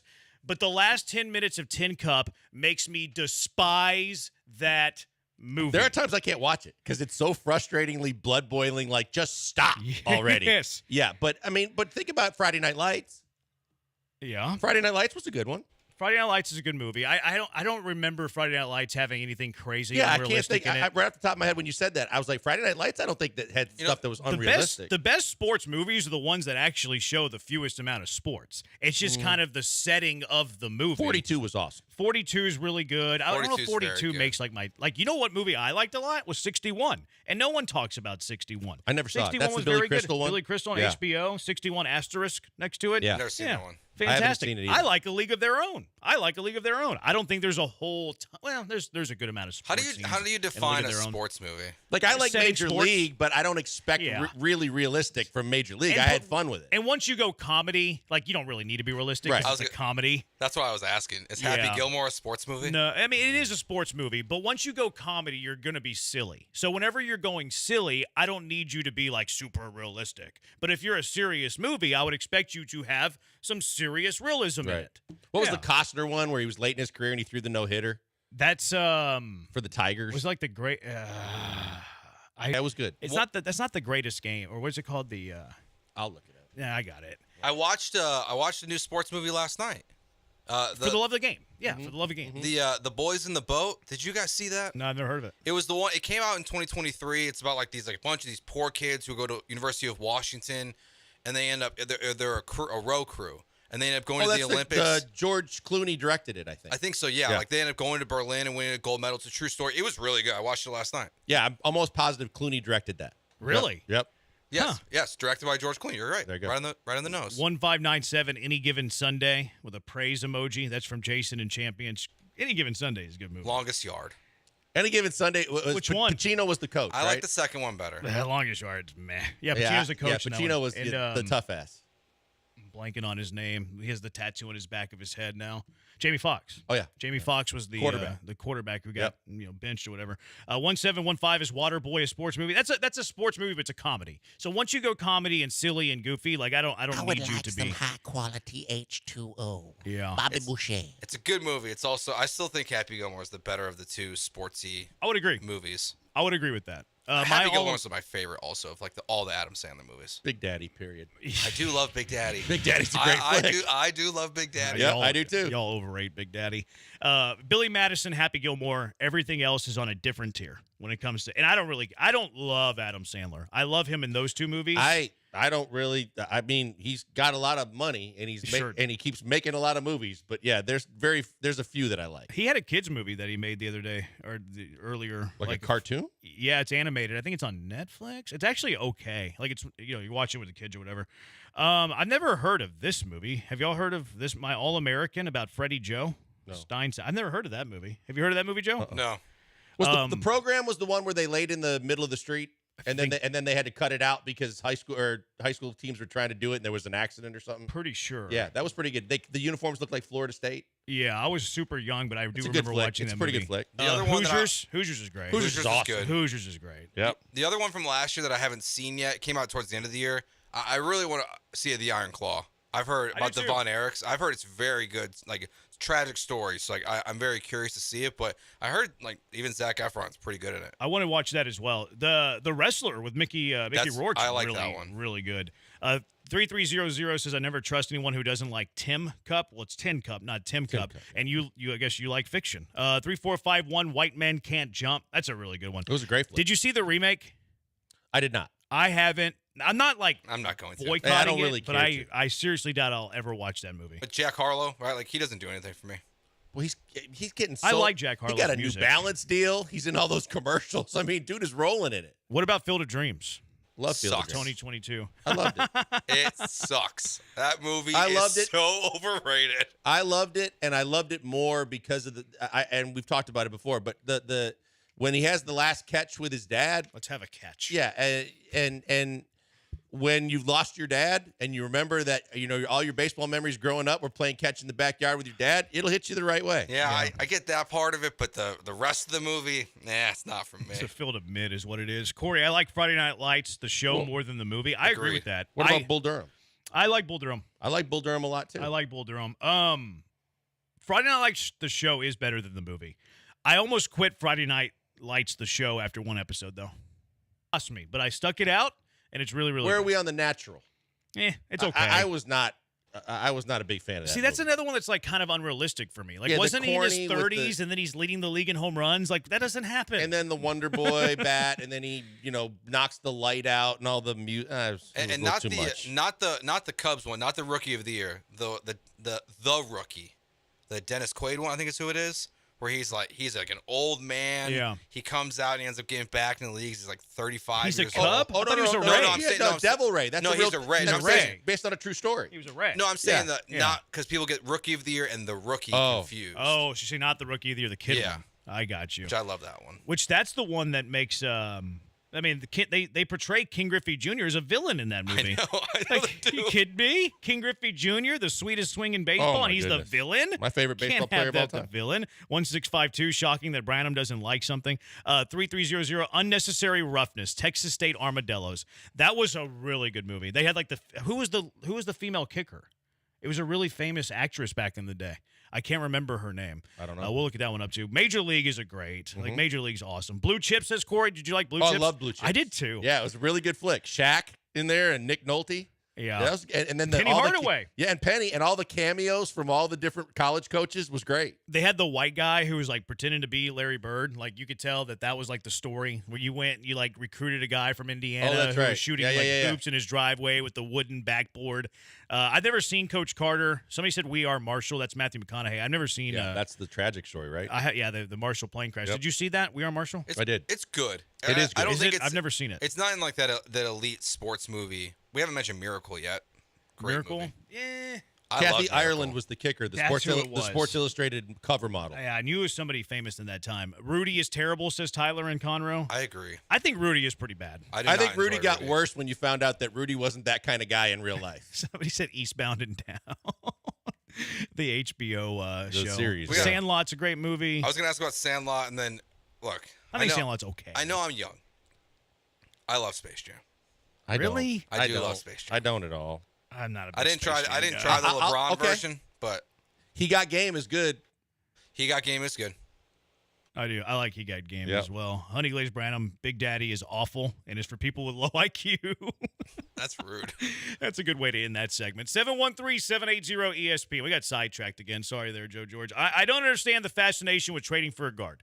Why? Why would the Rockets trade for a guard? Also, Fred VanVleet, he has a 3-year contract. Do you want him here all 3 of those years? It's the Killer Bees on ESPN 97.5 and ESPN 92.5.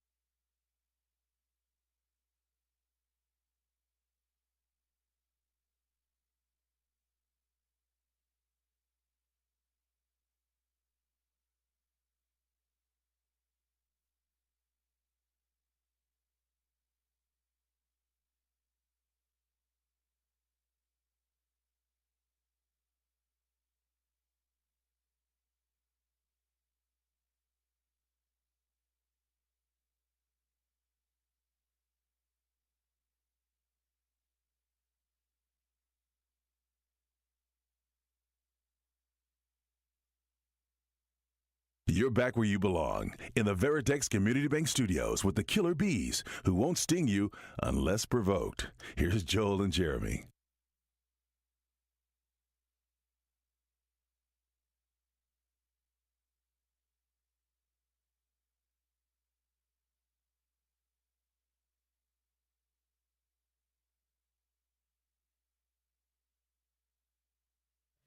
That was Granado doing Didn't the. he do it hey, for? what up, Did he Jason? do How you something for doing? Paul too? I don't know. think so, but Yeah, I he gotta was. find He, that, he was. too. No, I don't want you to find it, but I think he was. They were searching for things. That was smoother than I thought it would be. It was all right. It was smoother than I thought. It took him a Probably little while better than to- what you guys have put out there. I don't know. I do a pretty good one. My throat's sore today, so I can't. I was do going it to say, today. why don't you just give everybody one right now? It goes to an octave that I cannot do currently because my throat is sore. I got a little too excited Monday night. My throat's a little sore.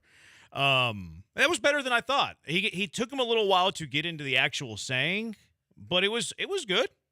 Hey, what up, Yeah, H-Town it wasn't Halo bad. doing? Like he It didn't wasn't bad. stumble. He knew the words. Yeah. I mean, but Granado's a natural talent. What do you think of Dell calling you sensitive? I mean, they do it all the time.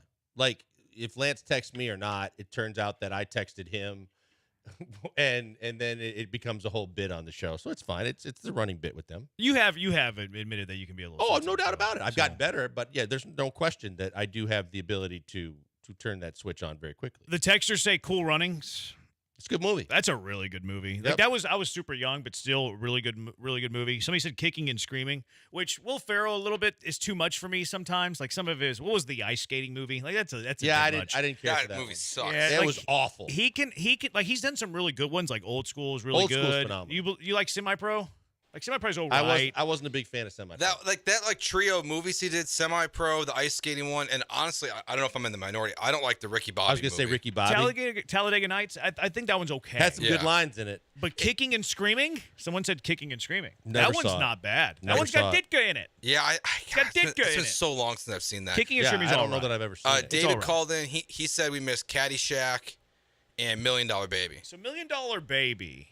She won the Critically- Academy Award for that. Yeah, right? and I think did they win Best Film? And for Clint Eastwood. that That was movie? Clint Eastwood. Was that Clint? No. I don't know. I don't remember. I remember watching it, but I don't remember if he's in it or not. I do remember Hilary Swank in it. Yeah, Hilary Swank won the Academy She Award. won the best. She It's won Clint Best Eastwood. Actress. Did that movie win Best Film? Because has there ever been a sports movie to win Best Film? Because that's probably the closest they've ever gotten. Was Hilary Swank winning Best Actress? Yeah. Because Wasn't she that was really Clint? good in that Wasn't movie. Clint with her? I don't Clint know if he's in Eastwood? the movie. Yeah, he is. Yeah, yeah. He's in the movie. He's like Yeah. her cut guy or Yeah, trainer or right. something. Her corner man. Yeah, it's been a while since I've seen it. Okay, so there's 3 sports movies that have won Best Picture. Is Rocky one of them? Rocky, Has to be, yeah. Rocky, $1 Million Baby, Oh, so $1 Million and Baby did win it.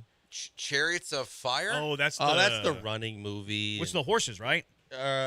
No, isn't it the jogging on the beach? The scene where they're with the theme yes. song where they're running on the beach. Oh, I thought it To was the train? one. Oh, okay. I was thinking of one where like they're racing horses. Oh yeah, no. Seabiscuit. No, it's like the ones you see at the Seabiscuit. rodeo where Oh. like they have the like there's multiple horses and they're like Okay. racing a wagon. I don't know what I'm thinking of, but I you know what? Does that ring a bell to you? I think I know what you're talking about, but I don't recall. Help me out, Hive 713-780-3776. Now, and the one that's always there's a movie where they're racing like these sleds and they have the horses pulling them. Oh, but I don't know the name. I thought that's what it was, but no, it's not. You're right. You were right about what you think it was. Adam Sandler. That's the oil and water discussion that forever and a day. Whenever that movie comes up, The Hustler, when Adam Sandler, and Kevin Garnett, either people absolutely love it. It was on Netflix a couple years ago, or they cannot stand it. And kind of to your point about is it realistic and everything else. I'm talking about Ben-Hur. Why do I have a recollection of Ben-Hur? That movie was made in because I think the 50s. But Ben-Hur had a chariot. That's what. So that's for the what I was horses. thinking. That's where you got the correlation. So I guess that was the Roman Empire because they're asking Yes. me how often I Yes. think of the Roman Empire, which is like that thing that went viral a couple of months. I can't believe I just pulled Ben-Hur. All right, 713-780-ESPN. We talk sports movies all day. We'll stay here all day, so we probably got to move on. 713-780-3776. Did you watch $1 Million Baby? I did. It was a really good movie. $1 Million. I really enjoyed $1 Million Baby. This guy says Iron Will dog sled race movie. I think that's about what is it, a Victus? Is that what that race is called? Iditarod or Iditarod. whatever. Yeah, I think that's what that one's about.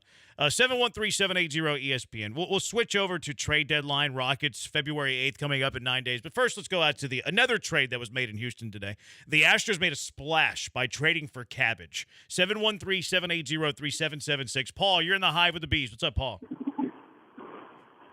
Hey, guys. I wanted to say this is the first Dana Brown trade that I actually liked. You've got a guy with some potential.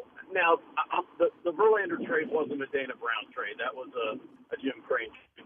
This is one presumably that Dana Brown, quote-unquote, engineered. But Cabbage has got some talent. He's a left-handed hitter. He's a corner guy, can play first, third, corner, outfield, something the Astros don't really have in their system. He went 30-30. He gave up a guy who throws hard but has no control. So, I like the trade from that standpoint. It's a flyer. Maybe he'll, continue to strike out Cabbage strikes out at a high rate, which, may continue. But at least the guy has some talent. So, it helps our hitting, which I think you and I have spoken about this before. This 40-man roster is not deep at all in hitting, and this certainly helps that in that regard. And I also wanted to get in a gratuitous shot at Martin Maldonado, if I may. Sure. So I saw a video of Greg Maddux. They were talking to him on one of these baseball shows, and they showed a video of him basically shaking off Javi Lopez a bunch of times. And after the inning, he goes up to Javi Lopez and he's saying something. You can't hear what he's saying, but then the interviewer asked him, he's like, look, he goes, I pitch 1 out of every 5 days. He goes, Javi Lopez has to handle 12 pitchers on this Braves pitching staff. He has to worry about actually catching the ball, throwing out runners, holding runners on, and he has to worry about hitting. He goes, let me worry about the hitters. I know what to throw these guys. And you, Javi, I told him, you worry about hitting and you worry about stopping the ball and throwing guys out. Let me worry about the hitters, which is just, I saw that and I thought, that's the load of crap we've been fed for years about how Martin Maldonado studies. Bull crap. The pitchers study these guys, and the Astros pay a bunch of analytics guys a bunch of money, presumably, to study what the hitters. They don't need Machete to be studying the hitters, per se. They've got people to do that, including the pitchers themselves. Appreciate the call, Paul. Look, I would disagree to that to some extent because of the fact that you can never have enough, and especially when you have younger pitchers, and a lot of the pitchers on the staff were younger. We've talked about the fact that he was a psychologist for Fromber a lot, but the fact is that, I think times have changed too. But in terms of analytics and all the extra information that's out there and the ability to with the video and everything like that, I think there was a value in what Martin Maldonado did, both from a leadership perspective and from an advanced preparation perspective. And look, for a while there, they called him the Machete for a reason. Maybe the rules changes did have something to do with it, but he was a better than average defensive catcher and he had a good arm. Yeah, he's not really talking about defense, though. He's talking specifically about I put value in what he was doing, and a lot of the players did, and you heard from a lot of the guys that pitched saying that there was value there. I understand what you're saying. The defensive aspect is not really what Paul's talking about. Like it's a secondary conversation. I'm kind of in the middle of you two, Paul and you Blankers. I do think that there is a value in being able to call a game. Now, to Paul's point about Greg Maddux, Fromber Valdez is not Greg Maddux. Greg Maddux is one of the most cerebral pitchers of all time. Now, the closest guy you have to Greg Maddux is probably Justin Verlander. Sure. Can Justin Verlander call his own game? Yes, he absolutely can. And he's a guy who would shake off Martin Maldonado more than a lot of the other guys. But do you think that Fromber Valdez is going to go do the homework that a Greg Maddux would, that a Justin Verlander would? No, he's not. And that's why Martin Maldonado was helpful in his career, because Martin Maldonado would do the work, and Fromber probably is not going to. I don't know about a Christian Javier or Hunter the other Brown, guys like that. I think Brown can get there. JP Brown's France, sharp. But I'm saying Brown's sharp. But as a rookie, yes. As a and rookie, knowing yes. the hitters and maybe knowing some extra things through experience, there's a value to that. Now, where I'll agree with Paul's point, though, are the pitching coach elements of it, and then what you do pregame. Now, what the Astros would tell you is that Maldonado was great at working with those people and having that game plan and coexisting with those guys, and he was great at taking it from the computers onto the field, and that's where they found value in Martin Maldonado. I do also think that there is an element to the game of Like, hitters adjust. Like, hitters know that you have a game plan against them, and they probably know what your game plan is for them. If you have a weakness on high inside fastballs, they know that they have a weakness on high inside fastballs, and sometimes you'll cheat. And how can you cheat to a high inside fastball? Well, sometimes you step in the box a little bit. You start a little early with your swing. You guess fastball. And whenever you're living that in the moment, the computers can't do that in the moment. They can't see a hitter guessing fastball high and inside and starting his swing a little bit earlier and starting his stride a little bit earlier. But a catcher can. Yep. A catcher can see that. Now, that's not to say that Martin Maldonado is the only catcher in the world that has this ability. I would say that that's silly to say he's the only catcher in the world that has that ability. And to Paul's point, a pitcher is going to be able to see that as well. Pitcher and catcher will be able to see that from a hitter. So that's where I draw the line between like computers and the analytics and then the actual go play the game. It's great to have that game plan. But if a hitter makes the adjustment or he starts to guess one way or another because he has an idea of your attack for him specifically, you have to be able to adjust in that moment and go to your counter stuff. I also think that, though, when you're thinking about it, like I said, when you have younger pitchers, a lot of times younger pitchers are so focused on just executing their pitches that they're not paying that the same kind of attention. That's why you see a lot of the veteran catchers, and Maldi was one of them, that would constantly be looking up at the hitter, seeing where his back foot is or seeing where he's positioned in the batter's box. Because especially the younger guys that don't have the experience, you're going to need someone to play big brother, and you're going to need someone to kind of walk you through certain situations. Now, we've seen the development of this pitching staff quite a bit since he first got to be an Astro, and you hope that these guys have that. And you also hope that Yiner's picked up a lot by just kind of being able to watch him work to understand the way that they do things, because I'm pretty sure a lot of the pitchers aren't going to want a lot of things to change just because Maldi's not here. A lot of pitchers, like, again, Maddox is like an extreme example here, because a lot of pitchers are the opposite. Like, a lot of pitchers just want to like show up and go. Like, they don't want to call a game. They don't want to have like, how do I attack? They just want to show and go and throw some pitches. And it's like Fromber gives me the feel that he's that type of guy. Like, it doesn't seem like Fromber has the like cerebral nature of a Maddox or a Verlander. Like a Zach Greinke cerebral in his game plan because his trade. So I'm somewhere between you and Paul. I think Paul has good points. I think you have good points. I'm in the middle. It's what makes the baseball conversations always so good. As far as the trade goes for Cabbage, it gives the Astros choices here, because I think Cabbage will be in the mix unless they sign somebody else to make the opening day roster. You look at the final bench spot, you're looking at Corey Julks, you're looking at John Singleton, you're looking at Cabbage, maybe a couple of the prospects, but I have a hard time imagining them starting the clock on a prospect who sit the bench and play every other day or play every now and then. So I think Cabbage is in play here. I think Cabbage and Singleton have some similarities in that they both have pop. I think Singleton has a better eye. Cabbage and Singleton both strike out a ton. Now, what Paul was saying is that Cabbage can run. Like, Cabbage has got some speed. He's got positional flexibility where he can play first, he can play third, he can play the corner infield spots. I saw he played a few games in center last year with the Angels and in the minors, but it was very minimal. I don't know if the Astros are thinking that he can play center field.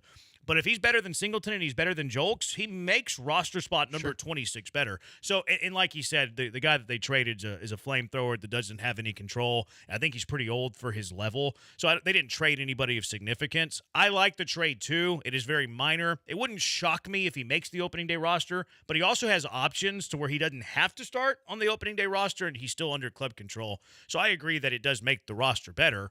It definitely makes the 40-man roster better. Well, he gives Dana Brown he brings some to the table just about everything that Dana's looking for. It's just like you don't know what he's going to be, right? You know that he has speed. You know he's got pop. You know he's left-handed bat. You know he can play multiple positions. Those are all great things. Now, can he kind of find it? Because we talk about it all the time. Is he going to be a 4A player that has all this monster pop that does all these great things in the minor leagues, and when he gets to the show, it just doesn't translate? Or is it a guy that gets a fresh start in a new organization and understands, hey, there's an opportunity for you if you can maximize it, and maybe he finds something. But I like taking the flyer on him because you're giving an A-ball pitcher up that throws in the mid-90s, the low 90s to maybe mid-90s. And you say, okay, well, if that's not something that we were looking for and this guy might be further along to where he might have a position in our system, then I'm all for it. 713-780-ESPN HRP listener line. Okay, let's get to the Rocket conversation. I don't understand the fascination of trading for a guard. Why would you trade for a guard? And with Amin Thompson, do you really want Fred VanVleet here all 3 years of his contract? Killer Bees, ESPN 97.5, ESPN 92.5. Hey, before we go to the break, tell you about my good friend Doc Linville. Doc Linville, best in the business at the NeoGraft procedure. If you don't know what it is, but you're losing your hair, you need to find out, and find out quickly, because I'm telling you right now, it is a game changer. The NeoGraft procedure is phenomenal because the NeoGraft procedure gives you your hair back. It's absolutely not the sprays and the creams and the foams that just mask the problem. It's actually fixing the problem once and for all. Genetically, you're never going to lose the hair on the sides and the back of your head, as Doc explained it to me. So therefore, he takes some of it, puts it where you need it most. Maybe it's your hairline in front, or maybe it's up on top and back.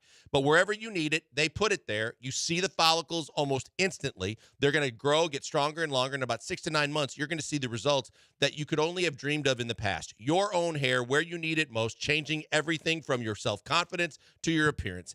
It's just a game changer. And for you listeners of ESPN 97.5, you get a free consultation with Doc and his staff to find out if it's right for you, and it doesn't cost you a thing. No signing on the dotted line, no obligation. Just go in, ask questions, get answers, and see if you might be interested. All you got to do is go to 975hair.com. Sign up for the appointment, go in and talk to them. I did it. I did the procedure. I couldn't be happier with the results, and you can do it too. Check them out today. Go to 975hair.com.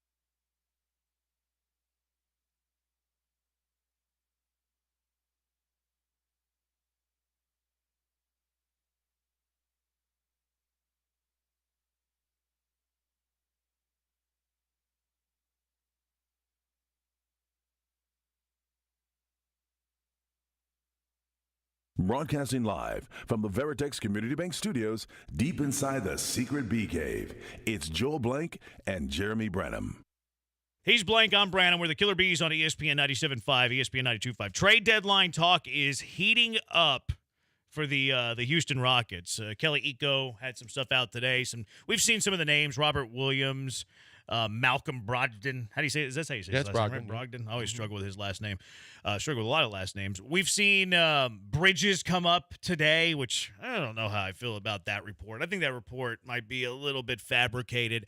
But a lot of guards have come. Like Quentin Grimes has come up a couple of times. So there's been a lot of guards in the mix here, and I can't understand for the life of me why the Houston Rockets would be interested in trading for a guard. So Blankers, Joe, Hive, 713-780-3776. Can y'all tell me why the Rockets would trade for a guard? I don't understand it, except for the fact that if it's a guard that's just a shooting specialist type guard, and I guess Grimes would kind of fit that mold. But, you know, the rumor that I saw was that the Knicks were very interested in getting Tari Eason, and they were going to throw Grimes as the trade bait to go get him. I'm not trading Tari Eason for Quentin Grimes. I'm sorry. And I would love to have Quentin Grimes on this roster as a shooter. But you're right, because we already talked about that, you know, that pick six, the full six guys that are going to be the starters and Tari off the bench that are probably going to be here for the long haul. I don't want to mess with all that. I mean, we talked about the fact that I would love to trade Jayshawn Tate. I would love to trade, Holiday. I would love to trade Reggie Bullock. I would love to trade Jock Londale. But I'm not looking to trade those 6 guys that you have spent draft capital and really worked with now with a real coaching staff to develop into that kind of core that you're seeing that could develop over a long time. I don't understand why. And we want Tate out of here because we don't want him taking minutes from Tari Eason. I don't want, we want to see Jalen continue to develop. You want to see Amen get the backup minutes and start developing into the point guard. There's no reason to have another guard. If you want to get a specialist that's a shooter off the bench, I'm thinking that's more of a veteran player. Mm-hmm. But yeah, I don't see why they should get a guard. See, I don't know where the minutes are coming from either. Like, unless you're trading one of your guards for another guard, unless you're trading Jalen Green for Bridges, which I don't like the idea of that. I think Bridges is a better player today. He's a good player. But does Bridges push you over the top to like this championship contender? No, absolutely not. Whereas Jalen Green has more potential. He might not ever be the player that Bridges is, but he has more potential than Bridges has. And if you want to be a championship contender, you should keep Jalen Green and hope he reaches his potential. Mm-hmm. Like, you go too deep with all of your guard positions, and like, I throw small forward in there. I know some people nitpick that. Like, I look at it as perimeter players, point guard, perimeter players, post players. You have Fred VanVleet, you have Amin Thompson. Like, you don't need a point guard. You just signed one to a big deal for 3 years, and you just drafted one with the 4th overall pick, and you want to groom him, and he has tremendous talent. You have Jalen Green at shooting guard. Amin Thompson plays a little bit of the 2. Cam Whitmore plays a little bit of the 2.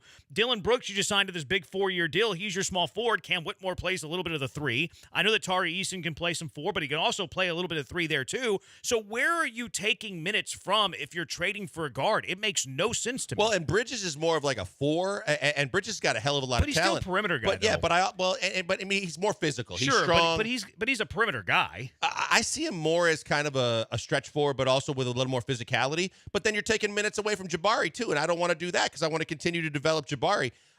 I don't think that Bridges is a guy that moves the needle for me that says I want to move one of those 6 guys. If Bridges is a stretch 4, he needs to average more than 5 rebounds a game.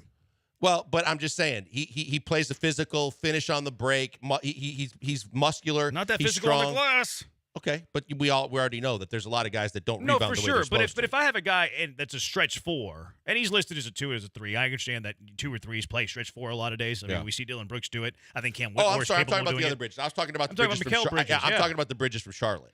Because Bridges is a guy that I like his game. He's very big. He's very physical. Right. But I don't want to take minutes from Jabari either. That's why, because I know his name's out there in trade talks as well. But even Mikal Bridges, look, he's a wing. And you know what? He's going to be expensive. And I don't want a guy that, if you're saying, this is what you're saying, Jeremy, if you're making that move, then you're trying to win right now. I know everybody's talking about this phase 2. We're in phase 2.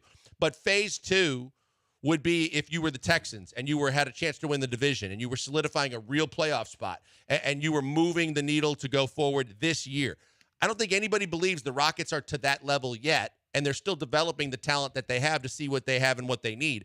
I don't want to kind of break that progress up by going to get a veteran that's going to be very spendy and also a guy that it's going to be a tougher fit because of the mix you have already. Like the Bridges rumor was draft picks, and I think that there's some carrying water there, maybe to drive up the price tag on Bridges.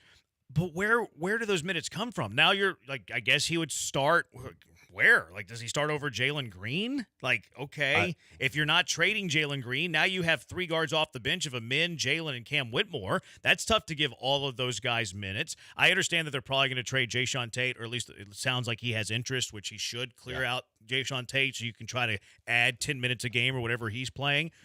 But whose spot in the rotation would a guard take? Amin? Jalen? Whitmore? Even as we speak, because of what you committed to Dillon Brooks isn't going to come off the bench. Dillon Brooks is not a guy, because if Bridges was your 3, then Brooks would be your guy. Brooks would be another guy coming off the bench. If you're a veteran team, you can try and do that, especially with the contract he signed. And you damn well he came here with the notion he was going to start. He got his money, he got his years, and that this was kind of like how he saw it all going. I don't think in year 1 you're going to say, hey, you sit the bench now and come off the bench because we're going to start Bridges. I don't see how that's a fit. I think there are other veteran teams that are trying to win right away that are going to have interest in Bridges. I saw a rumor that the Knicks are interested in him as well, and that would make more sense because they're trying to go make a deep playoff run right now with the guys that they have, which is completely different than where you're at. You have this core that you're trying to develop. The Knicks are trying to get deep into the East and be more competitive, so they're trying to get someone that takes them to the next level. If you're the Rockets, the guys you're trying to trade are Bullock and Holiday and Tate, and if anybody in their wildest dreams could to take Jock Landale, take him. Well, the Bridges rumor is draft picks. So that's the other thing I don't want to do because I don't want to give up that Brooklyn pick. But if you can get it without the Brooklyn pick, I can understand where there's value in that. But at the same time, now you have, again, a massive surplus of perimeter players. It makes no sense to me. I love Quentin Grimes. Where's Quentin Grimes going to play? And then, I don't believe the Tari Eason rumor, but if you added Grimes for, draft picks or Jayshawn Tate, this is silly, crazy, would never happen. But if you had Quentin Grimes without trading from your rotation of guards, that's just another guard, another mouth that you have to feed. You already like what you have in the post with Alpi and Jabari. Tari Eason can be, I know he's been banged up, but Tari Eason can be a stretch 4 or a smaller post because he is physical and will rebound and he'll do all the dirty work that you need him to do. I just can't believe that the Rockets could potentially be trading for a guard. I have a hard time believing it. I'll tell you, the only thing that I could see where that could actually play out is if you just repurpose him. You trade him, and then you take Bridges and you trade him to a team that, maybe has more assets to give you. Now you're talking about a three-way, though. He's never going to land in Houston. No. Which isn't what the report is saying. Right, and I don't see him. I just don't. I'm with you. I don't see why they need him on this team. I think that right now. Or a guard, period. Yeah, you know what? I think they need shooting. But situational but again, shooters. Where does he play? But when? Shooting comes off the bench. Shooting can come off the bench in your second unit. But so does Amin, so does Cam, so does Tari Eason. Who's he playing over? Well, I mean, he could play just like you said though. He could work into the rotation in a 2-3 situation. I think you'd have to go small. It could be Jeff Green minutes too. Well, I think Jeff Green's going to be sought after by some teams too. It's just that he's brought a lot to that locker room. Do you want to part with that? But I think that if you get it, you can never have too many young guys to try to develop it and look at. Right, the minutes are going to be a little tougher to get, but if you could, this team desperately needs shooting, and they need a backup big. So I've seen Clint Capella's name through. I have no interest in Clint Capella as your backup big. I would have no problem with Capella as my backup big. He's very expensive. But you're not going to have it. It's 2 more. It's 1 year. It's the rest of this year and next year. And you're not going to be a player in free agency this year anyways. So I wouldn't mind Clint Capella. Robert Williams is a very cheap version of Clint Capella that wouldn't be able to play has experience with Udoka. So that next year. Yeah, that one intrigues me too. I like him. I think that's exactly what I was asking for when I said Alpi needs someone to back him up. You just need a shot blocking big that can rebound and get out of the way and maybe finish at the rim, which are all the things he can do. I would prefer Williams over Capella. Now, you don't have a backup big the rest of this year, though, because he's out for the rest of this season. Right. I've liked what I've seen from Amin Thompson recently. I think that he's probably deserving of more minutes, and you're still seeing nights when Fred VanVleet's playing 35 minutes and Amin Thompson's playing 15 minutes, which I think that you need to try to shrink that gap as you go, and eventually you want Amin Thompson to take over for Fred VanVleet. 3-year deal for Fred VanVleet. Do you want to see him here all 3 of those years? No, I don't. I think that third year, especially because of the fact that in a contract, with an expiring contract, there's going to be a pretty big desire for teams to want to add a guy like that. It would be challenging because of his contract size to try and make a trade. But I could see a contending team wanting a Fred VanVleet in year 3. And I could also see you as the Rockets saying, hey, look, we're trying to develop Amin Thompson. He's coming along. And right now the roadblock is we've got a max player playing point guard that is taking up 30-plus minutes a game, and that's a problem. This year it's not a problem. Next year probably won't be, but I think Amin will get more minutes. And Fred, rightfully so, because Fred is actually leading the league in minutes, I think, or close to it. It's crazy. So I think the third year is the year where I think Fred VanVleet he'd be attractive to teams because it's the last year of his deal, and you need to clear the space for Amin Thompson. We figured it out. I think that's the plan. Yeah, obviously, he's your starter the rest of this year. I think he's still the starter all of next year, but you start to close the gap. Yep. And then that offseason going into the third year of Amin Thompson's career is probably when you're looking to trade Fred VanVleet. And as you mentioned, shouldn't be that tough because he'll have an expiring deal if he hasn't, tailed off a whole lot. It's still expensive, but because it's an expiring a deal you could probably get out from under. Corey says, I want Landale and Tate gone. That, to me, is the dream scenario for the trade deadline. I really don't care a whole lot what the Rockets get in return. I do want a backup big. I would want a backup I don't care about a guard, as you can tell. I do want a backup big, but it's not going to break my heart if they don't get – if it's Robert Williams, he's not going to give you backup big minutes the rest of the year because he's hurt, but again, it gives you an idea of the future. But Tate's in the way of these other guards getting minutes. If you kept Landale, I don't really care that much because he hardly plays anyways, and he's not preventing other guys from getting minutes, and you can get out of his deal as soon as this offseason. Tate's one that I want gone, so you can open up 10 minutes a game for Cam Whitmore. Simple as that. No doubt about it. More minutes for Cam and also minutes when Tari comes back because you're gonna have to find a spot for him too, and he can back up Jabari like you said. But you're gonna find minutes. You need to find a minutes for all those guys, and you can find a backup big that's better than Jock Landale on the street right now. I said Bismack Biyombo is out there for free. Go get him, and he provides a better option than Jock Landale. I think that you can find a backup big for the rest of the season if it means you're better next season when you're actually really firmly in phase 2. I care more about next season. 713-780-ESPN, HRP listener line, 713-780-3776. Joe makes faces on Wednesday. Why is Joe making faces today? It's the Killer Bees on ESPN 97.5 and ESPN 92.5.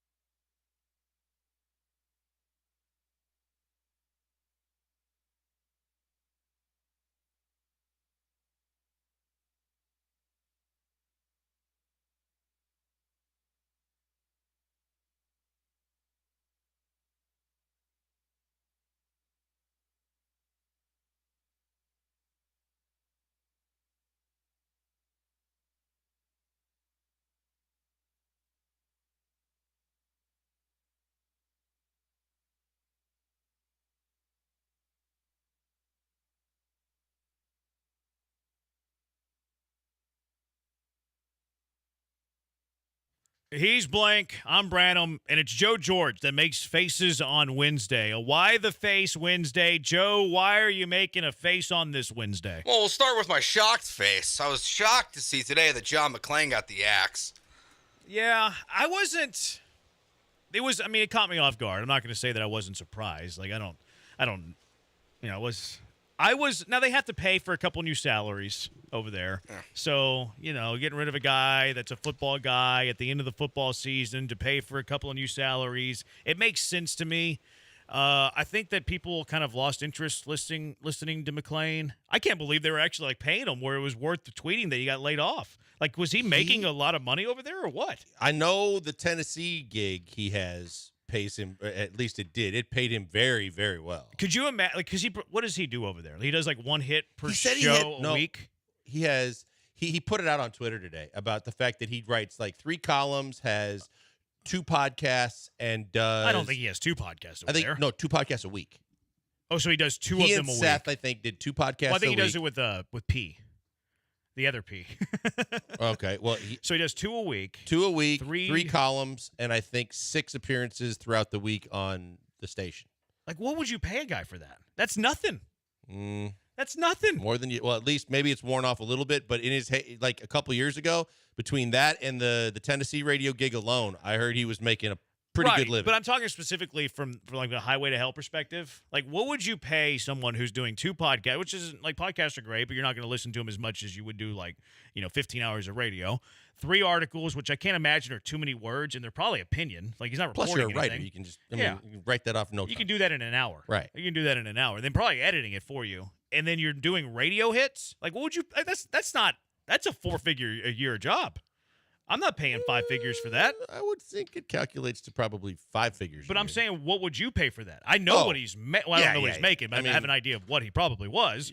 But that's a 4-digit a year job. Yeah, it should be. That's what I'm saying. Yeah, I would have laid him off. But he too, had no 6 offense. radio gigs.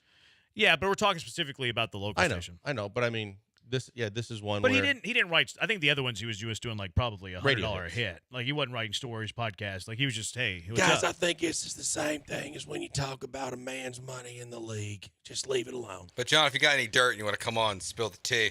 Yeah, if he wants to spill the We're tea, always he has welcome. an open. I was. I want to talk about the Titans or the Oilers. We were discussing a little bit. I would have McClain on. Should we have McClain on? 713-780-3776. As long as he understood that the first time he mentions the Titans, I'm dropping the call, I'm good. That's a good idea. We should. I think that there is value here. Buffalo. And this is why there's value here. If you could have Blankers doing his McClain to McClain, and they had some sort of debate, there would be value. Now, we're not going to pay anything. The Colonel versus the General would be the Colonel entertaining. versus the General would be outstanding. And my voice would not last. If he had some dirt, it would be outstanding on his previous stop. But if he's just going to come on and be like, oh, yeah, Davis Mills, best backup quarterback in the NFL, there's no value in that. So there's ways to get value. And Lamont said, is ESPN 97.5 going to hire McClain? And I asked Lamont, should we? Lamont said no. What does the Hive think? 713-780-3776. There's value, but it's very niche value here. All right, what else are you making faces about, Joe? In my not shocked face, Ben Simmons was out for 38 games. He came back. Man, he's out tonight. It's just knee contusion. How many games did he play? One. Did he play just he the played one? And he almost had a triple-double. I mean, he has a bone bruise. Like he got hit in the knee. Stop it. You know what it is? Kevin Durant's coming to town, and that's part of, I know. I agree. And it's the whole thing that he got nervous again, and now he's got to sit out another one. When does this saga just end, and why isn't everybody already done with it? Like, for whatever the reason, just go. You're making unbelievable amounts of money. You want him to go away? He's a wuss. Play the game. For God's sake, we know you're afraid to shoot and you suck at shooting the basketball, but you can actually play the other elements of the game, but play and earn some of your salary. You're stealing money. This should be a point blank of this one. God, he steals money all the time, and then he wears his pajamas on the sidelines and on the TV games. He wants to be seen. Why? So we can say, oh, there's Ben Simmons. He's not playing again. Way to go, big guy. God, it's terrible. I don't think he's going to go away, though. Just go away from the NBA until you're ready to play every game. He makes too much money to go away. I think we're asking too much for him. Like, he didn't play for 38 games, and then he plays one. He's allowed to miss one. He's allowed to probably miss 10. And if he comes back next game, what does that mean? I was terrified of Kevin Durant and everybody talking about what we could. He's got a bruise. Oh. He's on a fireman fireman yes, schedule. he does, Joe. It's just that I don't know that they got it in the right spot. He's on a fireman schedule. 1 game on, 38 off. I mean, that's a great gig He'll play, if you can get he'll it. play in the 39th Can I get that game. gig? No. Especially at that price tag. You did it last week. I have vacation. You went He's one day absolutely on. right. You went Ben one day Simmons on, last 6 week. days off. 4 days off. Well, I mean, did you work Saturday and Sunday? I mean, I basically worked every day. Yeah, there but we go. Did you work Saturday and Sunday? You had 1 day on, and you had 6 days off. I worked Sunday. That's better than a fireman's schedule. That's a Ben Simmons schedule. Yeah, but I was taking vacation. Ben Simmons does. I'm not working because I'm soft. I'm just taking vacation. Well, Ben Simmons getting paid for the time that he misses as well. Yeah, but he's soft. Tom Holland, most people know him as Spider-Man. He's in a billion different things now. He got a 7-figure signing bonus or just some kind of bonus from Marvel. They sent it to the wrong person. What? They sent it to Tom Hollander on accident. Did Hollander try to cash this? That I don't know, actually. Was it spelled right? Because if it was spelled like... So it's the same exact spelling, but for Hollander, there's an ER at the end. Tom Right. Holland and Tom Hollander are spelled exactly the same. It was sent to the wrong house. Like the check was without the ER. Oh, that's too bad. Because if Yeah. it was the exact spelling of my name, I'm cashing that bad boy. I am depositing that thing. Oh, if it's in your name, absolutely. Yes, You would cash? You would immediately. deposit it? Yeah. Hell yes. I mean, they're going to find out and get it back. Yeah, but what if he doesn't know it's for time him? out. They can find out, but trying to get it back might be a challenge. Like you wrote Would it it to be? me. You wrote me a check with my name on it. I deposited it. I don't think it'd be a challenge. Okay. I don't. 713-780-3776. I really don't know enough about this to know for sure, but I would imagine that I'm sure it's a movie company, Joe. It's like one of these producers. I think or it was whatever. Marvel. So I have a lot of faith that Marvel would have been able to get their 7-figure bonus. They back. might be able to get it back, but I could make it. I mean, I'd love the challenge. I'm depositing it immediately. I want to know what that would look like. Definitely negotiating. Like, well, it's Yeah. already been cashed, time, effort. Got to take out my phone to cash my $7 million check or whatever it is. 10%. Yeah, you got to give me a little something for the effort, or this could be a lot more tied up in law and legal fees, and I just get some lawyer friend of mine to, I'm a bigger fan of trying to find a glitch in the system that changes the decimal point and adds a few cents to your bank account each and every day. I think that's the way to go. Okay. I'm curious how this story plays out. And I've never seen Spider-Man. Have you ever seen Spider-Man? No, I'm not a big. Joe, you on, I'm Spider-Man not big guy? on all the Marvel elite. movies. Scale of 1. He's elite? Yeah, Tom Holland is the best Spider-Man. Wasn't there like a Tobey Maguire or There was. something? And Scale Andrew of, I think I saw that one actually. Did you? Tobey Maguire. But those one. were like early 2000s. 1 to so. 10, Tobey Maguire is Spider-Man. Spider-Man 1 and 2, he's an 8. Spider-Man 3, it's like he's You know a 2. your Spider-Man. That many? Yeah, I'm a huge comic book nerd. Tom Hollander, scale of 1 to 10. I don't know who that is, but Tom Holland 10. You know who it is. 10. Okay. All right, let's move on from think he's Spider-Man. And last thing we got here, that was weird. There's nothing blank. wrong with that. PETA. 2024. I'm not gonna read this whole tweet because I think they are the suckiest, worst people on the planet. But Uga X died from Georgia. And PETA decided that they were going to take that moment to say rest in peace and then go on this long, high horse rant about breeding English bulldogs. It's just go away. Are you not supposed to? What's the concern here? I think you're not supposed to. Really? I think it's because they can't breathe. So they want them to go extinct? Yeah. That sounds messed up. I have way too much knowledge of this kind of stuff because one, Les Alexander and his wife were like either they created it or were part of the creating board of directors for PETA, and two, because of our love for dogs and my wife's deep love for dogs, that the problem with breeders, I believe, is the more you breed them, the more genetically they can have like the squish face. Well, no, not just that, but their immune system and everything like that could be compromised, I think. But regardless, PETA just needs to just leave it alone. So are you pro or anti breeding English bulldogs? I'm not either one. On the fence? Yeah. On the dog fence. I like how Joe phrased this in the rundown there. He goes, PETA goes on their high horse after Uga X dies. He made a little bit of an animal joke. I didn't mean to. About an animal and an animal activist. And last thing I got here, I don't know where to start with this one. All I know is on Twitter or X. Let's make a determination what we're going to call it. I don't like the Twitter or X. Twitter. Let's just make a call All right, and Twitter. go with it. It's not Twitter or X. Back when it was fun. On Twitter. Twitter is what I would have voted for. At Elmo tweeted, Elmo is just checking in. How is everybody doing? That tweet has 183 million views, and 90% of them are people roasting Elmo for no reason. Really? Yeah. I saw other people that you just say took they're the time tickling to repost it and then like respond way too much detail about how it's going when no one cares. You know who's a big Elmo fan? Who? Branham baby. Big Elmo. He calls him Melmo.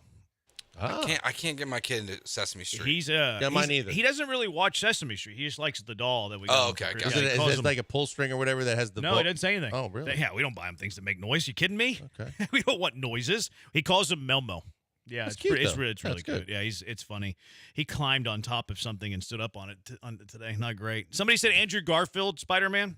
He was fine. Was he the dude on Facebook? Yes. He was the Yeah, he was the guy investor that got ate- screwed over. He was the one that forced the chicken to eat the chicken. Yeah. Is that a good movie? I like think- the Social Network I think a Social lot. Network's pretty Social good. Network was really good. Really good. What, Great quotes, too. Not a good day to be Mark Zuckerberg, though. Today? Yeah. What happened? Testifying in Congress or whatever, and they are just going at him. For what did he do wrong? About, I think it's centered around, like, not censoring, but, like, being better about what videos you're allowed and advertising and all that other stuff. And, boy, I saw one senator she was drilling him, and he was not comfortable. I mean, they are selective on what they allow and what they don't allow, according to some. 7990 says there's plenty of instances of banks making mistakes and similar people getting to keep the money. Maybe you would get to keep this. See, I told you I was ignorant to it. I'm going to take my chances by depositing it as quickly as possible and then working it out. Philip 68, who mails physical checks? There's still some people that do, but it's a good point. It is a good point. That's a very good point. 8525 on the thoughts of having the general on with us. No way. Can't stand that guy. One of the reasons I listen to this station. Well, thank you for listening to us. 8525. All right. He still works there, by the way, 8525. He's not going anywhere. 49ers or Chiefs? That's the Super Bowl. What's a better comp for what you think the Texans will be? 713-780-3776. Killer Bees, ESPN 97.5, ESPN 92.5. First, I got to tell you about my good friends over at HRP. My colleague, go Cougs, Chris Fisher, he would say gig 'em. First, a moment on HRP, Human Resources and Payroll. HRP Cougar, 100 members for the 8th year in a row. These are just for the best and the finest. That's how good HRP is. You've seen the HRP signage. You've been to some U of H games. You've seen their beautiful building off the Beltway, which raises that UH flag outside of their building. I can appreciate that. But let's get down to the brass tacks. Let HRP help you. If you're a business owner, you run a business, HRP can help you in a variety of different ways. They can help you with HR compliance. They can help you with benefits administration, payroll, onboarding. HRP can help in any of those areas. They can help in one of those areas. It doesn't matter because they're going to completely customize a plan for what you want. They're going to completely customize a plan for what your business needs. There's no boxes with HRP. You're not reading off of a menu. They're going to sit down with you and customize a plan for what your business needs. You have a problem, you have an issue, you want to take a little bit off your plate, HRP will find a way to help you. And their way of doing it's fantastic as well. Their technology, top of the market, the very best technology that you'll see, which you'll love, you'll trust, but you will fall in love with their service. Guaranteed fulfillment. You'll never talk to a stranger. Everybody at HRP will know you. They'll know your business needs. You'll be talking to someone each and every day. Every time that you have a question, want an answer, whatever the case may be, they're going to be familiar with you. Give them a call at 281-880-6525 and let HRP customize a plan for you, 281-880-6525, or check them out at hrp.net. That's hrp.net.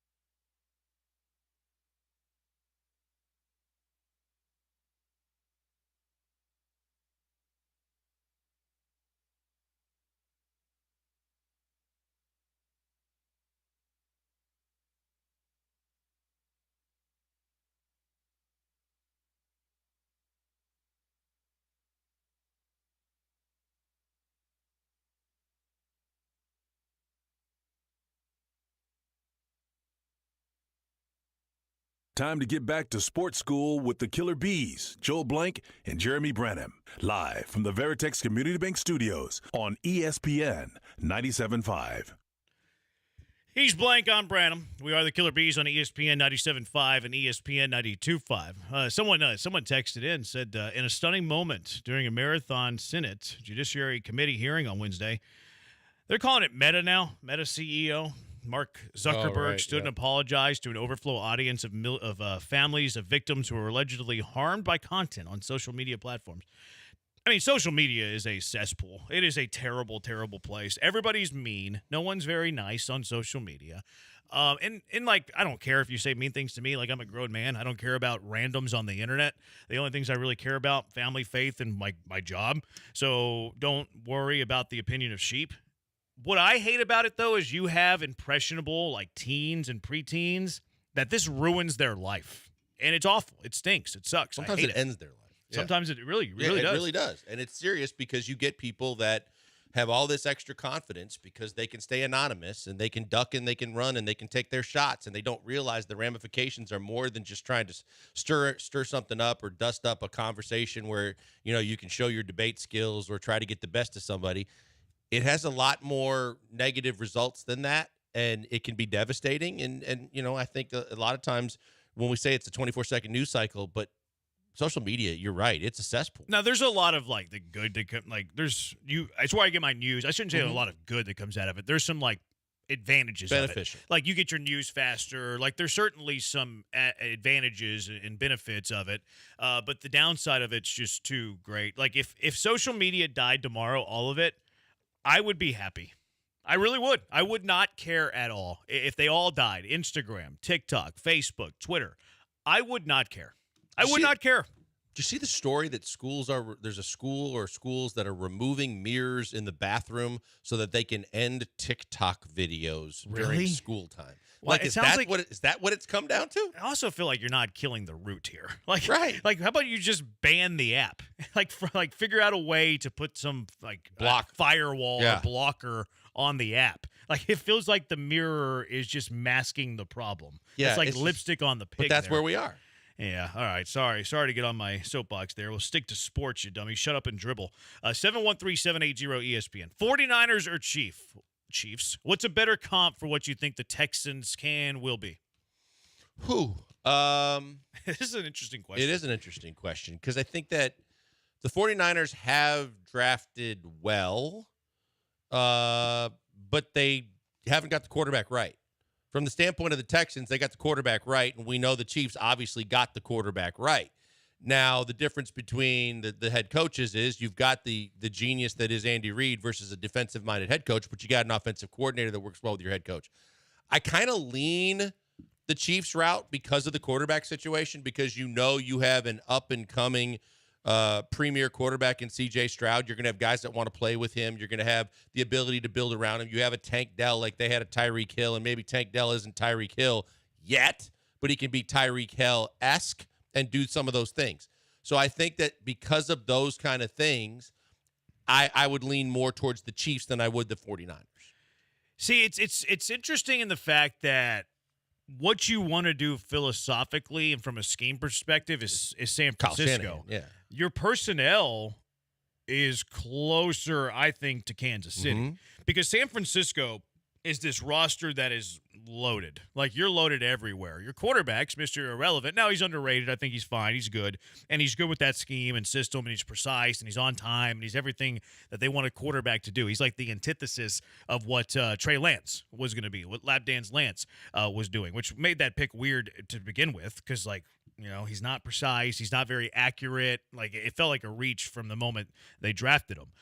But they're loaded at running back, obviously the best running back in the league. They have receivers that fit exactly what they want to do, that are yards after catch kings with Debo, and Ayuk has really come on. Kittle has dropped a little bit in terms of his like his fantasy numbers, productivity wise. But go watch him block dudes. He is unbelievable in the run game. And he catches the balls that are thrown. Exactly. To him, He's still like his numbers have slipped, but he has not. Right. And a lot of times, because like we live in this fantasy football world, we see numbers slipping and think the player is slipping when it's not. It's just the attention's going elsewhere, and his ability to run block is on another level. They're top 10 defensively in the NFL too. So they have all these offensive weapons. They have a top 10 defense.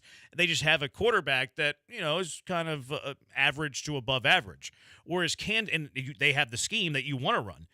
Meanwhile, Kansas City, like offensively, I don't think Kansas City has tons of skill. They have a few guys who are elite. Pat Mahomes, elite. Travis Kelce, has become elite again after a disappointing regular season. Their wide receivers are very meh. Their best receiver is a rookie that they drafted out of SMU, I believe, in the second round. And their offensive line's pretty good. Now, where their better side of the ball is actually defensively, second in the NFL in defense this year. So I think that they're closer to Kansas City from a personnel point of view because they're hoping they have elite quarterback. You're hoping to fill out the offense around elite quarterback. And I think D'Amico, if you gave him some truth serum, if you asked him what side of the ball do you want to have like a better ranking relative to the rest of the NFL, I think he'd pick defense. Absolutely, I think he'd pick defense. But I think the difference with San Francisco is too, you want to be able to get McCaffrey for a small price the way they got him. You want to get Trent Williams for a smaller price when, he wanted out of Washington and they found a way to go get him, right? They've added some guys at some really bargain deals that have helped to enhance everything that they had going on. And then when they drafted really well on the defensive side of the ball, to your point, they also were able to spin off some of those defensive linemen to trade to kind of recoup some of the picks they lost by taking a chance and a flyer, trying to get a Trey Lance or trying to make some of the trades that they've made. But the fact of the matter is that, they are the perfect combination because the way they acquired their big names in a lot of ways was either the draft or trades that were very, very manageable. Whereas you drafted Patrick Mahomes in Kansas City, and because you have the best quarterback in the NFL, a lot of things fall into place a lot better for you, and you kind of translate that to having a guy that might be the next version of a Mahomes-esque type player in C.J. Stroud. How do you feel about this, Joe? So I was thinking about this as more of like a big picture view of what the Texans were and what the 49ers were, and kind of like how I'm hoping the Texans' trajectory is the exact same as theirs. If you go back to 2014, the 49ers fired Jim Harbaugh, then they hired Jim Tom Sula and fire him, then they hired Chip Kelly and fire him. They did the same exact thing the Texans did. They had 3 head coaches they fired in 3 years, and then 3 years into Kyle Shanahan's run, he turned that whole franchise around and took them into a Super Bowl. So like that to me is like kind of like where I view the similarities is they followed the same weird path of head coaches and disaster after disaster, and then they found the guy to change everything, and now they've become one of the best organizations in the NFL, and no one remembers that Jed York was a total clown show running that team. That's not true. No, it's not true that we forget. It's just a distant memory. Yeah. Like we still know that it exists, and I guarantee you 49er fans know that it exists. Sure. It's just a distant memory, and it's faded out of the picture. I do feel we'll like never forget about Caserio and O'Brien here, but if the Texans are on this Super Bowl tier, then it'll be a distant memory. It'll never be You're gone. talking about Easterby and O'Brien, right? What did I say? Caserio. Yeah, I meant Easterby. Yeah, because look, Jed York is a Yahoo. So is Balky. Balky came from San Francisco, right? Yeah. Got into it with Harbaugh. He was pre that. He built some winners though. He did, but now he's in Jacksonville. Yeah, and he's screwing up. I guess he's at odds with Doug Peterson too, and he's doing some things again. I haven't heard that they were at odds. Yeah, I read an article yesterday or the day before that there were some issues with him in Jacksonville too. But look, I mean, the Niners, the longevity of the run, it's kind of more like when we're talking about what they've been able to do. They had the Harbaugh run of it. And then, like you said, Joe, they had a little dip down, but then the recovery part of it was the Shanahan, and this could go on for quite a while. But to me, they've been more calculated because they didn't have, the quarterback that the Chiefs have, to where it makes everything a lot easier in terms of you want guys that want to play there, but you can also you can live with letting Tyreek Hill walk out the door because you got Patrick Mahomes and he's supposed to make everybody better. Whereas the Niners have everything but that kind of franchise quarterback. Yes, but they also have been one of the worst teams drafting in the NFL over the last 5 years. High rounds, go right? Back, go back to 2017. They drafted 2 first-round guys when they got the the pick swap for Trubisky. Neither guy, I don't think either guy's in the NFL But anymore. when you get Fred Trey Warner Lance, in like- what, 5th or 6th round and He's a develop third a guy rounder, like him and develop guys like that, and D'Amico gets some credit for doing that. But they've had some guys, the defensive back too, the other kid that they drafted really, really like 6th round, 7th Safety. round. And he is a stud. Like you can kind of make up for some of that swing and miss up high when you develop some of the guys they developed. Yeah, from an organizational plight, if you eliminate like the personnel and the scheme, you hope that they're that. You hope that they're that because you've went through the same head coach stuff. Now the Niners, they're probably saying the same thing the Texans fans are. Like we expect Shanahan to be here forever. Like the Texans fans expect D'Amico to be here forever. Now roster build just totally different. Totally different. I feel between. Who thought San John Francisco and Lynch Houston. was going to be a good GM when he took the job? I had a lot of question marks about him, and he's nailed it. 713-780-ESPN. Texans closer to the Niners or closer to Kansas City? Also, does another year with Slowick and Stroud automatically give you confidence that Gerard Johnson can take over as offensive coordinator in 2025? It's the Killer Bees on ESPN 97.5 and ESPN 92.5.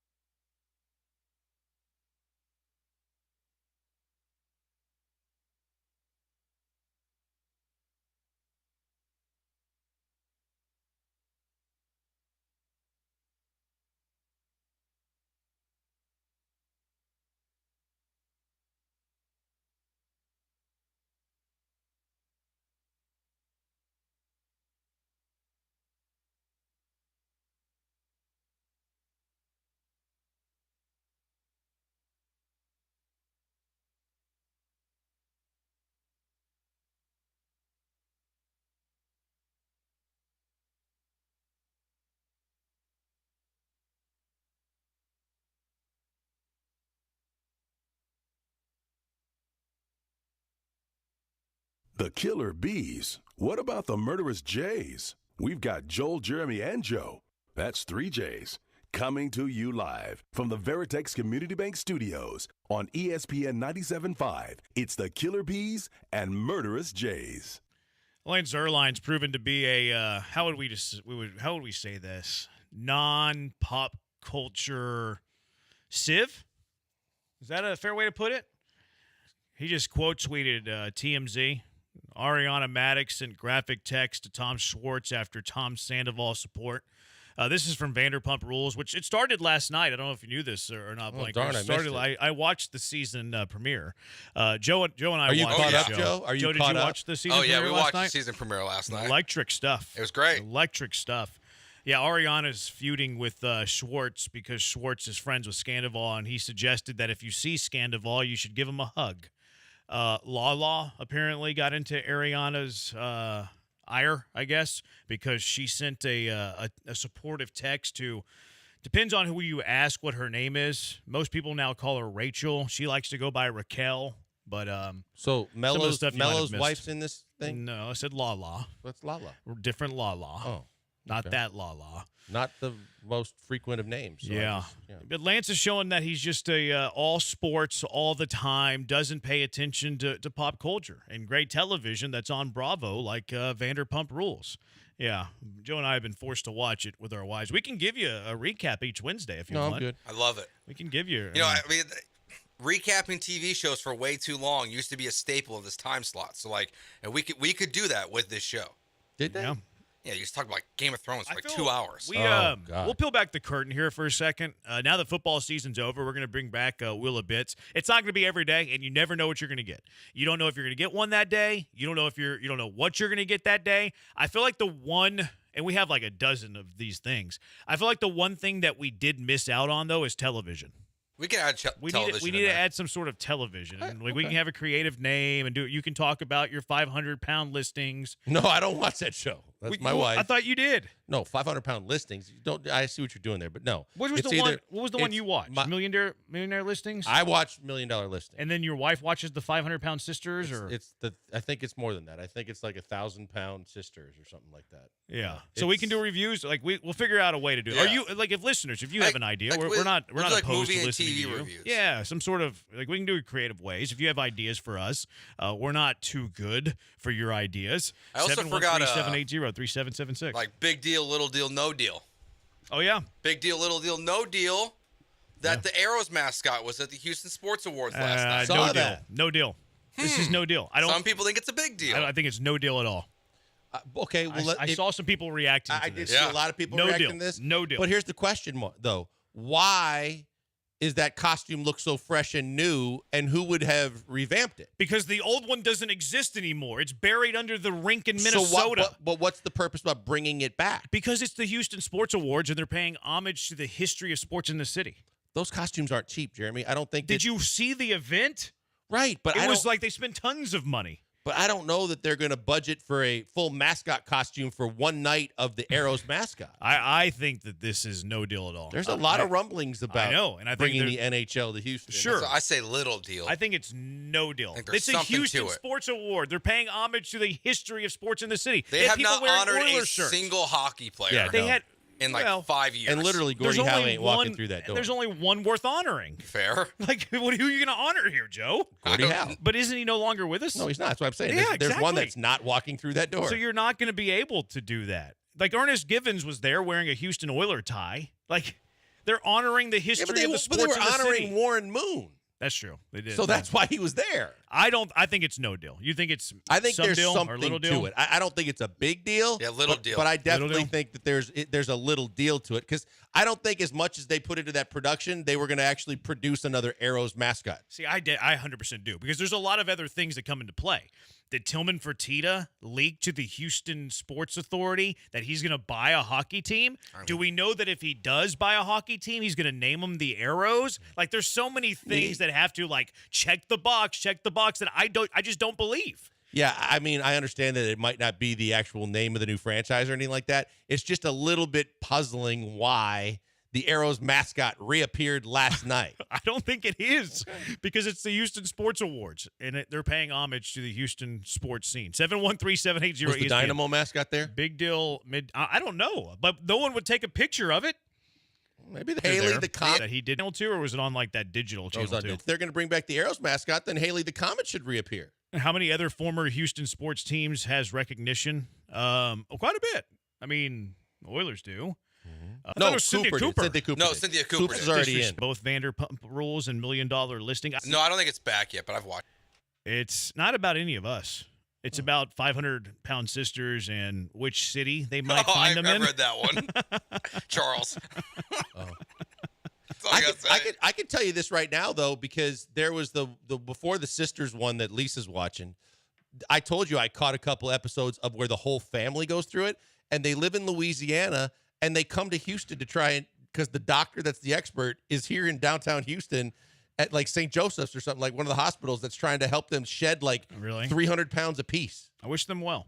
3338 and quickly. They haven't paid homage to the Arrows in years. Why should they do that last night out of nowhere? They're always looking for extra touches. I have a hard time believing Tillman might would like tipped them off. Does it necessarily have to be Tillman?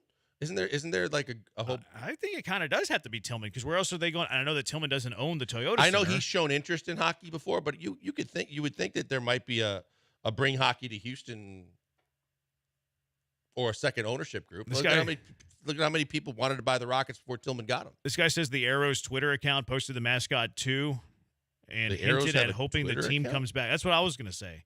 By the way, he does own the Toyota Center. He does own the Toyota Center? Now he does. Now he got it with the Rockets. Oh, yeah, really? There was the way that the deal was written was. Well, then it has to be him. The sports authority controls it for the first 20 some odd years, and then it transfers ownership to the owner of the basketball team.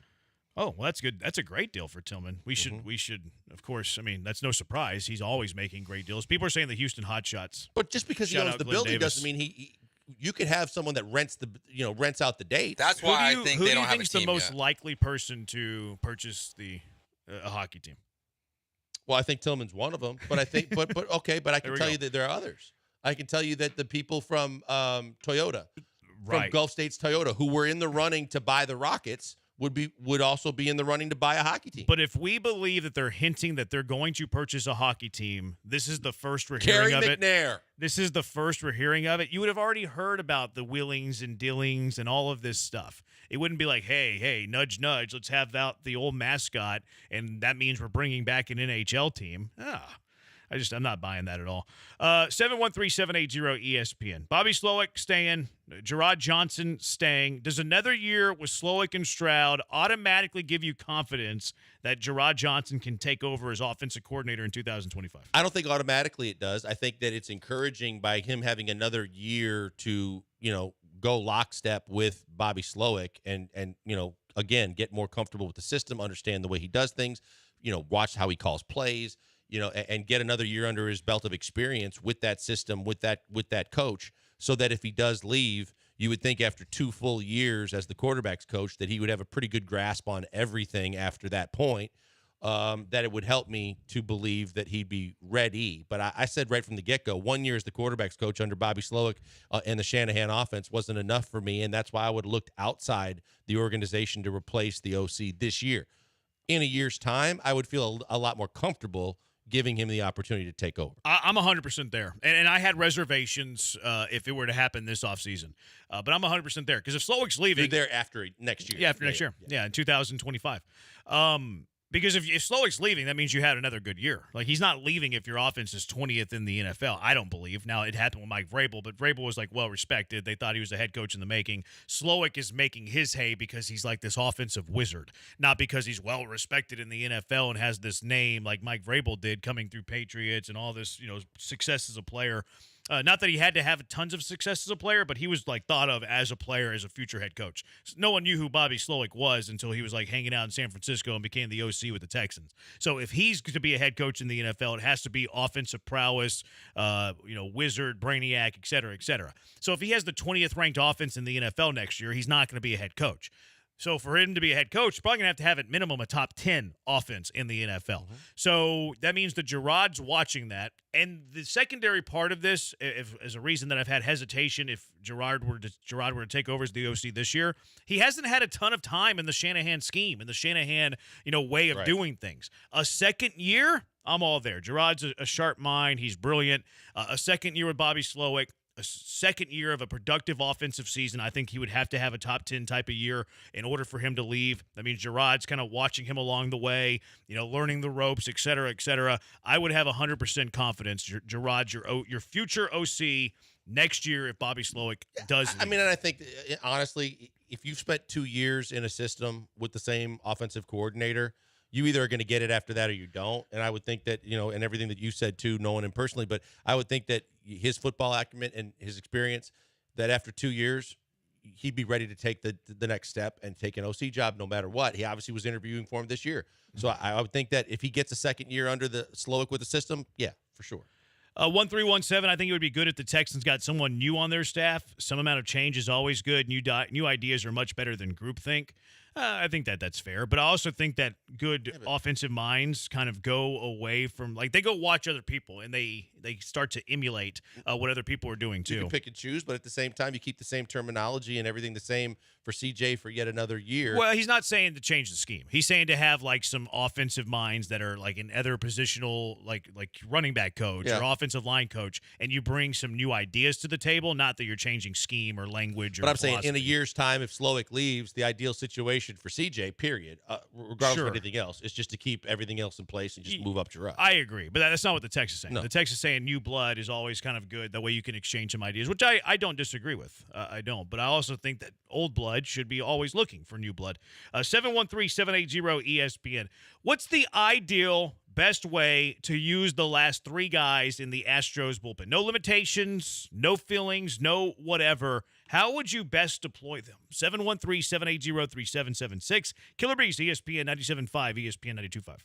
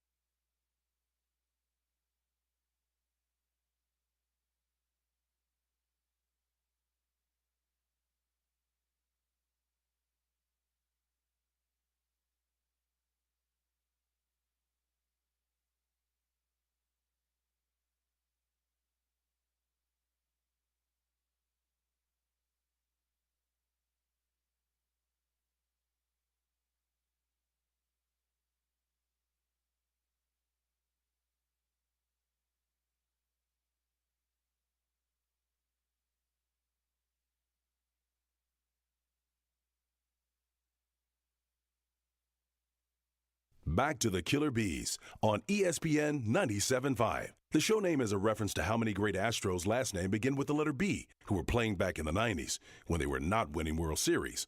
Bagwell, Biggio, Barry, Bell, and eventually Bergman. You might not remember Barry and Bell, but trust me, you'll remember Blank and Brenham. Here they are now, live from the Veritex Community Bank Studios. James on the Twitter. Don't forget Gerard Johnson was coached by Sherman in college, who also used the same offensive system under Kubiak. I actually think he may have a better grasp when we think on the offense. Good point. He set records there at Texas A&M. Really, really good college player. Then hurt his shoulder. Probably cost him a chance at the – still got a chance at the NFL, but cost him probably a career in the NFL. What is the best way to deploy the back end of the Astros bullpen? You have Hader, you have Abreu, you still have Ryan Presley. No limitations, no feelings, no whatever. You're the manager of the club. You can deploy them however you choose. How you doing it? I'm going Abreu in the 7th.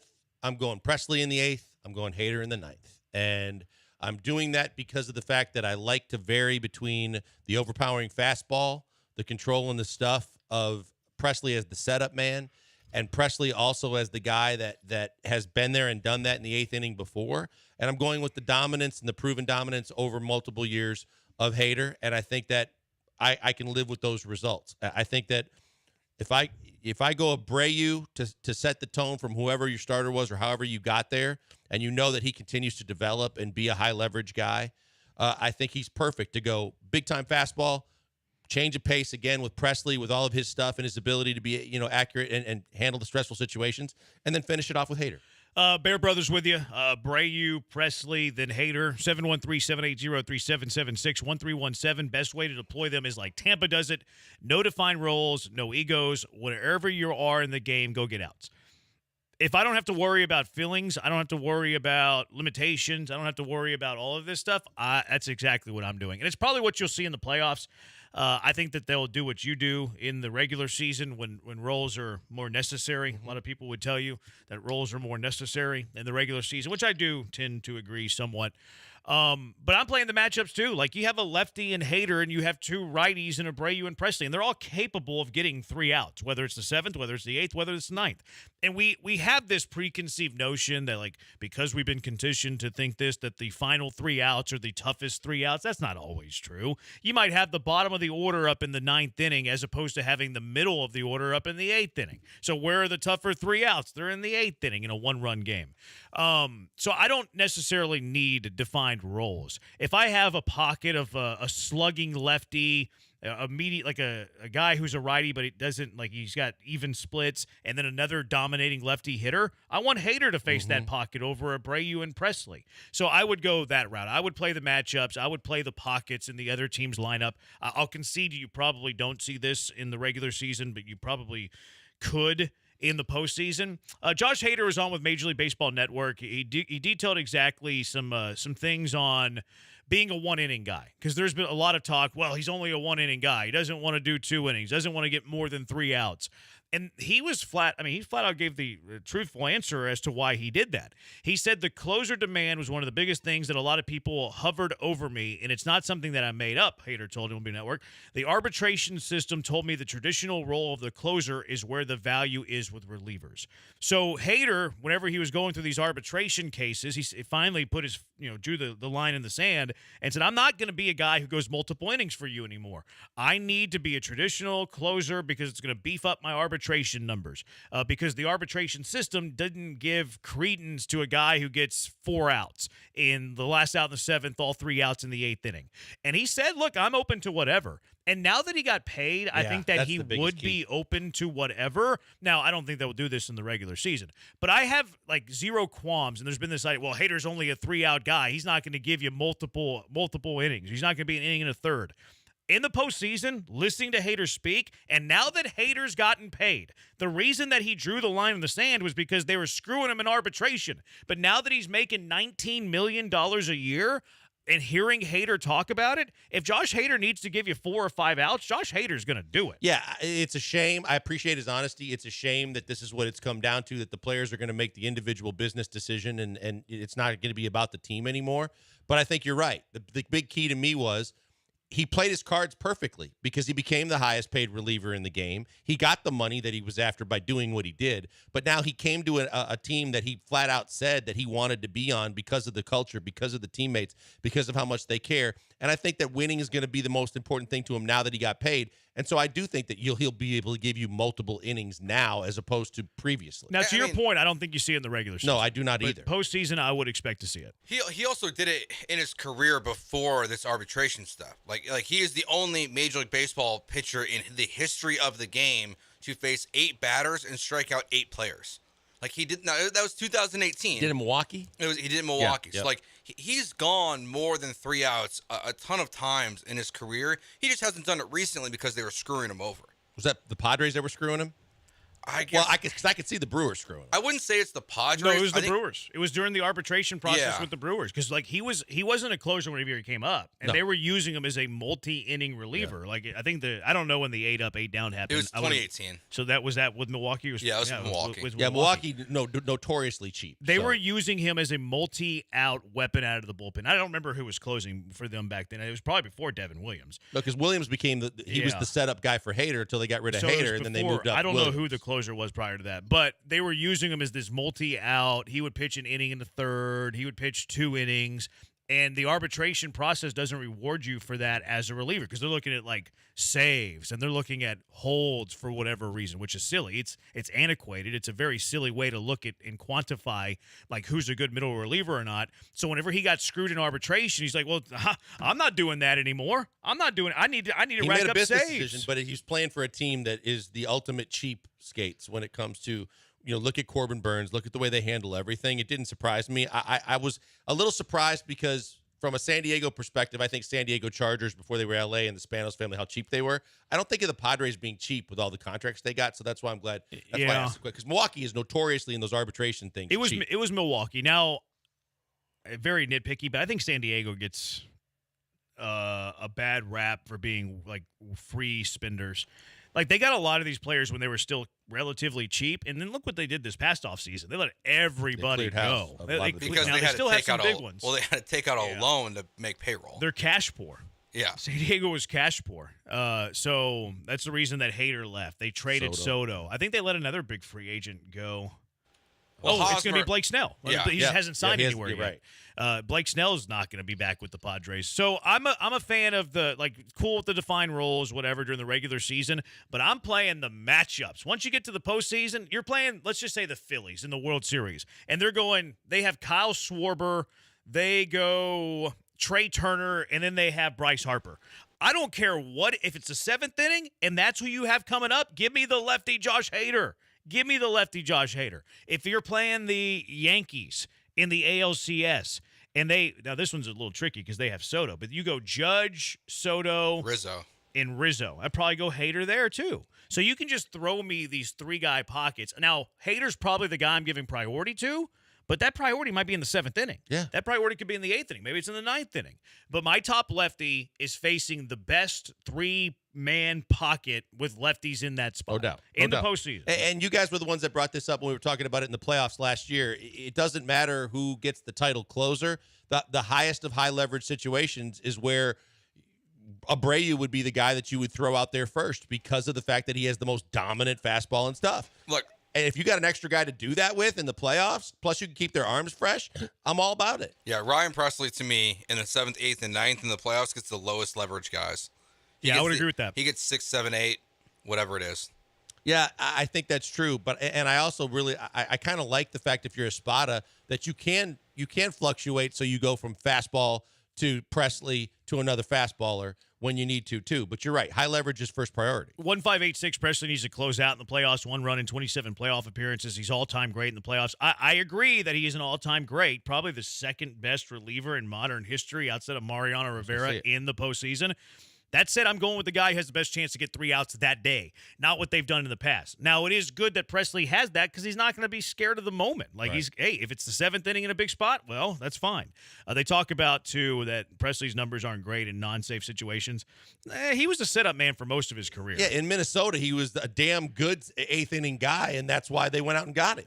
713-780-ESPN. You can continue to weigh in on this if you want. 713-780-3776. I have a hard time committing to this Mike Evans projected salary that I've been seeing with all the holes the Texans have. It's the Killer Bees on ESPN 97.5 and ESPN 92.5.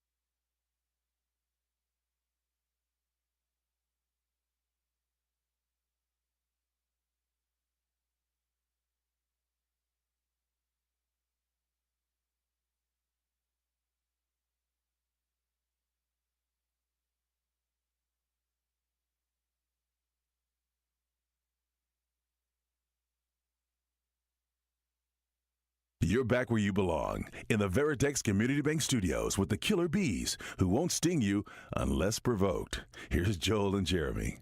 He's Blank on Branham. CBS Sports did a projection where they were guessing where, and I say guessing because they have no clue, but they're guessing on where some of their top free agents are going to sign in the offseason. And they projected 3 to the Texans, Sheldon Rankins, which I don't know, like these D'Amico Ryans clues that they need to improve the defensive line. That's the curveball, right? I actually thought that he was above average. He did his job. I thought he helped the defense. But when you hear D'Amico at the end of the year, it makes you think maybe he thinks there's better out there. I thought the defensive line was a strength of this team too. with Grenard and Anderson bookending it, and then you had Rankins and Collins, and I thought the big boy Ridgeway played pretty good for a while too before he got hurt. But then D'Amico, we got to be better against the run. Even Joe's guys from Notre Dame filled in and played decently at the end of the year. Yeah, the Hinish. Yeah, and then Davis was the XFL Heinisch, guy. Yeah. Hinish, who cares? No, I'm not saying it to correct you. I'm saying I just think about him as putting the eye black all over his eyes. Yeah. He did do that. He wore it like mascara. Yeah, he did. So anyways, Sheldon Rankins, Singletary, they guessed that the Texans brought them back. I liked Rankins. I don't know if D'Amico does. Devin Singletary, obviously we liked him. We want Singletary back. I think it's a good conversation Like, do you want Singletary back, but is RB1 or RB2? I think RB2. I think a lot of people want you to out-recruit Devin Singletary and have a better RB1. I can live because, like, the devaluation of running backs, like, I can go both ways with running backs. If you wanted to, like, if you can get Saquon Barkley for $11 million a year, 33 for 3, okay. I'm not going to be mad at Saquon Barkley on this football team. If Austin Eckler has zero interest from other teams, and I know that he looks like he's washed, but he's going to sign for $5-6 million on a 1-year prove-it deal, okay. I can get excited about that. You know, Josh Jacobs, we've talked about him. Tony Pollard, we've talked about him. So I can go either way with, hey, let's bring in a free agent to either compete or be RB1 with Singletary. I can also go, let's not spend any money on running backs. Let's draft the best one we can find in the 3rd or 4th round, and then maybe draft another one in the 5th or 6th round, and you fill out your running back room that way. I think the market really matters on Singletary. Absolutely. I think that and if you all get free agents. Yeah, but I think if you get a team or two that's willing to promise him running back 1, then obviously it's going to be a lot dependent upon him. If someone that's trying to overpay him, then I don't think you want to get in a bidding war over a Devin Singletary because you can find other guys systematically that'll fit. But he said that this was the most fun he's ever had playing football, was playing this year on this team with this culture and this coaching staff. If you can get him, if he's that bought into it, and you can get him to understand similar role, he might be running back 1, might be running back 2, but he's still going to get carries and he's going to get time and he's going to get the ball, then I think it's a great fit to bring back on a probably not so expensive contract. Yeah, it's hard to imagine that there's going to be many or any teams that want him as RB1. Like I would think you're right. He had a good year, maybe the best year he's had, but he wasn't bad in Buffalo this past year, and he didn't get RB1 offers. I mean, he wasn't brought here to start. And when he was here, he did have some stinkers too. I mean, he played well for the most part. He had some games that were, but yeah, I think that it was a great fit for him. And it was a great fit for the Texans. Yeah. I don't think that should be a problem, finding a financial kind of comfort zone and just saying, let's mutually agree. Like, he's probably not a top 20 running back in the world. He's probably not a top 25 running back in the world. Maybe top 30. Maybe. Obviously, system is really matter. Him and Cashman are two guys, and specifically, I think system really matters. If you just put every running back in the league in a draft pool, though, Singletary might not go top 20, probably not go top 25. Now, he's going to get drafted high because he plays in the scheme and he's RB1. But, like, I think Miami has 2 better running backs than the Texans do with Mostert and Achane. So, like, if you put every running back in a draft pool, I don't think Singletary goes top 30. That's not to say I'm poo-pooing. It sounds like I'm poo-pooing on Devin Singletary, but I'm not. I like Devin Singletary, but he doesn't have to be your RB1. He can still be an RB2. The final player that CBS projects is Mike Evans to the Texans. And they project Evans on actually, they don't have a projection. This is the Pro Football Focus projection on him. 3 years with a $23 million annual value. 23 a year? 23 a year for Mike Evans. I'm out. I'm out on that as well. I have a hard, it's hard for me to be like, hey, they're going to sign Mike Evans in this $23 million per year deal, and it's hard for me to be like, oh, that sucks. Like, I probably couldn't do that. Like, it would feel weird because I like Mike Evans as a player, and I think Mike Evans would fit nicely with Nico and Tank, and it would make this offense really, really good. But you have, and we looked at how many starters the Texans have potential to fill, and it's in double figures. If you're committing $23 million, and even if you get the cap casualties and you cut the Woods and you cut the Ward, and say you can get the salary cap up to $60 million, you're spending 23 of that 60, and you still have about 10 other starters that you have to fill. Right. I think it's too big a piece of the pie. And here's the other thing, Jeremy. We talked about it. The receiver room isn't as bad as we thought it was going to be to start the season last year, and it's really a pretty good one when you start by talking about Nico and Tank, and then you start adding other guys around them to see what else they can do. And Hutchinson's the guy they're gonna develop, and we'll see what Mechie brings. But it's not like it was a dire, desperate need. So if you take that money instead and say, okay, instead of 23 per year for 3 years, if I go 33 for 3 years, 11 a year, and I add a Saquon Barkley to a running back room that I could probably get Singletary for 5 or less. Now I'm taking literally a fraction or a little more than half of what you were going to be paying Mike Evans in a receiver room that was pretty good, and I'm totally revamping my running back room to saying I could have one of the best 1-2 combinations in the NFL. And you're probably limited on who you can add defensively, because now you're like, well, you're not going to upgrade Jimmy Ward. Well, what are you doing at the linebacker spot? You just talked about how you need to get better against the run. How are you doing that without money to spend on the defensive line? So it's too. But if you draft for me. Sweat, if Sweat's there and you draft Sweat at defensive tackle, but free agency is going to happen before the draft. That's true. So that throws a wrinkle into it too. The exact figure was 3 years, $69 million, $23 million per year, $52.5 million of it guaranteed. Too much. That's too big of a number pot. for me. Now, if you were set across the board and you had no other positions to fill, Sure. now you wouldn't be $60 million under the cap in this scenario. Right. But if you had 2 or 3 starters that you needed to fill, as opposed to nearly 10 or more. Okay, like that to me makes more sense where you spend $23 million of the pie of maybe 60 after you cut some guys whenever you have 2 or 3 spots to fill. But not if you have 10 to 12. No. So that's too high for me. I think that's something that the fans probably don't want to hear. I think it's something that Nick Caserio is probably it's the sexy in sync thing, with right? us. It's a sexy Absolutely big name, is. homecoming, the whole works, and it shows, hey, the Texans were able to land a premier free agent. But at what cost? And when the cost is that high and you have all those other guys that you either have to bring back or find replacements for, I just don't think it's the smart move to make. Yeah, I don't either. And I don't want to poo-poo your grand free agency ideas or to be a wet blanket Branham or a buzzkill Branham on it. I think you can kiss the idea of Mike Evans being a Houston Texan goodbye, because I think Nick Caserio is going to see this the way that we see this, where he's not going to spend $23 million of a potential $60 million of the pie on one singular position when they have upwards of 10 starters that they have to fill. So you have that from CBS. Meanwhile, Pro Football Focus, they have their top 150 free agents, and today they put out they put a potential landing spot for every single one of their receivers on the top 150. They didn't predict where this player was going to go. They listed 2 or 3, maybe 4 spots for certain players that are potential landing spots for certain all these receivers, like a T. Higgins, like a Mike Evans, even Noah Brown's on this list because he's a top 150 free agent coming up this offseason. The Texans were listed a grand total of 0 times as a potential landing spot for any receiver. So on one extreme, CBS, you have them landing Mike Evans, who's either the top wide receiver target or he's second behind T. Higgins. And then you have Pro Football Focus saying that they're not a potential landing spot for any of the top 150 receivers. So those are the two extremes, shopping at the top of the market versus not shopping at all. And I think that finances are the biggest reason why, and because of the fact that, that they could go out into the draft and find another receiver, and it doesn't have to necessarily be a clear-cut wide receiver one, and you have 3 receivers that are going to put you probably in the top 10 to 15 in the NFL from a receiver room perspective overall with the depth that would create, and you don't have to spend a single penny in free agency on wide receiver. That would be ideal.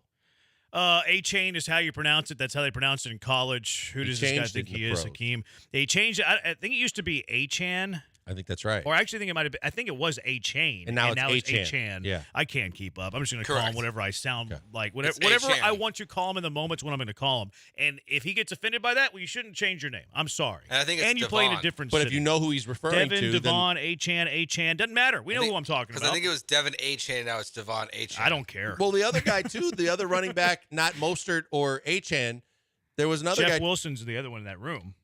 Oh, I thought, Jeff Wilson got hurt. I know you're talking about. It's spelled like salmon or yeah, Salvon. and it completely is a different pronunciation, like the Texas guard we were talking about the other day. He was in that running back room too. I know, he's got a really weird pronunciation that doesn't add up to the spelling. Aggie Matt says D-Hop wants to come back. You taking D-Hop or Mike Evans if you have to choose one? Is that true? Like, I saw the Roosh thing that was circulating today, which is a year old, but apparently somebody said that Granado said that D-Hop wants to come back. I don't know that. And Aggie Matt, I can't comment on that because according to you, I don't know football. I'm probably gonna, if I had to choose one, I really don't want either. If I had to choose one, I'm probably gonna go with the value guy in D-Hop. But is he going to give you value? Because he's always been pushing his price tag, no matter how much he's fallen off. What did he make this past year? 10? At least 10. So do you pay 10 for D-Hop or you pay 23 for Mike Evans? Yeah, for sure. I don't want either. I don't want either. Also, but if I'm going to take one or the other because of all the other salaries I got to fill, and the guys I got to re-sign or go get, I'm going to take the cheaper of the two. 80-89. What about Odell at $7 a year for the? Stay away. I don't want to even hear about. No. Yeah. No, and no. Yeah, I'm out on the idea of Odell. He's going to be a Jet. I would go D-Hop in this D-Hop or Mike Evans. Now, how about Mike Evans at 23, which we both agree is too much. Or not signing a wide receiver at all? I'm not signing a wide receiver at all. I'll draft one. Okay. Now, are you keeping Woods in this scenario? No. Well, how are you filling the room? Well, I hope Mechie gets back to Mechie football Mechie, And I hope that Hutchinson continues to develop. So right now you have Nico, Tank, Hutchinson, Mechie. You can cut Woods, and I think it's $4 million that you can save, $4 or $5 million that you can save. So Collins, let's assume we're cutting Woods. Collins, Tank, Hutchinson, Mechie. You're filling out the receiver room with two rookies. I'm gonna draft at least one. Okay, well you need 6. Okay, probably 6. Yeah, but you might be able to get another guy late in the draft. Wouldn't be a top 150 free agent, but you can still be a veteran free agent. You can be a top 150 guy. Or you could get that's a like Chris Conley. It would be worse than Noah Brown because Noah Brown's 148. He's 148 on their top 150. I think Noah Brown liked it here. 140. I don't know if anybody's going to overpay him, but yeah, if you can get another veteran, on the cheap. I think if I go this route and don't sign a free agent, I'm probably just keeping Woods. He wasn't bad, and look, in traffic, he surprised me with his hands. Like, if I'm not signing a top 150 receiver, you might as well just keep Robert Woods. Okay. Draft a third-round receiver. Hope that you hit like you hit on a third-round receiver in Nico Collins. Hope you hit in a third-round receiver like you did Tank Dell. Because that room still needs veteran. Like, that you still need a veteran in that room. Nico's still on his rookie deal. Tank's on his rookie deal. Hutchinson, Mechie on their rookie deal. If you're drafting another rookie, I need a grown-up there. I need a veteran in that room. Even if he's not giving me production. I'll split it with you. I'll go one I draft and one I get on the cheap as a veteran, and I add them to that room. But not Woods? You can keep Woods. See, I think I'm just keeping Woods in that scenario. I'm fine with that, as long as they draft one that could be a guy that could actually, show his value and bump it up a little bit. Now, if you sign a top 150 receiver, sorry. See you later, Robert Woods. We appreciate your service and wish you well. Are you guys sure? In your future endeavors. You don't think that Mechie's the wide receiver that could be on the outs? I don't think he's on the outs, but I think he's got a lot to prove in training camp. Well, he played more snaps than Robert Woods did in the final game. No, he did. I don't know. I wonder. Woods was dinged up, right? Was he? Yeah. And also, you don't save any money for Mechie. Like, it's pretty much a wash. In fact, you lose $120,000. Yeah, so he'll be here. I mean, I hope he figures it out next year. There's zero cap savings there. It's negative cap savings there. You lose if you cut him. Yeah, it's cheaper to have on the team.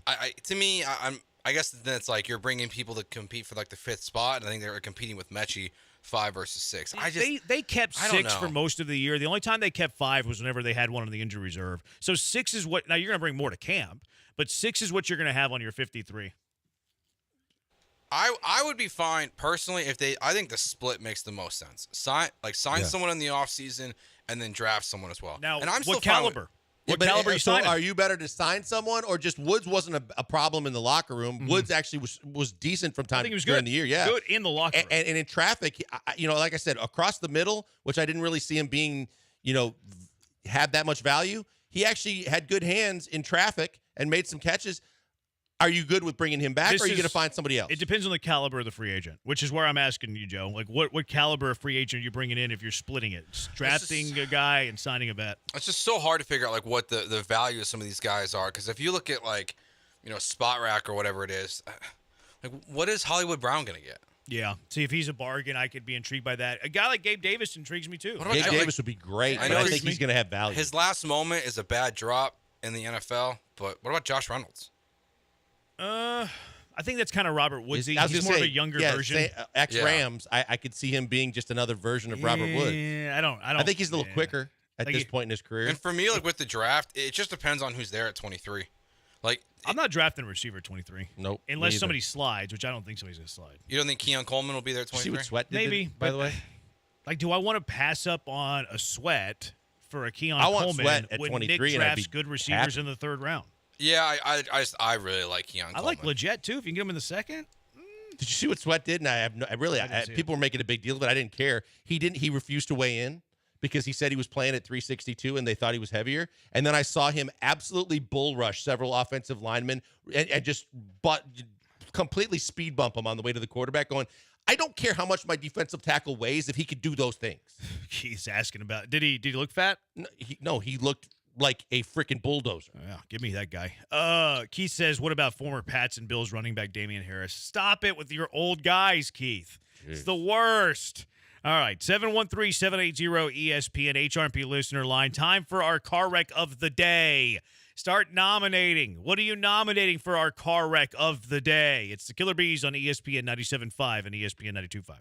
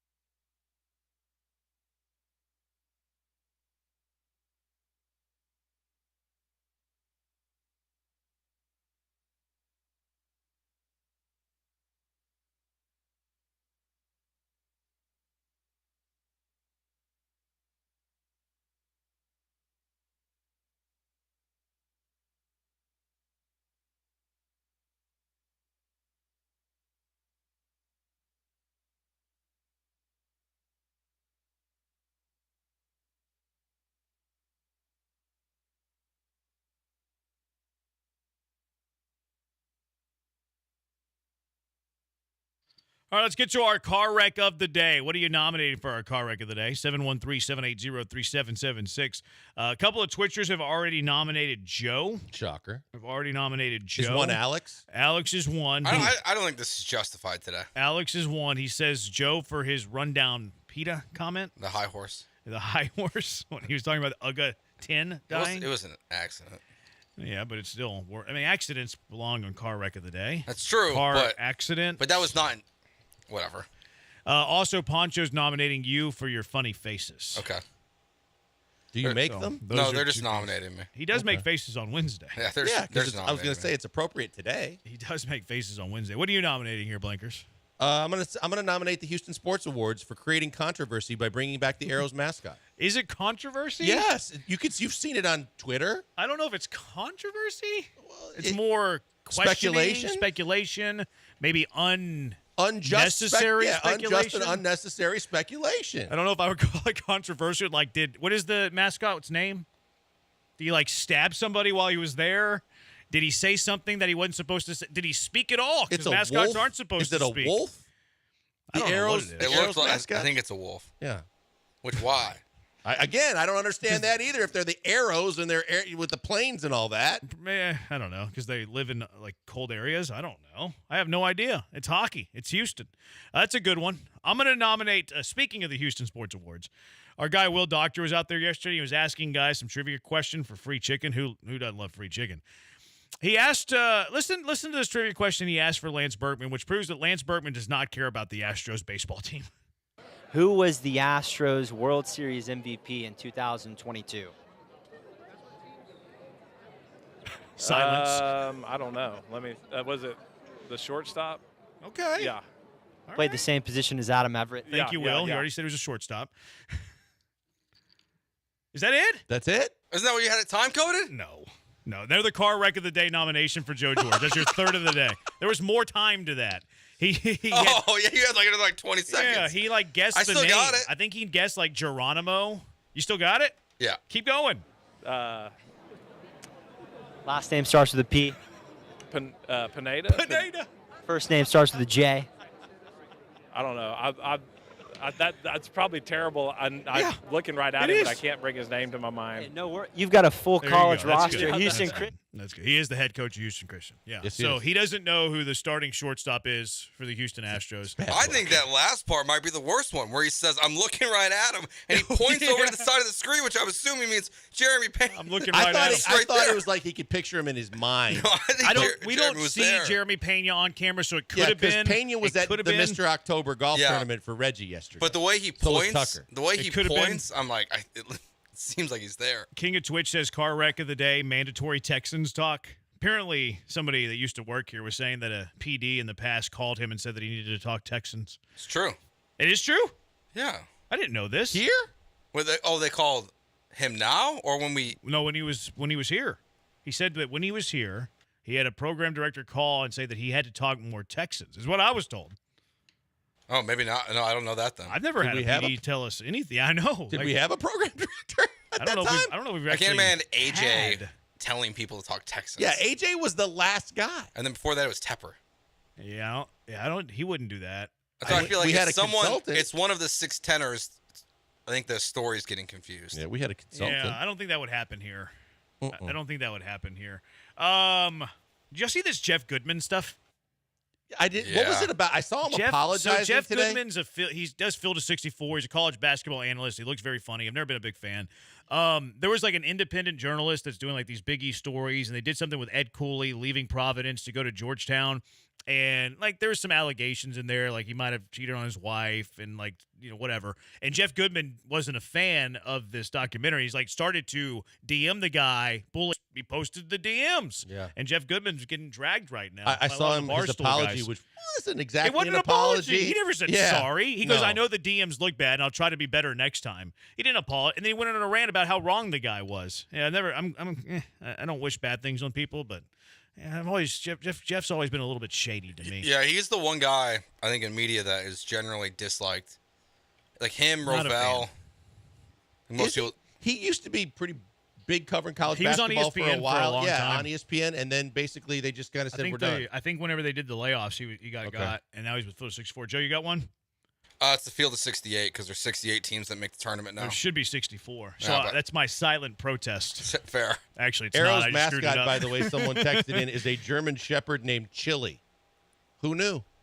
It seems like an oxymoron. Yeah, they're not going to work in Houston anymore.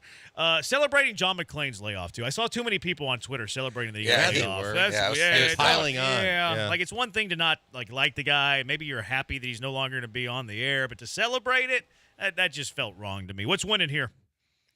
I hate to We say got this, some good Joe, ones. but just what you just did might be No, I think Lance Berkman should win. I think you're probably right. I'm torn. Okay, we'll go with Lance. Yeah. Congratulations, Lance. Thanks, give me a day off. He might not win that much this year, so he's got to win something. Congratulations, Wow. Lance. Congratulations. You've won our car wreck of the day. That does it for us. Thank you to Joe George for doing mediocre work at best today. He's Blank. I'm Branham. We'll talk to you tomorrow. Joe George now doing his finest work for the next hour. Will be hosting the bullpen for you. It's the Killer Bees on ESPN 97.5, ESPN 92.5.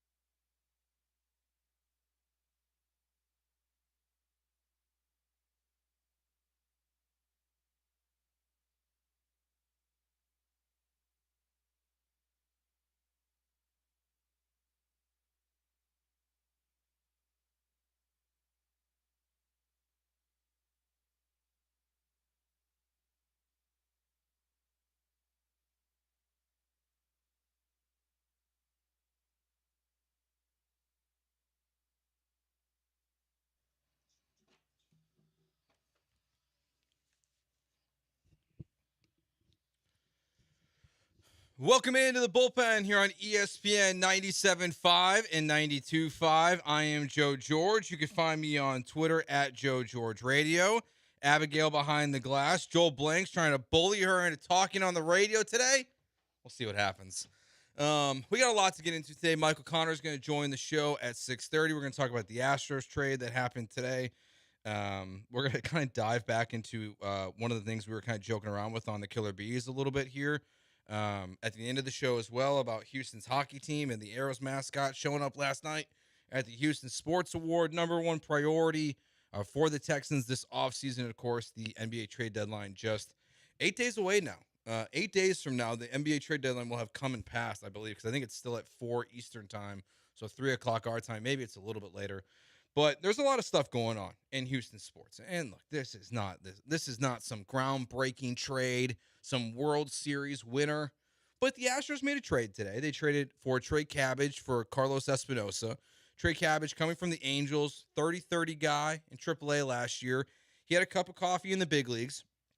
Came up, played 23 games. I think it was for the Angels last year. His first career hit was against the Astros. He had there's this one viral clip, or I guess they're trying to make it viral, go around this game-tying home run he had against the Pittsburgh Pirates at one point this year or last year. So this is a player that it doesn't move the needle in a big way. But what it does do, I think, is it adds some competition that was much needed at the bottom of the Astros roster. Like you have John Singleton, who, yes, last year was fun when he had the walk in the playoffs. It eventually helped lead them to winning that World Series game after Dusty Baker got thrown out and Joe Espada was calling the shots. But John Singleton is not some great baseball player. We all know it was a fun story. It was a cool story, but it's not something that really, really matters for this team going forward. You have Mauricio Dubon, who we know he's going to be a super important part of this team. Chaz and Jake Myers will be your two outfielders alongside Kyle Tucker. So this is just a player that's going to come in and compete. Now, the numbers are flashy. Like you see 30-30 guy in AAA and you get intrigued. And I think you should. My two questions about this, honestly, would be, one, if a guy is a 30-30 guy for a awful baseball team like the Los Angeles Angels of Anaheim, whatever your name is, why are they giving up on him? Why are they moving on from him for another minor league player? And then B, can you fix his biggest problem? Because his biggest problem is pretty clear. He had 53 at-bats last year in the major leagues, and he struck out 26 times. So he struck out 49% of his at-bats last year. That's obviously not something that's sustainable, not something that has to be fixed right away, but it's just, I like the move because it brings in competition, but it's not something that is a big deal. And it's such not a big deal. We're already moving on. But I wanted to make sure we addressed it today because it was, news that happened with your Houston Astros. So looking at the Texans offseason, yesterday on the show, we talked about if you could double down at corner, defensive end, wide receiver, what are you doing? We just had a good discussion, I think, on the Killer Bees. If you missed it, it'll be up on the podcast about adding Mike Evans, spending $23 million is the projection, what that would mean for your roster as a whole in free agency. Like that to me is immediately on one note is I'm out on the Mike Evans conversation. To me, if I'm paying a wide receiver that kind of money, his name is T. Higgins. Maybe Michael Pittman, I would go to 19 for. I like both those guys. They're young. I know Mike Evans has had 1,000 yards receiving pretty much every single year he's been in the NFL, but I don't want to be paying a guy $23 million when he falls off the cliff. And that to me is my concern of why I would not do it. But what's the number one priority for the Texans this offseason? A week ago, I would have said either beg Bobby Slowick and Gerard Johnson to stay, beg one of them to stay, or just figure out good replacements. But yesterday, it was broken by first Albert Breer with Slowick and then Adam Schefter with Gerard Johnson that both these guys are staying. Johnson got a contract extension and raise. Slowick just got a raise. So when I look at the priorities for the Texans this offseason, to me, it's pretty clear. Pass rusher. Regardless of what they do with Jonathan Grenard, it is an immediate need they have to fix. Now, they can go cheap on it. We talked about this yesterday a little bit as well. I like what Nick Caserio has done in the past with Jerry Hughes. Obviously, with drafting Will Anderson, Jonathan Grenard had good success. They didn't bail on him after some up and down seasons. They didn't overinvest in that position elsewhere to take away snaps from him. Derek Barnett was a good contributor, and on the interior defensive line too. Like, it seems like D'Amico Ryans doesn't totally agree, but like Nick Cassero has brought in some good players at those spots. So that to me has to be up there in the top 4 of the conversation. Number 2, depth chart wise and just skill wise, it has to be running back, because running back is one where, Devin Singletary, yes, he had a very good year and it'd be nice to bring him back. But, I've talked about this before and I know other people have as well. In the NFL, there are so many teams, pretty much every single team in the NFL has at least 2 guys that can contribute in some way to your rushing attack. And the Texans had 1 last year. So you have to bring in my opinion, 2 running backs this offseason. Whether you go big fish and you go for Saquon Barkley, or it's Devin Singletary and then another low-level guy, like, you have to attack the running back position in a big way. You have to figure out left guard.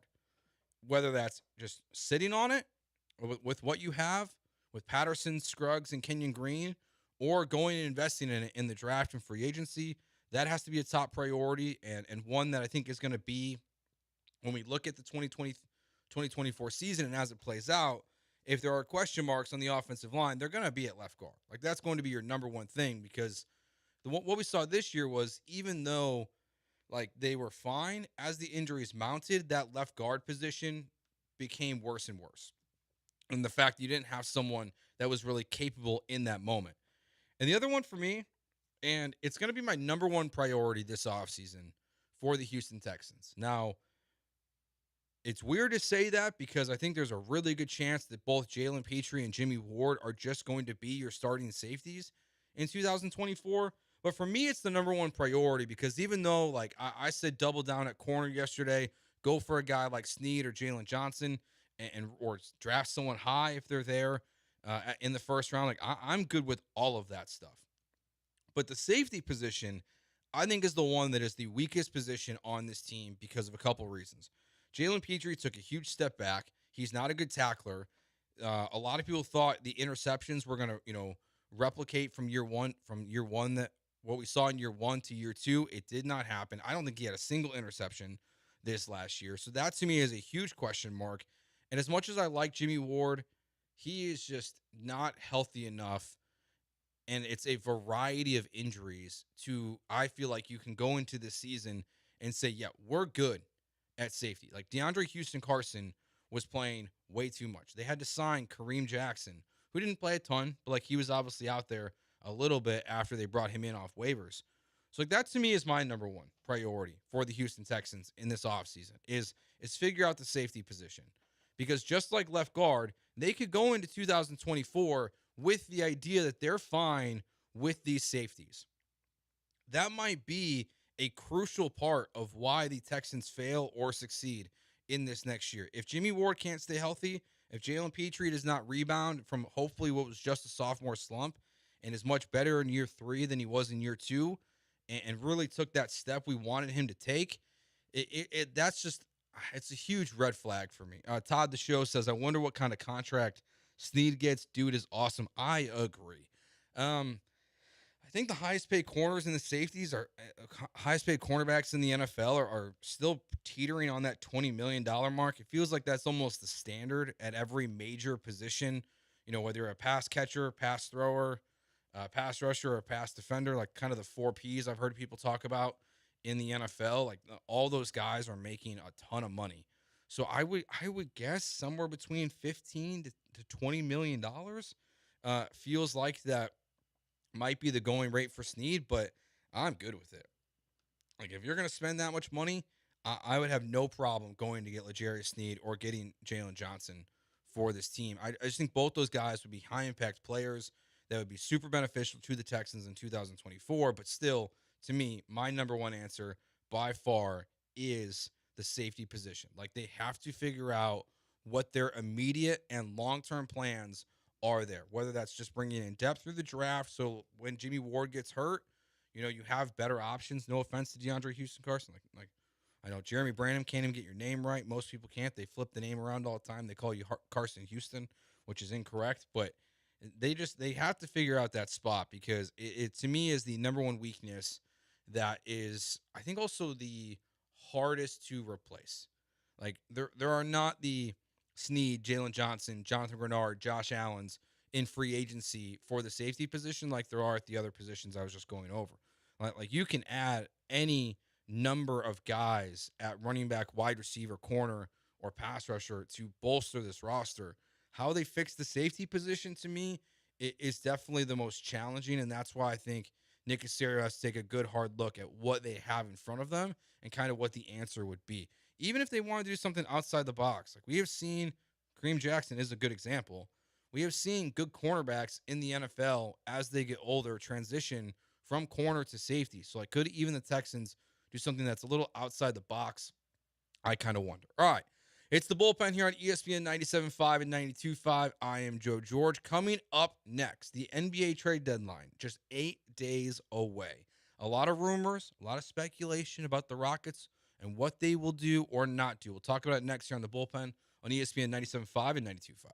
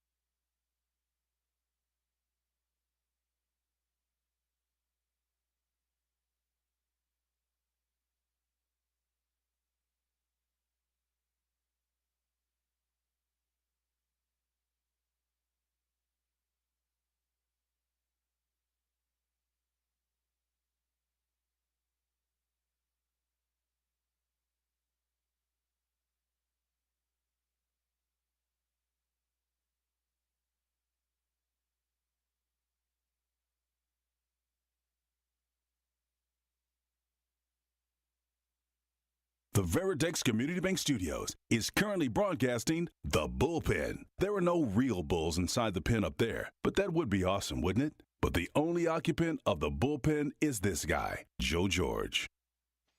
It's the bullpen here on ESPN 97.5 and 92.5. Michael Connor going to join us here in about 14 minutes. I'm sure he's got super hot, spicy takes about Trey Cabbage. I can't even remember this guy's name. Like, I feel bad.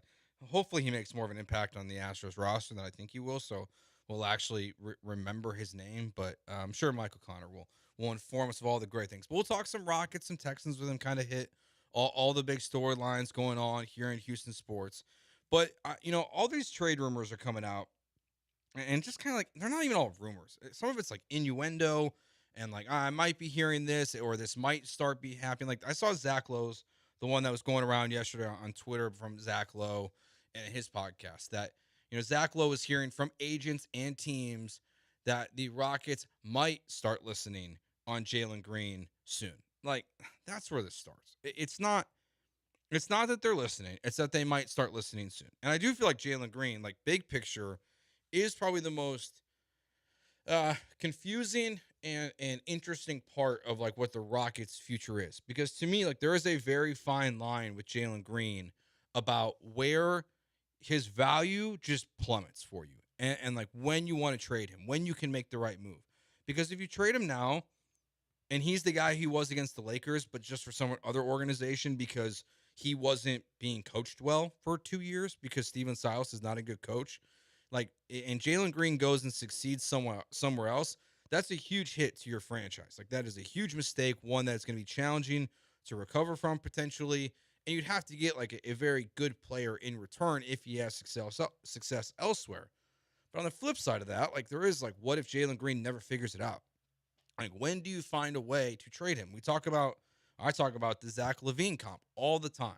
Like, think back to what Minnesota has done. Minnesota did. They had Zach LaVine. They knew they were kind of peaked out with him. And I think they traded him to the Bulls for like the 7th pick in the NBA draft. Like, it was not this big time trade that they made. Now, it might even been the marketing trade and something else. But like, they traded him when Zach LaVine, it kind of felt like in that moment, was never going to be a max player. He was just going to be a slam dunk champion, high flying guy that could put some buckets up, but like not a consistent player. Now he went to Chicago and he had good success, and that to me is like where like Jalen Green is. And I think Todd the Show brings up a fair point. Jalen Green has benefited from some of the worst defenses the last 4 games. Totally agree. Also, Jalen Green, I'm going to guess, because I used to produce Rockets games when I was at 790. And I remember his rookie year, they played this back-to-back between the Nuggets and the Lakers. And they almost lost. They lost both games. Both were pretty competitive. And it feels like there's something with Jalen Green and the Lakers when he plays them. Like, I don't know what the numbers will actually tell me. I could be way off and just making something up. Totally being honest with you guys. But, like, I just feel like Jalen Green, for some reason, gets up in a big way when he plays the Los Angeles Lakers. So, like, could you trade him and he succeeds elsewhere? Absolutely. Could you hold on to him too long to where he completely loses his trade value? Yes. And that to me is like the Jalen Green conundrum that you have. And to go back to what we were talking about on the Bees earlier, when like there's all these, like Bridges rumors with the Nets and giving them back picks for him. And it's just like, I agree with what Jeremy was saying, the fact that how do you add another guard to this team? Like, where you're at as a franchise is a hope to be playing team. You're not a NBA championship contender. You're probably not a second round NBA playoff team contender with where you are right now. Like, you are on your way up to something that hopefully is very, very positive. But if you bring in someone that's going to take away minutes from Jalen Green, you might as well trade Jalen Green, is my philosophy. It just, if you're going to lessen his playing time and lessen his development and lessen his opportunity to be in the starting lineup and working what Ime Udoka wants him to be, to me, it feels like that's already a moment that you as a franchise have waved the white flag on what he is going to be for your franchise. And if that's the case, then I'm just trying to trade him now. Like, I'm just trying to move on with him at the deadline, if not as soon as this offseason. I just do not believe that trading for another guard right now, when you have so many questions about the ceiling of these players, is like how you would add in someone and just muddy the waters so much. Like, I want Cam Whitmore to play more. I want Jalen Green to do what he's been doing. I want Amen Thompson to do what he's doing and play more. Like, the fact that Aaron Holiday is not getting minutes. Hopefully Fred VanVleet in the second half of the season or post-trade deadline is not leading the league in minutes like he currently is. Like, the Rockets need to get some run with their young guys. And I think this is from the Athletic article, that Ime Udoka is kind of like frustrated because he's the wording was that the Rockets are in limbo. And I'm just like, are they? Like, are the Rockets in limbo with like where they want to be as a franchise, or is Ime Udoka just frustrated because he got fired from a job in which he was, coaching in the NBA Finals and then never coached a game again because he had an affair? So like that's where, to me, the question is like, are the Rockets in limbo, or is Ime Udoka wanting to speed up the process too quickly, which it says in this article that he does, that like Ime Udoka wants to speed up the process. That's fun. That's fine and dandy. But like, why? Like why right now? You can talk about speeding up the process in the offseason, and like that to me makes way more sense. We talked about Fred VanVleet, like being on this team for 3 years through the length of his contract. I also think that makes absolutely no sense. Frankly, the way at the NBA, if you don't know, like they have changed the way their tax tiers and salary cap rules have worked, where it is going to get much more challenging for a team that is into the luxury tax to make big trades. Like, you're not going to be able to just keep bringing in all this salary, even if they're straight up deals in the future. Like some of these big time players that are, Kevin Durant's of the world, who have demanded trades, they're really going to want to like almost be forced to either stay or be traded to situations that they probably don't even want to be in. And that's where I do think like a guy like Fred VanVleet, no offense to him, but like I think that's his biggest value for the Houston Rockets over the next 2 years. It's not as a point guard. It is not as a leader. It is that if there is an angry superstar, let's say Joel Embiid, is not happy in Philadelphia for whatever reason. Look at what's happening in Milwaukee. I know Giannis just signed a new deal, but they literally just fired their coach, who was like 30-13, and then they're not doing well with Dame Lillard. What if Giannis wants to be available? What if Joel Embiid is available? What if one of these guys wants to come to Houston? The biggest asset of Fred VanVleet being on your team is he is a massive contract that you are attaching to Jalen Green or Cam Whitmore or Jabari Smith with draft picks, and moving them to, get that big time player. And I agree with what Joel was saying earlier too. Like, this team needs shooting. This team needs help. But once again, the problem is I look at the Rockets roster and I'm like, how do you add that with what you currently have and move forward in a way that makes sense for this franchise? Like, is it worth taking away minutes from Cam Whitmore or Amen Thompson or Jalen Green so you can try to be in a playing game? Like that, to me, the answer is so clearly no. I'm fascinated by what the Rockets do at the deadline. I don't think they're going to be silent.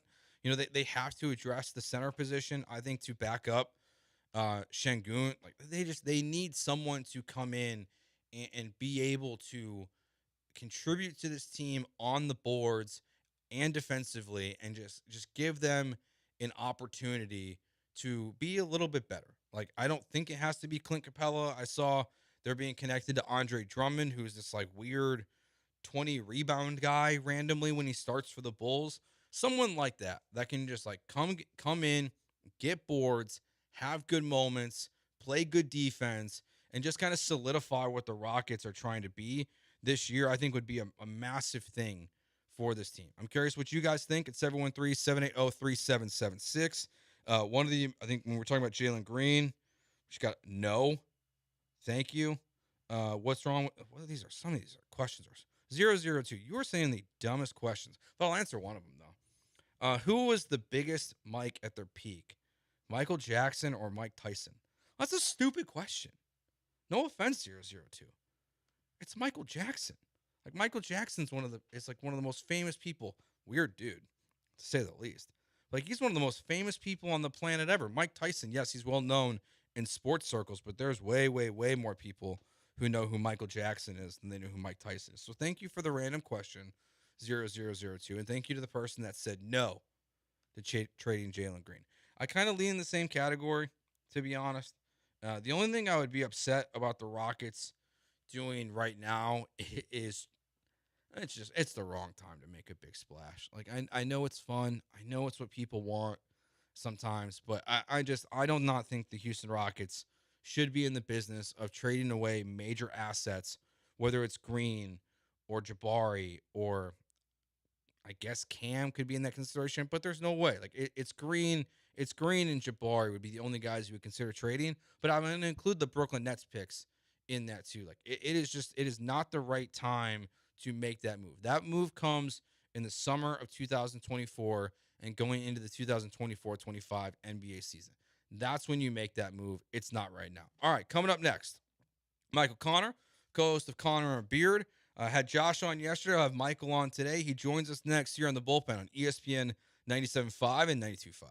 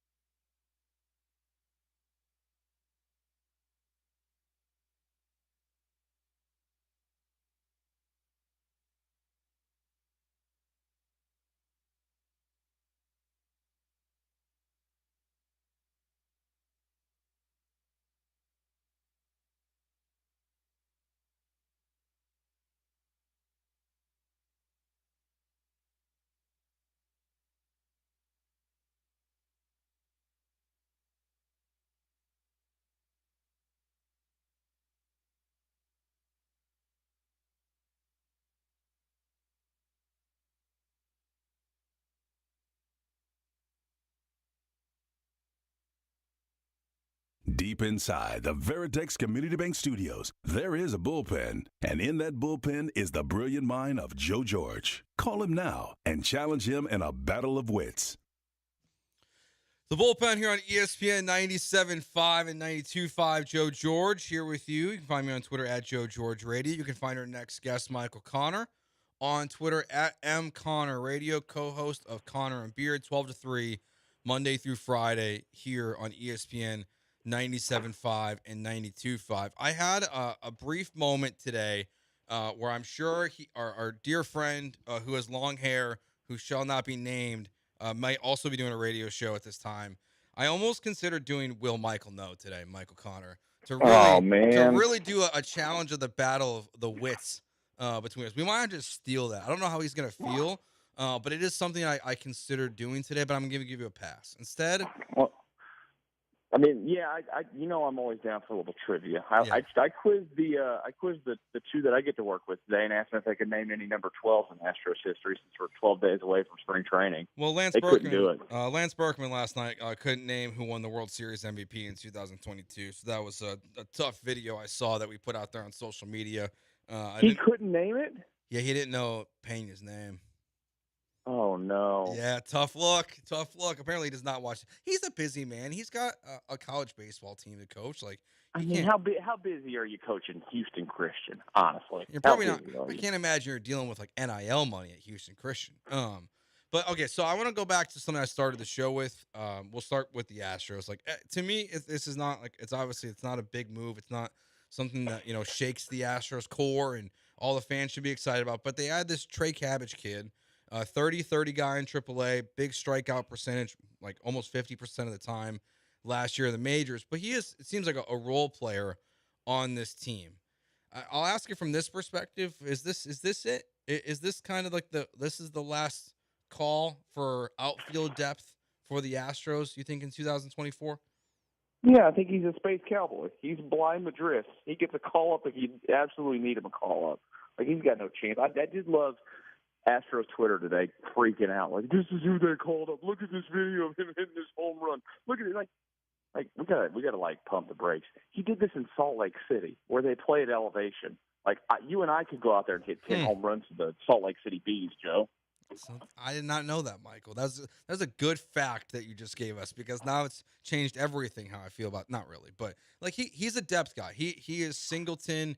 Like, he is, like you said, Bly Madris, David Hensley. Like, that's the kind of guy he is on this roster. He's the last guy that maybe makes the roster until hopefully, like, eventually a Jacob Melton comes up. But another thing I discussed on the show, Michael, that I need to get your take on here.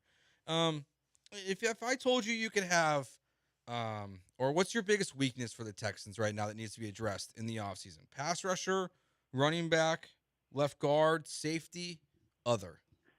I mean, I think pass rush has to be number one. And really, I think just defensive front in general. But I keep going with it on our show. I keep saying running back. I want a running back. Now, I don't want, like, Josh is over here trying to sell me today on them giving a 3-year deal to Saquon Barkley. I'm like, no, thank you. I'd rather just go draft one. But Devin Singletary was so nice last year. It was a nice story and everything. He's not a number one running back. We all know that. And I'm just so in on the giving C.J. Stroud every freaking weapon you can give him. So, like, I want a running back. Yeah, I think running back is – I've talked about this so much. I'm so fascinated by this class of running backs just because there's so many big names out there. Eckler, Barkley, Pollard, like Derrick Henry is out there, a guy that, like, I don't know. Like, how much is Derrick Henry going to cost me? I'd take a flyer on him. Bring in Derrick Henry and Devin and bring back Singletary, and I'm all in on that. See, I'm a hard pass on Derrick Henry. I thought he looked great crap last year. Like, you go watch. I just thought he looked old. So, like, I don't know. That one, behind the Texans line and playing for a better team, he probably looks a little bit better. But, like, I mean, look, they found a productive player in the year before in the draft in the 4th round. Like, why can't they just go find somebody that's going to go out and pop off 1,000 yards in the draft in the middle round this year? Are you totally out on the idea of Dameon Pierce? Like, you think there's any chance it's sophomore slump, or he's just not a fit? I just think he's not a fit. I think that's where we all are at this point. Like, with them not even giving him touches at the end of the year, I think they told us everything that we needed to know. Like, it was a nice story the first year. Can you get somebody to give you like a 7th round or a conditional 6th round pick or something? I don't know. Get something out of him and just move on. Cut your losses. Yeah, that's kind of where I'm at too. I think we talked about yesterday on the Bees, and I think we all were like, if in a perfect world, like, you could get a 4th form and just get what you drafted him for. But, like, I would take a conditional 6th for him for sure, without any question, because he's still a good player. He's just not a fit here. Like, I think there are a lot of teams that would look back to his rookie year and say, yeah, we'll take a flyer on this guy. Like, imagine him, like, in Cleveland.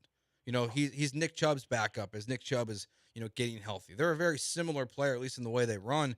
I think that would make a lot of sense, but I'm kind of with you. I'm out on it. I said safety is the number one priority this offseason, mostly because, Michael, I think that they need to figure out, what they believe in Jalen Petrie, if he's a sophomore slump guy or just we overrated. And then, I don't believe in Jimmy Ward and his ability to stay healthy. What about Petrie for you? Are you a sophomore slump or is he a guy that we overhyped on a bad football team? I think that he was overhyped on a bad football team. I don't want to be completely out on him because he's only played 2 years in the league, and it's a new year with a new coach and a new system and everything. Maybe he can find it the year after that, but he soured me on him so much this year. Mm-hmm. He's great around the line. We all know that. He can go down there and he can create some havoc in that way. But you don't want him covering anybody. And that's he's a year 2 player and he can't cover a soul at all. So that terrified the hell out of me. I think I'm out. I'm not out from the standpoint of you're not playing him next year. I think they're still going to play him, right? Because he's got 2 more years on a rookie deal and cost effective and everything. And it's not like he's the worst player ever. It's finding somebody to go with him, somebody that's going to supplement what he does that's better than him. When you look at the Rockets, we're 8 days away from the trade deadline. We're talking to Michael Connor here, co-host of Connor and Beard on Twitter at MConnorRadio. There's been some, Bridges stuff with Brooklyn about, trading them picks back and bringing in Bridges. We were discussing earlier on the Bees, and I just was in the last segment too about I don't really think it makes sense to trade for a guard when you have no answers with Jalen Green. What do you want the Rockets to do, if anything, at the deadline? Or do you want them to kind of stay kind of as is and make a small move? I mean, I've got no problem with them making a big move if it's the right big move. The Bridges move, I just don't love it from the standpoint of, I'm going to sound like an ageist. I don't want to go back to having mid-20s guys again. Can you get a guy that's closer to 25 years old, not closer to 30 at this point? That's where I'm at. It is very ageist of you. Yeah, it is ageist. As someone that I'm sure gets discriminated against all the time because of your hair color, I'm surprised by that, Mike. Well, I mean, look, the hair's falling out, so I'm not going to get discriminated eventually. So I just got to shave the beard, and I'm good. Fair. But no, I don't want to. I don't want to go if you're going to go back in on mid-20s players, you got to get superstars. I think there's no point in getting. Is Bridges ever going to be a superstar? No. I don't want to go be a 48-win team and gets bounced in the first or second round of the playoffs. I want to go be a 58-win team and be a 1 or 2 seed and go deep in the playoffs and have a chance of winning the finals. They got to find that guy. We know that they've got a guy, Shane Goon, now that they think can do that, and I think we all think can be that kind of player. But he's going to have a compliment, or he might even need somebody who he's the compliment to. It's he's the one. Somebody's the 1A, he's the 1B. I don't want to go seeing them making a trade trade away a bunch of these assets for something that's not worth it. Michael, we worked together for a while. Now we're probably combined stops coming close to 5 years. I feel at this point. Yeah. Is it my worst take, or is this a good take if I say that I think Cam Whitmore is going to be the best player of all the players for Fellstone drafted? I don't think it's your worst take. I think I'm already there with him. I'll be honest. I mean, offensively. Now, did he take Şengün? He did, yes. I still think he's. I'm in the minority of this opinion.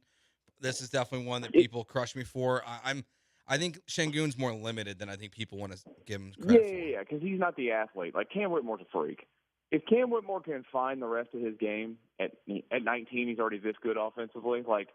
If he can figure out how to do other things and be reliable in those things, he has the skill set to be an all-star. We know that offensively. That's blatantly clear. No, everybody talked about him going into the draft. So, no, I don't think it's your worst take. It has a chance, without a doubt. Yeah, I'm just fascinated by the way he shoots the ball. We're not we don't look at his jump shot the way we look at a men's and it's broken. I don't see the inconsistencies that we see from Jalen right away. And Cam Whitmore is obviously coming into a better situation than Jalen was, but also just the dunks are so electric. I am disappointed he's not doing the dunk contest. I feel like someone from this team should be redeeming the disaster performance from Jalen Green a couple years ago. Yeah, that's for sure. I'm just mad that he was snubbed from the Rising Stars game. Oh, yeah? Is that really what triggered you, Michael? Seriously, he already loves to shoot as it is. Could you imagine him in the Rising Stars game? He'd get up 28 shots, 48 points. When's the last time you watched the Rising Stars game? I watched it. I think I watched it when Jalen was in it. I think I might have watched believe. it a little bit then too. It's just Because it doesn't do it for me. the young guys actually try a little bit. Like, they want to go out there and maybe not like they used to, but like at least they give a little bit of effort. Like, I'm not even going to bother with the All-Star game. I'm not even going to watch a second of it. No, I won't watch a second of the whole weekend. See, I like the 3-point contest. Like, I don't know, I still enjoy that. Honestly, I can't remember her name. I should know this. She plays for the New York team. I don't know her name either. Whoever the girl that plays for the New York Liberty, the 3-point shootout, Sabrina, I think it is what. I might be right on that. I don't think it's that, but maybe. Who knows? The 3-point shootout she's gonna do with Steph Curry. Like, I'm excited for that. But like, I like the 3-point contest. It's way more fun than the dunk contest. That's pretty much all I've got on the All-Star weekend. All of them are a waste of time. Yeah, and I'm sure the players are going to love spending time in Indianapolis, Indiana. What a great city. Yeah, well, at least C.J. Stroud's a Pro Bowler. I know you guys are hyped about that, Michael. I mean, how do you feel? As we like to say, we were all bricked up on the show for that one. I mean, come on now. C.J. Stroud in the Pro Bowl games, precision passing. Is there any doubt he's going to win that? He might have put on the greatest performance he's ever seen. It's true. He might. He is Michael Connor. You can find him on Twitter at @MConnorRadio, co-host of Connor and Beer from 12 to 3, Monday through Friday. I'm going to get you out of here on this one. We had a very random discussion on the Killer Bees today. Somehow we got into the topic of best sports movies. Jeremy said something about it started with the Remember the Titans. He said it's one of his favorites. Kind of went from there. Top 3 sports movies of all time are what for you? Slapshot. Okay. We forgot that one. That's a good answer. Yeah, I love that movie so much. I know that I heard them talking about this. They hate that. Well, look, I agree. The last end of it's tough, but I do love Tin Cup. Okay. And then I'm gonna go with Major League. You have to have Major League on there. That's fair. All right, that's a good answer. My top 3, because can I include comedies for will you allow me to? Yeah, why not? Okay. Happy Gilmore, number 1. Remember the Titans, number 2. And I always love Sandlot. Like, I don't know if it's actually a good movie or not, but I just love it. It's good. We were like kids when it came out, I think. Oh yeah, dude. The kids over here at this house, they want to watch it all the time, so I still watch it to this day. It's awesome. Sandlot 2, the worst movie ever, though. He is Michael. He is Michael Connor. You can find him on Twitter at @MConnorRadio. He'll be back tomorrow at 12 o'clock with Josh Beard, host of Connor and Beard. Michael, thank you, and see you tomorrow. Yeah, bye, Joe. All right. We got one more segment left to go here on the Bullpen on ESPN 97.5 and 92.5. The big news in the NFL yesterday, outside of Houston, was Ben Johnson. He pulled his name out of the hat for Seattle and for Washington. Seattle's hired a new head coach, but I want to take a way, way, way too early look at the coaches that will be fired in 2025 and where Bobby Slowick will land. That's next here on the Bullpen on ESPN 97.5 and 92.5.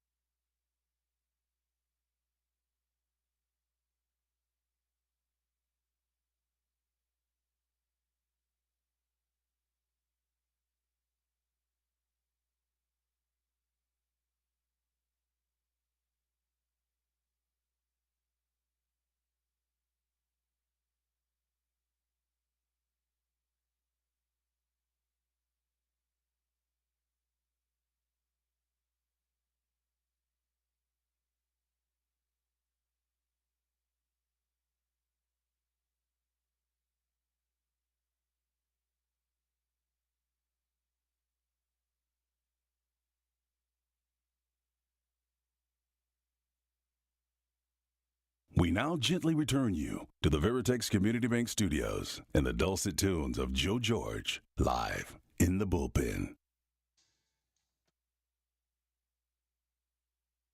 Final segment of the bullpen here on ESPN 97.5 and 92.5. A couple texts in there at the end of the conversation with Michael Connor, their favorite sports movies. 0002. Sandlot, Field of Dreams, Major League. You like baseball. 8755, Friday Night Lights. We had this discussion earlier about Friday Night Lights. I like the movie. I also think the TV show is better. Gets a little sketchy. It's not great at first when Michael B. Jordan shows up for the first time, I feel like, but I feel like he kind of gets it figured out. But 2025, I know we just got to 2024. We just found the news that Bobby Slowick's not going anywhere, but there's one coaching job open. Washington is the last one open. It seems like a total disaster, to be honest. Like, Bobby Slowick's not interested. I don't think Dan Quinn is really interested in that job. My guess is he's going to stay in Dallas for another year. At this point, I'm not convinced he ever gets a coaching job. Like, he would be my warning to Ben Johnson. Dan Quinn had the opportunity 2 years in a row to become an NFL head coach. He turned down both opportunities. And now it seems like with nearly 10 openings, he's not going to get one again unless he does get Washington. But Washington's just stuck. But I started, with the Bobby Slowick news and just thinking ahead to next year, like already, like, okay, I'm good with Gerard Johnson as the OC. Another year with Slowick. I think it makes a lot of sense. You might still lose both of them, to be frank, if Bobby Slowick goes elsewhere. I was just thinking big picture with the NFL. Like, which jobs are most likely going to be open? And there are always surprises. So I have my list, okay? The New Orleans Saints. I think Dennis Allen does not make it through this year. I don't know if he makes it to the end of the season, just because that, to me, is an unimpressive franchise pretty much in every way, shape, or form. I think Tampa Bay was a really good story. I would still wonder about Todd Bowles, specifically, like if they bring back Baker and they have a big drop-off this year, I kind of wonder what that's going to look like, but they're not going to be on my list. I am going to put the Giants and Brian Dable on my list because, from a year like in 2000, like the end of the 2022 season, you win a playoff game. It's Minnesota, like that's a good football team, at least at the time. And then you have this year where like you once again have a top 10 draft pick, like you're not good.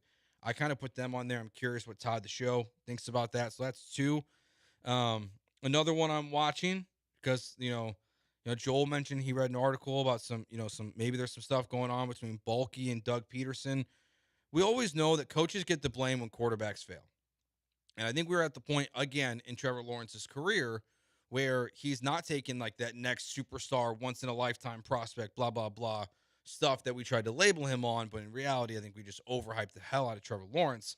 But so I wonder, like, could Doug Peterson be on the way out in Jacksonville?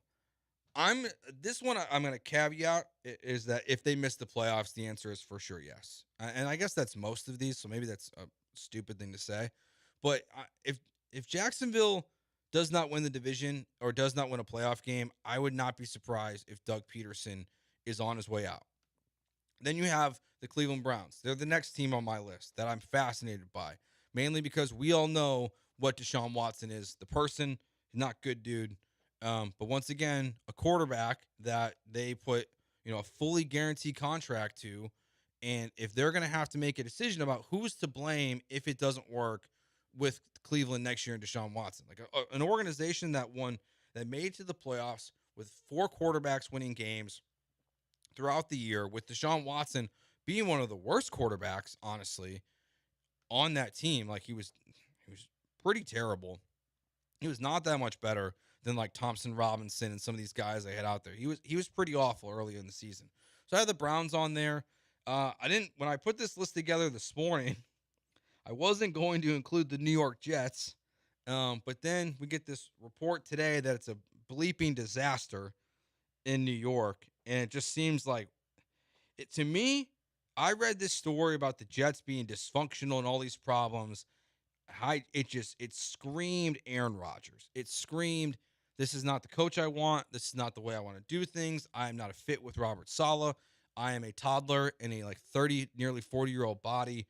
I'm Aaron Rodgers. I'm going to complain and make everyone miserable around me because that's pretty much what he's did in Green Bay. I am not a fan of that guy. Like he made me root for the Packers at some point this season. If you listen to me, you know that hurts me to say. Like I wanted to root for the Packers because I wanted Aaron Rodgers to be proved to be the ultimate idiot. The Bears, of course, they're on the list. They should have fired their coach this year. They're going to have Caleb Williams. He's a minus 1,200 favorite to be the number one pick in the draft. He's going to be a Chicago Bear. And if they don't have success with Matt Eberflus this year, even though I like what they've done with the coaching staff, I think they'll replace him. And then there's the next 3 teams that I have on this list that to me are the absolute most interesting teams because these teams, unlike pretty much everyone else I've mentioned, can make the playoffs, lose the playoff game, and fire their coach. I think Mike McCarthy of the Cowboys, Sean McDermott of the Bills, and then Nick Sirianni of the Eagles are 3 coaches on the hottest of hot seats this offseason. One guy Todd the Show on Twitch mentioned,